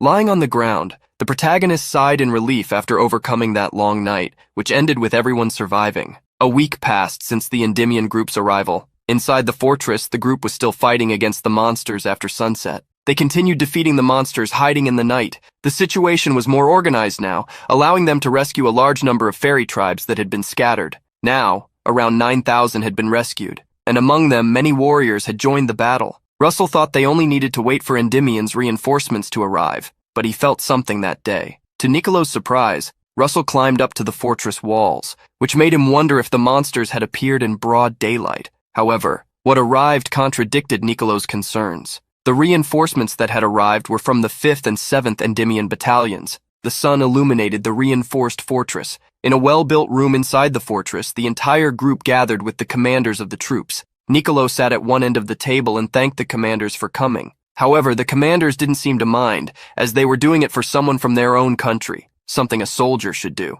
The commander of the 5th Corps was named William Luigi. He wore full-body armor, where not even his eyes could be seen. Next to him was Dwell Kruger, the leader of the 7th Corps, who wore similar armor, though at least his eyes were visible. With both commanders present, Niccolo decided to start the strategic meeting immediately. The mission focused on the 2 corps working together as a rescue force. He then handed the floor to Sir Russell, who had a better understanding of the terrain and the monster army, to provide more details. The protagonist greeted the 2 commanders, introducing himself. Upon seeing the protagonist, the commanders were surprised by how young he was and the extraordinary aura that surrounded him. Russell used some chess-like pieces on a map of the terrain to show each unit's role. The mission of Commander Williams' troops would be to defend. Although the monster army was targeting only the fortress, they didn't know when the monsters might invade Endymion. Therefore, they would form a strong siege, protecting the fairy tribe still in the ravine, ensuring that no monsters escaped. Russell revealed that the mission of Commander Dwell's troops would be to attack.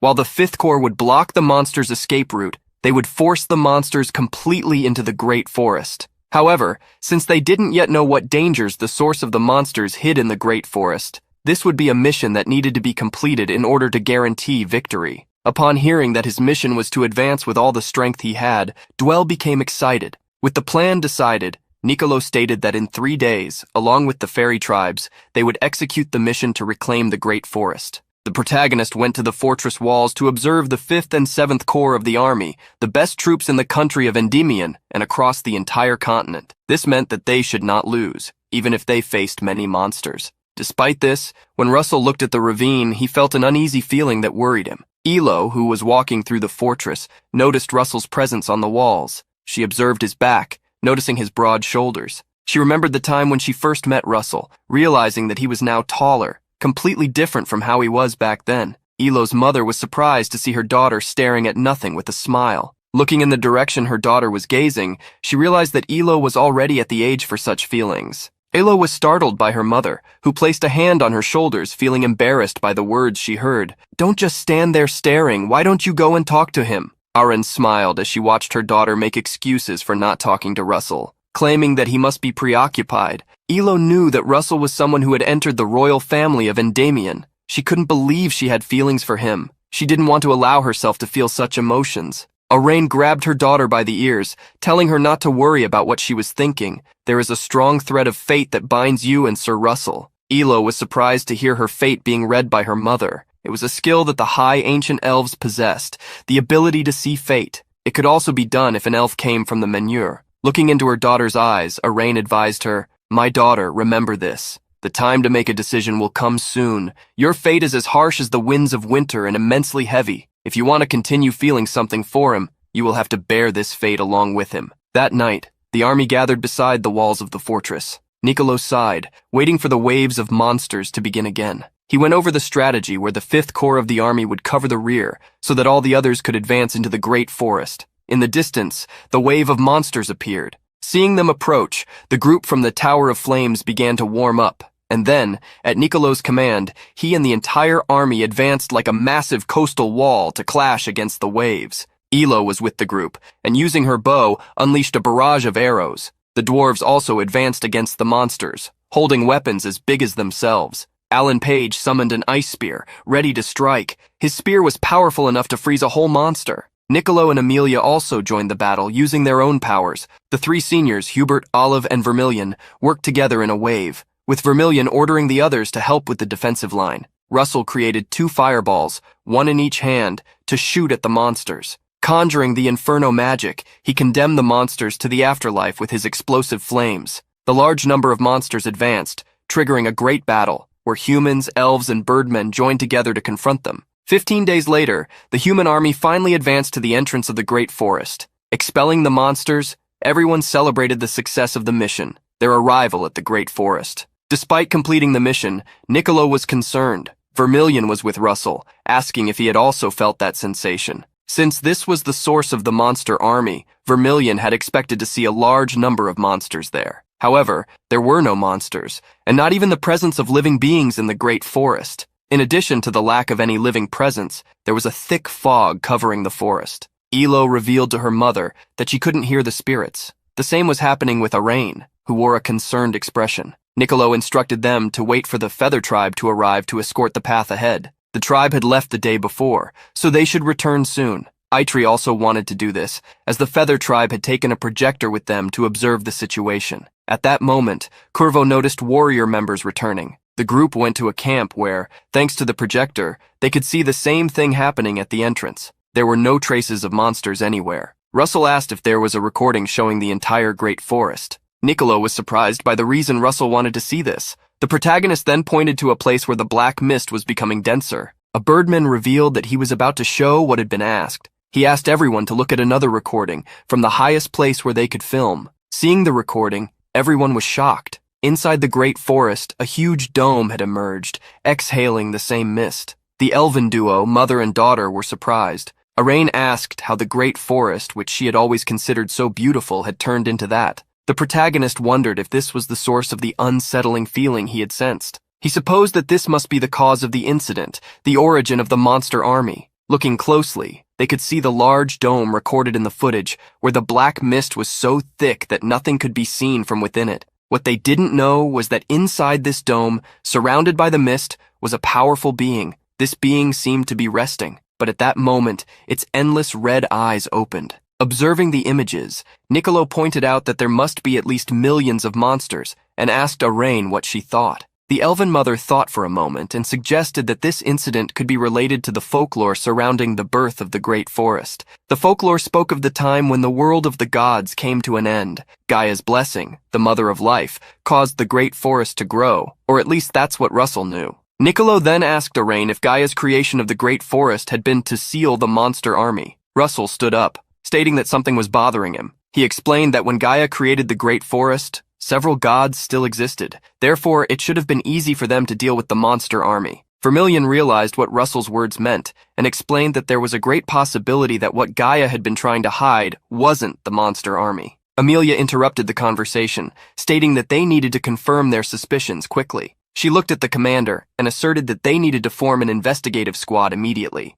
The investigative team was formed, and as they headed into the Great Forest, they were instructed to return before sunset. The investigative squad was made up of 10 people, Niccolo and Amelia, the 3 from the Tower of Flames, along with Alan, Olive, the 2 elves, and the representative of the dwarves. As they advanced through the forest, Vermilion expressed his disbelief that he couldn't feel any life in the forest. Next to him, Hubert felt as though the forest had lost its biological function. After advancing quite a bit into the forest, Niccolo stopped the group to let them rest for a moment. Russell went over to Elo, who was sitting on a log, and asked if she was all right. After Elo confirmed, the protagonist asked what Arain was doing. Elo revealed that her mother was trying to communicate. More specifically, she was attempting to speak with the spirits of the forest. Seeing Russell's curiosity, Elo made sure to explain. There were many types of spirits beyond the 4 main elements. Russell knew this: thunder, ice, light, and dark spirits. Elo then stated that the forest spirits were also a type of spirit,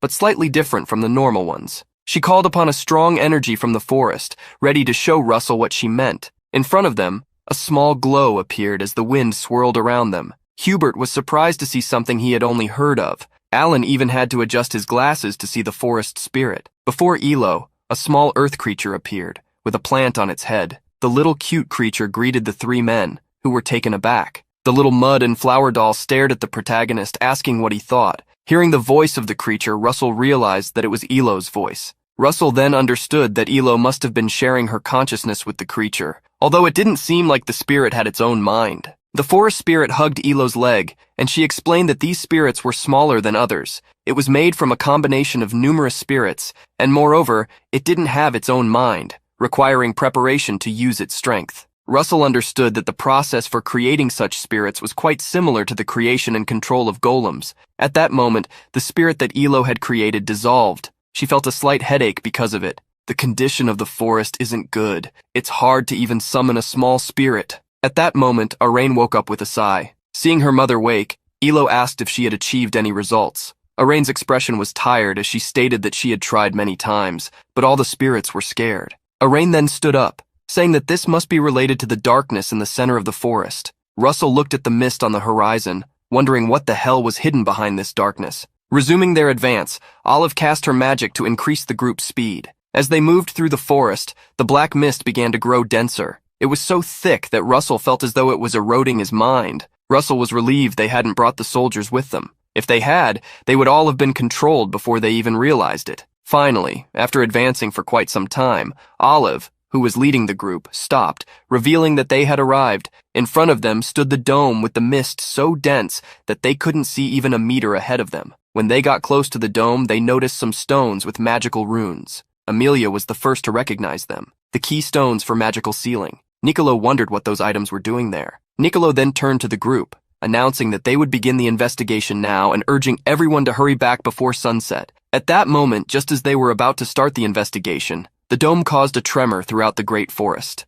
The group was startled, asking where that great tremor had come from. Niccolo crouched down to feel the power of the dome, saying that it felt as though it had come from within the darkness. As he analyzed the dome, Niccolo felt as if a being with an infinity of eyes was watching him. A concerned expression appeared on Niccolo's face, and he immediately ordered everyone to retreat. At that moment, a giant hand broke through the top of the dome. The massive hand descended into the forest, crushing several trees. The being that emerged from the dome was as large as the dome itself. It had a pair of heads looking in all directions at once. Eitri couldn't believe what he was seeing. Olive, standing next to him, felt as though a mountain had emerged from the dome, but Russell could clearly see that what stood before them was not a mountain, but a colossal living being. Niccolo recognized what the massive being was. A hecatonchere. He couldn't believe that one of these monsters still existed. Amelia was confused by the name of the monster and asked if it was a creature from the ancient era. Niccolo confirmed her suspicion. The hecatoncheres were beings who ruled the era in which they existed.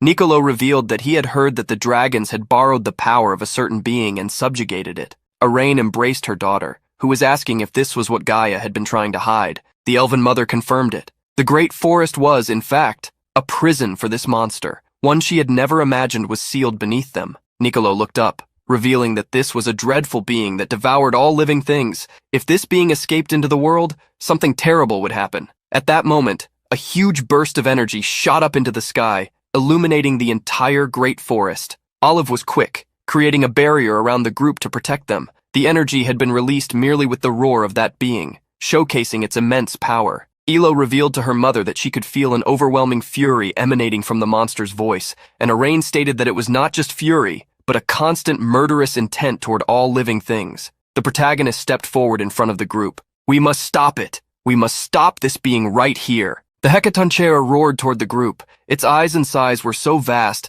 that just its presence and aura were terrifying. However, even so, Russell's voice remained resolute. "There is no room for failure. We must stop it." Elsewhere in the great forest, on a peak, a man was watching the being that had been released. The giant creature brought shame to his poor imagination. For him, it was a surprise that a hecatonchere appeared instead of a titan. The man, wearing a hood, raised his hands to the sky, celebrating as if this were the arrival of a god. At that moment, a portal appeared behind the man, and someone stepped through it. "Oh, this is the end I've been dreaming of! It's incredible!" The man was startled, recognizing Karen as he stepped through the portal and asked what he was doing there. Karen was carrying a coffin on his back and spoke from behind his mask. "It's sad to see that you're not happy to see me after so long. I even brought a gift for you." The gift delivered by Karen left the man intrigued. It was a magic sealing stone, comparable to the one used in Tartarus, given to Hypnos thanks to him and the Supreme One. Observing the monster, Karen questioned whether Hypnos knew who he was resealing. Hypnos explained that the being belonged to the race of the Hecatoncheres,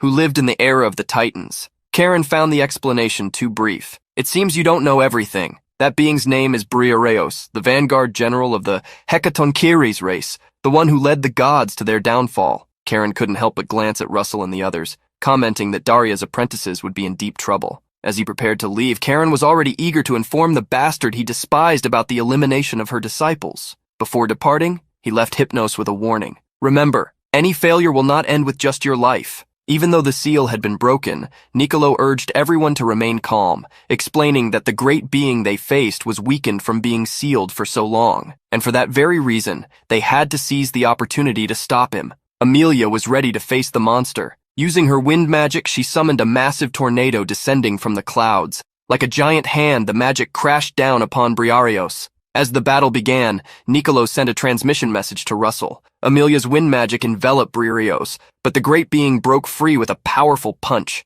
Amelia was thrown to the ground, causing concern for the mage from her tower. Niccolo did not stand idle. Striking the ground, his magic extended to Briareos's feet. With the magic cast by the mage of the yellow tower, the ground turned into a sand swamp, causing the hecatoncheires to sink. Niccolo quickly called for everyone to attack, and each present unleashed their magic against the great being. The combination of spells created a massive explosion that shook Briareos. Amid the trees, the elf mother and daughter duo conjured magic. Giant roots emerged from the earth. The roots intertwined, forming a colossal forest spirit, matching Briareos in size. The forest spirit grabbed the hecatoncheires' hands, trying to force him back. Seeing the forest spirit restraining the monster, the dwarven representative believed they had a chance. However, Amelia revealed that it wasn't enough to defeat him. Within seconds of struggle, the hecatoncheires crushed the forest spirit into mere wood and earth with his bare hands, dispersing its energy. His roar echoed through the forest, striking fear into all. "Do not stand in my way, you filthy trash!"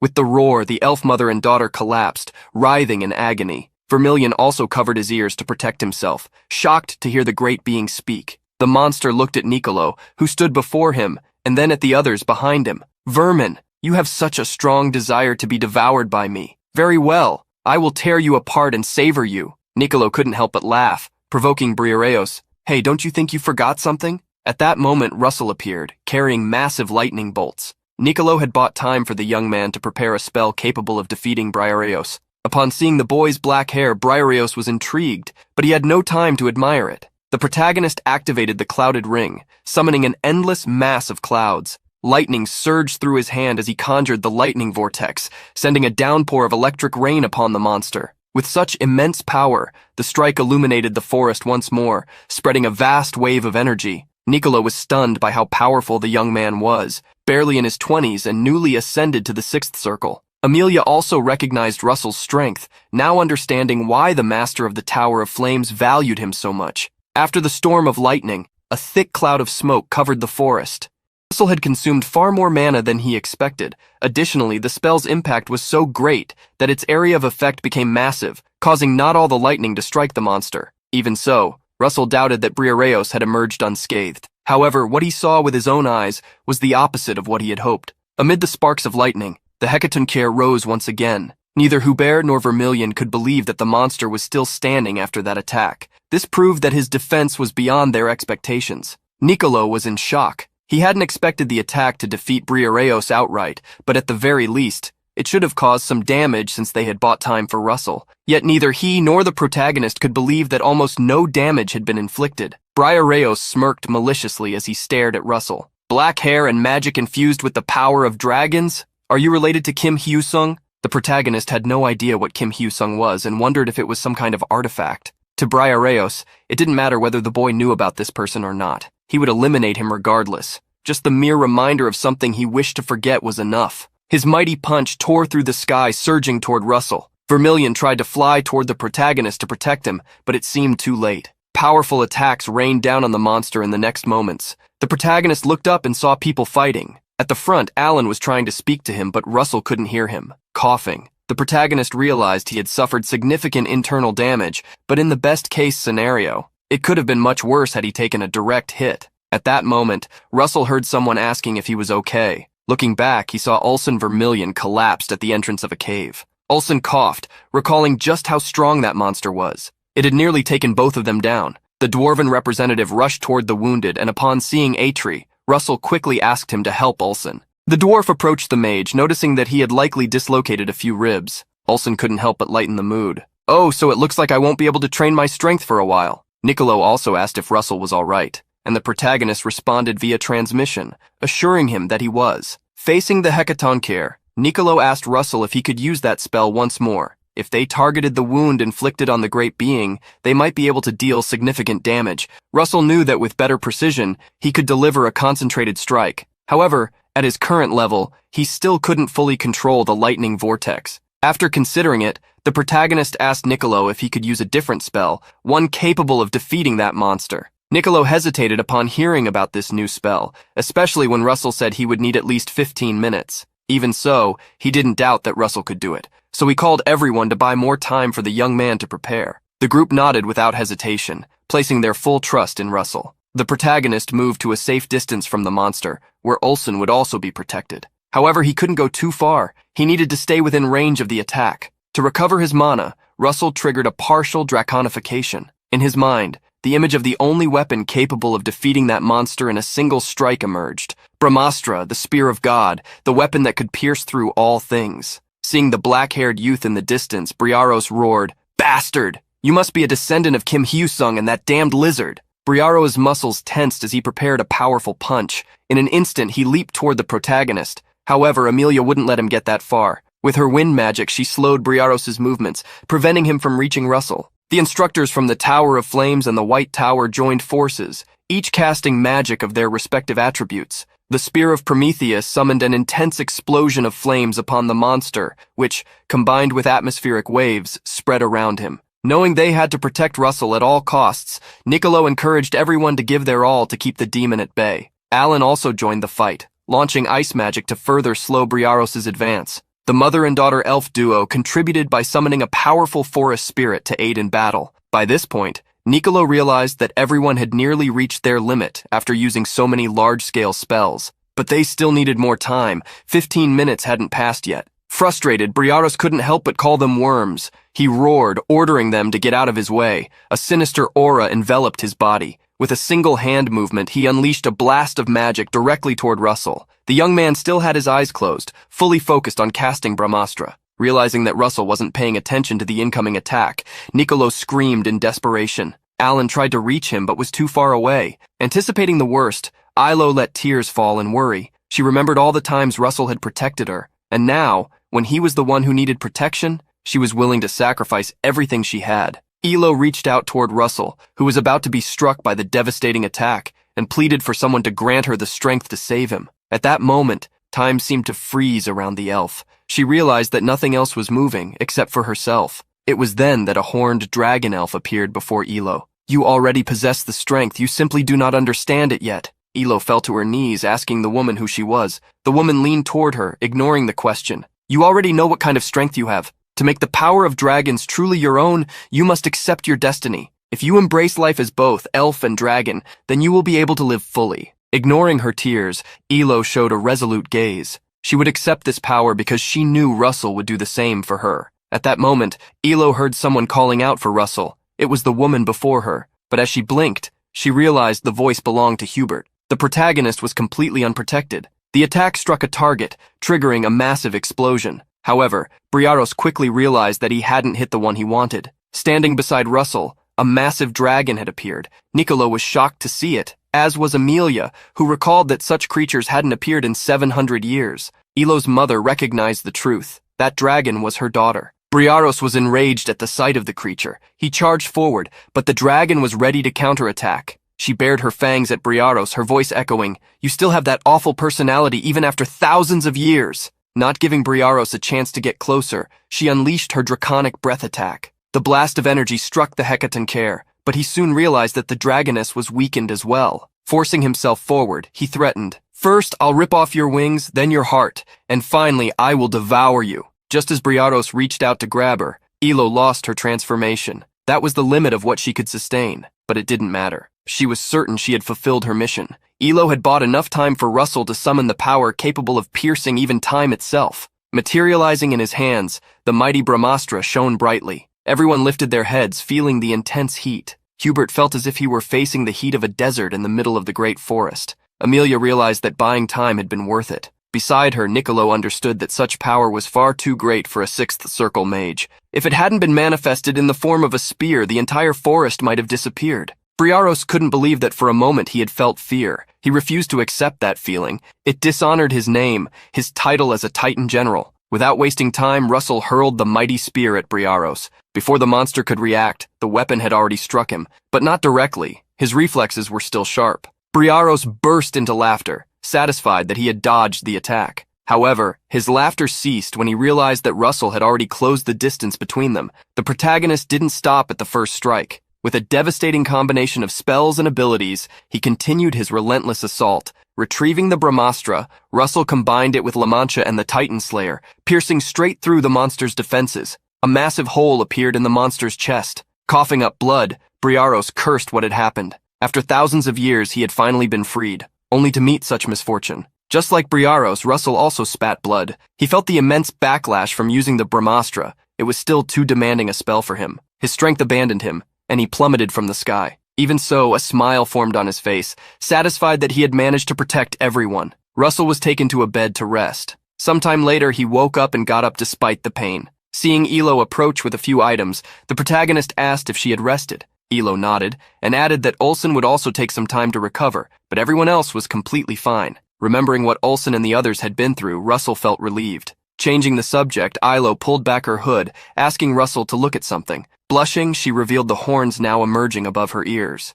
I accepted the dragon's power on the day of the battle, and I discovered that our destinies are intertwined. The protagonist vaguely recalled the dragon that had appeared to protect him, then realized it had been Elo. Looking into Russell's eyes, Elo asked if he knew what that destiny meant. Russell wasn't entirely sure, but he admitted he had a suspicion. The next generation of dragons that had long served the Emperor, that must be the bond that connected them. Changing the topic, the protagonist asked if Elo was okay. Now she would have to serve him, but he didn't know how that power would affect her. Despite Russell's concern, Elo didn't seem to mind. With a confident smile, she said with determination, "This was my choice." Moreover, Elo wanted her fate to be tied to Russell's. Even if she didn't become his partner, she wished to stay by his side for as long as possible. Scratching her neck, Ilo asked how she should address him from now on, since Dragon Emperor seemed excessive. The protagonist simply told her she could call him whatever she wanted. Blushing, Ilo hesitated before asking if she should call him Master. Feeling that didn't sound right, Russell suggested she just call him by his name.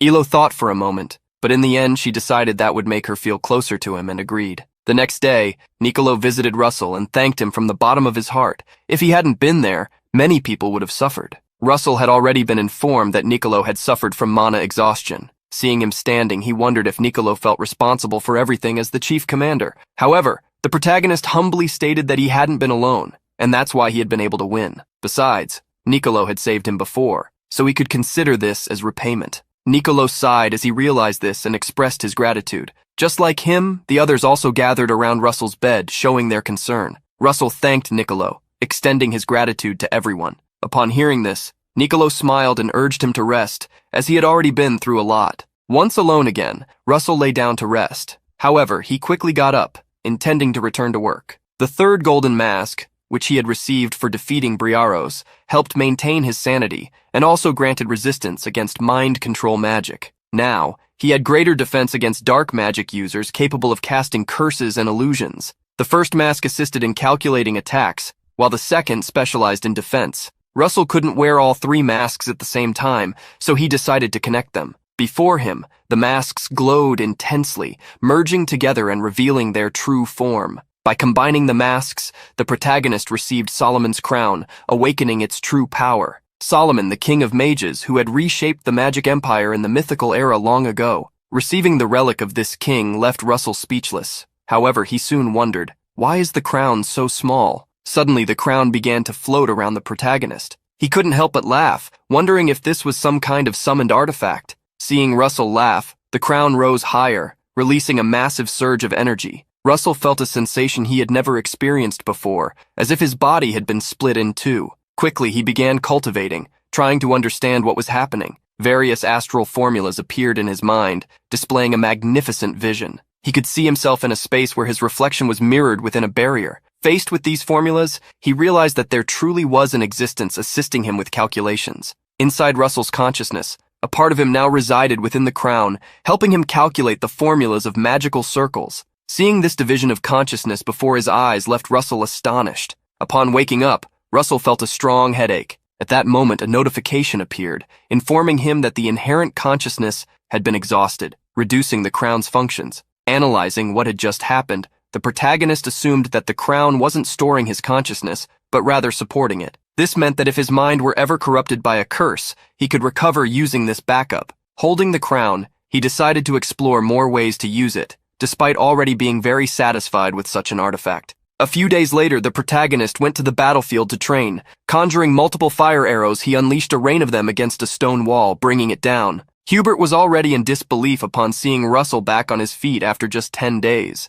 Adjusting his glasses, Alan analyzed that Russell had become even better at handling mana and faster at casting spells. Olsen was proud of Russell, someone who always worked hard. So excited, he approached Russell and suggested a duel. The rules were simple. Neither of them would use magic, allowing Olsen to rehabilitate his physical body as well. The protagonist was concerned about Olsen, but to prove he was fine, the battle mage delivered a powerful punch to a rock. Olsen showed he was doing just fine. His bones were still cracking, but he could set them back in place after giving Russell a beating. Before the two could fight, a sound caught their attention. A bell was ringing on the wall where the soldiers had gathered, signaling that something had happened. This made them wonder if the subdued monsters were returning. When Russell and Olsen climbed the wall, they saw a night messenger carrying a red flag, an urgent message. Olsen couldn't help but suspect that the Empire was attacking them. Calling everyone to a meeting, Niccolo announced that a national emergency had occurred. The Archduke Bismarck, he has revealed his hidden ambitions. Olsen questioned whether the Archduke was invading Endymion, and that was exactly what Niccolo had heard. The mage revealed that 5 leaders of magic towers, including Heatmore and Cargo, as well as the 13th and 21st divisions, were assisting Bismarck in attacking the capital at that very moment. Heatmore, the master of the Red Tower, Blaine Trilogy, was the one who had humiliated Russell's father and his house. Seeing him joining forces with the Archduke was no surprise. Russell was frustrated that his master had stopped him from attacking him back then. Thinking about Daria, the protagonist wondered if the masters of the Blue Tower and his own master were in the capital. However, Niccolo revealed that both had disappeared, leaving everyone in shock. Both Daria and Hemingway Melville had vanished. Hubert grew worried upon learning that his master had disappeared. Olsen, on the other hand, was furious, slamming the table in response. He couldn't believe this had happened while he was away. The protagonist didn't believe that his master had lost to them. If that had really happened, the enemy would likely have declared victory to demoralize their troops. Amelia agreed with Russell, stating that the Archduke must have had some tricks up his sleeve, but all he could likely do was keep them at bay. The protagonist recalled that if the Archduke wanted the throne, the real issue would be the king and the princess. Niccolo reassured Russell, stating that Sir Gillian was with the king and the royal knights were protecting the princess. However, if the enemy was allied with a tower master, she was still in danger. Hearing that Hecate was at risk made Russell anxious. The leader of the 7th Corps declared that his troops would move immediately. Niccolo understood how Russell must have been feeling, but warned him that even if they departed right away, they wouldn't be able to reach the capital in time. He then turned to Hubert, asking about the fastest method to get there. The professor assumed that using the teleportation gate to the capital would be ideal, but there was a high chance it wouldn't work, as the enemies might have done something to prevent reinforcements from using it. Thus, Russell assumed that the only way was to cross the Red Canyon as quickly as possible, reach a magic tower near the capital, and use their portal. This way, it would take them a day to get there. Niccolo liked the idea, and knowing they couldn't waste any time, ordered everyone to start moving. The protagonist approached Niccolo, asking if he could return to the capital first. This surprised Niccolo, making him question whether Russell knew of another way. Russell then presented the rings of Eros and Psyche, given to him by Hecate. With the ring of Eros in his possession, he could teleport to the owner of the ring of Psyche. Amelia understood Russell's urgency to return, but suggested that it would be better if a tower master went instead of him. However, Russell revealed that only he could use the ring, and even if someone else became its owner, that wouldn't change. Niccolo grabbed Russell by the shoulders, entrusting the princess to him, since the king was with Sir Gillian. Determined to protect Hecate with his life, Russell activated the ring. He received a mission: protect the princess until the rebellion is subdued. At the western gate of Guinevere Palace, an intense battle was raging. The knights struggled to bring the wounded inside while maintaining their formation. The injured were being carried in as palace servants rushed to gather bandages to tend to them. One of the wounded knights heard a woman asking him to endure the pain for a moment. Sir Thompson couldn't help but be surprised when he realized that this woman was none other than Princess Hecate. Thompson didn't understand why she knew his name. This confused the princess, as she had never seen them as mere swords to be used and discarded. At that moment, Hecate heard a loud noise. Several knights shouted, warning of what had happened. "The western gate has fallen! Stop the rebels, even if it costs your lives!" The battle escalated with a massive explosion of fire at the gate. The spell had been cast by a man in a red cloak. Arcarium Ergo, the apprentice of Blaine Trilogy, complained about being there when there were no powerful mages to face. However, he was surprised to find someone of interest. He couldn't help but be sarcastic, mockingly paying his respects to the princess. Seeing Arcarium before her, Hecate was furious. Arcarium expressed his displeasure that Hecate had removed the honorific Sir from his name, but she would no longer address him that way, as that title was only for those within the royal family's service. Hecate raised her sword. "You, who are now a rebel, no longer deserve to be called that." Arcarium recognized Hecate's sword. erendite gifted by a fairy of the lake, the sacred sword that had once slain a berserker fire dragon. He hadn't expected to claim the royal family's treasure here, which made him confident in his luck. Several knights stepped in front of the princess, urging her to retreat while they bought time. Arcarium was done playing. He was determined to bring the princess's end. Flames erupted from Arcarium's hands, launching toward both the knights and the princess. However, at the last second, the princess stepped past the knights, raising her sword to confront the attacks. At that moment, Hecate thought of Russell. She silently apologized, hoping they might meet again in another life. Arcarium's attack struck, triggering a massive explosion. Yet the mage noticed a sudden distortion in space. As small flame-like entities appeared, he wondered, had the master of the Tower of Flames arrived? He was immediately struck with fear, believing it was impossible for Daria to appear. His master had surely taken care of her. However, Hecate saw who had truly arrived before her. Russell took her into his arms, apologizing for being late. Arcarium had no idea how Russell had managed to summon a teleportation gate, but he remembered that his master had been humiliated because of him. Now that things had escalated to this point, he could offer Russell as a trophy to the Archduke as well. Arcarium greeted Russell, who immediately demanded to know what he had done to Daria. Seeing the young man skip formalities, Arcarium mocked him, asking if their relationship had grown close enough for him to share such information. Declaring that he would handle Russell alone, Arcarium gave an order to the horde of mages behind him. Capture the princess, even if lifeless! Noticing that all the enemy mages were at least of the third or fourth circle, the protagonist commanded everyone to stay behind the monsters he had summoned. With a single command, the flame dwarves exploded, setting the rebels ablaze. Seeing Russell focus on something else instead of him, Arcarium grew furious. How dare you get distracted during our fight? You're far too arrogant. Arcarium conjured a massive fire serpent and sent it lunging toward the protagonist. But before it could reach him, Russell moved, releasing a surge of lightning energy. Clenching his fist, the protagonist cast Shockbolt. At the last moment, Arcarium summoned a barrier, but it only cracked under Russell's punch. Grinding his teeth, he seethed. How dare you use such cheap tricks? Determined to turn Russell to ashes, he unleashed a flame cannon. Russell responded in kind, casting the very same spell. The two cannons clashed, triggering a massive explosion. The protagonist was forced to acknowledge Arcarium's incredible casting speed. Though he wasn't quite a superhuman yet, he displayed the power of a true tower master. Arcarium, in turn, noted that while Russell's casting speed was impressive, his firepower was lacking, suggesting that he had likely sacrificed some spell formulas to speed up his casting. Smirking maliciously at this discovery, Arcarium prepared to overpower Russell with sheer firepower. He conjured his original spell, Red Viper Duet. The protagonist faced the pair of conjured serpents. Wasting no time, Arcarium sent them surging toward Russell, triggering a devastating explosion. As the flames engulfed the area where Russell stood,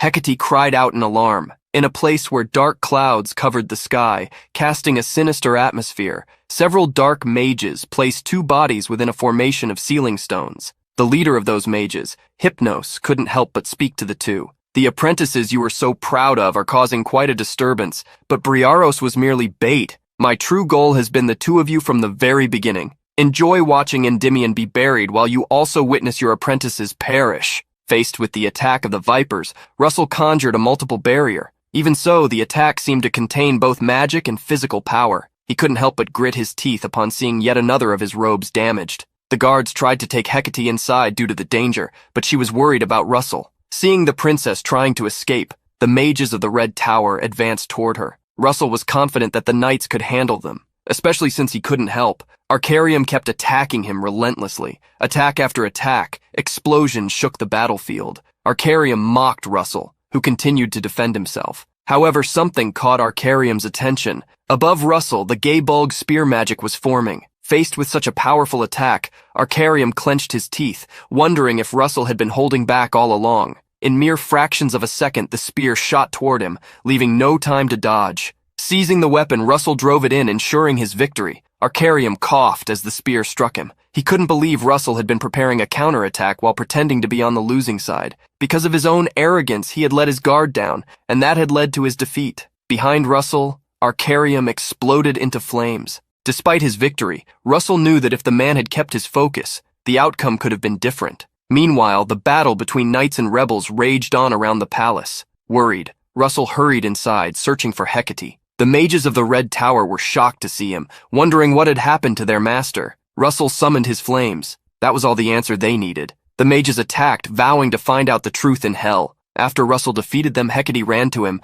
wrapping her arms around him. She touched his face, her concern evident as she asked if he was okay. Remembering how Russell had appeared in the midst of battle, she was filled with gratitude. "If not for you, I don't know what would have happened," she said, her voice trembling. "Thank you for saving my life." She asked if he had reached her using the ring. Although he had joined her, Russell felt that he could no longer lend his strength, as his mana had been completely depleted. As they held each other, Russell glanced out the window, sensing a presence. Seeing the vast sea of flames, Hecate couldn't help but wonder where her father was. Russell reassured her, stating that Sir Gillian was with the king and was likely doing a good job. Then in a serious tone, he said they needed to regroup with the king. Once the enemies found out Arcarium had been defeated, they would retreat as well. Hearing what needed to be done, Hecate gripped her sword and released its power. "I, Hecate Rathmos, Princess of Endymion, command the sacred sword Erendite to grant the courage of the founding king to all our vassals." As soon as Hecate activated this ability, a radiant light fell over everyone, restoring their stamina.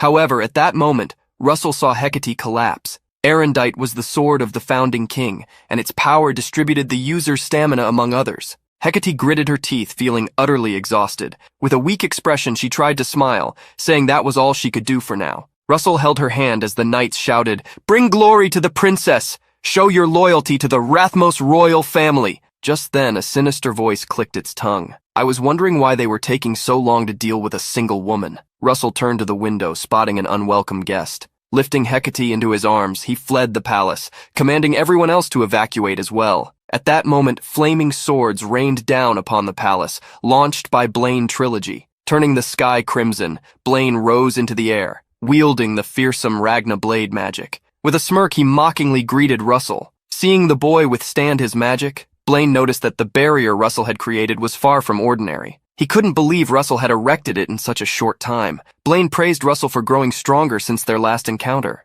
Despite the compliment, Russell found it hard to believe that Blaine had destroyed the palace in an instant. Seeing that Arcarium was nowhere to be found, Blaine assumed that Russell had defeated him. He recalled how he had always said that Arcarium's arrogance would cost him his life. Managing to stand up, Hecate was furious. "Blaine Trilogy, why are you doing this? You were after me, weren't you? Then why did you involve the innocent?" Blaine burst into laughter, clapping his hands at the princess's touching words, commenting that she would definitely make a fine ruler if she ever ascended the throne. His mocking expression shifted, replaced by something new. "So are you done with your final words? I need to find your father next." Russell stepped in front of Hecate, telling her to stay behind him. Words would not work on Blaine. Just then, the knights burst into the room asking if the princess was safe. Hecate felt relieved, especially after they told her they had rushed there upon seeing the collapse. They reassured her not to worry as the king was safe. Annoyed by the new intruders, Blaine summoned his tower's members. Immediately, the Red Tower mages and the knights clashed once more. Raising his flaming swords, Blaine questioned Russell. "Are you really going to stand between me and the princess?" Russell refused to move aside. Looking at him, Blaine smirked, stating that it felt as if Daria were there. After all, she had given him the same look the last time they met. She is now trapped at the edges of the void and darkness. You will never see her again for all eternity. Russell grasped the true meaning of Blaine's words. The master of the Red Tower gave him no time to react. After the mental provocation, he swung one of his swords at Russell. "Show me all the tricks you've learned in your master's name." As the blade closed in, Russell activated the Crown of Solomon. The massive flaming sword crashed into the ground, scattering flames in all directions. Blaine knew that the speed of his Ragna blade surpassed the speed of sound, which made it hard to believe that a mere sixth circle brat was dodging it. Russell was shattering the flow of time into small fragments, allowing him to read Blaine's attacks. It was a risky move, but it let him evade the strikes. However, his allies were fighting behind him. If he dodged every attack, others would be hurt in his place. Russell summoned 5 gay bulg spears to counter Blaine's swords. However, he did not use them directly. Instead, he first fused them into a single spear. Blaine was pleased to see Russell trying to protect his allies, as it would only lead him to a faster demise. To finish Russell off, Blaine targeted his allies. He struck a massive stone wall with his attacks, causing it to explode and collapse into rubble. Russell gritted his teeth as a thick cloud of dust engulfed the palace. Preparing another attack, Blaine admitted he was impressed that Russell could keep up with his casting speed. However, he wondered how much longer the boy could keep going.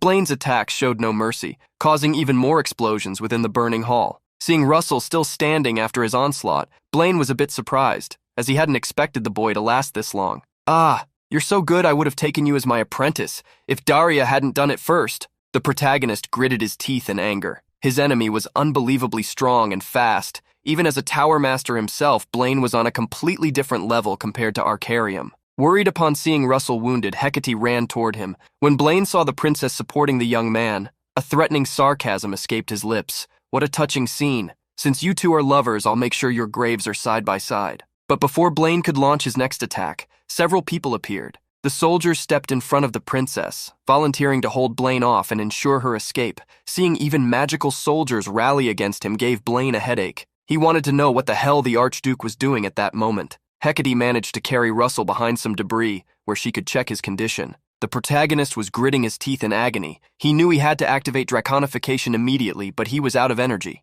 At that exact moment, a mission appeared. He needed to take the princess's green necklace, a treasure that would grant him an unknown reward. When Russell asked to see her necklace, Hecate was surprised. That necklace, adorned with a beautiful topaz, was a keepsake from her mother. The protagonist asked Hecate to give him the necklace, leaving her hesitant. However, believing he had a reason for the request, Hecate chose to hand it over. As he took the jewel, which began to glow, Russell thanked his beloved for believing in him. The mission was completed, and an instruction was given to the protagonist. If he infused his mana into the necklace, its true form would be revealed. As soon as he did, the gemstone began to emit a powerful light, unveiling a new upgrade. The dragon scale had returned to its true form, and the option to absorb it was granted to him. The protagonist was surprised. This time it wasn't a horn. Still, he decided to accept it. As Russell began to absorb the item, a powerful light illuminated the entire area, allowing Blaine to locate him through the mana's glow. Seeing Russell again, Blaine was shocked, not understanding what had happened.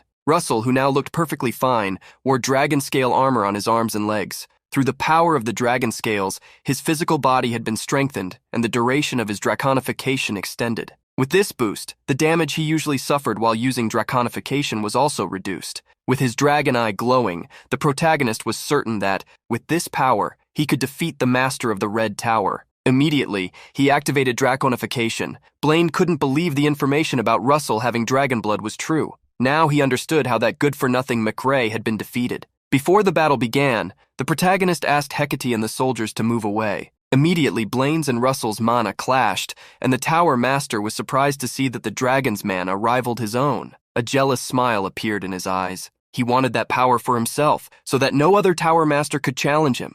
Russell was aware of Blaine's powerful magical abilities, but he was confident in his own physical strength. Planning a swift attack, he created a fireball with both hands, using the overheat skill. Multiple spears were formed, along with a massive fallen sun. With 12 gay bulg spears created, the protagonist fused them with the La Mancha technique, preparing an attack capable of taking down even titans. However, Russell knew that even this might not be enough to defeat Blaine. When he realized his opponent had vanished after dodging, he spotted Blaine reappearing right beside him, conjuring a flaming whip strike. "That's all you've got? I guess you only look impressive on the outside." Immediately after the provocation, the protagonist formed a fireball in his hands and charged straight at Blaine. The Tower Master raised a barrier in front of him. Upon hitting it, Russell unleashed a flame cannon. The cannon's power tore through the air and completely engulfed Blaine with its overwhelming energy. However, a counterattack was launched at the protagonist. As Russell quickly pulled back, Blaine complimented his strength, something he wasn't afraid to face. "Your physical abilities are on the level of a superhuman. You might surpass me in 10 years, maybe even 5, which is why I'll end you here and now." With a gay bulg spear in hand, the protagonist challenged Blaine to try. Russell planned to keep attacking until he found an opening. The clash between the two continued, with several explosions erupting as they fought in the air. Russell gave everything he had just to find a single gap, until he finally managed to land a blow on Blaine. That strike created the opening Russell needed to use the ring's ability. Immediately, upon activating the mist ring, a massive lightning bolt struck the master of the Red Tower, making him scream like a pig. Russell was worried. His draconification wouldn't last much longer, and neither would the Crown of Solomon, which had already reached its limit. Preparing one final attack, he created several gay bulg spears. Fusing them into a single one, the protagonist launched the magical spear at Blaine, who was plummeting from the sky. The Tower Master noticed the incoming attack. Cursing the damned boy, he made his final move. Blaine's original magic, Trilogy, was activated, summoning demonic flames that emerged dark and ominous from his back. The flames of darkness overflowed from his body, clashing with the incoming spear. With the impact of the two forces colliding, a powerful light streaked across the sky, releasing bolts of energy in all directions. With that attack, Russell had used up all his strength. As he fell back to the ground, his vision began to fade. Even as he slipped into unconsciousness, he remembered all the people who had helped him in this life, everyone who had been important to him. He knew it was his duty to protect them. That's why he forced himself to stand. Even if it cost him his life, he would protect them. A power surged from within him, manifesting as a magic circle that aligned his energy circuits. Seeing it, Blaine couldn't believe it. The boy was actually advancing in the middle of a battle. As the seventh circle formed, Russell smiled in relief. However, before he could embrace that power, a powerful energy struck him, knocking him to his knees. Hypnos, surprised by Russell's advancement, appeared to assist the master of the Red Tower, mocking Russell's pitiful state.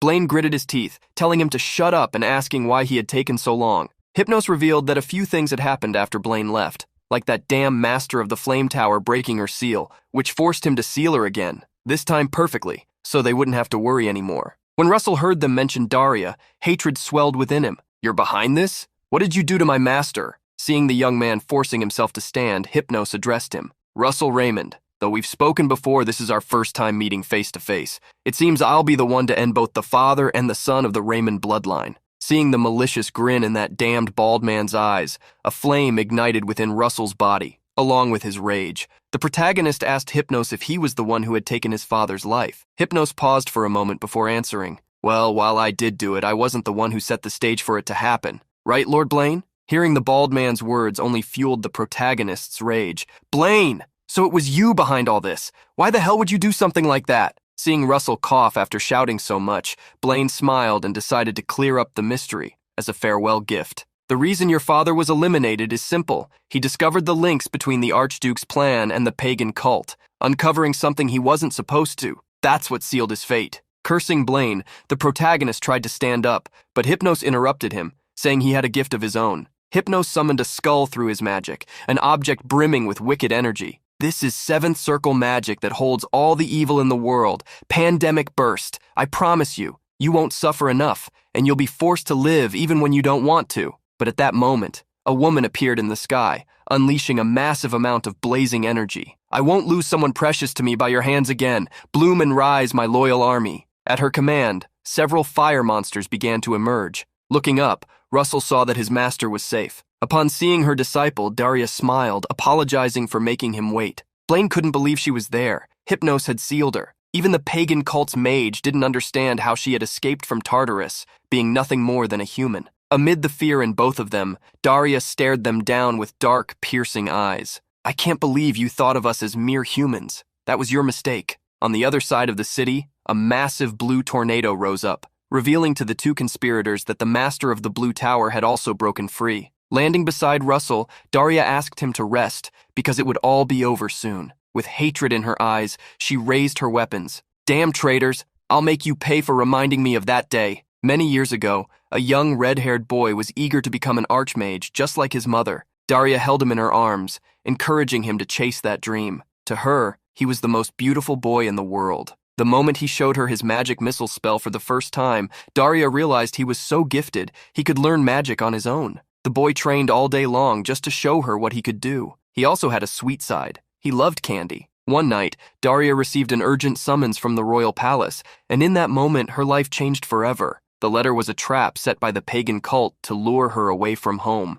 Even though she returned as fast as she could, it was already too late. She found only utter devastation, and her son in his final moments. Even while crying, she forced herself to smile to comfort him, trying to say that once he fell asleep, he'd wake up without any pain. Many decades later, the one who saved her when her life had already lost all meaning was that very young disciple. Now, seeing them attempt to repeat such a monstrous act, Daria's fury surged in her gaze. "How dare you try this again? Don't even dream of leaving here alive." Without hesitation, she summoned a towering fire king, a golem of flames dozens of meters tall. Flames surged around her as flaming petals floated in the sky. This time, her Eight the Circle spell, Flames of Muspelheim, gave way to the mage's original magic, Floral Flames of Dreams. A rain of burning flowers fell upon Blaine and Hypnos, who scrambled to form a protective barrier. Seeing their reaction, Daria smirked wickedly. Like a miniature sun, a scorching fire mace appeared in her hand. At that point, Blaine's barrier had already shattered, and the flaming petals began to strike him.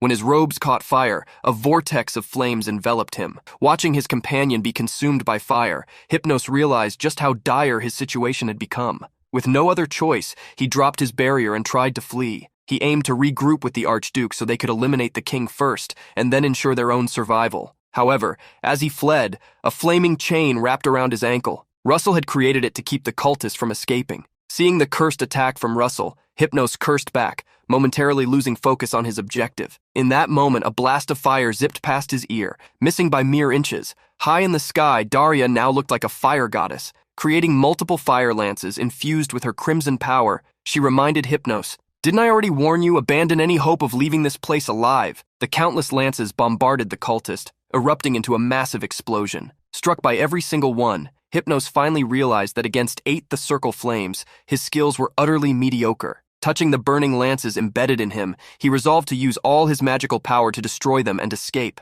But before he could act, Daria unleashed another spell, binding him once more in her flames. Descending to face him directly, Daria made an offer. "Tell us everything and I'll grant you a painless end." Hearing the cursed offer, Hypnos burst into laughter. He looked at the mage with a cunning gaze as he threatened her. "Ha ha ha! Don't think this is the end. The true darkness is about to rise. He will cover the entire continent in blood and shadows. Ha ha ha ha!" As the cultist melted into a puddle of sludge, Daria couldn't believe he had actually chosen to end himself with such a vile spell. While they had been focused on Hypnos, Blaine had managed to escape, even in his decrepit state. To him, the war had already been lost. He blamed himself for placing all his faith in a damned pagan cult. Now, his only option was to hide and regroup later. However, during his escape, someone blocked his path. Staring into those bloodthirsty eyes, Blaine saw Alex Raymond. He couldn't believe that man was still alive. He had seen his end with his own eyes. But when he was attacked, Blaine realized it wasn't Alex. It was his son. In the end, it seemed the true victor wasn't him, but Alex Raymond. As Russell brought Blaine's end, tornadoes of fire and water engulfed the traitors across the city. The traitors couldn't hold their ground against the mage from the Blue Tower and fled in search of reinforcements. Eliminating each of them, the Blue Tower mage reveled in his power. "Ha ha ha ha! How do you like the taste of water, traitors? Watching you dodge my spells makes you look like ants." The fleeing traitors soon encountered fire elementals, proof that the master of the Tower of Flames had also joined the hunt. Trying another route, they found themselves face to face with Jillian, the master of weapons, who had already taken control of the castle walls. Some traitors tried to boost morale, saying they had the advantage in numbers, but their firepower was still too weak. The Archduke ground his teeth in frustration. He couldn't believe the kingdom's defenders had managed to turn the tide when the walls were just about to fall. He wanted to know when the monsters would be released, and where the hell Hypnos and Blaine were. At that moment, a voice asked the Archduke if he was really looking for those two men. Suddenly, 2 rotten, mangled corpses were thrown at his feet. Seeing what Daria had tossed toward him, he asked what those things were. Daria showed a maniacal smile as she answered, "It's hard to recognize them in this state, I know, but I wanted to deliver them personally, you damn Archduke." Seeing Daria's threat, the Archduke also raised his sword. His dark energy overflowed along with his hatred. He had prepared for decades, and now they were trying to interfere. In a sudden charge, he aimed directly at those who stood in his way. Facing a man blinded by rage, Daria allowed Russell to carry out his revenge. Immediately, the protagonist conjured a tornado of flames, the flames of destruction, completely engulfing the Archduke. Bismarck shattered, consumed by the fire as he screamed. Before everyone's eyes, the traitorous Archduke turned into a pile of ashes scattered by the wind. With the traitors defeated, peace returned to the kingdom. At the castle, the king gathered the tower masters while handling the paperwork. First, the palace had to be rebuilt, but before that, accommodations for everyone needed to be restored. This mission was assigned to the master of the Yellow Tower. Moving on to the next topic, he read the report and asked Daria if what Hypnos had said was true. The mage nodded, confirming she had heard the information personally. Daria reported that Hypnos had mentioned the beginning of the true construction, citing someone whose identity remained unknown. The king gave Daria full authority to deal with the matter, asking her to form a team to investigate the cultists. With that mission delegated, the king turned to the final topic, rewarding everyone for their contributions. In his hands was a list of names: Gillian Pearlson, Daria Snow White, Hemingway Melville, among many others. When he saw Russell Raymond's name, the king felt pleased to find him listed among such superhuman individuals. He had never imagined that someone with such power would emerge in his generation. On the other hand, some people were concerned about Russell's condition. The princess had been waiting by his side for 10 days, but he still hadn't woken up. Daria tried to ease her worries. Russell has only just become a superhuman. He's simply digesting the new circle he obtained. The mage recalled how he had pushed himself to the limit,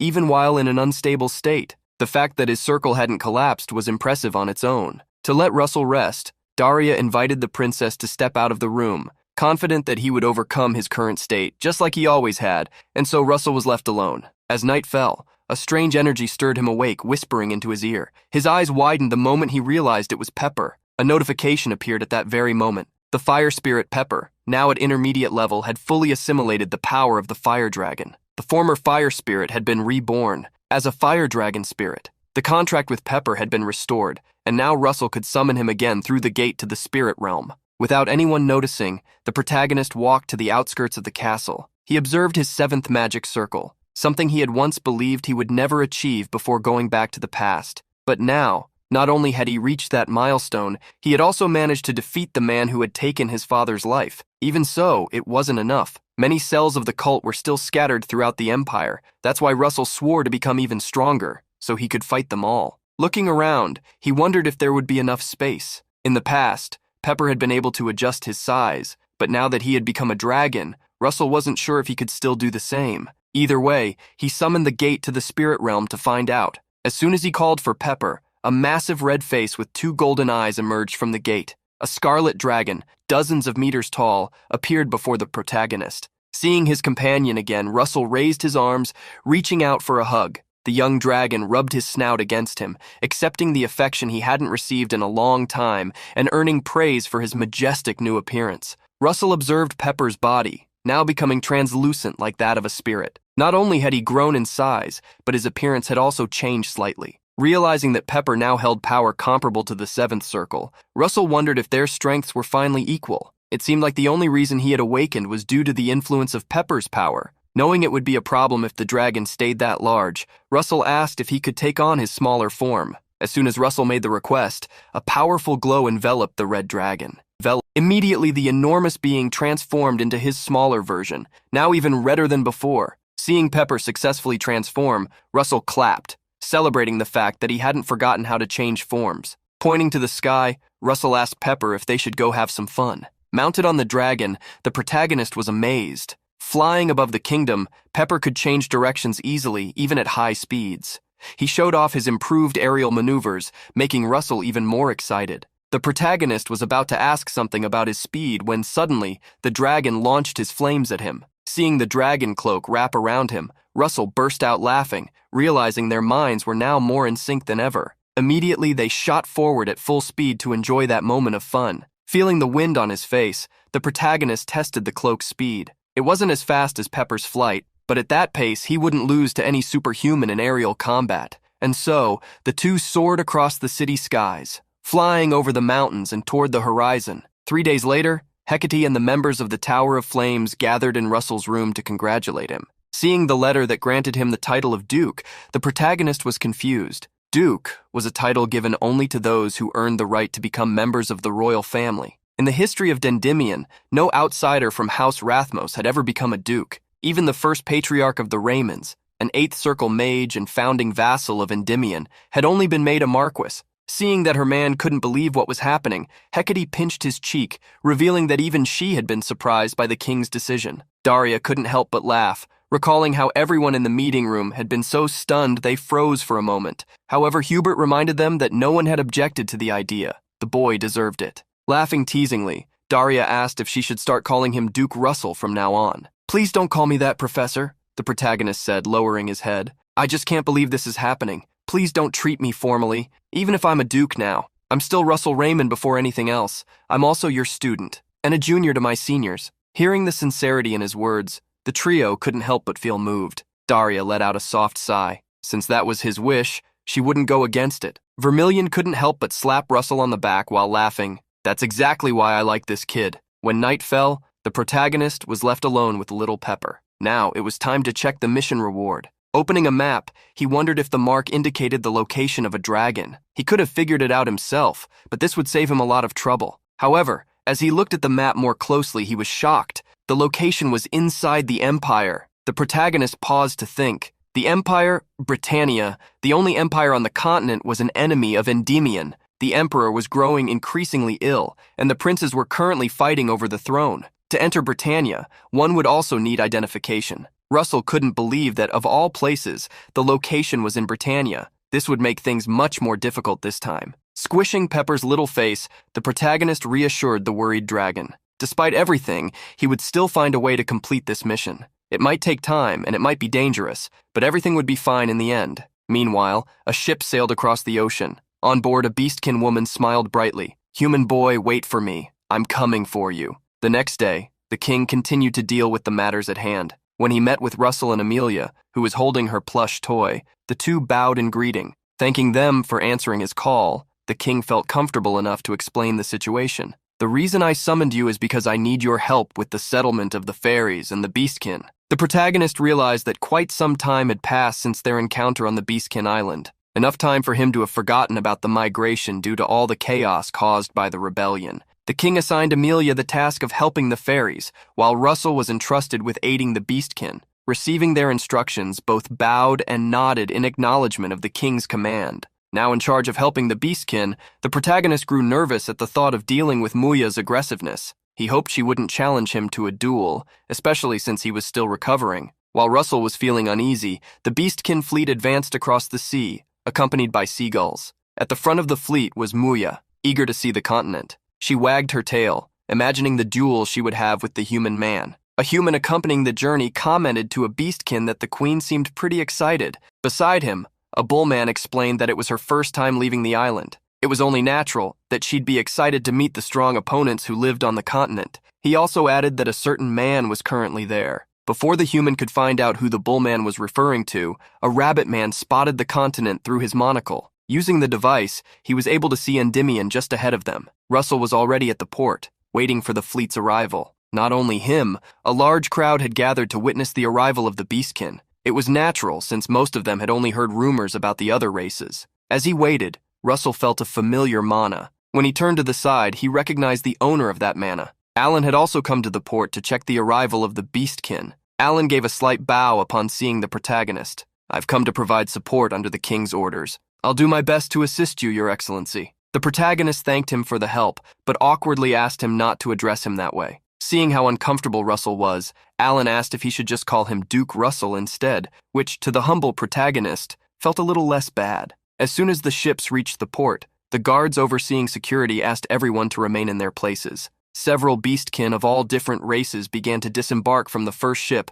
under the watchful eyes of the humans. The protagonist quickly looked around for Muya, but didn't see her among the group. That's when he heard a shout, carried by a gust of wind. "Human man!" Alan was shocked by the level of battle energy radiating from the beastkin woman, far beyond that of a tower master. It was clear this was the person Russell had told him about, the queen of the beastkin, Muya. Crossing her arms and laughing, Muya greeted the protagonist. "Ha ha ha! Human man, it's been a while." The protagonist approached her, noting how she hadn't changed at all. Hearing the comment, she quickly retorted, "Of course I'm still the same, but you've definitely gotten stronger since the last time we met."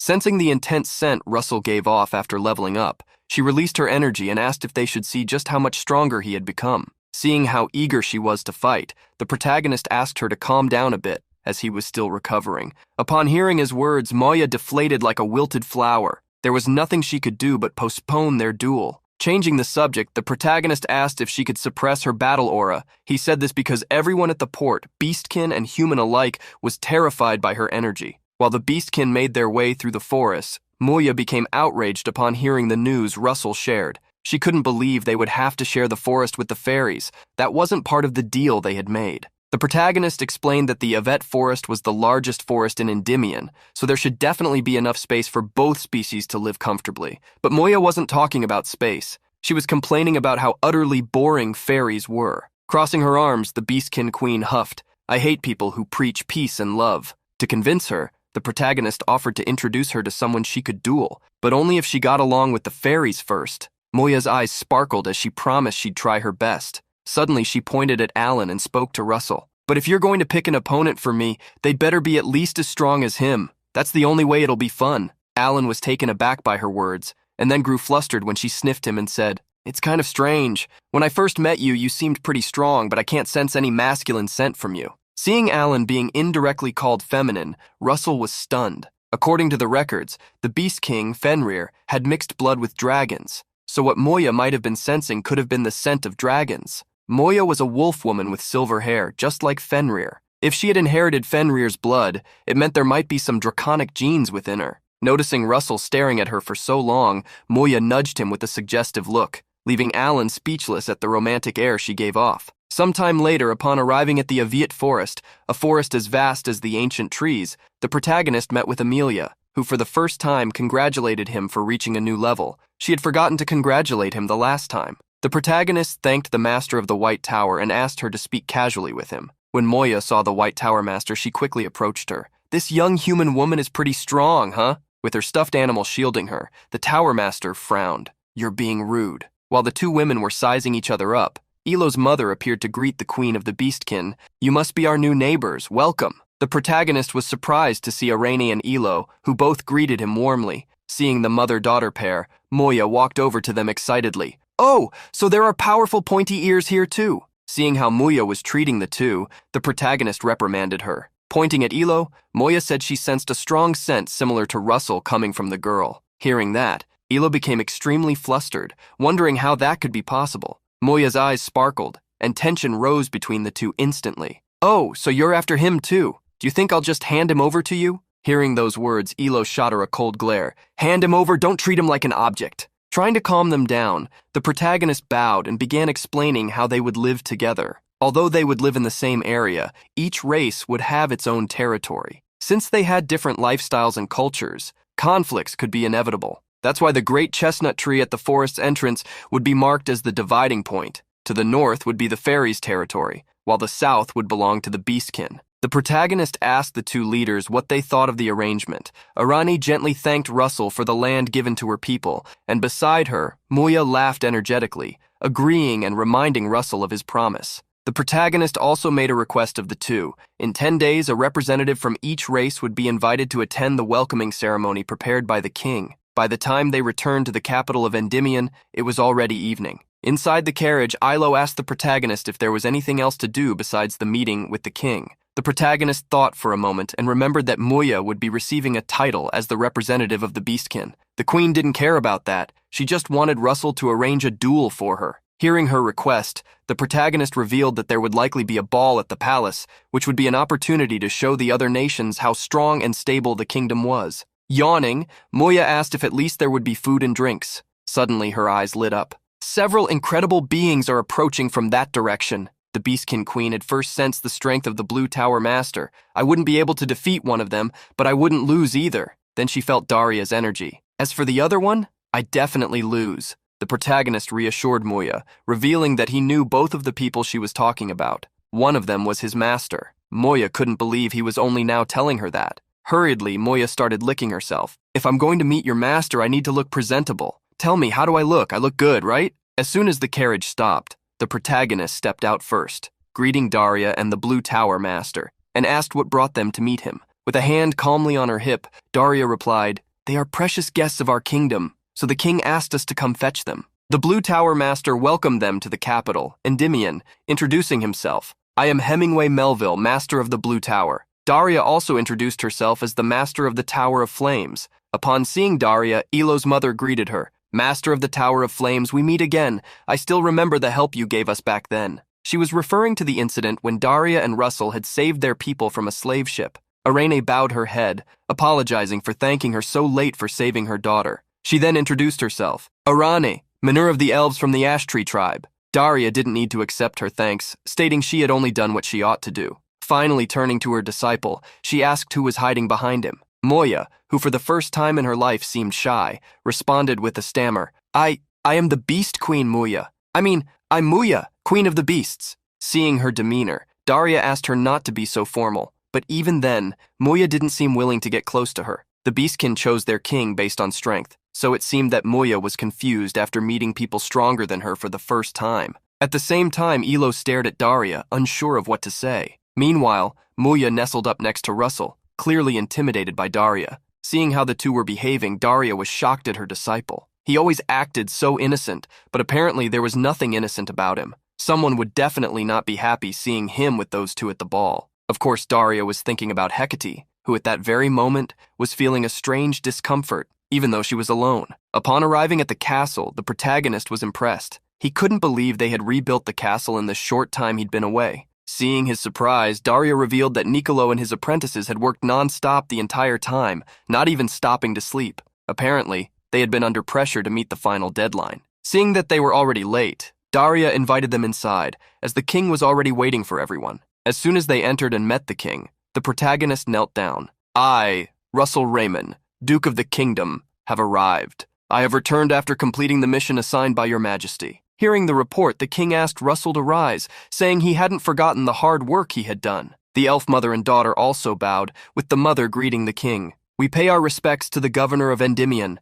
I am Menhur Arani, of the Ash Tree tribe. At my side is my daughter, Elo. All the fairies of the great forest will not forget your kindness in granting us such a vast land, and I thank you on behalf of everyone. The king gave a gentle smile, wishing they could live peacefully with their neighbors, until the great forest was fully restored. Upon hearing themselves mentioned, Muya nervously introduced herself to the king. I, Muya, greet the ruler of Endymion. I pay my respects to you. The protagonist smiled awkwardly, apologizing on Muya's behalf. As they were being watched by many important figures, the king overlooked Muya's behavior, understanding the culture of the beastkin. Turning back to Muya, the king asked what she thought about holding the title ceremony during the ball. Muya was surprised and didn't know how to respond, but Russell quickly helped her by whispering words she repeated. I will follow your will, your majesty. The king thanked her for adjusting to their schedule, and politely Muya also thanked him. After the brief exchange, Muya felt extremely embarrassed.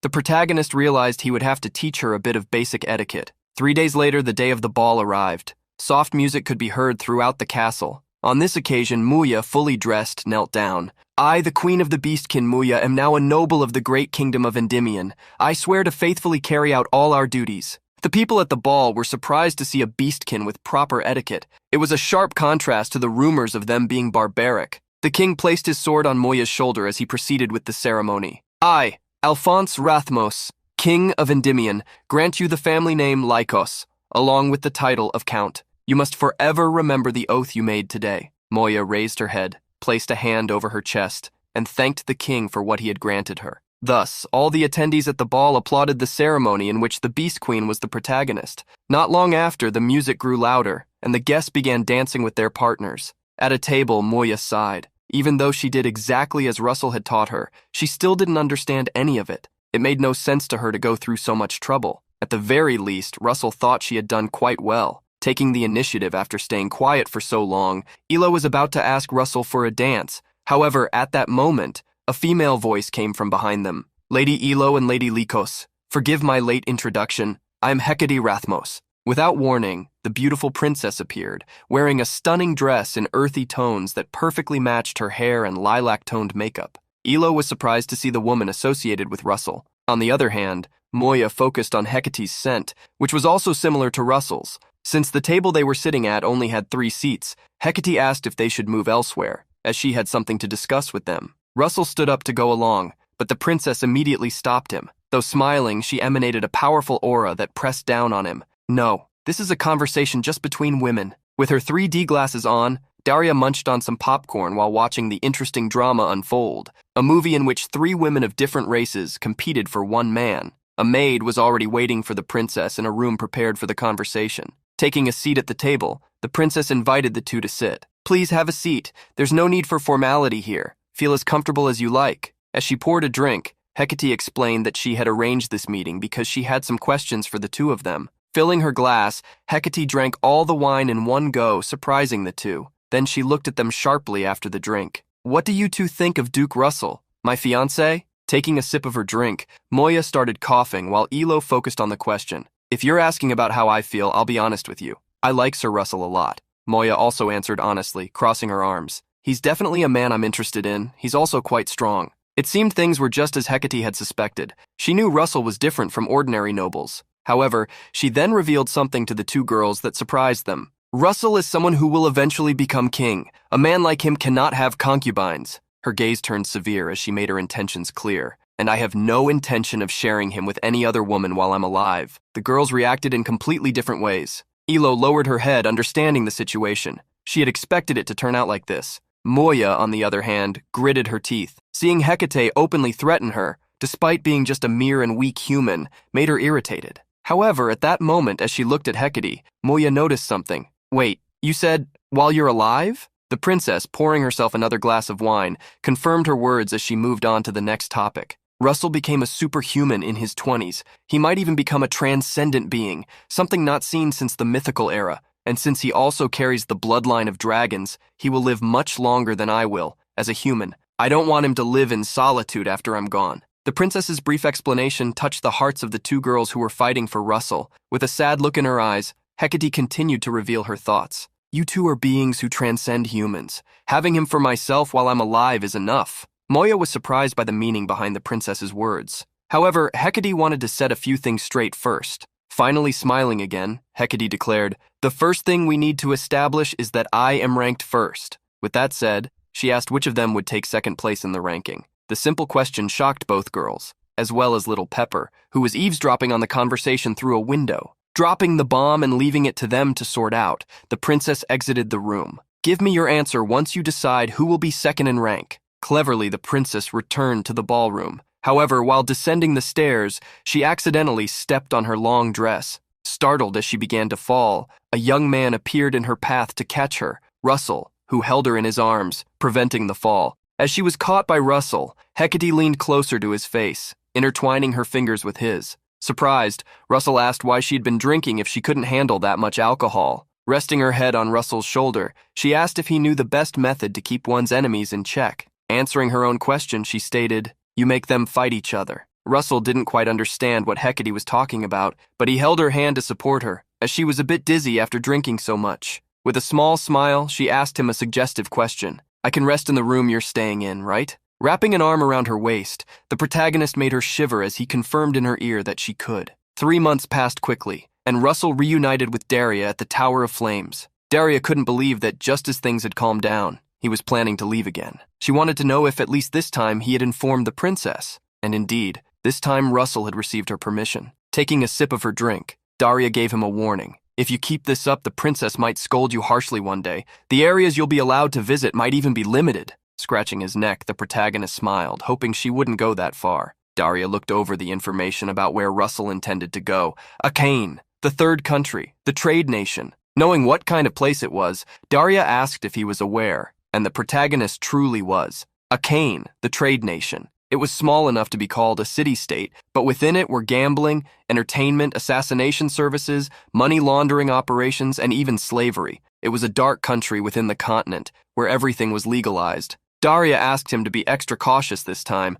as the darkness within people living in such places ran deeper than usual. Russell nodded, accepting his master's advice. Such wise words, he would keep them in mind. While traveling by ship, a snow fog covered the sea, bringing Russell a bit of luck. Thanks to this fog, he'd be able to enter Akane quietly. The only issue was the people who had been following him since he left the docks. They had hidden their presence and their killing intent. Russell was certain those people were strong, but he didn't want to fight in the middle of the sea. Making a decision, the protagonist chose to expose one of them. Immediately, he pulled back their cloak. "Who are you? Why are you following me?" Having been discovered, Moya scratched her head, laughing awkwardly. "Human man, you caught me, heh." Seeing Moya, the protagonist was surprised, not understanding why she had followed him. To Moya, there was no reason not to. Obviously, she wanted to challenge him, but he had left the capital. Since he was going to be away for a while, she decided to follow him. The protagonist sighed, begging her to return as he was heading to a very dangerous place. But Moya crossed her arms, refusing to go back.